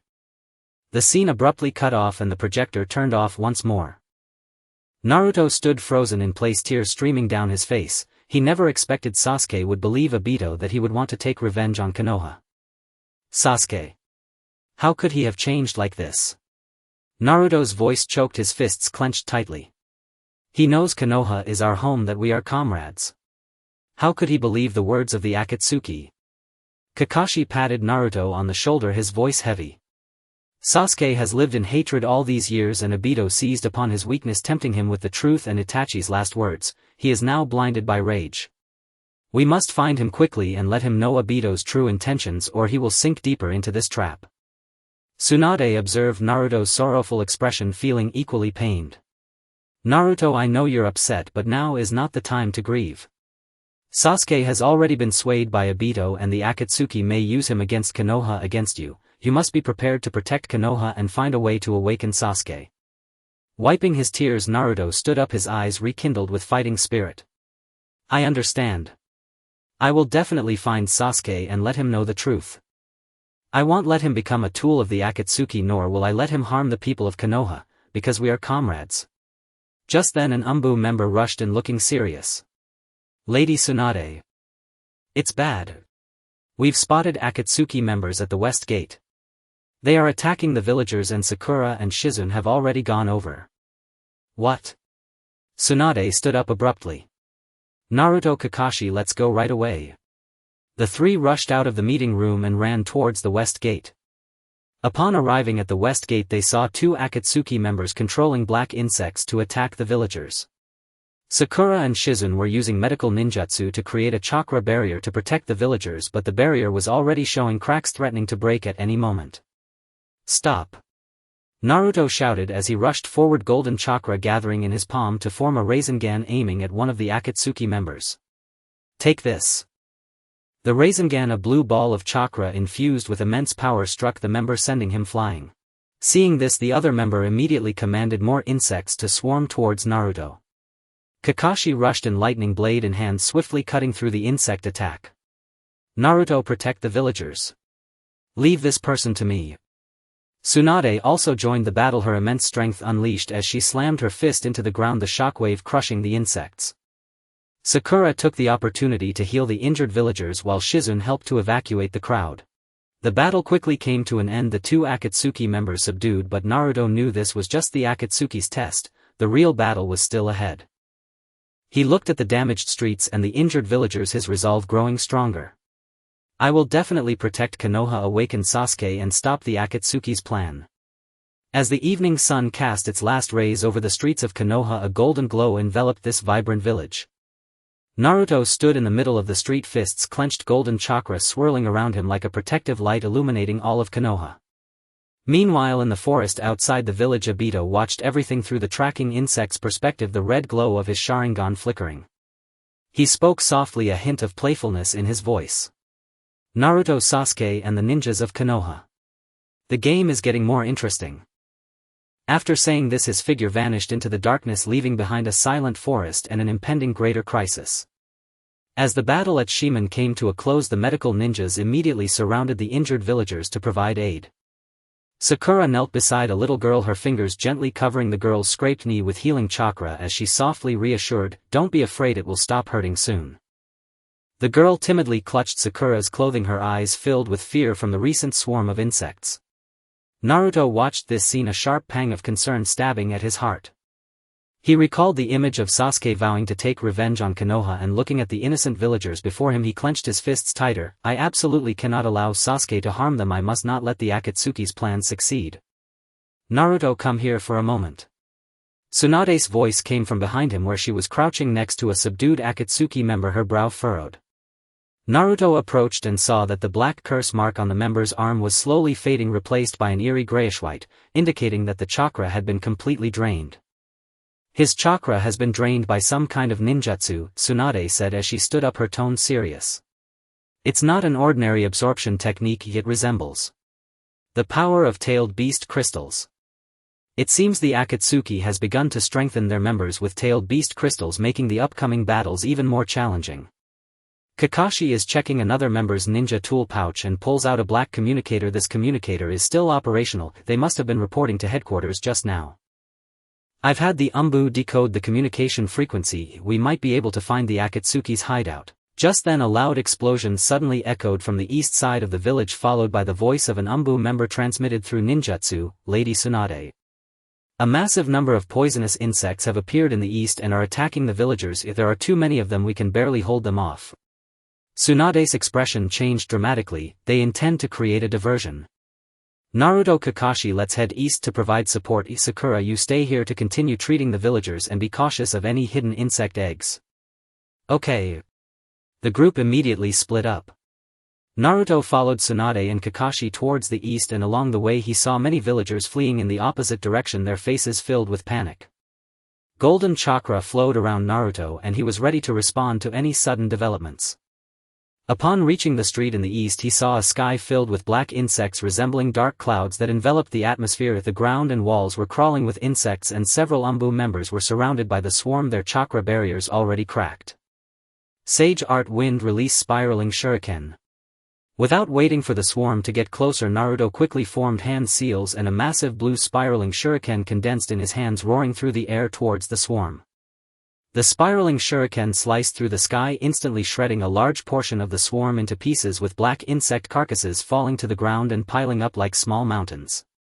Tsunade charged forward, her immense strength gathering in her fist as she smashed it into the ground, sending the insects flying with a powerful shockwave. Don't let the insects touch you. Their curse mark toxins will spread rapidly. Kakashi used Raikiri to cut a path through, racing towards the source of the swarm. The swarm is coming from that warehouse. There must be an Akatsuki member controlling the insects inside. Naruto quickly followed, only to see a short stout man in an Akatsuki cloak standing at the entrance of the warehouse, the very same insect user he had encountered in Sunagakure. He was holding a black jar, continuously pouring a light blue liquid into it, tailed beast crystals. With each pour, more insects crawled out of the jar, spreading out in all directions. It's you again. Naruto shouted as he charged forward, the golden Rasengan forming in his palm. This time I won't let you escape. The short stout man remained unperturbed, sneering, Kid, last time I was careless, this time you won't be so lucky. He dropped the jar and formed hand seals, secret technique insect tsunami. The ground suddenly cracked open as countless insects surged forth from the fissures, rushing towards Naruto like a tidal wave. Naruto immediately jumped up, conjuring two Rasengan in the air and smashing them down towards the insect tide. The blue chakra exploded, tearing a hole in the insect swarm, but soon new insects filled the gap, those enhanced by tailed beast crystals breeding at a rate several times faster than before. This won't work. Tsunade shouted as she punched the insects nearby, calling out to Naruto, "We must destroy that jar to stop the insects from continuing to breed." Naruto nodded just as he was about to dash towards the jar when he suddenly felt a familiar chakra approaching from afar. Sasuke's chakra, carrying a chilling killing intent, was rapidly closing in. Sasuke. Naruto froze for a moment, a sinking feeling in his heart. Why is he here? Could it be that he really intends to help the Akatsuki attack Konoha? At that moment a dark figure suddenly descended from the sky, landing beside the stout man. Silver hair glimmered in the sunlight. It was Sasuke. He held a Kusanagi sword, his gaze icy as he looked at Naruto, devoid of any warmth. Sasuke. How could you be with the Akatsuki? Naruto stared at him in disbelief, his voice shaking. Have you forgotten our promise? Have you forgotten that Konoha is our home? Sasuke didn't respond, he simply raised the Kusanagi sword and swung it at Naruto. The black chakra coiled around the blade, radiating intense killing intent. Instinctively Naruto raised his arm to block, but the black chakra sliced through his arm, leaving a deep wound as blood flowed out in an instant. Sasuke. Are you really going to attack me? Naruto looked at the wound on his arm, tears streaming down his face without him realizing. Obito is deceiving you. He just wants to use you. The truth about the Uchiha massacre is not what he said. You must wake up. Sasuke hesitated for a moment, a flicker of struggle in his eyes, but it was quickly replaced by icy intent. He raised the Kusanagi sword again and lunged at Naruto. Shut up. You don't understand my pain nor the weight of the truth. Konoha owes me, I will take it back piece by piece. Then I will fight you until you wake up. Naruto wiped his tears, the golden chakra erupting as the Ninetales phantom appeared behind him. I won't let you harm the people of Konoha, nor will I allow you to become a tool of the Akatsuki. Because we are companions. He charged at Sasuke, the golden Rasengan gathering in his palm, fueled by unwavering conviction as he struck towards Sasuke. Sasuke was equally unyielding, the black chakra coiling in his hands, taking the form of a curse mark as he met Naruto head-on. The two powerful chakras collided in the air, producing a deafening explosion. The surrounding insects were blasted away by the shockwave and the ground cracked open with enormous fissures. Tsunade and Kakashi stood nearby, watching the two fighters with grave concern. They knew that no one could stop this battle now, they could only hope that Naruto could awaken Sasuke's reason. On the rooftop of the warehouse, Obito silently observed everything, the Sharingan in his right eye gleaming with crimson light. He spoke softly, his voice tinged with amusement. Sasuke, Naruto, your bond is indeed fascinating, but in the end you will both become part of my plan. With that he took out a black box from his robe containing a red Sharingan, Itachi's other eye. The battle continued and Naruto did not know how much longer he could hold on, but he had only one thought in his mind: he must awaken Sasuke, protect Konoha and change that tragic future.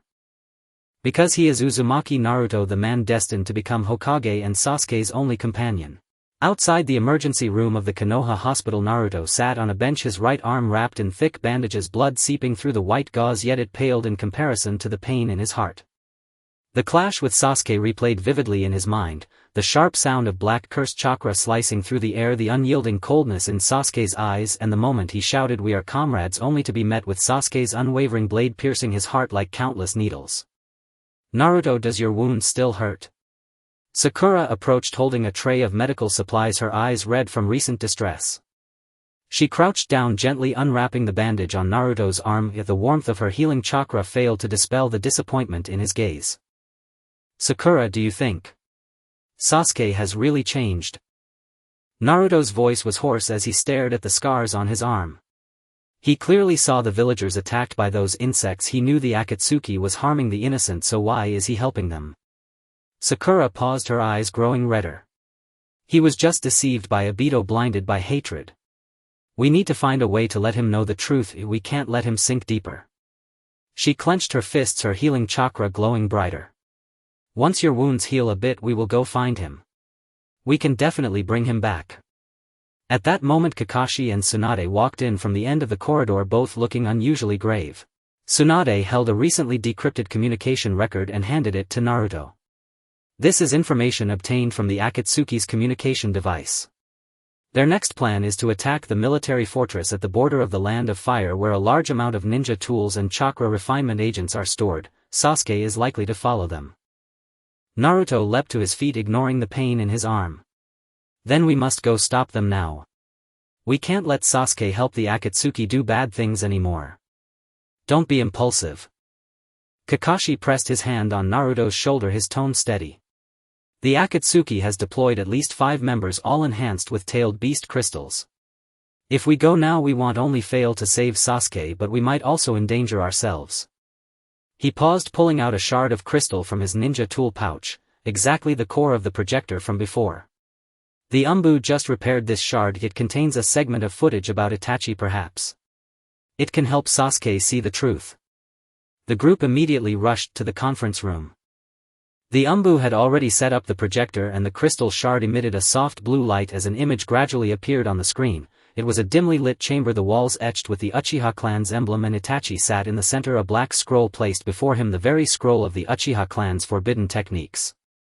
His face was pale, coughing intermittently as his fingers gently traced the text on the scroll, his eyes filled with complex emotions.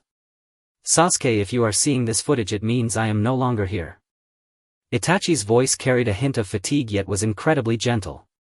I know you hate me for killing our clan, for leaving you alone, but I had to do this. Outside the image, Sasuke stood at the conference room door, initially there to ambush with the Akatsuki members, but the voice of Itachi in the footage captivated him, freezing his steps, the Kusanagi sword trembling slightly in his grip. Years ago the Uchiha clan plotted to rebel, aiming to overthrow the leadership of Konoha and incite a civil war. Itachi's voice continued as he opened the scroll, revealing Uchiha's high-ranking conspiratorial letters. I am a spy for Konoha and also a member of the Uchiha clan. I had to sacrifice the entire clan to protect Konoha, to protect you, because you are the Uchiha's only hope, my only little brother. Sasuke's body trembled violently, tears streaming uncontrollably down his face. He had always thought Itachi was a cold-blooded killer, yet the truth was this: his brother, whom he had hated for 8 years, had been protecting him in his own way. I know you will seek Orochimaru, striving to grow stronger for revenge. Itachi's gaze turned resolute. But I must tell you, power is not for revenge, it is to protect those you wish to keep safe. I have planted the Mangekyo Sharingan of Shursui in your eyes. It will prevent you from being controlled by Orochimaru's cursed seal, and it will protect you when you encounter danger. He coughed more violently, a trace of blood at the corner of his mouth, yet he smiled and said, Sasuke, can you forgive your brother? I can no longer be there to watch you grow, but you must remember, no matter where you are or what you become, I will always protect you. And Naruto, he is a good kid who will help take care of you. You two should become good friends and protect Konoha together. That is our shared home. The footage abruptly cut off here, the projector shutting down once more. The conference room fell into silence, only Sasuke's suppressed sobs could be heard. He crouched on the ground, holding his head in his hands, his shoulders shaking violently. 8 years of hatred crumbled in that moment, replaced by endless regret and pain. Brother. I'm sorry. I was wrong. I shouldn't have hated you. Naruto walked over and gently patted his shoulder. Sasuke, Itachi has always been protecting you, he never wanted to harm you. Obito was deceiving you, he only wanted to use you to awaken the Ten Tails with the power of the Uchiha. Sasuke lifted his head, his eyes bloodshot but regaining some clarity. He recalled Obito's earlier words about revenge against Konoha and his earlier attack on Naruto, remembering the villagers harmed by the insects, feeling an overwhelming guilt. I almost became an accomplice of the Akatsuki, almost harmed innocent people. It's good that you realize your mistakes. Tsunade stepped forward, her tone softer. It's not too late, we can stop the Akatsuki together and prevent the awakening of the Ten Tails. That would be the best way to honor Itachi. Kakashi nodded in agreement. The Akatsuki plans to attack the military fortress at the border of the Land of Fire next. We need to set off now and prepare before they arrive. Sasuke, you understand the Akatsuki's tactics. With your help our chances of success will increase significantly. Sasuke stood up, gripping the Kusanagi sword tightly, determination igniting in his eyes once more. All right. I will help you stop the Akatsuki. I will protect Konoha and the villagers, just as my brother hoped. He looked at Naruto, his tone carrying a hint of apology. Naruto, about earlier. I'm sorry. Naruto smiled and patted Sasuke's shoulder. It's fine, we are comrades. You helped me before and now it's my turn to help you. From now on we will grow stronger together and protect Konoha. Sasuke was taken aback for a moment, then a faint smile appeared on his lips. The smile was light yet like a ray of sunshine dispelling the shadows that had accumulated in his heart for years. Everyone quickly prepared to set off. Sakura redressed Naruto's wound and handed Sasuke a vial of antidote. This is an antidote for the Akatsuki's cursed seal poison, take it in case of danger. Sasuke took the antidote nodding. Thank you. Tsunade watched the scene before her, a warm feeling stirring in her heart. The tragedy depicted in the footage seemed to be changing due to their efforts. Sasuke was not consumed by hatred, Naruto was not facing danger alone, everyone united towards a common goal. Alright, we don't have much time, let's go. Tsunade commanded and everyone swiftly exited the conference room heading towards the border of the Land of Fire. The evening sun cast its glow over the streets of Konoha, golden light enveloping this vibrant village. Naruto walked at the front, his golden hair blowing in the wind as he glanced back at his companions. Sasuke's eyes were resolute, Sakura wore a warm smile, Kakashi remained calm and steady, and Tsunade exuded a powerful aura. He felt an overwhelming sense of strength within him, silently reciting, Mr. Itachi, you can rest assured. We will definitely protect Konoha, protect this world, and never let your efforts be in vain. Behind them on top of the Hokage office building, a masked figure silently watched their departing direction. Obito's right eye glimmered with a scarlet light, yet devoid of the previous amusement, now shaded with gravity. Sasuke has awakened. It seems the plan needs to be advanced. He pulled out a black communication device from his pocket, pressed a button and spoke coldly. Notify all members to launch a preemptive attack on the fortress. We must obtain the chakra refinement agents. The awakening of the Ten-Tails cannot wait any longer. The device emitted a low rumbling response and Obito tucked it away, his figure vanishing into the night. The wind at the border of the Land of Fire grew stronger, carrying a hint of chill. Naruto and his companions stood on the fortress wall watching the approaching Akatsuki members, each face revealing a resolute expression. Prepare for battle. Tsunade commanded and everyone immediately sprang into action. Naruto gathered a golden Rasengan, Sasuke's Sharingan glowed crimson, Sakura's healing chakra swirled in her palms, and Kakashi's Raikiri flashed with blinding blue light.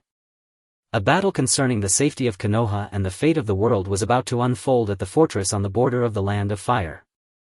Naruto knew that no matter the difficulties they faced, as long as they were together with their comrades and held firm to their beliefs, they would undoubtedly overcome the Akatsuki, change the future and protect everything they wished to safeguard. Because he is Uzumaki Naruto, the man destined to become Hokage, the strength that his comrades can rely on and the hope that Itachi protected with his life.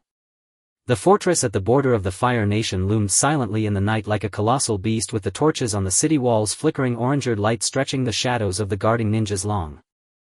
Naruto crouched at the edge of the city wall, golden chakra swirling quietly at his fingertips, his gaze fixed intently on the dark grassland in the distance, where the chakra fluctuations of the Akatsuki were approaching, carrying their unique chilling aura. They are coming. Sasuke's voice sounded beside him, his Sharingan glowing crimson, clearly seeing the figures moving in the darkness. There are about 10 of them, 3 of which have chakra fluctuations from tailed beast crystals similar to that bug user's chakra from before.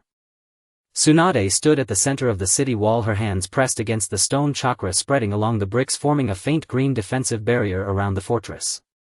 Everyone pay attention. The Akatsuki's target is the chakra refining agent inside the fortress. We must not let them approach the warehouse. Naruto, Sasuke, you are responsible for the frontal interception. Kakashi, you take a team of ninjas to flank from the side and cut off their retreat. Sakura, you and the medical ninjas stay back, ready to heal the injured at any moment.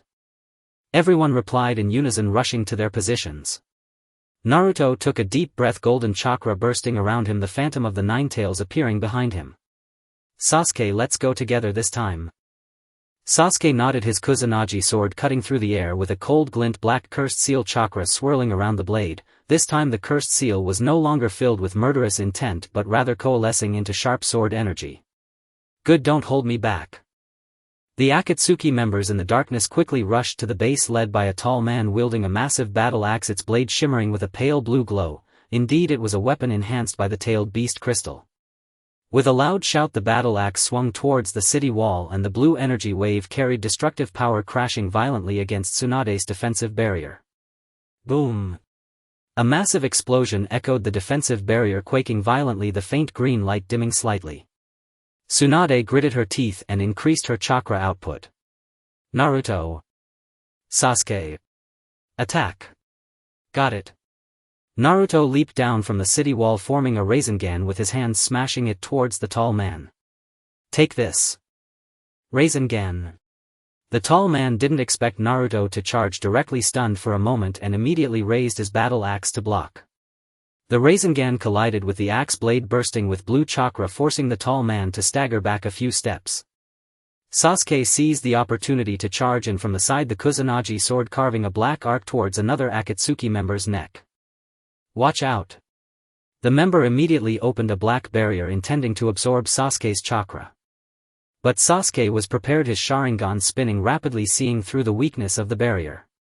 He twisted the sword's edge, avoiding the barrier, and struck the member's shoulder, black blood instantly pouring out.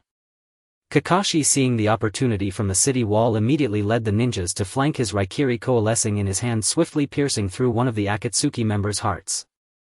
Don't give them the chance to use the tailed beast crystals.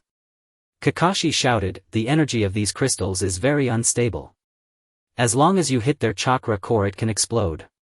Hearing this, Naruto immediately adjusted his strategy. He dodged the tall man's battle axe, his figure flashing as he appeared behind the man, golden chakra condensing into a fist, smashing fiercely into the man's back. Boom! The man's body shook violently, the tailed beast crystal on his chest emitting a blinding blue light before exploding, sending the surrounding Akatsuki members flying. Great! Naruto exclaimed excitedly, just about to continue his assault when he suddenly sensed a powerful chakra approaching from afar. That was Deidara's chakra, carrying the fluctuations of space ninjutsu coming in fast. Be careful. It's Deidara. Naruto immediately warned everyone, golden chakra gathering in his palm once again. Sure enough, a black vortex appeared in the center of the battlefield and Deidara stepped out from the vortex, his right eye's Sharingan flickering with crimson light. He looked at the fallen Akatsuki members, a cold smirk appearing at the corner of his mouth. What a bunch of useless fools, unable to take down a single fortress with so many people. He turned to Naruto, his gaze carrying a hint of amusement. Naruto, Sasuke, you two have surprised me. Sasuke hasn't been consumed by hatred. It seems Itachi's image really is effective. However, even if you join forces, you cannot stop me. Deidara raised his hand and another black vortex appeared, from which emerged 5 masked individuals, each mask inscribed with a different tailed beast pattern. These are the tailed beast puppets I created using tailed beast crystals. They possess some of the tailed beast's power, just perfect for testing your strength. The 5 tailed beast puppets simultaneously launched their attacks, Shaden from the 1-tailed beast, fire release from the 2-tailed beast, water release from the 3-tailed beast. Various ninjutsu surged towards Naruto and his group, enveloping the entire battlefield in a storm of chakra. Everyone be careful. Tsunade shouted, reinforcing the defensive barrier once more, but it still trembled under the onslaught of the tailed beast puppets' ninjutsu. Naruto watched the incoming ninjutsu, took a deep breath and turned to Sasuke. Sasuke, let's use the combined technique we practiced before. Sasuke nodded, his Sharingan spinning rapidly, seeing through the attack trajectories of the tailed beast puppets. Okay, it'll keep them occupied. You gather the Rasengan. Sasuke leaped into the air, black cursed seal chakra forming a pair of wings around him, flying up the Kusanagi sword, swinging continuously, black sword energy cutting through the ninjutsu of the tailed beast puppets. Meanwhile, Naruto rapidly formed hand seals on the ground, golden chakra condensing into a massive Rasengan larger than usual by more than 3 times. This was the combined technique Naruto and Sasuke had specially trained, where Sasuke would distract the enemy and Naruto would deliver the finishing blow. Now's our chance. Sasuke shouted, drawing the attention of the 5-tailed beast puppets with his sword energy. Naruto seized the opportunity, leaping high, the golden Rasengan roaring with wind as it descended towards the tailed beast puppets. 9 Tails Mode, Super Large Rasengan. The golden chakra sphere struck the tailed beast puppets, instantly detonating the tailed beast crystals within them. A tremendous explosion erupted, enveloping the entire battlefield in golden light, the 5-tailed beast puppets obliterated in an instant, debris scattering everywhere. Deidara looked at the destroyed tailed beast puppets, his expression finally changing. I didn't expect you to reach this level. However, the game isn't over yet. He raised his hand and another black vortex appeared. This time a man dressed in red armor emerged from it, indeed the silver-haired man who controlled the Ten-Tails altar from the previous vision. "This is Zetsu, my capable assistant," Deidara introduced.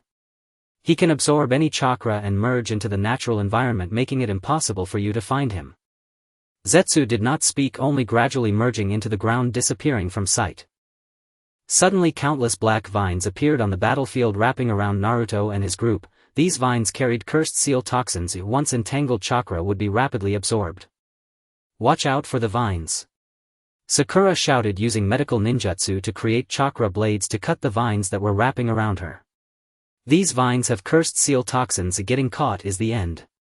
Naruto immediately used Rasengan to slice through the vines around him, but found that more and more vines were appearing and he couldn't cut through them all. "This won't work." Naruto shouted anxiously, "Sasuke, can you locate Zetsu?" Sasuke's Sharingan spun rapidly, closely observing the chakra fluctuations on the ground. "He's underground. The chakra is very scattered, like there are many clones." Just then Tsunade suddenly shouted, "Not good. There's movement over by the warehouse." Everyone turned to see a black vortex appearing on the roof of the warehouse, Zetsu's figure emerging from it, heading towards the warehouse's main door. His target was the chakra refining agent inside the warehouse. "We can't let him get the refining agent." Naruto immediately dashed towards the warehouse, golden chakra coalescing at his feet, his speed doubling. Zetsu saw Naruto charging over, a cold smile appearing at the corner of his mouth, his body merging into the ground again, disappearing. As Naruto reached the warehouse door, he suddenly felt the ground beneath him shift, countless black vines erupting from the ground, wrapping around him. "Naruto, be careful." Sasuke rushed over, swinging the Kusanagi sword to cut the vines. "I'll cover you, you go stop Zetsu." Naruto nodded, leaping into the warehouse. The warehouse was filled with chakra refining agents, the blue liquid shimmering in the containers. Zetsu's figure was standing next to the refining agent, holding a black bottle, preparing to pour the refining agent into it. "Stop!"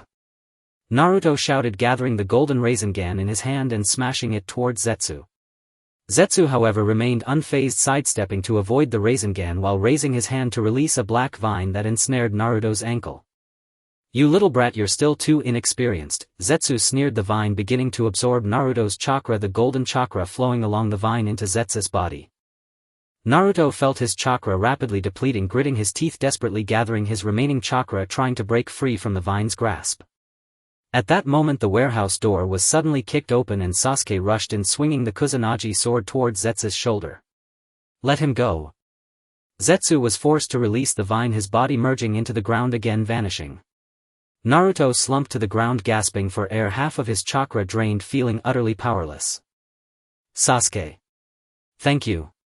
Sasuke crouched down, handing Naruto a bottle of antidote. "Drink this first to replenish some chakra. Zetsu hasn't left yet, we need to find him quickly and stop him from getting the refining agent." Naruto took the antidote and downed it in one go. The warm chakra flowed within him, gradually restoring his strength. He stood up back to back with Sasuke, vigilantly watching their surroundings. "This time we search together.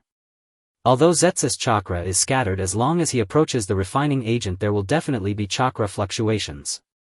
The two carefully observed the chakra fluctuations in the warehouse when suddenly Sasuke's Sharingan lit up. "There." He pointed at a box in the corner of the warehouse. "The chakra is coming from that box." Naruto immediately charged towards the box, the golden Rasengan coalescing in his hand, smashing down onto the box. The box was instantly smashed open and Zetsu's figure jumped out from inside, already holding a black bottle filled with chakra refining agent. "Trying to escape? Not so easy." Sasuke immediately pursued, swinging the Kusanagi sword towards Zetsu's wrist, trying to snatch the bottle away. Zetsu suddenly threw the bottle into the air, merging into the ground, vanishing. The black bottle arced through the air, flying towards the warehouse exit. Deidara stood at the doorway, reaching out to catch the bottle. "We can't let him get the bottle."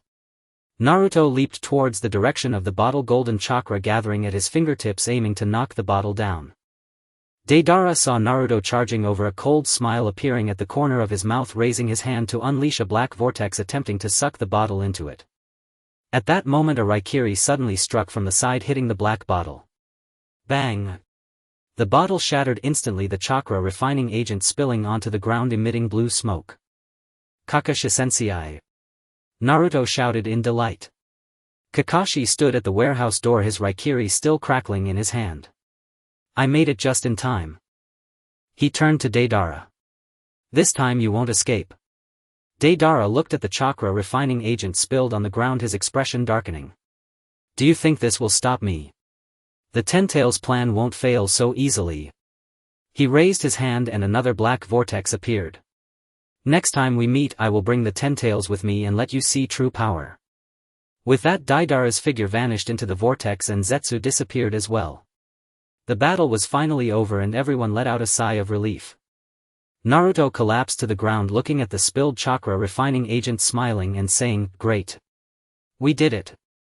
Sasuke also sat on the ground looking at Naruto with a faint smile.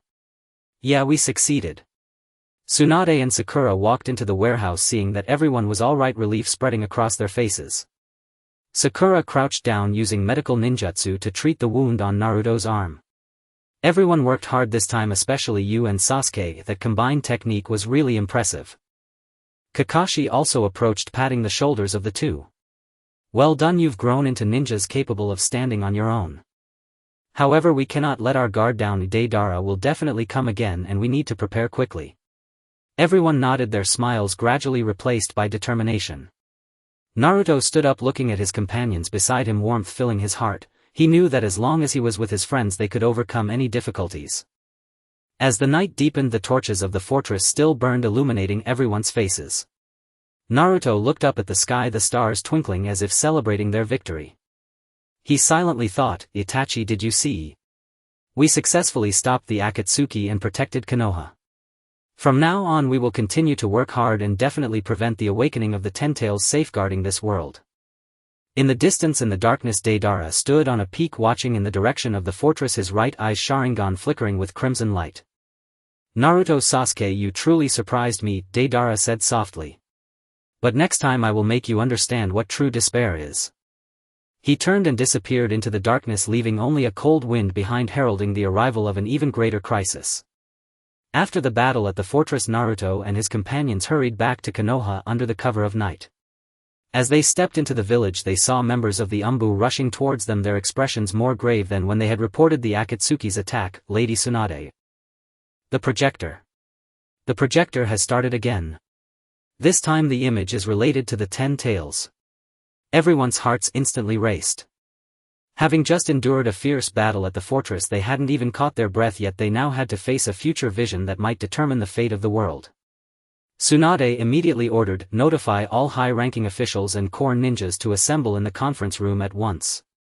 Naruto, Sasuke, Kakashi, Sakura, follow me. The conference room was already brightly lit with a crystal projector hovering in the center, casting a blue glow that bathed the entire room in a cold hue.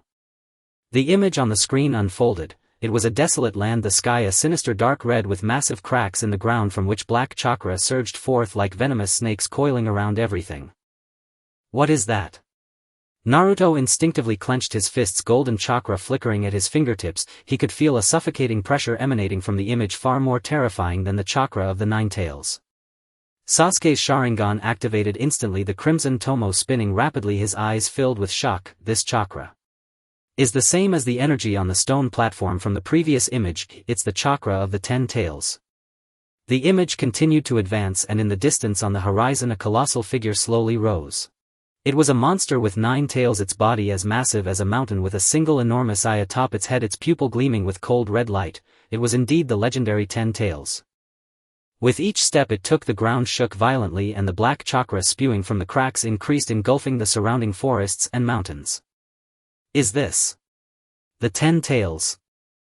Tsunade's voice trembled. She had seen descriptions of the Ten-Tails in the records of the first Hokage but never expected the real Ten-Tails to be so terrifying. If it truly awakens, the entire world will be destroyed. Jiraiya stood in the corner, the scroll in his hand having fallen to the ground, his gaze fixed on the Ten-Tails in the image, murmuring, the prophecy of Mount Myaboku. So the apocalypse in the prophecy refers to the awakening of the Ten-Tails. The image suddenly switched and a familiar figure appeared before the Ten-Tails. It was Obito. He stood atop the Ten-Tails dressed in a long black robe, wielding a long staff topped with a red gem emanating an energy similar to that of the Ten-Tails chakra. At last, the Ten-Tails has finally awakened. Obito's voice was laced with a mad glee. From this day forward I am the Jinchuriki of the 10 Tails, the ruler of this world. Infinite Tsukuyomi is about to begin. He raised his staff and waved it towards the sky. The 10 Tails' eyes suddenly erupted with intense red light and a massive beam shot out from its eye, piercing the heavens. The dark red clouds in the sky were penetrated by the beam, forming a gigantic vortex, and countless purple beams of light fell from the vortex like rain upon the earth. That is Infinite Tsukuyomi.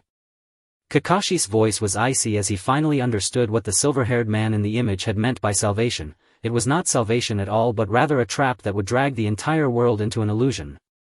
In the image, anyone illuminated by the purple light had vacant eyes, standing like zombies, yet their faces bore eerie smiles.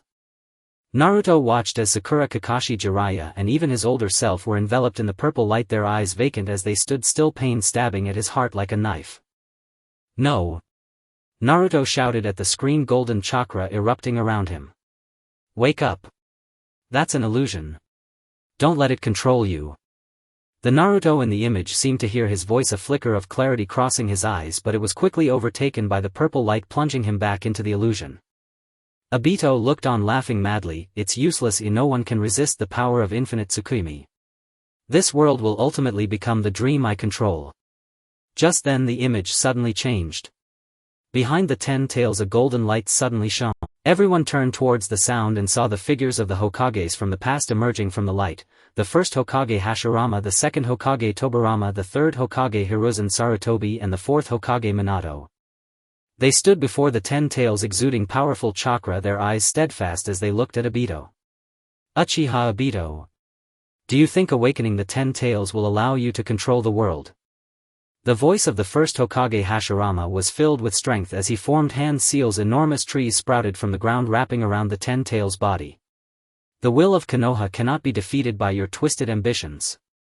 The second Hokage Tobirama immediately took action, forming hand seals as countless water dragons surged from the ground, charging towards Obito. Your plan has been wrong from the start. Peace cannot be achieved through illusions, but is created by people with their own hands. The third Hokage Hiruzen Sarutobi raised his kunai, his gaze filled with authority. I have protected Konoha my entire life, and I will never allow you to destroy it. Neither now nor in the future. The fourth Hokage Minato's gaze fell upon the Naruto, trapped in the illusion, filled with warmth and determination.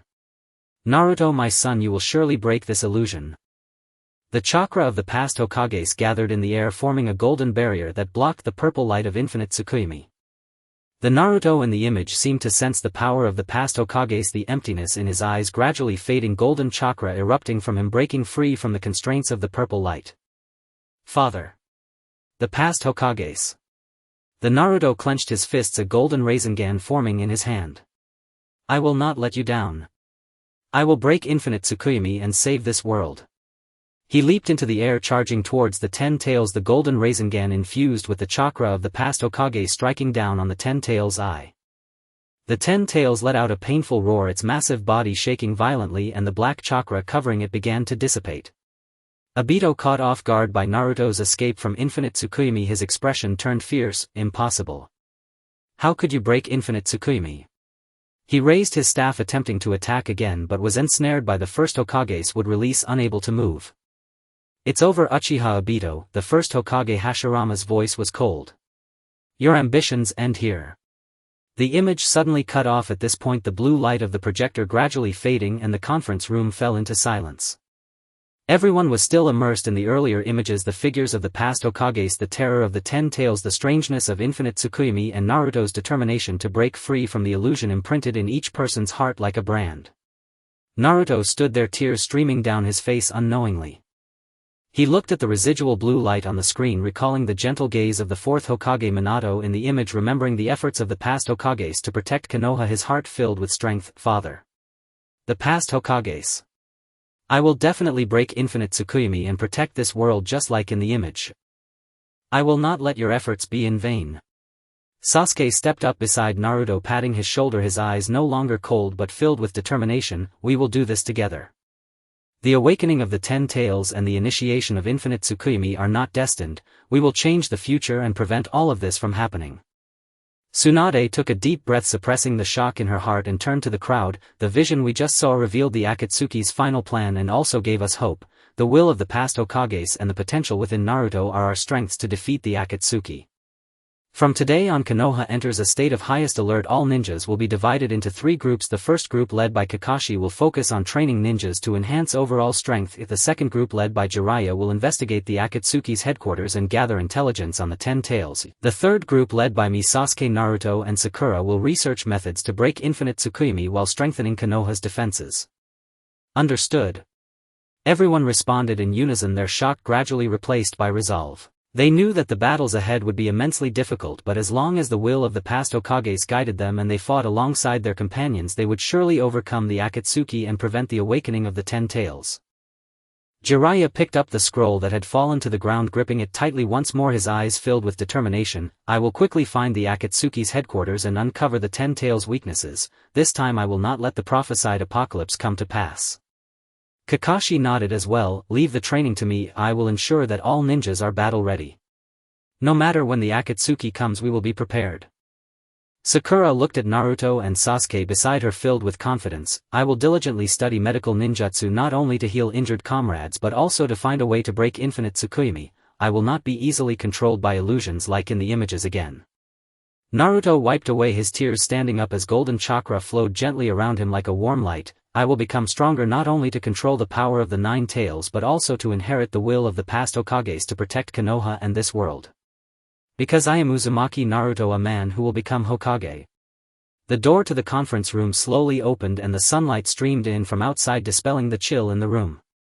The group stepped out of the conference room, watching as the streets of Konoha gradually became lively with children chasing and playing in the playground, vendors calling out their goods by the roadside, everything appearing so peaceful and beautiful.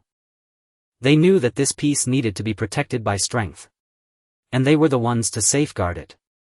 Naruto stood on the rooftop of the Hokage building, looking up at the sky. The golden sunlight bathed him and he seemed to see the figures of the past Hokages, the gentle smile of the 4th Hokage Minato.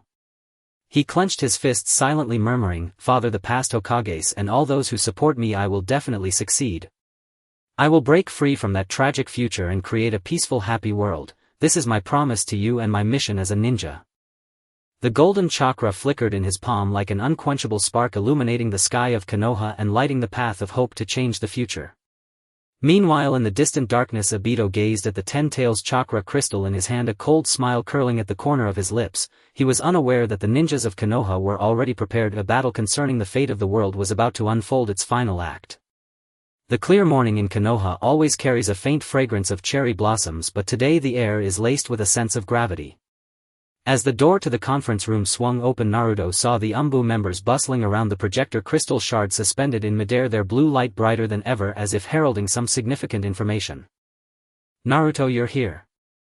Tsunade sat in the main seat gripping a crumpled scroll, the very prophecy scroll brought back by Jiraiya from Myobokuzen. The projector suddenly reacted just now. If the UMBU said this image relates to the child of prophecy, Jiraiya claimed, you are the one who can change the world. Naruto was momentarily stunned, scratching his head. Child of prophecy? Me? But I couldn't even control the 9 Tails before. He was interrupted by Sasuke's gaze. Sasuke leaned against the wall, his Sharingan slightly narrowed, clearly also waiting to see what the prophecy in the image entailed. Kakashi adjusted his forehead protector, his voice beneath the mask carrying a hint of seriousness.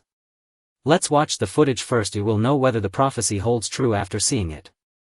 An UMBU member pressed the switch and the blue light from the crystal shards instantly filled the screen. The first image that appeared was that of the great toad sage from Myobokuzen. With eyes closed, its voice was hoarse yet powerful. The child of prophecy will arrive amidst chaos. He will bring about great change, either to save the world or to destroy it, and his choice will depend on the companions by his side. Save the world or destroy it. Sakura instinctively clenched her fists, looking at Naruto. Naruto will definitely choose to save the world. The scene progressed. The great toad sage opened its eyes and within its golden pupils Naruto's figure was reflected, not the current Naruto but the grown-up version of him standing before the 10 Tails, surrounded by golden 9 Tails chakra, with Sasuke, Sakura, Kakashi and countless Konoha ninjas behind him. The child of prophecy will face the ultimate darkness, a darkness born from despair towards the world derived from a distorted peace.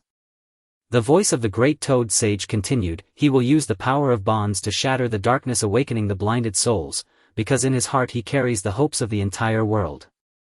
In the image the Ten Tails launched another attack and its black chakra surged like a tidal wave towards the ninjas. Yet Naruto did not flinch, he reached out grasping Sasuke's hand.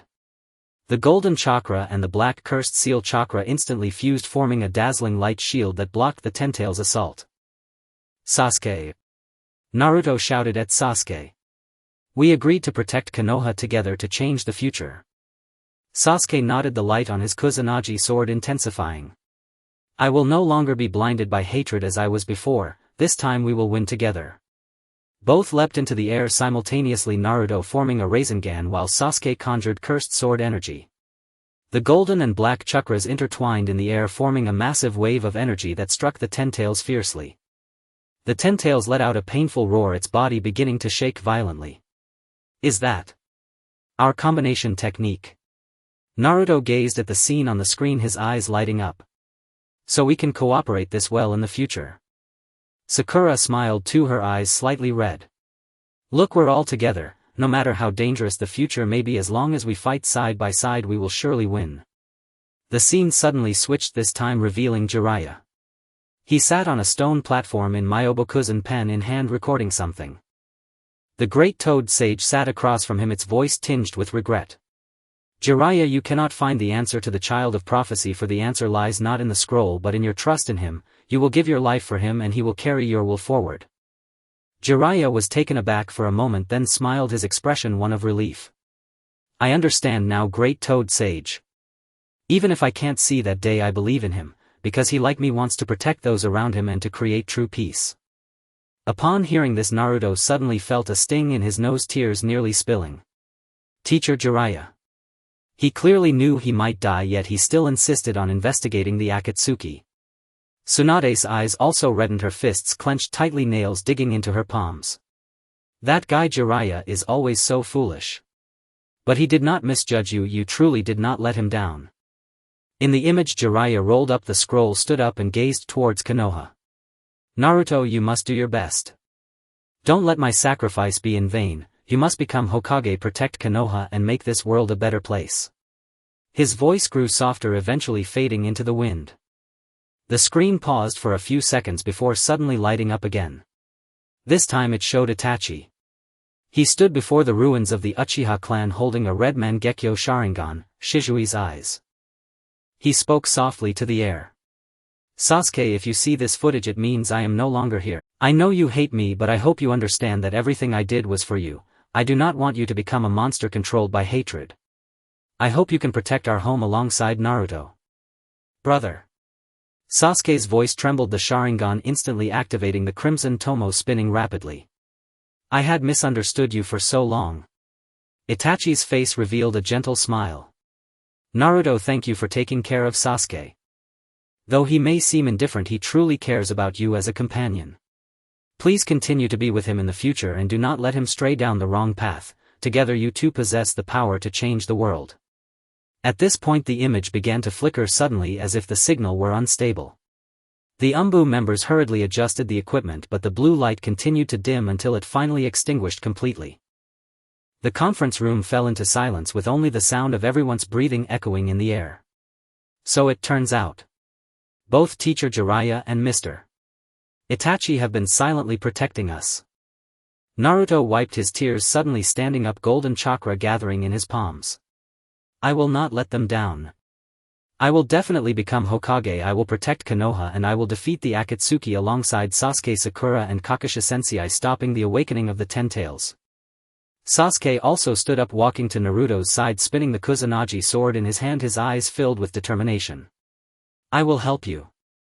However, I won't let you have it easy in becoming Hokage, we will be competing in the future. Alright. Naruto laughed, tears still on his face, but his smile was exceptionally bright. Let's compete fairly, whoever wins becomes Hokage. Sakura looked at the two of them standing side by side, also smiling. No matter who becomes Hokage, I will always support both of you. I will become the strongest medical ninja, healing all our injured comrades, ensuring no one leaves us again. Kakashi nodded, his tone filled with reassurance. It seems that the bonds mentioned in the prophecy reflect our current state. As long as we stick together we can overcome any danger we encounter. Tsunade watched the scene before her and the heaviness in her heart gradually dissipated, replaced by warmth and hope. She stood up and handed the prophecy scroll to Naruto. This scroll is now in your hands. The prophecy says you are the one to change the world and I believe in you. Konoha's future is entrusted to you. Naruto took the scroll, holding it tightly in his arms as if embracing everyone's hope. I will never let down everyone's expectations. I will create true peace in my own way, not through the infinite illusion of the Tsuki no Mi but through everyone's hands, through the bonds between us. The door to the conference room slowly opened, sunlight streaming in and falling on each person. Naruto walked at the forefront, followed by Sasuke, Sakura, Kakashi and Tsunade. Their figures were elongated by the sunlight, each step taken with determination and strength. The Umbu members watched the direction they departed, whispering to one another, "Do you think we can really change the future?" "Absolutely," another Umbu member said with a smile. "Because we have Lord Naruto and so many comrades fighting alongside us, nothing can defeat us." In a corner of the conference room, the crystal shard suddenly flickered with a faint blue light before returning to stillness, as if responding to everyone's faith, as if foretelling that the hopeful future was slowly drawing near. Naruto looked up at the sky, golden sunlight bathing his face, and he remembered Jiraiya's smile in the footage, Itachi's gentle gaze and the steadfast looks of his friends. He clenched his fist and silently vowed, "Everyone wait for me. I will definitely make it happen. I will become Hokage, protect everyone and make this world a better place, because I am Uzumaki Naruto, everyone's companion, the one who can change the world as foretold in the prophecy." Golden chakra flickered in his palms like an everlasting spark, illuminating the sky of Konoha and illuminating the path to the future. The nights in Konoha are always shrouded in a gentle silence, but tonight the Hokage office is brightly lit. In the conference room, a crystal projector hovers in the center, its blue light flickering softly as if waiting for something. Naruto, Sasuke, Sakura, Kakashi and Tsunade are gathered around the projector, their expressions more serious than ever. Since the last time they witnessed the images of the infinite Tsukimi, the Umbu have been repairing the remaining crystal shards, and today they finally have new developments. It seems that the fragments this time contain information about the illusion trial. An Umbu member adjusts the equipment while explaining, according to previous images, this could be a method used by the Akatsuki to select the Ten Tails Jinchuriki, and it may also be the key to breaking the infinite Tsukimi. Tsunade nodded, her gaze serious. "No matter what it is, we must understand it. If this truly is the key to breaking the infinite Tsukuyami, it would be monumental news for us." Naruto clenched his fists, the golden chakra swirling at his fingertips. "I'm ready. No matter whether it's an illusion or whatever, I can get through it, for everyone, for Konoha." Sasuke leaned against the wall, his Sharingan slowly opening, the crimson tomo flashing with a sharp light. "Don't be too confident. The greatest strength of an illusion is evoking the weaknesses deep within one's heart. If trapped by those weaknesses, even the strongest power is useless." Just then the blue light of the projector suddenly intensified and an image materialized on the screen, a vast white space devoid of sky or ground, only endless whiteness. Naruto, Sasuke, Sakura and Kakashi's figures appeared in the image, clearly drawn into the illusion. "Where is this?" Sakura looked around, her face full of confusion. "Weren't we fighting the Akatsuki? How did we suddenly end up here?" Kakashi in the image frowned, his Sharingan spinning rapidly, but saw nothing. "The chakra here is strange, there are no fluctuations, as if it has been completely isolated. We must have been caught in some high-level illusion." Suddenly a door appeared in the white space. The door slowly opened and a familiar figure stepped out, Naruto's deceased parents, the fourth Hokage Minato and Kushina. "Naruto." Kushina hurried over, embracing the figure of Naruto in the image, her eyes red. "Mom misses you so much. Have you been well all these years?" Naruto in the image froze, tears streaming down his face. He reached out, gently touching Kushina's hair, his voice trembling. "Mom. Dad. Is it really you? I'm not dreaming, am I?" Minato smiled and patted his shoulder. "It's us, Naruto. We have always been by your side, watching you grow, seeing your efforts to become a ninja and your determination to protect Konoha. We are proud of you." Naruto outside the image watched this scene, unable to hold back his tears. He clenched his fists, his nails digging into his palms. "Dad. Mom. I miss you so much." Sakura noticed Naruto's emotions getting out of control and quickly reminded him, "Naruto, don't be deceived by the illusion. This isn't real, if the illusion is exploiting your longing." But the Naruto in the image seemed not to hear, tightly embracing Kushina and Minato, fearing they would disappear again. "I know this might be an illusion, but I don't want to leave you. I've been alone for so long, it's so hard to see you again, I don't want to let go.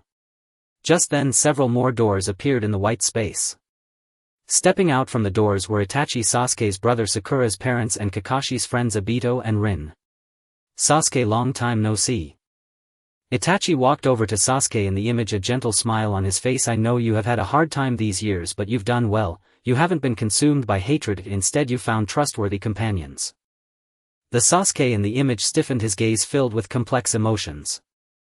He looked at Itachi, wanting to say something but didn't know where to start. This was the brother he had hated for 8 years, only to discover he had been protecting him all along, the softest pain deep within.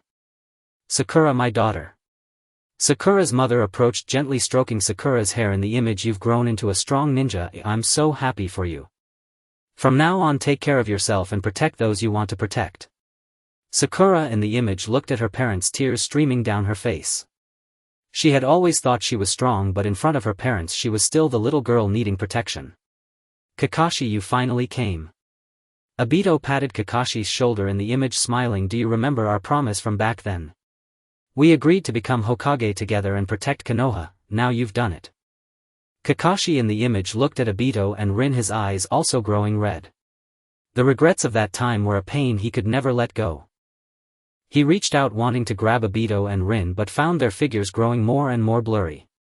Naruto. Sasuke. Sakura. Kakashi-sensei. Naruto outside the image shouted towards the screen, don't be deceived by the illusion. None of this is real. We have more important things to do. We must stop the Akatsuki and prevent the awakening of the Ten Tails. The Naruto in the image seemed to hear his voice, his body stiffening slightly. He looked at Kushina and Minato, then remembered his friends in Konoha, recalled his dream of becoming Hokage and his determination to protect everyone. He took a deep breath and slowly released his grip on his parents. Dad, Mom, I know you are created by the illusion. Although I really want to be with you, I have more important things to do. I must protect Konoha, protect my friends, and become Hokage to fulfill my dream. Kushina and Minato nodded with smiles, their figures gradually becoming transparent. We know you will make the right choice, Naruto. No matter where you are, we will always support you and be proud of you. As their figures disappeared, the first door in the white space closed. The Sasuke in the image looked at Itachi's figure and firmly said, Brother, I know you are created by the illusion. But I have already understood your intentions. I will carry your hopes, protect Konoha and protect my friends. I will not disappoint you again. Itachi's figure gradually disappeared and the second door closed.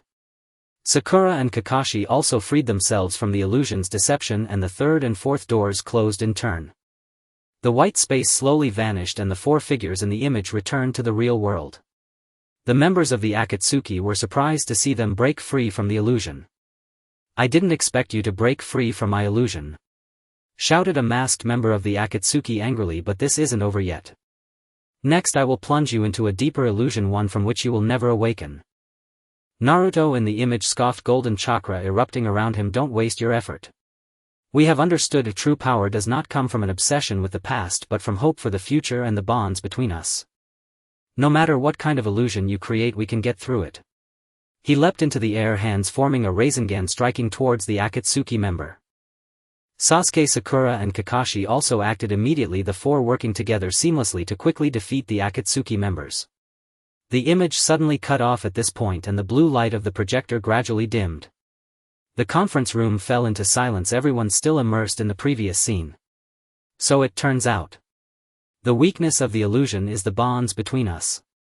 Sakura wiped her tears and smiled. As long as we trust and support each other, nothing can trap us. Kakashi nodded, his tone filled with satisfaction. Indeed, bonds are our greatest strength.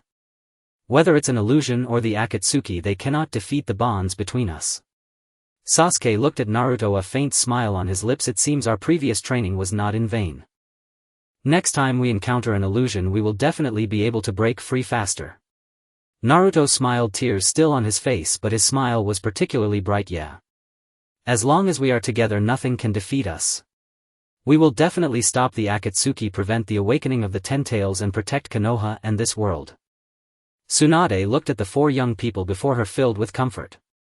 She thought of the first Hokage Hashirama, the second Hokage Tobirama, the third Hokage Hiruzen and the fourth Hokage Minato. The will of Konoha continues to be passed down through them. Alright, everyone should go rest now. Tsunade stood up, her tone weary yet filled with hope. There are many things to do tomorrow. We need to quickly formulate a plan to deal with the Akatsuki's illusions and strengthen training for the Konoha ninjas so they can also break free from the illusions. Everyone nodded in agreement and gradually left the conference room. Naruto was the last to leave. He turned back to glance at the projector, silently murmuring, "Dad, Mom, Mr. Itachi, Obito-senpai, Rin-senpai. Thank you. I will carry your hopes and the trust of my friends moving forward until the day we achieve peace." He clenched his fists, golden chakra flickering in his palms as if responding to his determination. Stepping out of the conference room, the moonlight shone on the streets of Konoha, gentle and bright. Naruto looked up at the sky, the stars twinkling as if cheering him on, blessing him. He knew that the road ahead was long and he would encounter many difficulties and dangers. But he also knew that as long as he had his friends by his side, as long as the will of Konoha was in his heart, he would never be alone and would never give up. Because he is Uzumaki Naruto, a man destined to become Hokage, a strength his friends can rely on and the hope of this world. The morning mist of Mai had yet to dissipate when hundreds of ninjas gathered in front of the Hokage office building. Tsunade stood on the high platform flanked by Naruto, Sasuke, Kakashi and Sakura. Her gaze swept over the neatly lined-up ninjas below, her voice imbued with an unprecedented seriousness. According to the latest footage from the projector, the Akatsuki organization has already gathered the chakra of the Three Tails and the awakening of the Ten Tails is progressing faster than we anticipated. From today onwards, all ninjas are to enter a state of level 1 combat readiness, prepared to face battle at any moment. The ninjas below showed no signs of unrest. Each face bore a look of determination. Ever since witnessing multiple glimpses of the future, they had long ceased to fear the Akatsuki. Instead, their fighting spirit had only intensified.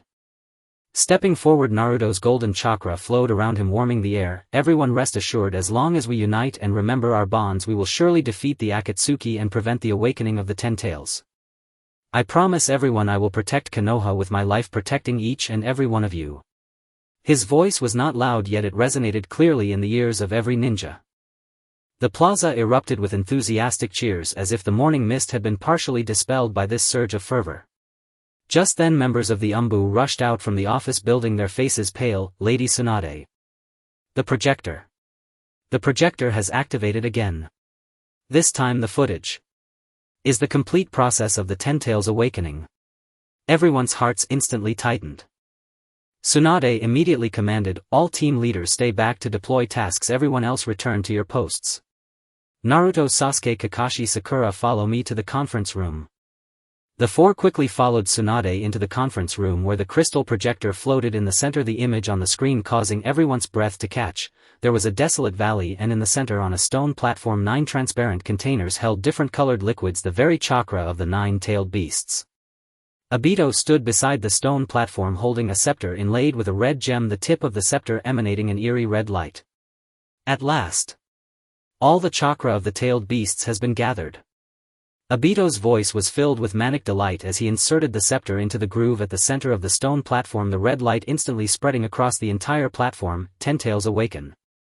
Let this world feel your power. Let the brilliance of the infinite Tsukuyomi envelop the earth." As his words fell, the 9 containers on the platform shattered simultaneously, their chakra converging in the air to form a massive energy sphere. The energy sphere continued to expand, the surrounding space began to warp, black cracks appearing around the sphere, a suffocating sense of oppression emanating from the screen causing the few in the conference room to clench their fists involuntarily. "Is that the process of the Ten Tails awakening?" Sakura's voice trembled. She could clearly feel the terrifying chakra in the footage, stronger than any previous imagery. Sasuke's Sharingan activated instantly, the crimson tomo spinning rapidly, his expression grave. "The density of the chakra exceeds my expectations, and there is also a strange energy mixed in. It should be the power Obito uses to control the Ten Tails."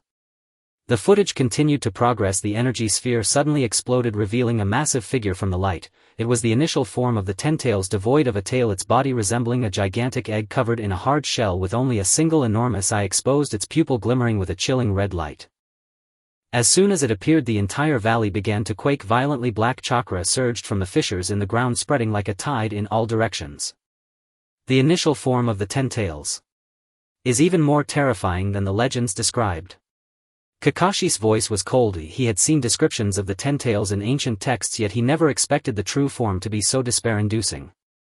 Obito looked at the initial form of the Ten-Tails, laughing more maniacally. Soon you will evolve into your complete form, becoming my most powerful weapon. At that time the entire world will bow beneath my feet. He raised the scepter, pointing it at the Ten-Tails' eye, red light shooting from the tip of the scepter merging into the Ten-Tails' eye. The Ten-Tails let out a deafening roar, its shell began to crack, 3 tails sprouted from the back of its body and its form grew even larger. It began to evolve. Black chakra poured down like a torrential rain, striking the surrounding mountains and instantly reducing them to dust. No. We can't let it continue to evolve. A familiar voice suddenly echoed through the footage and everyone turned to see Jiraiya Tsunade and the third Hokage appearing at the edge of the valley, followed by hundreds of ninjas, each face bearing a look of determination to face death. Master Jiraiya. Grandpa Third. Naruto exclaimed excitedly, not expecting to see them fighting side by side in the footage. Jiraiya formed hand seals, a giant oil dragon spewing from his mouth, crashing towards the Ten-Tails' body, Sage Art Oil Flame Bomb. The oil dragon ignited in the air, forming a massive firewall that temporarily blocked the chakra attack from the Ten-Tails. The third Hokage immediately took action, pulling a golden shuriken from his ninja tool pouch, throwing it at Obito. Forbidden technique, Shuriken Shadow Clone technique. The shuriken split into hundreds in midair, raining down upon Obito. Tsunade dashed into the midst of the ninjas, her healing chakra swirling in her palms as she treated the injured. Everyone hold on. As long as we can delay until Naruto and the others arrive, there is still hope. Obito looked at the incoming shuriken, chuckling coldly as he raised his hand to unleash a black vortex that sucked all the shuriken inside. You old fools think you can stop me. You're truly overestimating yourselves.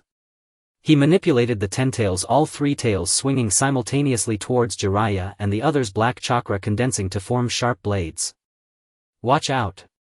Jiraiya shouted, pushing away a nearby ninja, but he himself was struck by the Ten-Tails' tail, crashing heavily to the ground as blood spilled from the corner of his mouth. Master Jiraiya. Naruto watched as Jiraiya was injured in the footage, tears streaming down his face, golden chakra erupting around him as he tried to leap into the screen to protect him. Sasuke immediately placed a hand on his shoulder, his gaze firm. Naruto, calm down.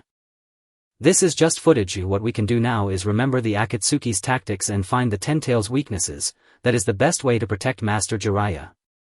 Naruto took a deep breath, forcing himself to calm down, his gaze returning to the screen. In the footage, Tsunade rushed to Jiraiya's side using medical ninjutsu to treat him. Jiraiya, you can't be hurt. We haven't fulfilled our promise from back then. You haven't seen Naruto become Hokage. Jiraiya smiled, wiping away the blood from his mouth, standing up again. Don't worry, I'm not that easy to kill. As long as I can protect Konoha and Naruto, even if I die, I will do so willingly. He formed hand seals once more, sage chakra swirling around him, his hair and eyebrows turning white. Sage art hair needle, 1,000 needles. Countless strands of white hair shot out like needles, piercing towards the Ten-Tails' eye. The eye of the Ten-Tails was struck by the hair needle, 1,000 needles, letting out a painful roar, its evolution speed visibly slowing. Taking advantage of the moment, the third Hokage charged forward, forming hand seals, earth release, earth flow river. A massive mudslide surged from the ground, trapping the Ten-Tails' body, temporarily halting its movements. Now's the time. Jiraiya shouted, pulling out a scroll from his ninja tool pouch. This is the Sage Art Scroll from Mount Myaboku, containing the method to seal the Ten-Tails. As long as we can perform the sealing technique from the scroll, we can temporarily seal the Ten-Tails. Tsunade and the third Hokage immediately nodded, the 3 of them simultaneously injecting chakra into the scroll, golden sealing patterns emerging from the scroll, spreading towards the Ten-Tails. Just as the sealing patterns were about to touch the Ten-Tails, Obito suddenly rushed in front of the Ten-Tails, blocking the sealing patterns with his body. You think you can seal the Ten-Tails? Not so easy. Black chakra erupted from Obito, shattering all the sealing pattern. He turned and manipulated the Ten-Tails, all 3 tails swinging towards Jiraiya and the others, the black chakra carrying the power to destroy the world, instantly sending the 3 flying. Master Jiraiya. Grandpa Third. Lady Tsunade.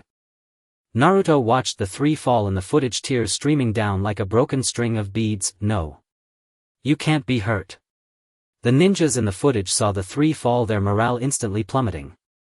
The Ten-Tails took advantage of the moment to continue evolving, sprouting a 4th and 5th tail, the black chakra growing stronger, enveloping the entire valley in a realm of death. At that moment, a golden light shone from afar. Naruto, Sasuke, Sakura and Kakashi appeared at the edge of the valley, followed by countless Konoha ninjas, golden chakra swirling around Naruto like a beam of hope. "We're here!" The Naruto in the footage roared, leaping into the air, golden Rasengan coalescing in his hand. "Everyone charge with me!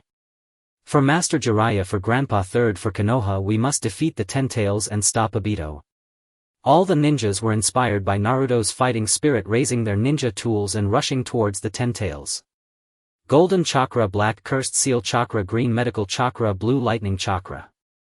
Various colors of chakra converged in the air, forming a dazzling light wall rushing towards the Ten Tails and Obito. The footage abruptly cut off here, the blue light of the projector gradually extinguishing. The conference room fell into silence, only Naruto's suppressed sobs echoed in the air. He crouched on the ground, holding his head in his hands, tears flowing continuously through his fingers. Why? Why are there so many tragedies in the footage? Master Jiraiya, Grandpa Third. They worked so hard, why did they still get hurt? Tsunade walked up to him, gently patting his back, her eyes slightly red. "Naruto, don't cry. The tragedies in the footage are not destined. We already know the evolution process of the Ten Tails and Obito's tactics. As long as we prepare, we can change the future and prevent those tragedies from happening."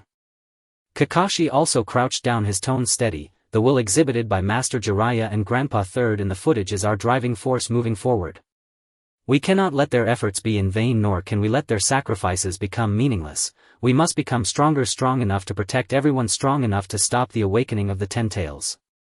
Sasuke looked at Naruto, pausing for a moment before stepping forward, patting his shoulder. "Next time we see the footage, what we will see is us defeating the Akatsuki and stopping the Ten Tails.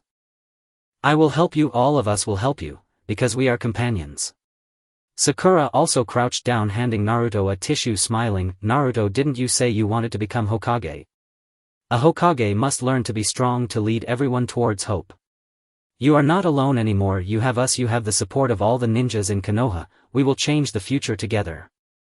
Naruto raised his head, looking at his companions through tear-filled eyes, the sadness in his heart gradually giving way to fighting spirit. He wiped away his tears, stood up, golden chakra flowing around him like a warm light. "I understand. I won't cry anymore. I will become stronger, lead everyone to defeat the Akatsuki and stop the awakening of the Ten Tails. I will protect Konoha and everyone, and I won't let the tragedies in the footage happen." Tsunade looked at the revitalized Naruto, a smile of relief spreading across her face. "Good. This is the Naruto I know. From today we will begin training specifically against the Ten Tails. Naruto, you must quickly gain complete control over the Nine Tails power. Sasuke, you need to master the combination of the Sharingan and Cursed Seal. Sakura, you need to develop medical ninjutsu capable of resisting the Ten Tails chakra. Kakashi, you are responsible for devising tactics and simulating combat scenarios against the Ten Tails." "Understood." The four responded in unison, their resolve stronger than ever.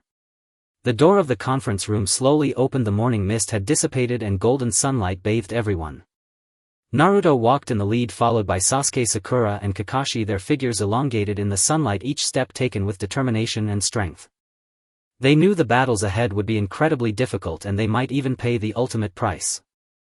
But they also knew that as long as they trusted each other and supported one another, as long as they carried on the will of Konoha, they would surely overcome all hardships and create a future free of tragedy, filled with peace.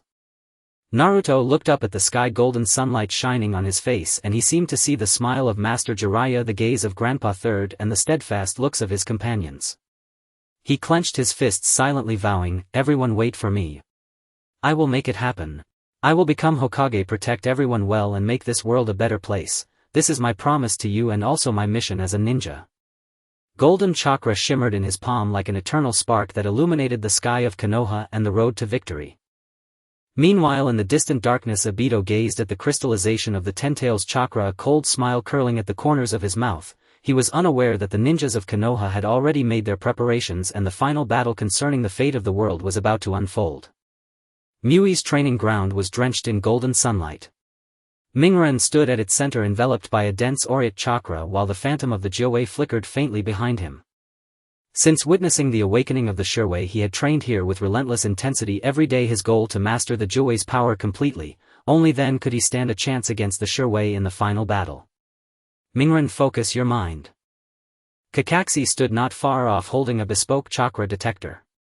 Your control over the Jiuwei chakra has reached 80%, but it is not enough. Shirwei's chakra density is 10 times that of the Jiuwei. You must achieve complete command to prevent a chakra rampage. Mingren drew a deep breath, closed his eyes and forced his consciousness into the beast space within. In that dark expanse the Jiuwei lay prostrate, its golden eyes glazed with scorn. Child, you think you can truly control me? Don't be delusional, not even quenching door could do that. You really believe you can? I can. Mingren shouted inwardly. To protect my comrades, to stop the Shirwei, I have to succeed. Jiuwei, we are not enemies but partners, only together can we defeat the Shao organization. The Jiuwei paused, staring at the young man with resolute eyes. It recalled how Mingren had once awakened Wailua in Shain and how he had defended his comrades on the fortress battleground. It snorted coldly, yet it yielded more chakra. Humph, do not presume my approval, I simply do not wish to see that monstrous Shirwei destroy this world. A surge of golden chakra erupted from Mingren, the Jiuwei's silhouette sharpened until 9 tails swayed vividly in the air. Kakashi watched the numbers flicker on the detector and allowed himself a relieved smile. Excellent, control has reached 95%. Hold on a little longer and you'll have full mastery. Suddenly hurried footsteps sounded from afar. Ing and Zhuo came running, their faces grave. Ing held a scroll freshly dispatched from the Umbu. Zhuo's Sharingan remained active, betraying his haste from the meeting room. Mingren, Kakashi sensei, something's happened. Ing thrust the scroll toward them. The projector has been activated again. This time the footage. It's about the tail beasts. The Umbu reported that it mentioned tail beast resonance. It might be the key to defeating the Shirwei. Everyone's hearts tightened at once. The four hurried toward the conference room and met Gangs Ho en route. She carried an envelope from Myo Mushin. Zilai had finally returned intelligence from the Shao organization's headquarters. Inside the conference room the crystal projector had been activated. The image on the screen stole their breath away. It showed a mysterious space where 9 enormous orbs floated, each sealing a tail beast within. Shoha the 1 tail, Yul the 2 tails, Jifu the 3 tails. All the way to Jalama the 9 tails. Is this the origin space of the tail beasts? Mingren murmured, staring at the image. He sensed the familiar tail beast chakra emanating from those beads, and the Jiuwei's orb resonated strongly with the chakra inside him. On the screen an old man in a white robe appeared slowly, Chudai Huiying Zhujian himself. He stood among the 9 orbs, his voice resonant and solemn. When I split the 10 tails into 9, it was to make them guardians of the world, not instruments of its destruction. He continued, the Shirwei's power arises from the aggregation of tail beast chakra. To defeat it, the 9 tail beasts chakra must resonate together, forming a tail beast alliance. Only then can the Shirwei's chakra be neutralized and sealed away completely. Tail beast alliance. Zhuo frowned, his Sharingan spinning. But the tail beasts are under the control of the Shao organization. How can we make them resonate? The image progressed. Chudai Huiying Zhujian's figure grew translucent and was replaced by the silhouettes of the 9 tail beasts. Shu's voice bristled with agitation. You expect us to join hands? Impossible. We have always been hostile toward one another. Exactly. Yul's voice was sharp. We were torn apart by Zhujian long ago. We have endured enough of being controlled by humans. At that moment the Jiuwei's silhouette spoke, its tone carrying a certain gravity. You are mistaken, humans are not all evil. I met a child who was willing to trust me, to treat me as a partner rather than a tool. If the world is undone by the Shirwei, we tail beasts will vanish too. Rather than await annihilation, we should join with humans and stop the Shao organization together. The other beasts were stunned, and none expected the proud Jiuwei to speak so. After a pause Shu's tone softened. Are you telling the truth?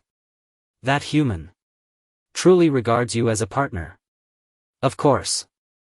The Jiuwei's silhouette looked beyond the screen toward Mingren, a faint tenderness flickering in those golden eyes. His name is Xuanhua Mingren, a foolish child, perhaps, yet one whose conviction surpasses all others. He is willing to lay down his life to protect the world and every living thing, including us tail beasts. On the screen the 9 silhouettes began to draw closer, each releasing a thread of chakra. Those chakras converged in the air, forming a prismatic radiance from which a vast seal formation emerged, the very tail beast resonance sealing array that Chudai Huiying had spoken of. If one finds all the Renzili and achieves genuine reconciliation between host and beast, this sealing array can be activated. Chudai Huiying's voice resounded again. Mingren, you are the Juwei's Renzili and the child of prophecy, only you can persuade the other tail beasts to trust humanity to believe in peace.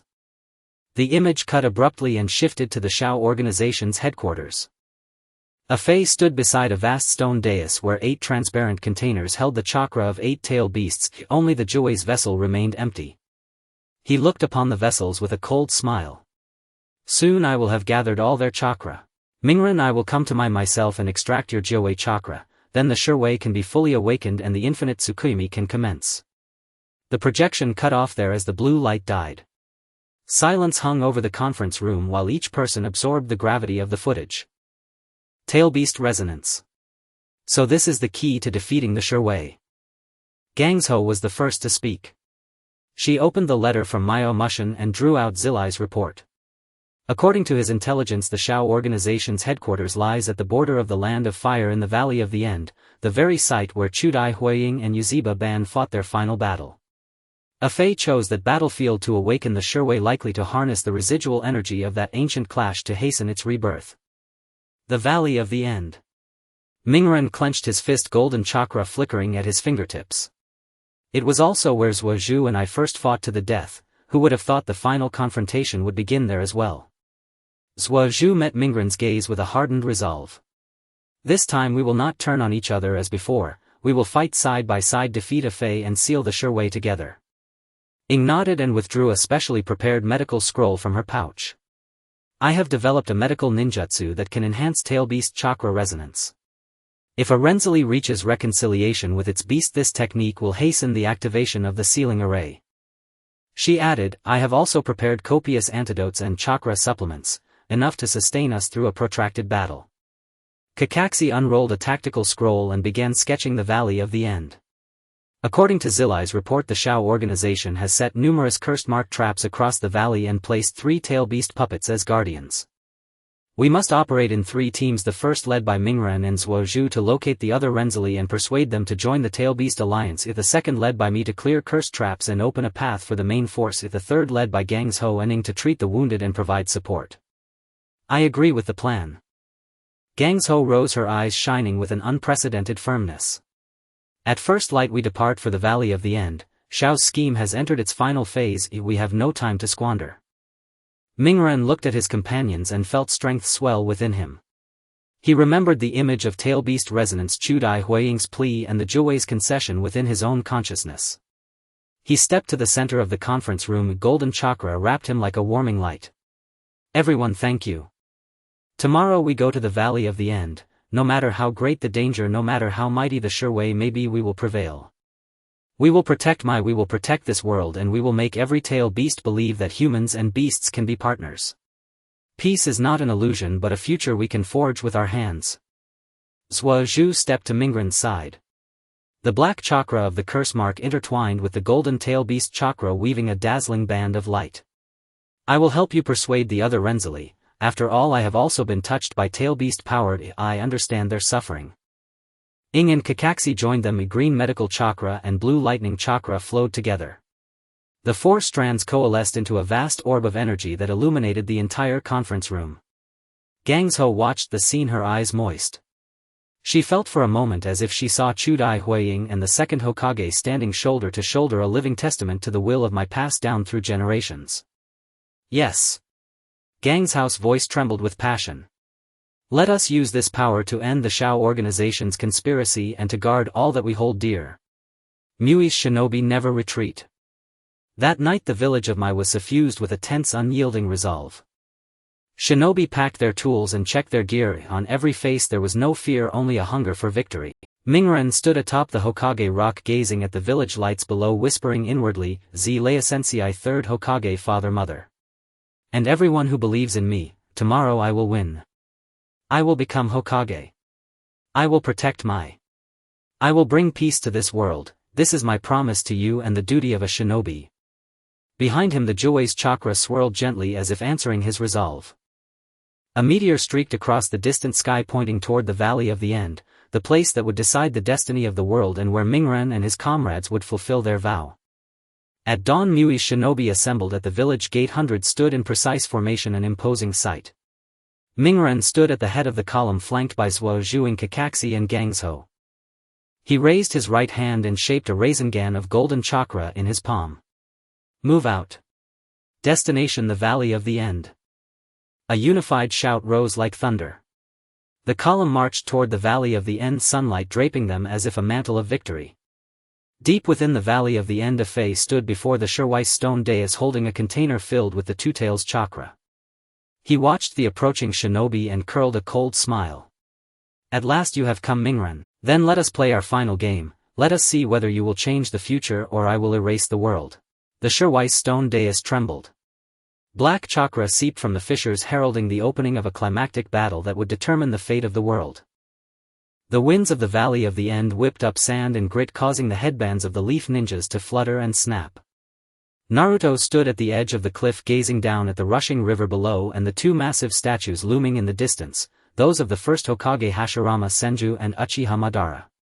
It was here that they had their final battle, and now this place would become the battlefield to stop the Ten Tails and end the Akatsuki's scheme. Everyone proceed according to plan. Tsunade stood at the forefront of the team, her voice cutting through the wind. Kakashi, your squad will immediately clear the cursed seal traps. Sakura, medical ninjas follow me to establish a temporary first aid station at the rear. Naruto, Sasuke, you two go find the Jinchuriki of the tailed beasts. Remember, you must persuade them, do not force them. Understood. The three responded in unison, each leading their teams to disperse. Naruto turned to Sasuke, his golden chakra flickering slightly in his palm. Sasuke, this time we must work together to make the tailed beasts believe in peace. Sasuke nodded, the Sharingan glowing crimson, his gaze sweeping through the depths of the valley. I can sense the chakra fluctuations of the 8 tails and 5 tails just behind the statues, in a cave. The Akatsuki must be keeping them there. The two leaped off the cliff, skimming the surface of the water as they rushed toward the cave. The turbulent river parted before their chakra, leaving 2 clear trails of water behind them. Along the way, several black cursed vine tendrils suddenly shot up from the water, wrapping around the two. These were the traps set by the Akatsuki. A trivial technique. Sasuke snorted coldly, the Kusanagi sword slicing through the air in a black arc, the sword energy instantly severing the tendrils. Meanwhile, Naruto seized the moment to gather a Rasengan and slammed it into the water, the golden chakra exploding and completely destroying the hidden cursed seal generator beneath the surface. Soon the two arrived at the entrance of the cave. The opening was shrouded in a layer of black barrier, its surface covered with the Akatsuki's cursed seal patterns. Naruto reached out to touch the barrier, a sharp pain shooting through his fingertips. This barrier could absorb chakra, and forcing a breakthrough would only put him at a disadvantage. Let me handle this. Sasuke stepped forward, his Sharingan spinning rapidly as he carefully observed the barrier's patterns. This is a forbidden technique barrier of the Uchiha. It can only be unlocked with the corresponding Sharingan chakra. He infused chakra into his eyes, crimson light shooting from the Sharingan onto the barrier. The cursed seal patterns on the barrier began to flicker violently, the black light gradually fading until it completely vanished. The cave was pitch black with only faint sounds of breathing audible. Naruto lit a fire stick illuminating the cave. Inside indeed were 2 captives, a tall man with horns, the Jinchuriki of the 8 tails Killer Bee, and a woman in a purple robe with 5 phantom tails behind her, the Jinchuriki of the 5 tails Han. Who are you? Killer Bee warily eyed the two, gripping his large sword tightly behind him. Are you from the Akatsuki? Do you want to extract my tailed beast chakra? No way. Naruto quickly explained, putting away the fire stick, golden chakra swirling around him. We are ninjas from the Leaf Village here to rescue you. The Akatsuki wants to gather the tailed beast chakra to awaken the 10 tails and destroy the world. We need your help to activate the tailed beast resonance sealing array to stop the 10 tails. Killer Bee was momentarily taken aback, suspicion filling his gaze. Rescue us. Haven't you humans always treated us Jinchuriki as tools? Now you want to use us against the Akatsuki?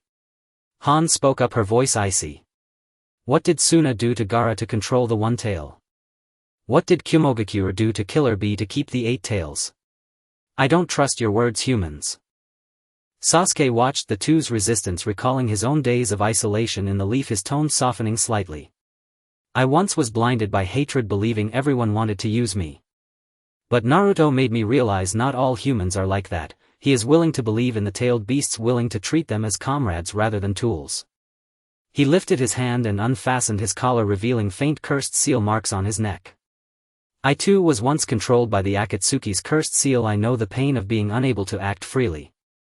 But now we have a chance to resist the Akatsuki together and create a world where Jinchuriki and tailed beasts can coexist peacefully. Don't you want to try? Killer Bee and Han exchanged glances, the wariness in their eyes gradually dissipating. Killer Bee lowered his sword, looking at Naruto. Do you really wish to treat the tailed beasts as comrades? Including the 8 tails within me? Of course. Naruto nodded firmly. The 9 tails within me once hated humans too, but now we have become partners. I believe as long as we understand and trust each other, Jinchuriki and tailed beasts can surely coexist peacefully. This world should not be filled only with hatred and exploitation. Just then a sudden explosion echoed from outside the cave. Naruto's expression changed. Not good. The Akatsuki members are coming. Let's get out of here.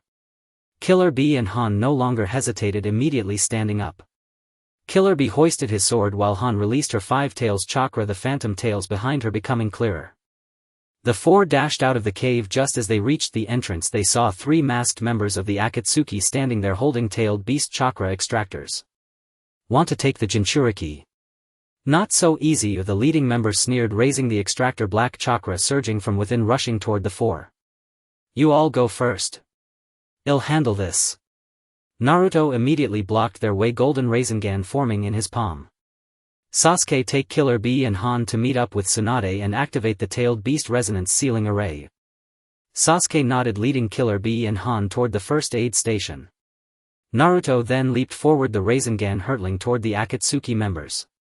Take this. 9 tails mode Rasengan. The golden chakra sphere imbued with immense power sent the leading member flying. The other 2 members, seeing this, immediately released cursed seal vines to ensnare Naruto.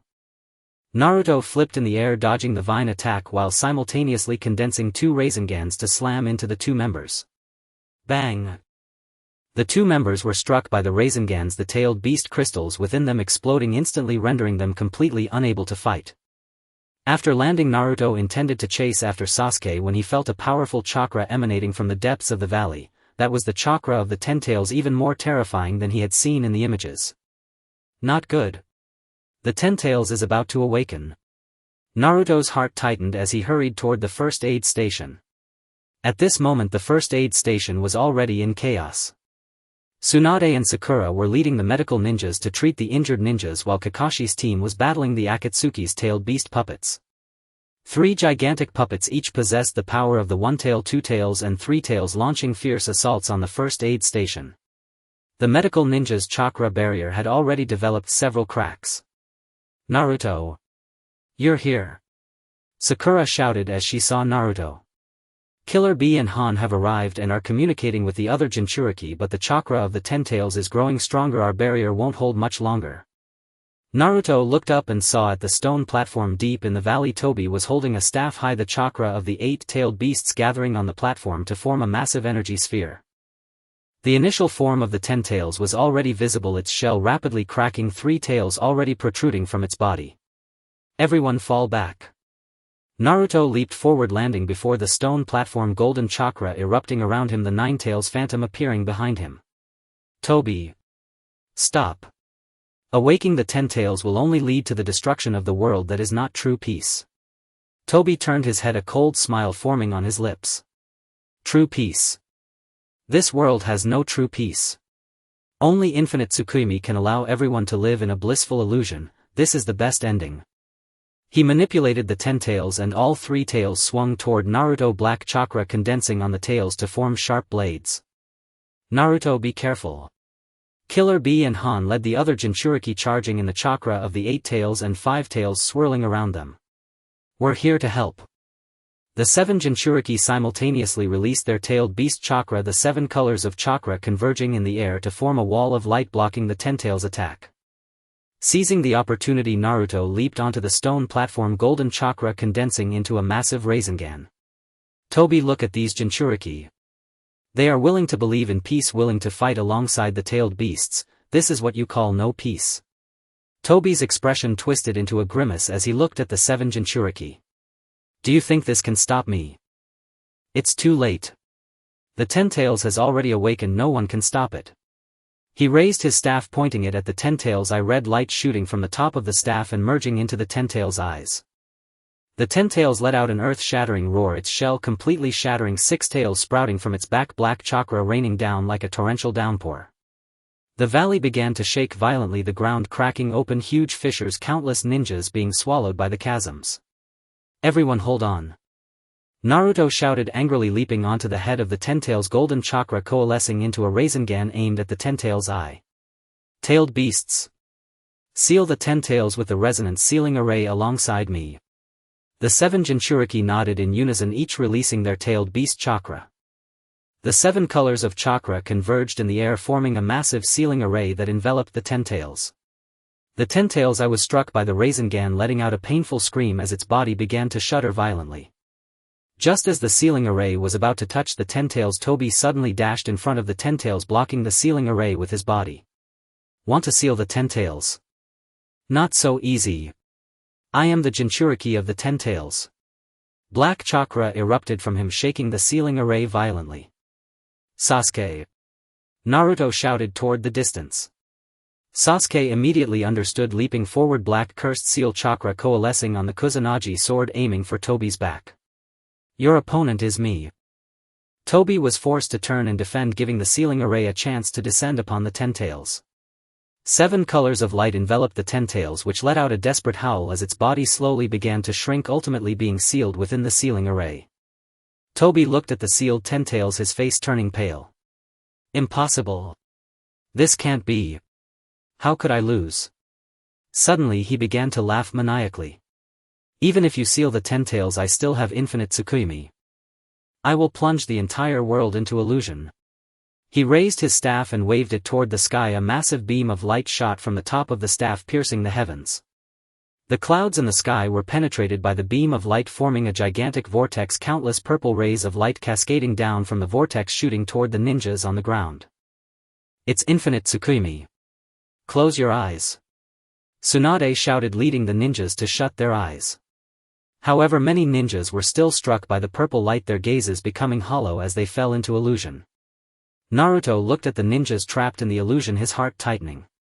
He suddenly recalled the words of the first Hokage in the images: tailed beast resonance can not only seal the Ten-Tails but also dispel the illusion of infinite Tsukuyomi.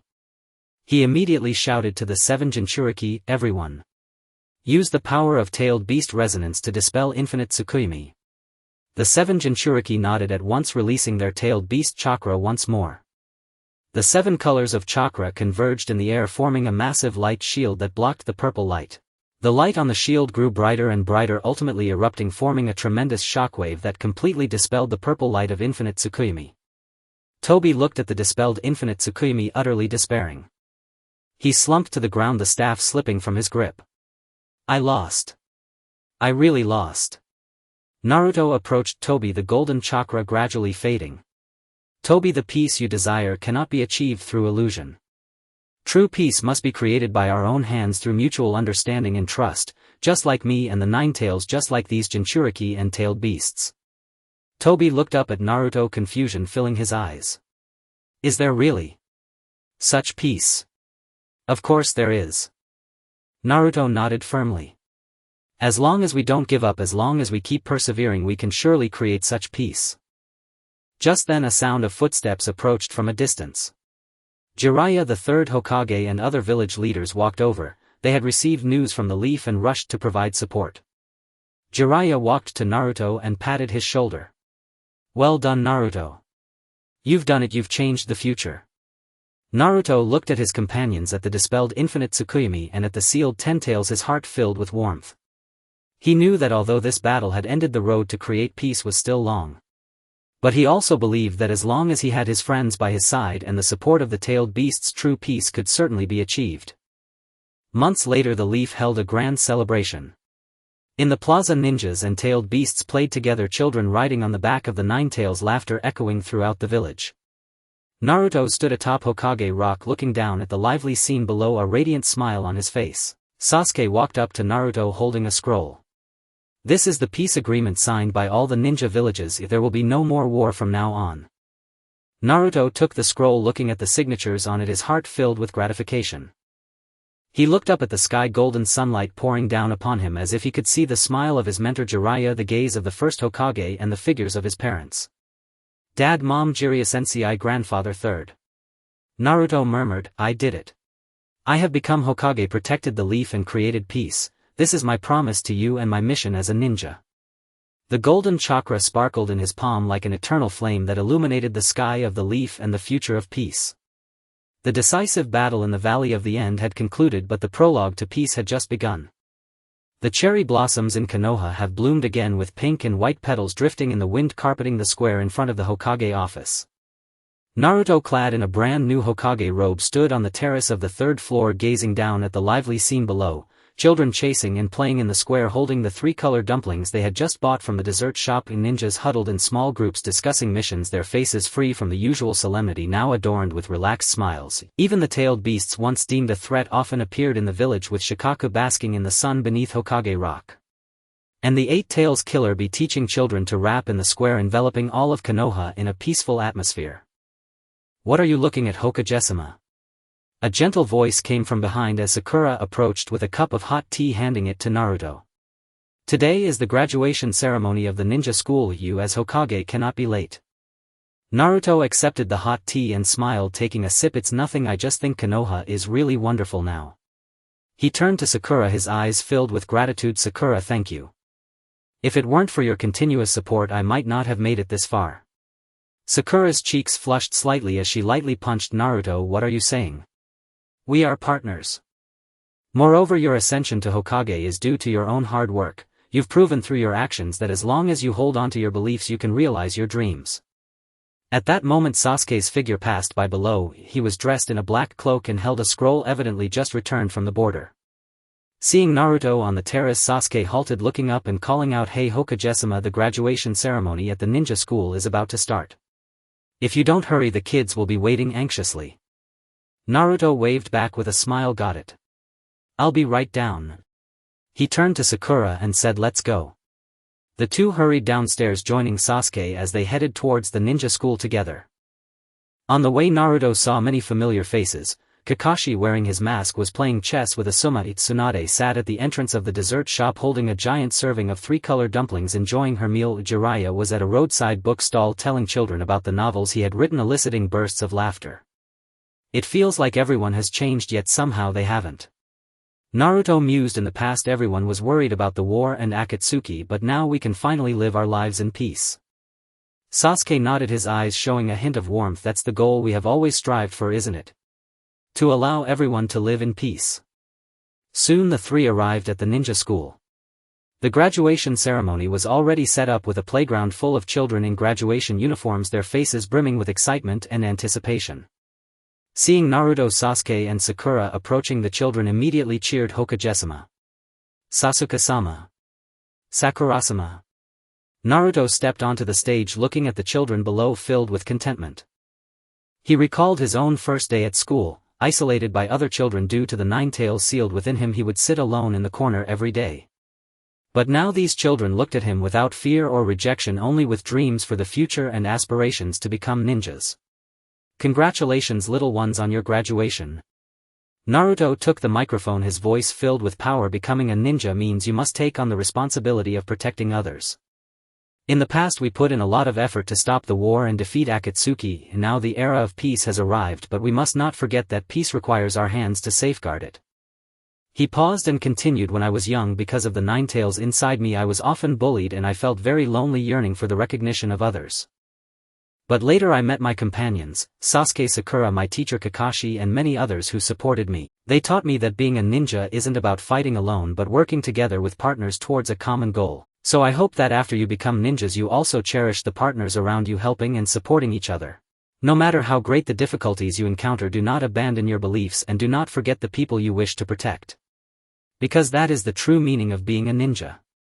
The children below listened attentively, many of their eyes sparkling with determination.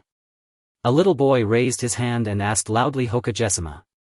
Can we also become heroes who protect Konoha like you in the future? Naruto smiled and nodded, his eyes filled with encouragement. Of course. As long as you persevere and hold on to the belief of protection in your hearts, you will definitely become who you wish to be, even better than me. After the graduation ceremony ended, the children surrounded Naruto, Sasuke and Sakura, chattering away with various questions. Some asked Naruto how he defeated Akatsuki, others asked Sasuke how he trained his Sharingan, and some asked Sakura if her medical ninjutsu could really heal all injuries. The three patiently answered the children's questions, their faces filled with smiles. As the sun began to set, the golden rays spilled over the playground, elongating the children's shadows. Naruto looked at the scene before him, suddenly reminded of the images from the projector, those filled with war and tragedy, those who sacrificed for peace. Sasuke, Sakura, do you remember? Naruto said softly. The images from the projector used to show us many dark futures. But now through our efforts we have changed those futures and created the peace we have today. Sakura nodded, her eyes slightly red. Of course I remember. I used to be very afraid that the tragedies in those images would happen, afraid that we would lose each other. But now I know that as long as we are together there is nothing that can defeat us. Sasuke looked at Naruto, a faint smile playing at the corners of his mouth. I used to live in hatred, thinking there was nothing worth protecting in this world. But you made me realize that peace cannot be achieved through revenge but through the efforts and bonds of everyone. The Konoha of today, the peace of today, is our greatest achievement. The three stood side by side on the playground watching the sun gradually set, their hearts filled with warmth. They knew that the road to peace was still long and new challenges might still arise in the future. But they also believed that as long as they remained together, as long as the will of Konoha continued to be passed down, and as long as the light in the children's eyes persisted, peace would continue to endure. That night Konoha held a grand fireworks display. In the square, fireworks bloomed in the night sky, illuminating the entire village with vibrant colors. Naruto, Sasuke, Sakura, Kakashi, Tsunade, Jiraiya and the other Hokage of the ninja villages stood together on Hokage Rock watching the lively scene below. I never thought we would one day watch fireworks like this together, Tsunade remarked, holding a cup of sake. In the past I always felt that peace was an unattainable dream, but now it has finally been realized. Jiraiya nodded, his eyes filled with appreciation. This is all thanks to Naruto.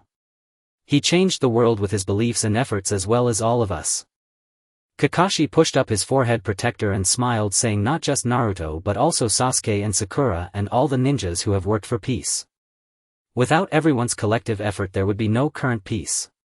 Naruto looked at his companions beside him, gazing at the fireworks blooming in the night sky, his heart filled with happiness.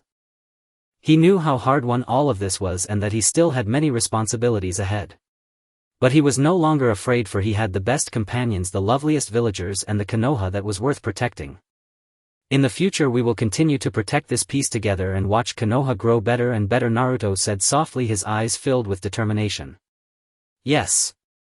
Everyone responded in unison, their voices echoing in the night sky. The fireworks continued to burst in the night sky, lighting up everyone's faces. The lights of Konoha, like stars twinkling in the night, symbolized the mark of peace and the flame of heritage. Naruto knew that as long as this flame did not extinguish, peace would continue to endure and the story of Konoha would be passed down through the ages. Many years later, when Naruto grew old, his children inherited his position as Hokage, continuing to guard the peace of Konoha. And the stories of Naruto, Sasuke, Sakura and the others became legends in Konoha, recounted by generations of ninjas. People would remember that there was once a group of brave ninjas who fought tirelessly to stop wars and protect peace, making countless efforts and sacrifices. They would remember a boy named Uzumaki Naruto who changed the world with his beliefs and bonds, creating an era of peace. The crystal projector which once foretold the future was preserved in the Hokage Museum, becoming a part of Konoha's history. It witnessed the cruelty of war and the beauty of peace, yet bore witness to the ninjas' efforts and the power of bonds. Whenever children visited the museum and saw this projector, they would listen to the guide recount that magnificent history, filled with admiration for the ninjas who fought for peace. The cherry blossoms in Konoha bloom every year with pink and white petals drifting in the wind, as if narrating the story of this village, the preciousness of peace and the strength of bonds. And all of this originated from that once lonely boy, from his yearning for peace, from the oath he made with his companions to protect. In front of the glass display case at the Hokage Museum, a little girl with a golden ponytail is standing on her tiptoes, curiously staring at the crystal projector inside. Sunlight streams through the window, refracting into tiny sparkling dots that land on her Konoha headband. This was the one her father had placed on her when she graduated from the Ninja Academy yesterday. Daddy, is this the projector that could see the future back then? The little girl turned to look at Naruto behind her, her eyes filled with curiosity. Now Naruto has shed the youthful naivete of his past. Despite the fine lines at the corners of his eyes, he still wears a warm smile as he gently ruffles his daughter's hair. Yes, it is the one. Back then your uncle Sasuke, Aunt Sakura and many senior ninjas relied on it to see the future, which allowed us to work together to stop the Akatsuki and protect the peace of Konoha. Can it still see the future now? I want to see if I can become a powerful Hokage like you, the little girl asked, her head tilting slightly as she gazed at the projector. Naruto shook his head with a smile, his eyes filled with reminiscence. It can no longer be activated. However, the future is not something to be seen, it is something to be created with your own hands, just like I did back then. As long as you hold on to your beliefs and work hard to become stronger, there will come a day when you can be the person you aspire to be. At that moment a boy wearing a black trench coat approached. He had short black hair like Sasuke and the Sharingan in his right eye flickered. He was Sasuke's son. Uncle Naruto, Konohamaru, you guys are at the museum too, the boy greeted with a smile, holding an ancient book about tailed beasts. My dad sent me to gather some information. He said he would take us to meet Grandpa Shikaka next time. Sasuke still loves researching these things, Naruto chuckled. Perfect timing, the weather is nice today. Shall we go to the park together? Your Aunt Sakura and her daughter are already waiting there. The two children excitedly agreed and ran hand in hand towards the museum's exit. Naruto followed behind, watching their backs with a heart full of contentment. He remembered the times he spent playing in the park with Sasuke and Sakura as children, and now their kids had become the best of friends just like they were back then. When they arrived at the park, Sakura was sitting on a bench with her daughter holding a scroll on medical ninjutsu. Seeing Naruto and the others approach, Sakura waved with a smile. You finally made it. Konohamaru and Sarada were just saying they want to learn ninjutsu from us. Really? Sarada's eyes lit up and she immediately ran to Sakura's side. Aunt Sakura, please teach me medical ninjutsu. I want to be able to heal injured friends like you in the future. Sakura gently patted Sarada's head. Sure, but learning medical ninjutsu is not easy, it requires great patience and chakra control. Are you willing to persevere? I am willing. Sarada nodded firmly, her expression serious. Konohamaru, not wanting to be left behind, ran to Naruto's side. Dad, I want to learn ninjutsu too. I want to learn your Rasengan to protect Konoha and to protect Sarada and Boruto. Naruto smiled and nodded, taking a chakra training ball from his ninja tool pouch. Alright, let's start with chakra control. Remember, whether it's the Rasengan or any other ninjutsu, the most important thing is not the power but the intention to protect others. That is the true meaning of ninjutsu. The two children listened attentively and began learning the basics of chakra control from Naruto and Sakura. The sunlight bathed them like a warm armor as a few birds flew by in the distant sky, leaving behind a crisp sound. At that moment a familiar sound of footsteps approached. Sasuke and Kakashi walked over. Sasuke held a scroll in his hand while Kakashi still wore his mask and held a novel. It seems we arrived just in time, Sasuke said with a smile. I just visited the Valley of the End and everything is normal with the ceiling array there. The tailed beasts are all very stable. Kakashi closed the book, his eyes filled with contentment. Seeing these kids reminds me of how you all were back in the day. Time flies, in the blink of an eye you have all become the pillars of Konoha. Naruto looked at his companions and at the children who were diligently learning, suddenly recalling the images from the projector of the past. Those futures filled with war and tragedy, the people who sacrificed for peace have all become history now. And now Konoha is vibrant and hopeful, where children can learn ninjutsu safely and comrades can protect this village with peace. This is the goal they worked hard for back then and the peace they have always safeguarded. By the way, Sasuke suddenly recalled something and took out a small crystal fragment from his ninja tool pouch. I found this while clearing the Akatsuki ruins last time. It has the same material as the projector and it seems to still retain a bit of chakra. Naruto took the crystal fragment and held it in the palm of his hand. Sunlight shone on the fragment, refracting a faint blue light. Suddenly a familiar voice emerged from the fragment. It was the voice of the first Hokage Hashirama, bearing a solemn force. Ninjas of Konoha, no matter the difficulties you face in the future, do not forget your beliefs, do not forget the bonds between each other. Peace is not guarded by one person but is achieved when everyone's hearts are united and striving together. This is the will of Konoha and the flame passed down through generations of Hokages. As the voice gradually faded, the blue light of the crystal fragment also diminished. Naruto looked at the fragment in his hand, his heart filled with emotion. He knew this was a gift from the first Hokage and a reminder to them. "We will not forget," Naruto said softly, his gaze resolute. "We will always protect Konoha, safeguard this peace and ensure that the will of Konoha is passed down forever." Sasuke, Sakura and Kakashi nodded in agreement, their eyes filled with affirmation. They understood that although the Akatsuki had been defeated and the Ten Tails sealed away, the path to protecting peace was still long. But they were no longer afraid, for they had each other, their children and the entire village of Konoha. So long as everyone united, nothing could defeat them. As the sun set, golden rays spilled over the park. The children had already learned the basics of chakra control and were excitedly demonstrating their results. Naruto, Sasuke, Sakura and Kakashi sat on a bench watching their figures with smiles on their faces. "From now on it's all up to these kids," Sakura said softly, her eyes filled with anticipation. "Yes," Naruto nodded, "they will be better than us, will help build Konoha better and will ensure that peace continues to flourish." Sasuke watched the children, a faint smile playing on his lips. "What we can do is set a good example for them, teaching them what bonds are and what responsibilities entail, just as Jiraiya Sensei and the third Hokage did for us back then." Kakashi smiled and said, "Don't worry, they will understand. Because they carry our blood, inherit our will and carry on the spirit of Konoha." As the sun gradually set, the sky was painted a warm orangerd. The children in the park were still joyfully playing, their laughter echoing throughout the park and across all of Konoha. Naruto knew this was the future he desired, the future all the ninja predecessors wished for, a future without war or hatred, only peace and bonds. Many years later, when Konohamaru became Hokage, Sarada the strongest medical ninja and Boruto a protector of Konoha, they would often hear Naruto, Sasuke and Sakura recount stories of the past, tales about the projector, the tailed beasts and the bonds.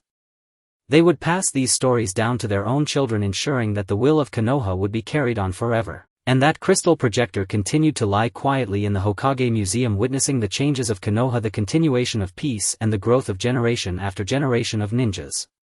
It was like an eternal spark illuminating Konoha's past and brightening its future. The cherry blossoms of Konoha bloom every year, their pink and white petals drifting in the wind as if telling the story of this village, the preciousness of peace and the power of bonds. And all of this stemmed from that once lonely boy, from his yearning for peace and from the vow he made with his friends to protect. This vow would forever be etched in the land of Konoha, engraved in every ninja's heart, and would never fade. The clear morning of Konoha is always shattered by the first rays of sunlight against the silhouette of Hokage Rock, but today feels different. Ninja from the entire village have gathered spontaneously in the square in front of the Hokage office. Even the usually mischievous children stand obediently beside their parents, their gazes fixed on the familiar crystal projector in the center of the square. Since the last battle at the Valley of the End, this projector, which had been silent for 3 years, suddenly glimmers with light. Tsunade mentioned that this might be the final segment of footage, the epilogue belonging to all of them. Naruto stands at the front wearing the Hokage robe, the corners of his clothing gently fluttering in the breeze. Beside him, Sasuke remains in his black cloak, his right hand unconsciously gripping the hilt of the Kusanagi sword. Sakura carries a medical kit, her eyes reflecting a mix of anticipation and tension. Kakashi adjusts his forehead protector, a hint of a smile concealed beneath his mask. They all understand that this footage might unveil the last secret about the future. "Let's start it." Tsunade nodded to the Umbu members, and the blue light of the crystal projector instantly spread, bathing the entire square in a gentle blue hue. The images on the screen gradually appear, devoid of fierce battles or terrifying tailed beasts, only a Konoha street scattered with cherry blossoms. In the footage, Naruto, now showing signs of age with gray at his temples, wears the same Hokage robe as before, holding the hand of a blonde little girl as they walk down the street. The little girl hops excitedly, pointing at a dessert shop by the roadside, her voice clear, "Daddy, I want to eat dango. Just like Grandpa used to buy for you." "Sure, but after eating you have to learn medical ninjutsu from your mother," Naruto chuckles, ruffling his daughter's hair. Sunlight spills across his face, replacing the reckless youthfulness with a touch of steadiness and gentleness. Off-screen, Naruto's eyes glisten with warmth. He had never imagined that in his old age he would be this way, surrounded by family with a stable Konoha, which was the home he had longed for as a child. The scene shifts to reveal Sasuke by the window of the Hokage office. He holds a border report, speaking to Naruto, who is seated at the desk. Everything is normal with the tailed beast patrol, and Tsunade Shikaku is still complaining about the food, saying you should personally deliver some dango to him. "That guy is still the same," Naruto laughs, placing the documents down. By the way, Sarada said she wants to learn advanced Sharingan techniques from you. Do you have time? Sasuke nods, a rare softness in his gaze. How about the weekend? It would be a good opportunity to take her to the Valley of the End to show her the place where we fought back then and to let her understand how peace is achieved. The Valley of the End. Naruto gazes out toward Hokage Rock. I still remember the first time we fought there. I always thought that if I could defeat you I could bring you back to Konoha. Looking back, he reflects, I was so foolish back then. You're not much smarter now. Sasuke smirks lightly, but thankfully you didn't give up. The ninjas in the square all laugh. The once confrontational Naruto and Sasuke duo has now become the most solid force protecting Konoha. Sakura gently nudges Naruto beside her and whispers, I didn't expect you to still love Dango so much in your old age just like now. Naruto scratches his head laughing shyly. He really hasn't changed much, still that Naruto Uzumaki who loves Dango and wishes to protect everyone. The scene continues, now showing the graduation ceremony at the Ninja Academy. Sakura stands on the podium dressed in a white medical ninja outfit addressing the children below. To become a medical ninja you must not only learn to heal wounds but also remember, every life is worth protecting. It was only on the battlefield watching my comrades get hurt while feeling powerless that I understood the significance of medical ninjutsu. Now I pass this belief on to you. One of the children, a pink-haired girl, raises her hand. Sakura Sensei, I want to heal all the injured comrades just like you. Sakura smiles and nods, her eyes slightly reddening. This was her dream from back in the day and now someone has finally inherited it. Off-screen, Sakura gently wipes her eyes while Kakashi quietly says beside her, you did great, so much better than when I taught them back then. It's really you, Kakashi Sensei, Sakura responds with a smile. If it weren't for your constant guidance we wouldn't have come this far. In the footage, Kakashi has already stepped down as Hokage, sitting in the Konoha library wearing reading glasses as he examines an old scroll. A boy dressed in a green jumpsuit runs over holding a ninja tool pouch. Kakashi Sensei. I finally learned Konoha Hurricane. Take it slow, even Lee's son shouldn't rush. Kakashi closes the book smiling. Your father took 3 years to master it, you've only practiced for half a year and that's already impressive. The boy excitedly runs off and Kakashi watches his back, reminiscing about Lee, Niji and Tenten, those once comrades who have now become the pillars of Konoha, and their children are thriving on this land. Suddenly the sky in the footage darkens, not from the shadow of war but from the night sky filled with stars. The square in Konoha is adorned with lanterns. Ninjas gather around eating barbecue and drinking sake while the tailed beasts join in on the fun. Shikako lounges beneath Hokage Rock, his mouth stuffed with dango. Eight-Tails Killer beholds a microphone rapping with the children and Nine-Tails leans against Naruto, his golden tail gently thumping the ground as if relishing this moment of peace. Remember the first time I saw the Nine-Tails? I hated it for destroying my home. Naruto strokes the Nine-Tails' ears, his voice gentle. Now I realize you're just a lonely guy hiding your vulnerabilities behind your ferocity. If it weren't for you I would still be sealed in darkness. But this life isn't so bad, the Nine-Tails huffs, not retreating. Laughter resonates in the square and the ninjas off-screen join in, many with tears in their eyes. They have experienced war, lost comrades, and now they can finally laugh in the sunlight of peace alongside family, friends and even former enemies. This is the future they protected with their lives. The scene suddenly brightens, revealing the figures of the first Hokage Hashirama, the second Hokage Tobirama, the third Hokage Hiruzen Sarutobi and the fourth Hokage Minato. Lord Hashirama, look at how wonderful Konoha has become since we established it, Minato says with a smile, pride gleaming in his eyes. His son has finally fulfilled his wish of protecting this village. Hashirama nods, his voice carrying solemn strength. Peace is not protected by one person but is passed down through generations of ninjas through faith and bonds. Naruto and the others have achieved this, and the children of the future will do the same. Tobirama watches the harmonious scene of tailed beasts and ninjas below, a rare smile appearing at the corners of his mouth. When I researched the tailed beast sealing technique it was to protect Konoha, but it seems that true protection lies in understanding and trust. The third Hokage gazes at the children in the square, love shining in his eyes. I protected Konoha for a lifetime, and my greatest joy was not in how many battles I won but in seeing these children grow up in a peaceful environment, pursuing their dreams and striving to protect others. The figures of the four Hokage gradually fade, finally merging into the light of Hokage Rock. In the footage Naruto seems to sense something, looking up at Hokage Rock, a determined smile spreading across his face. Thank you, Hokage of the past. We will always protect Konoha and carry on this peace, never disappointing you. As the images on the curtain gradually dim, the blue light of the crystal projector extinguishes. The square falls into a momentary silence followed by an eruption of warm applause and cheers. This is not a sad ending but a hopeful beginning. Naruto walks to the center of the square looking at his companions, the villagers below and the distant Hokage rock, his voice filled with power. Everyone, the footage we just saw is the future we all created together. It is not predetermined, it is what we earned through our sweat, tears and even lives. In the future we will face new challenges and new difficulties, but as long as we trust and support each other, as long as we remember this bond, nothing can defeat us. We will always protect Konoha. The ninjas below shout in unison, their voices echoing through the skies. Sasuke walks to Naruto's side, patting his shoulder. Don't think he'll be the only one to help you with Hokage duties from now on. Don't worry, it won't be just me.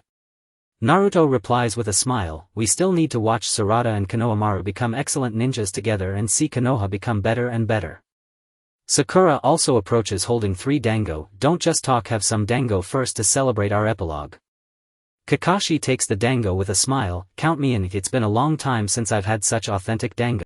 The 4 companions who once experienced life and death together stand in the center of the square eating dango, watching the lively villagers around them and gazing at the distant Hokage rock, their hearts filled with warmth. Sunlight spills onto the streets of Konoha, cherry blossoms fluttering in the wind, landing on children's hair, resting on the shoulders of ninjas and gracing the outline of Hokage rock. The crystal projector quietly rests at the center of the square, no longer shining but as if witnessing it all, witnessing the continuation of peace, the transmission of bonds and the future of Konoha. Many years later, when Konohamaru becomes Hokage and Sarada becomes Konoha's top ninja, they will often hear Naruto, Sasuke and Sakura recount the stories of those days, the tales of the projector, of the tailed beasts and of the bonds. They will pass these stories on to their children, ensuring that the will of Konoha is forever inherited. The crystal projector will be cherished in the Hokage Museum, becoming a part of Konoha's history. Whenever children visit the museum and see this projector, they will listen to the guide recount the magnificent history, filled with admiration for those ninjas who fought for peace. The cherry blossoms of Konoha bloom every year, the pink and white petals drifting in the wind as if narrating the story of this village, recounting the preciousness of peace and the strength of bonds. And all of this originates from that once lonely boy, from his yearning for peace and from the vow he made with his friends, to protect. This vow will forever be etched into the land of Konoha, engraved in the hearts of every ninja, never to fade away. This is the story of the Hokage, the story belonging to Konoha, the tale of bonds and peace. It doesn't have a true ending, because as long as there are people to protect and to pass it on, this story will continue on forever. In front of the glass display case at the Hokage Museum, Xiao Kuei was tiptoeing, her fingertips gently touching the glass, her gaze firmly locked on the crystal projector inside. Next to the display case, an electronic screen was looping old photographs. There was Naruto in his youthful orange jacket, Sasuke with his cold back carrying the Kusanagi sword, and Sakura with a resolute profile treating the wounded on the battlefield. Mom said this projector can show the future. Is that true? Xiao Kuei turned to ask Sarada beside her. Sarada was holding a book titled Biographies of Konoha's Ninjas, her black short hair glinting with golden edges in the sunlight and her Sharingan in her right eye occasionally flashed with a faint light. That was the insight ability she had just mastered, allowing her to vaguely see the remnants of past events. Sarada closed the book and pointed to the explanation board under the display case. It says here that the last time it was activated was the year Grandpa and the others watched the final chapter footage. But Dad said the real future isn't something that can be seen, it's something that must be walked out. She paused and looked towards the Hokage rock outside the museum. Just like Uncle Naruto back then, no one believed he could become Hokage, but he did. Xiao Kuei nodded, half understanding, suddenly noticing a faint blue light flickering on the crystal shards of the projector. It was like stars had fallen on the glass. Just as she was about to point it out to Sarada, a familiar sound of footsteps came from behind. What are you two doing, skipping class and coming here? Naruto approached with a smile, holding 2 dango in his hands. The teachers at the Ninja Academy have already found their way to the Hokage office, saying your chakra control class isn't finished yet. Xiao Kuei stuck out her tongue, taking the dango. But Grandpa, this projector is glowing. She pointed at the display case only to find that the blue light had vanished, leaving only the sunlight reflected by the crystal shards. Naruto followed her gaze and his eyes filled with gentle memories. He recalled 30 years ago when this very projector revealed to them the terror of the Ten Tails, the shadow of infinite Tsukuyomi, and also the future they would face together. Perhaps it was your curiosity that reminded it of its past too. He patted Xiao Kuei on the head. Come on, I'll take you to a place. The three of them walked through the streets of Konoha heading towards the back mountain. Villagers greeted them along the way, children surrounded Naruto calling him Hokage Grandpa, and even the three-colored cat lounging by the dessert shop lazily rubbed against his pant leg. Shao held onto Sarada's hand, bouncing and looking at the cherry blossoms by the roadside, April in Konoha with pink and white petals covering the branches resembling that peaceful morning in the footage.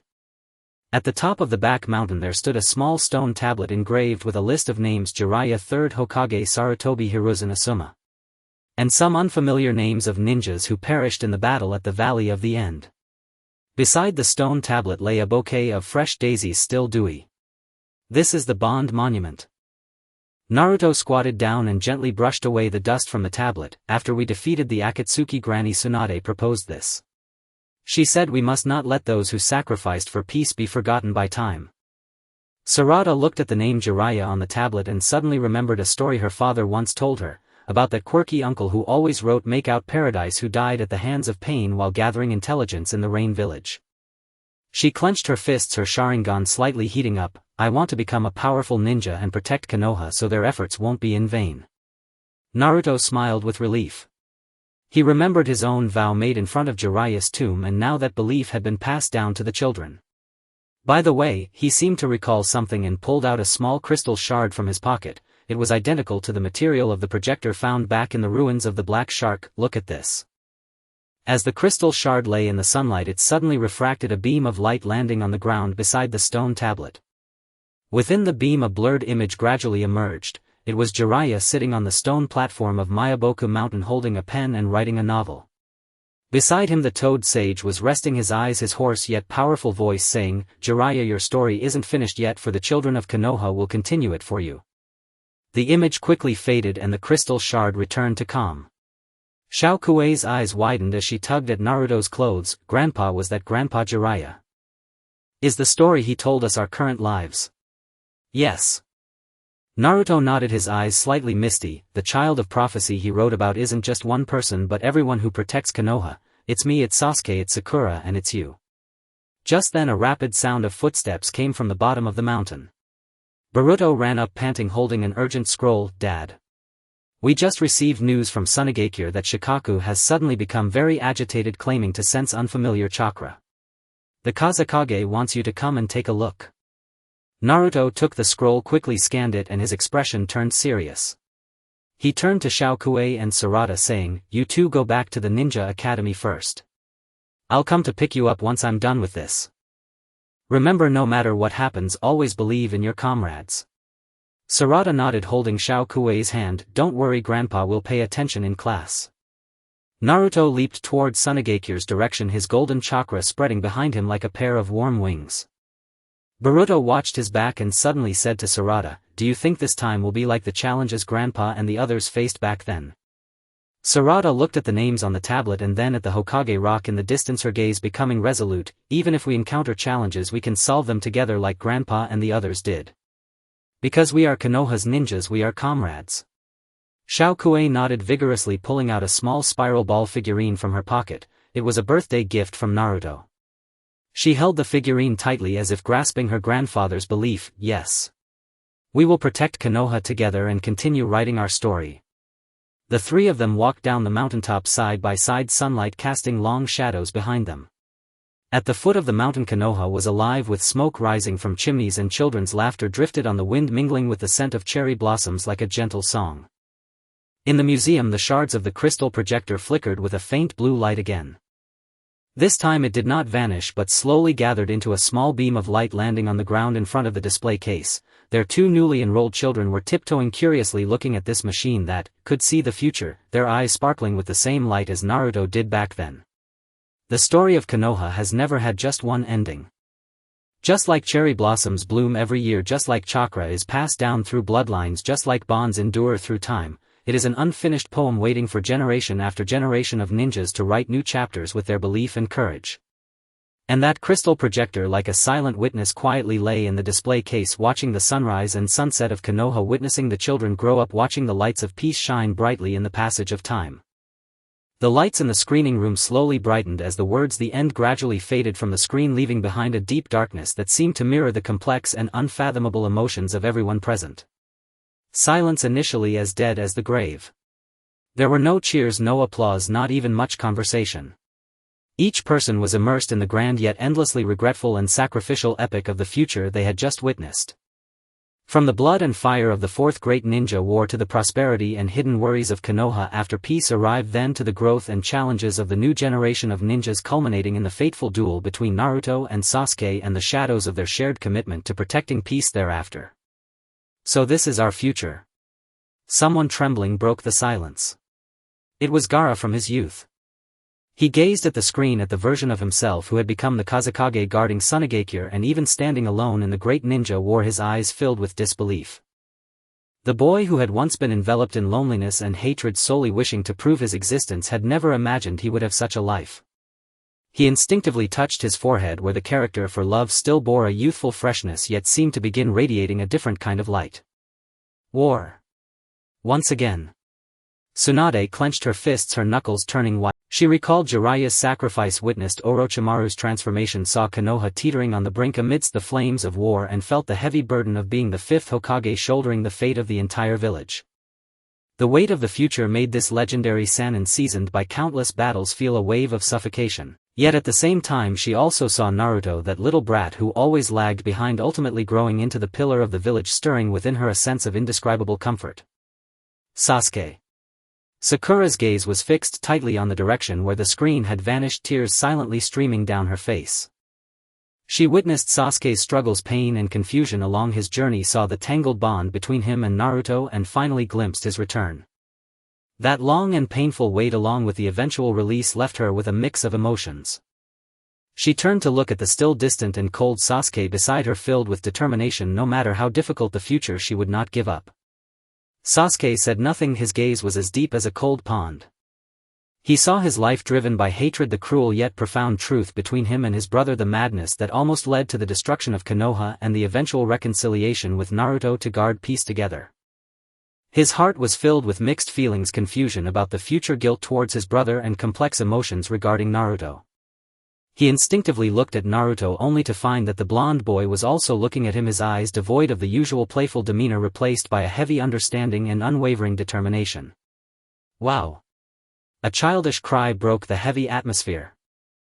It was young Naruto, frightened by the brutal war scenes on the screen and saddened to see that although his future self had become a hero, he still endured so much pain and loneliness. He rushed into Jiraiya's embrace, choked up as he asked, "Jiraiya-sensei, is the future really that painful?" Jiraiya held the small Naruto, wearing his usual smile, yet his eyes were unusually serious. He saw his own death, the dreams he had failed to fulfill, and his beloved disciples taking on heavier responsibilities. He gently patted Naruto's back and softly said, "Silly child, the future has both bitterness and sweetness. Look, in the end, aren't we all together guarding peace? That's all because of you, Naruto." "Me?" Young Naruto raised his tear-streaked face, looking at Jiraiya in confusion. "That's right, it's you." Jiraiya's gaze swept over everyone present. The future on the screen is not a predetermined fate but a possibility. It tells us the challenges we will face and reveals what truly matters: bonds, protection, and the hope of never giving up. His words were like a stone thrown into a calm lake, creating ripples one after another. Lord Jiraiya is right. Kakuzu adjusted his glasses, his tone steady. What we see is a road full of thorns, but at the same time it also allows us to be forewarned of the enemy's existence and understand our own weaknesses and shortcomings. This is not a prophecy, it is a warning and even a guide. Yes.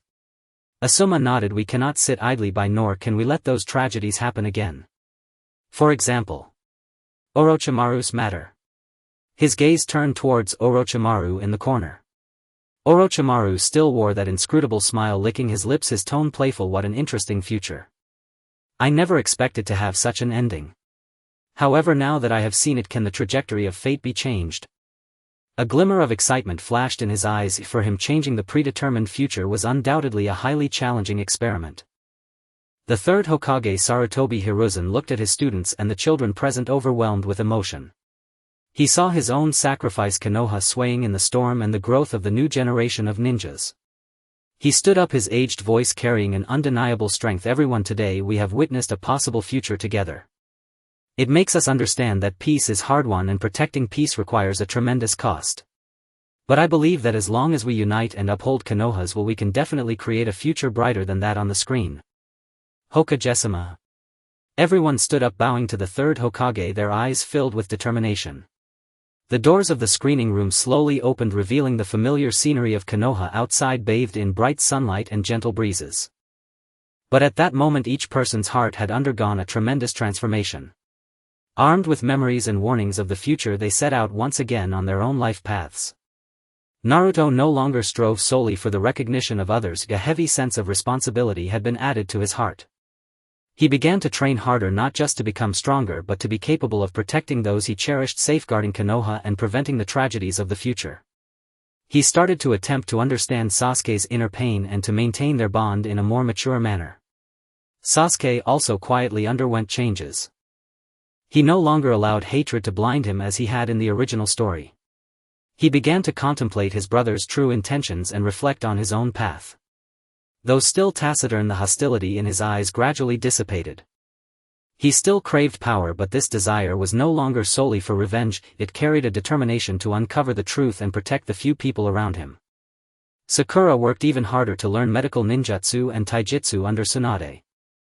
She knew that the future wars would require powerful medical ninjas. She wanted to become someone who could stand by Naruto and Sasuke, providing them with support and help rather than merely crying and waiting.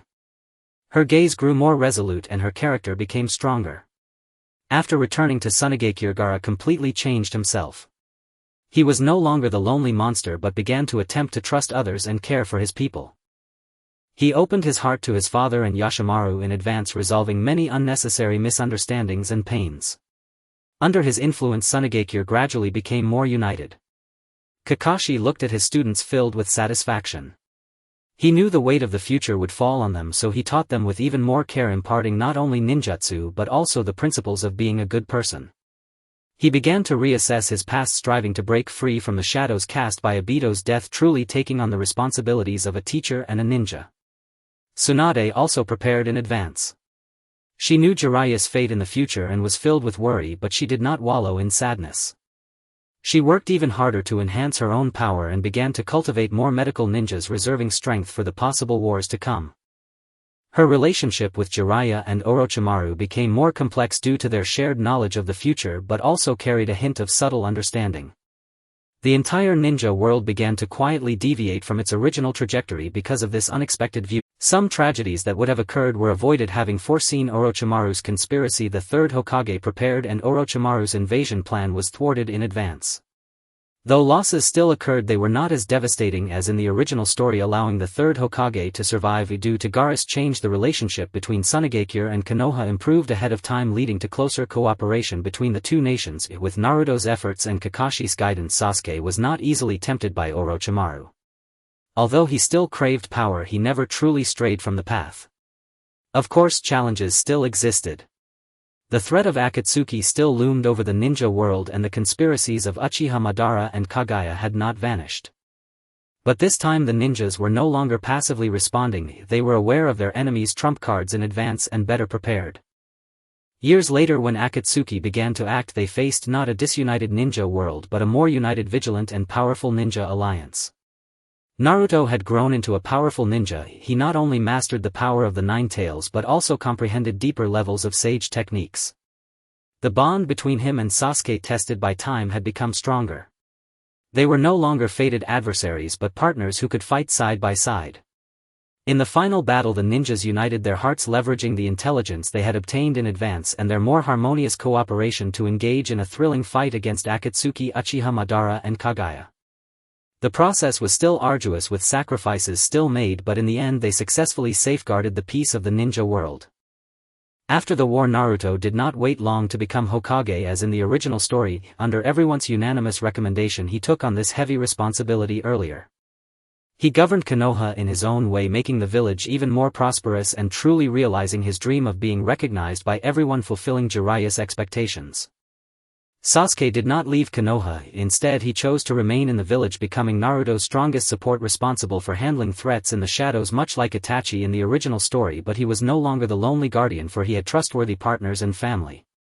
Sakura became Konoha's top medical ninja. She not only saved countless lives but also formed a family with Sasuke, living a happy life.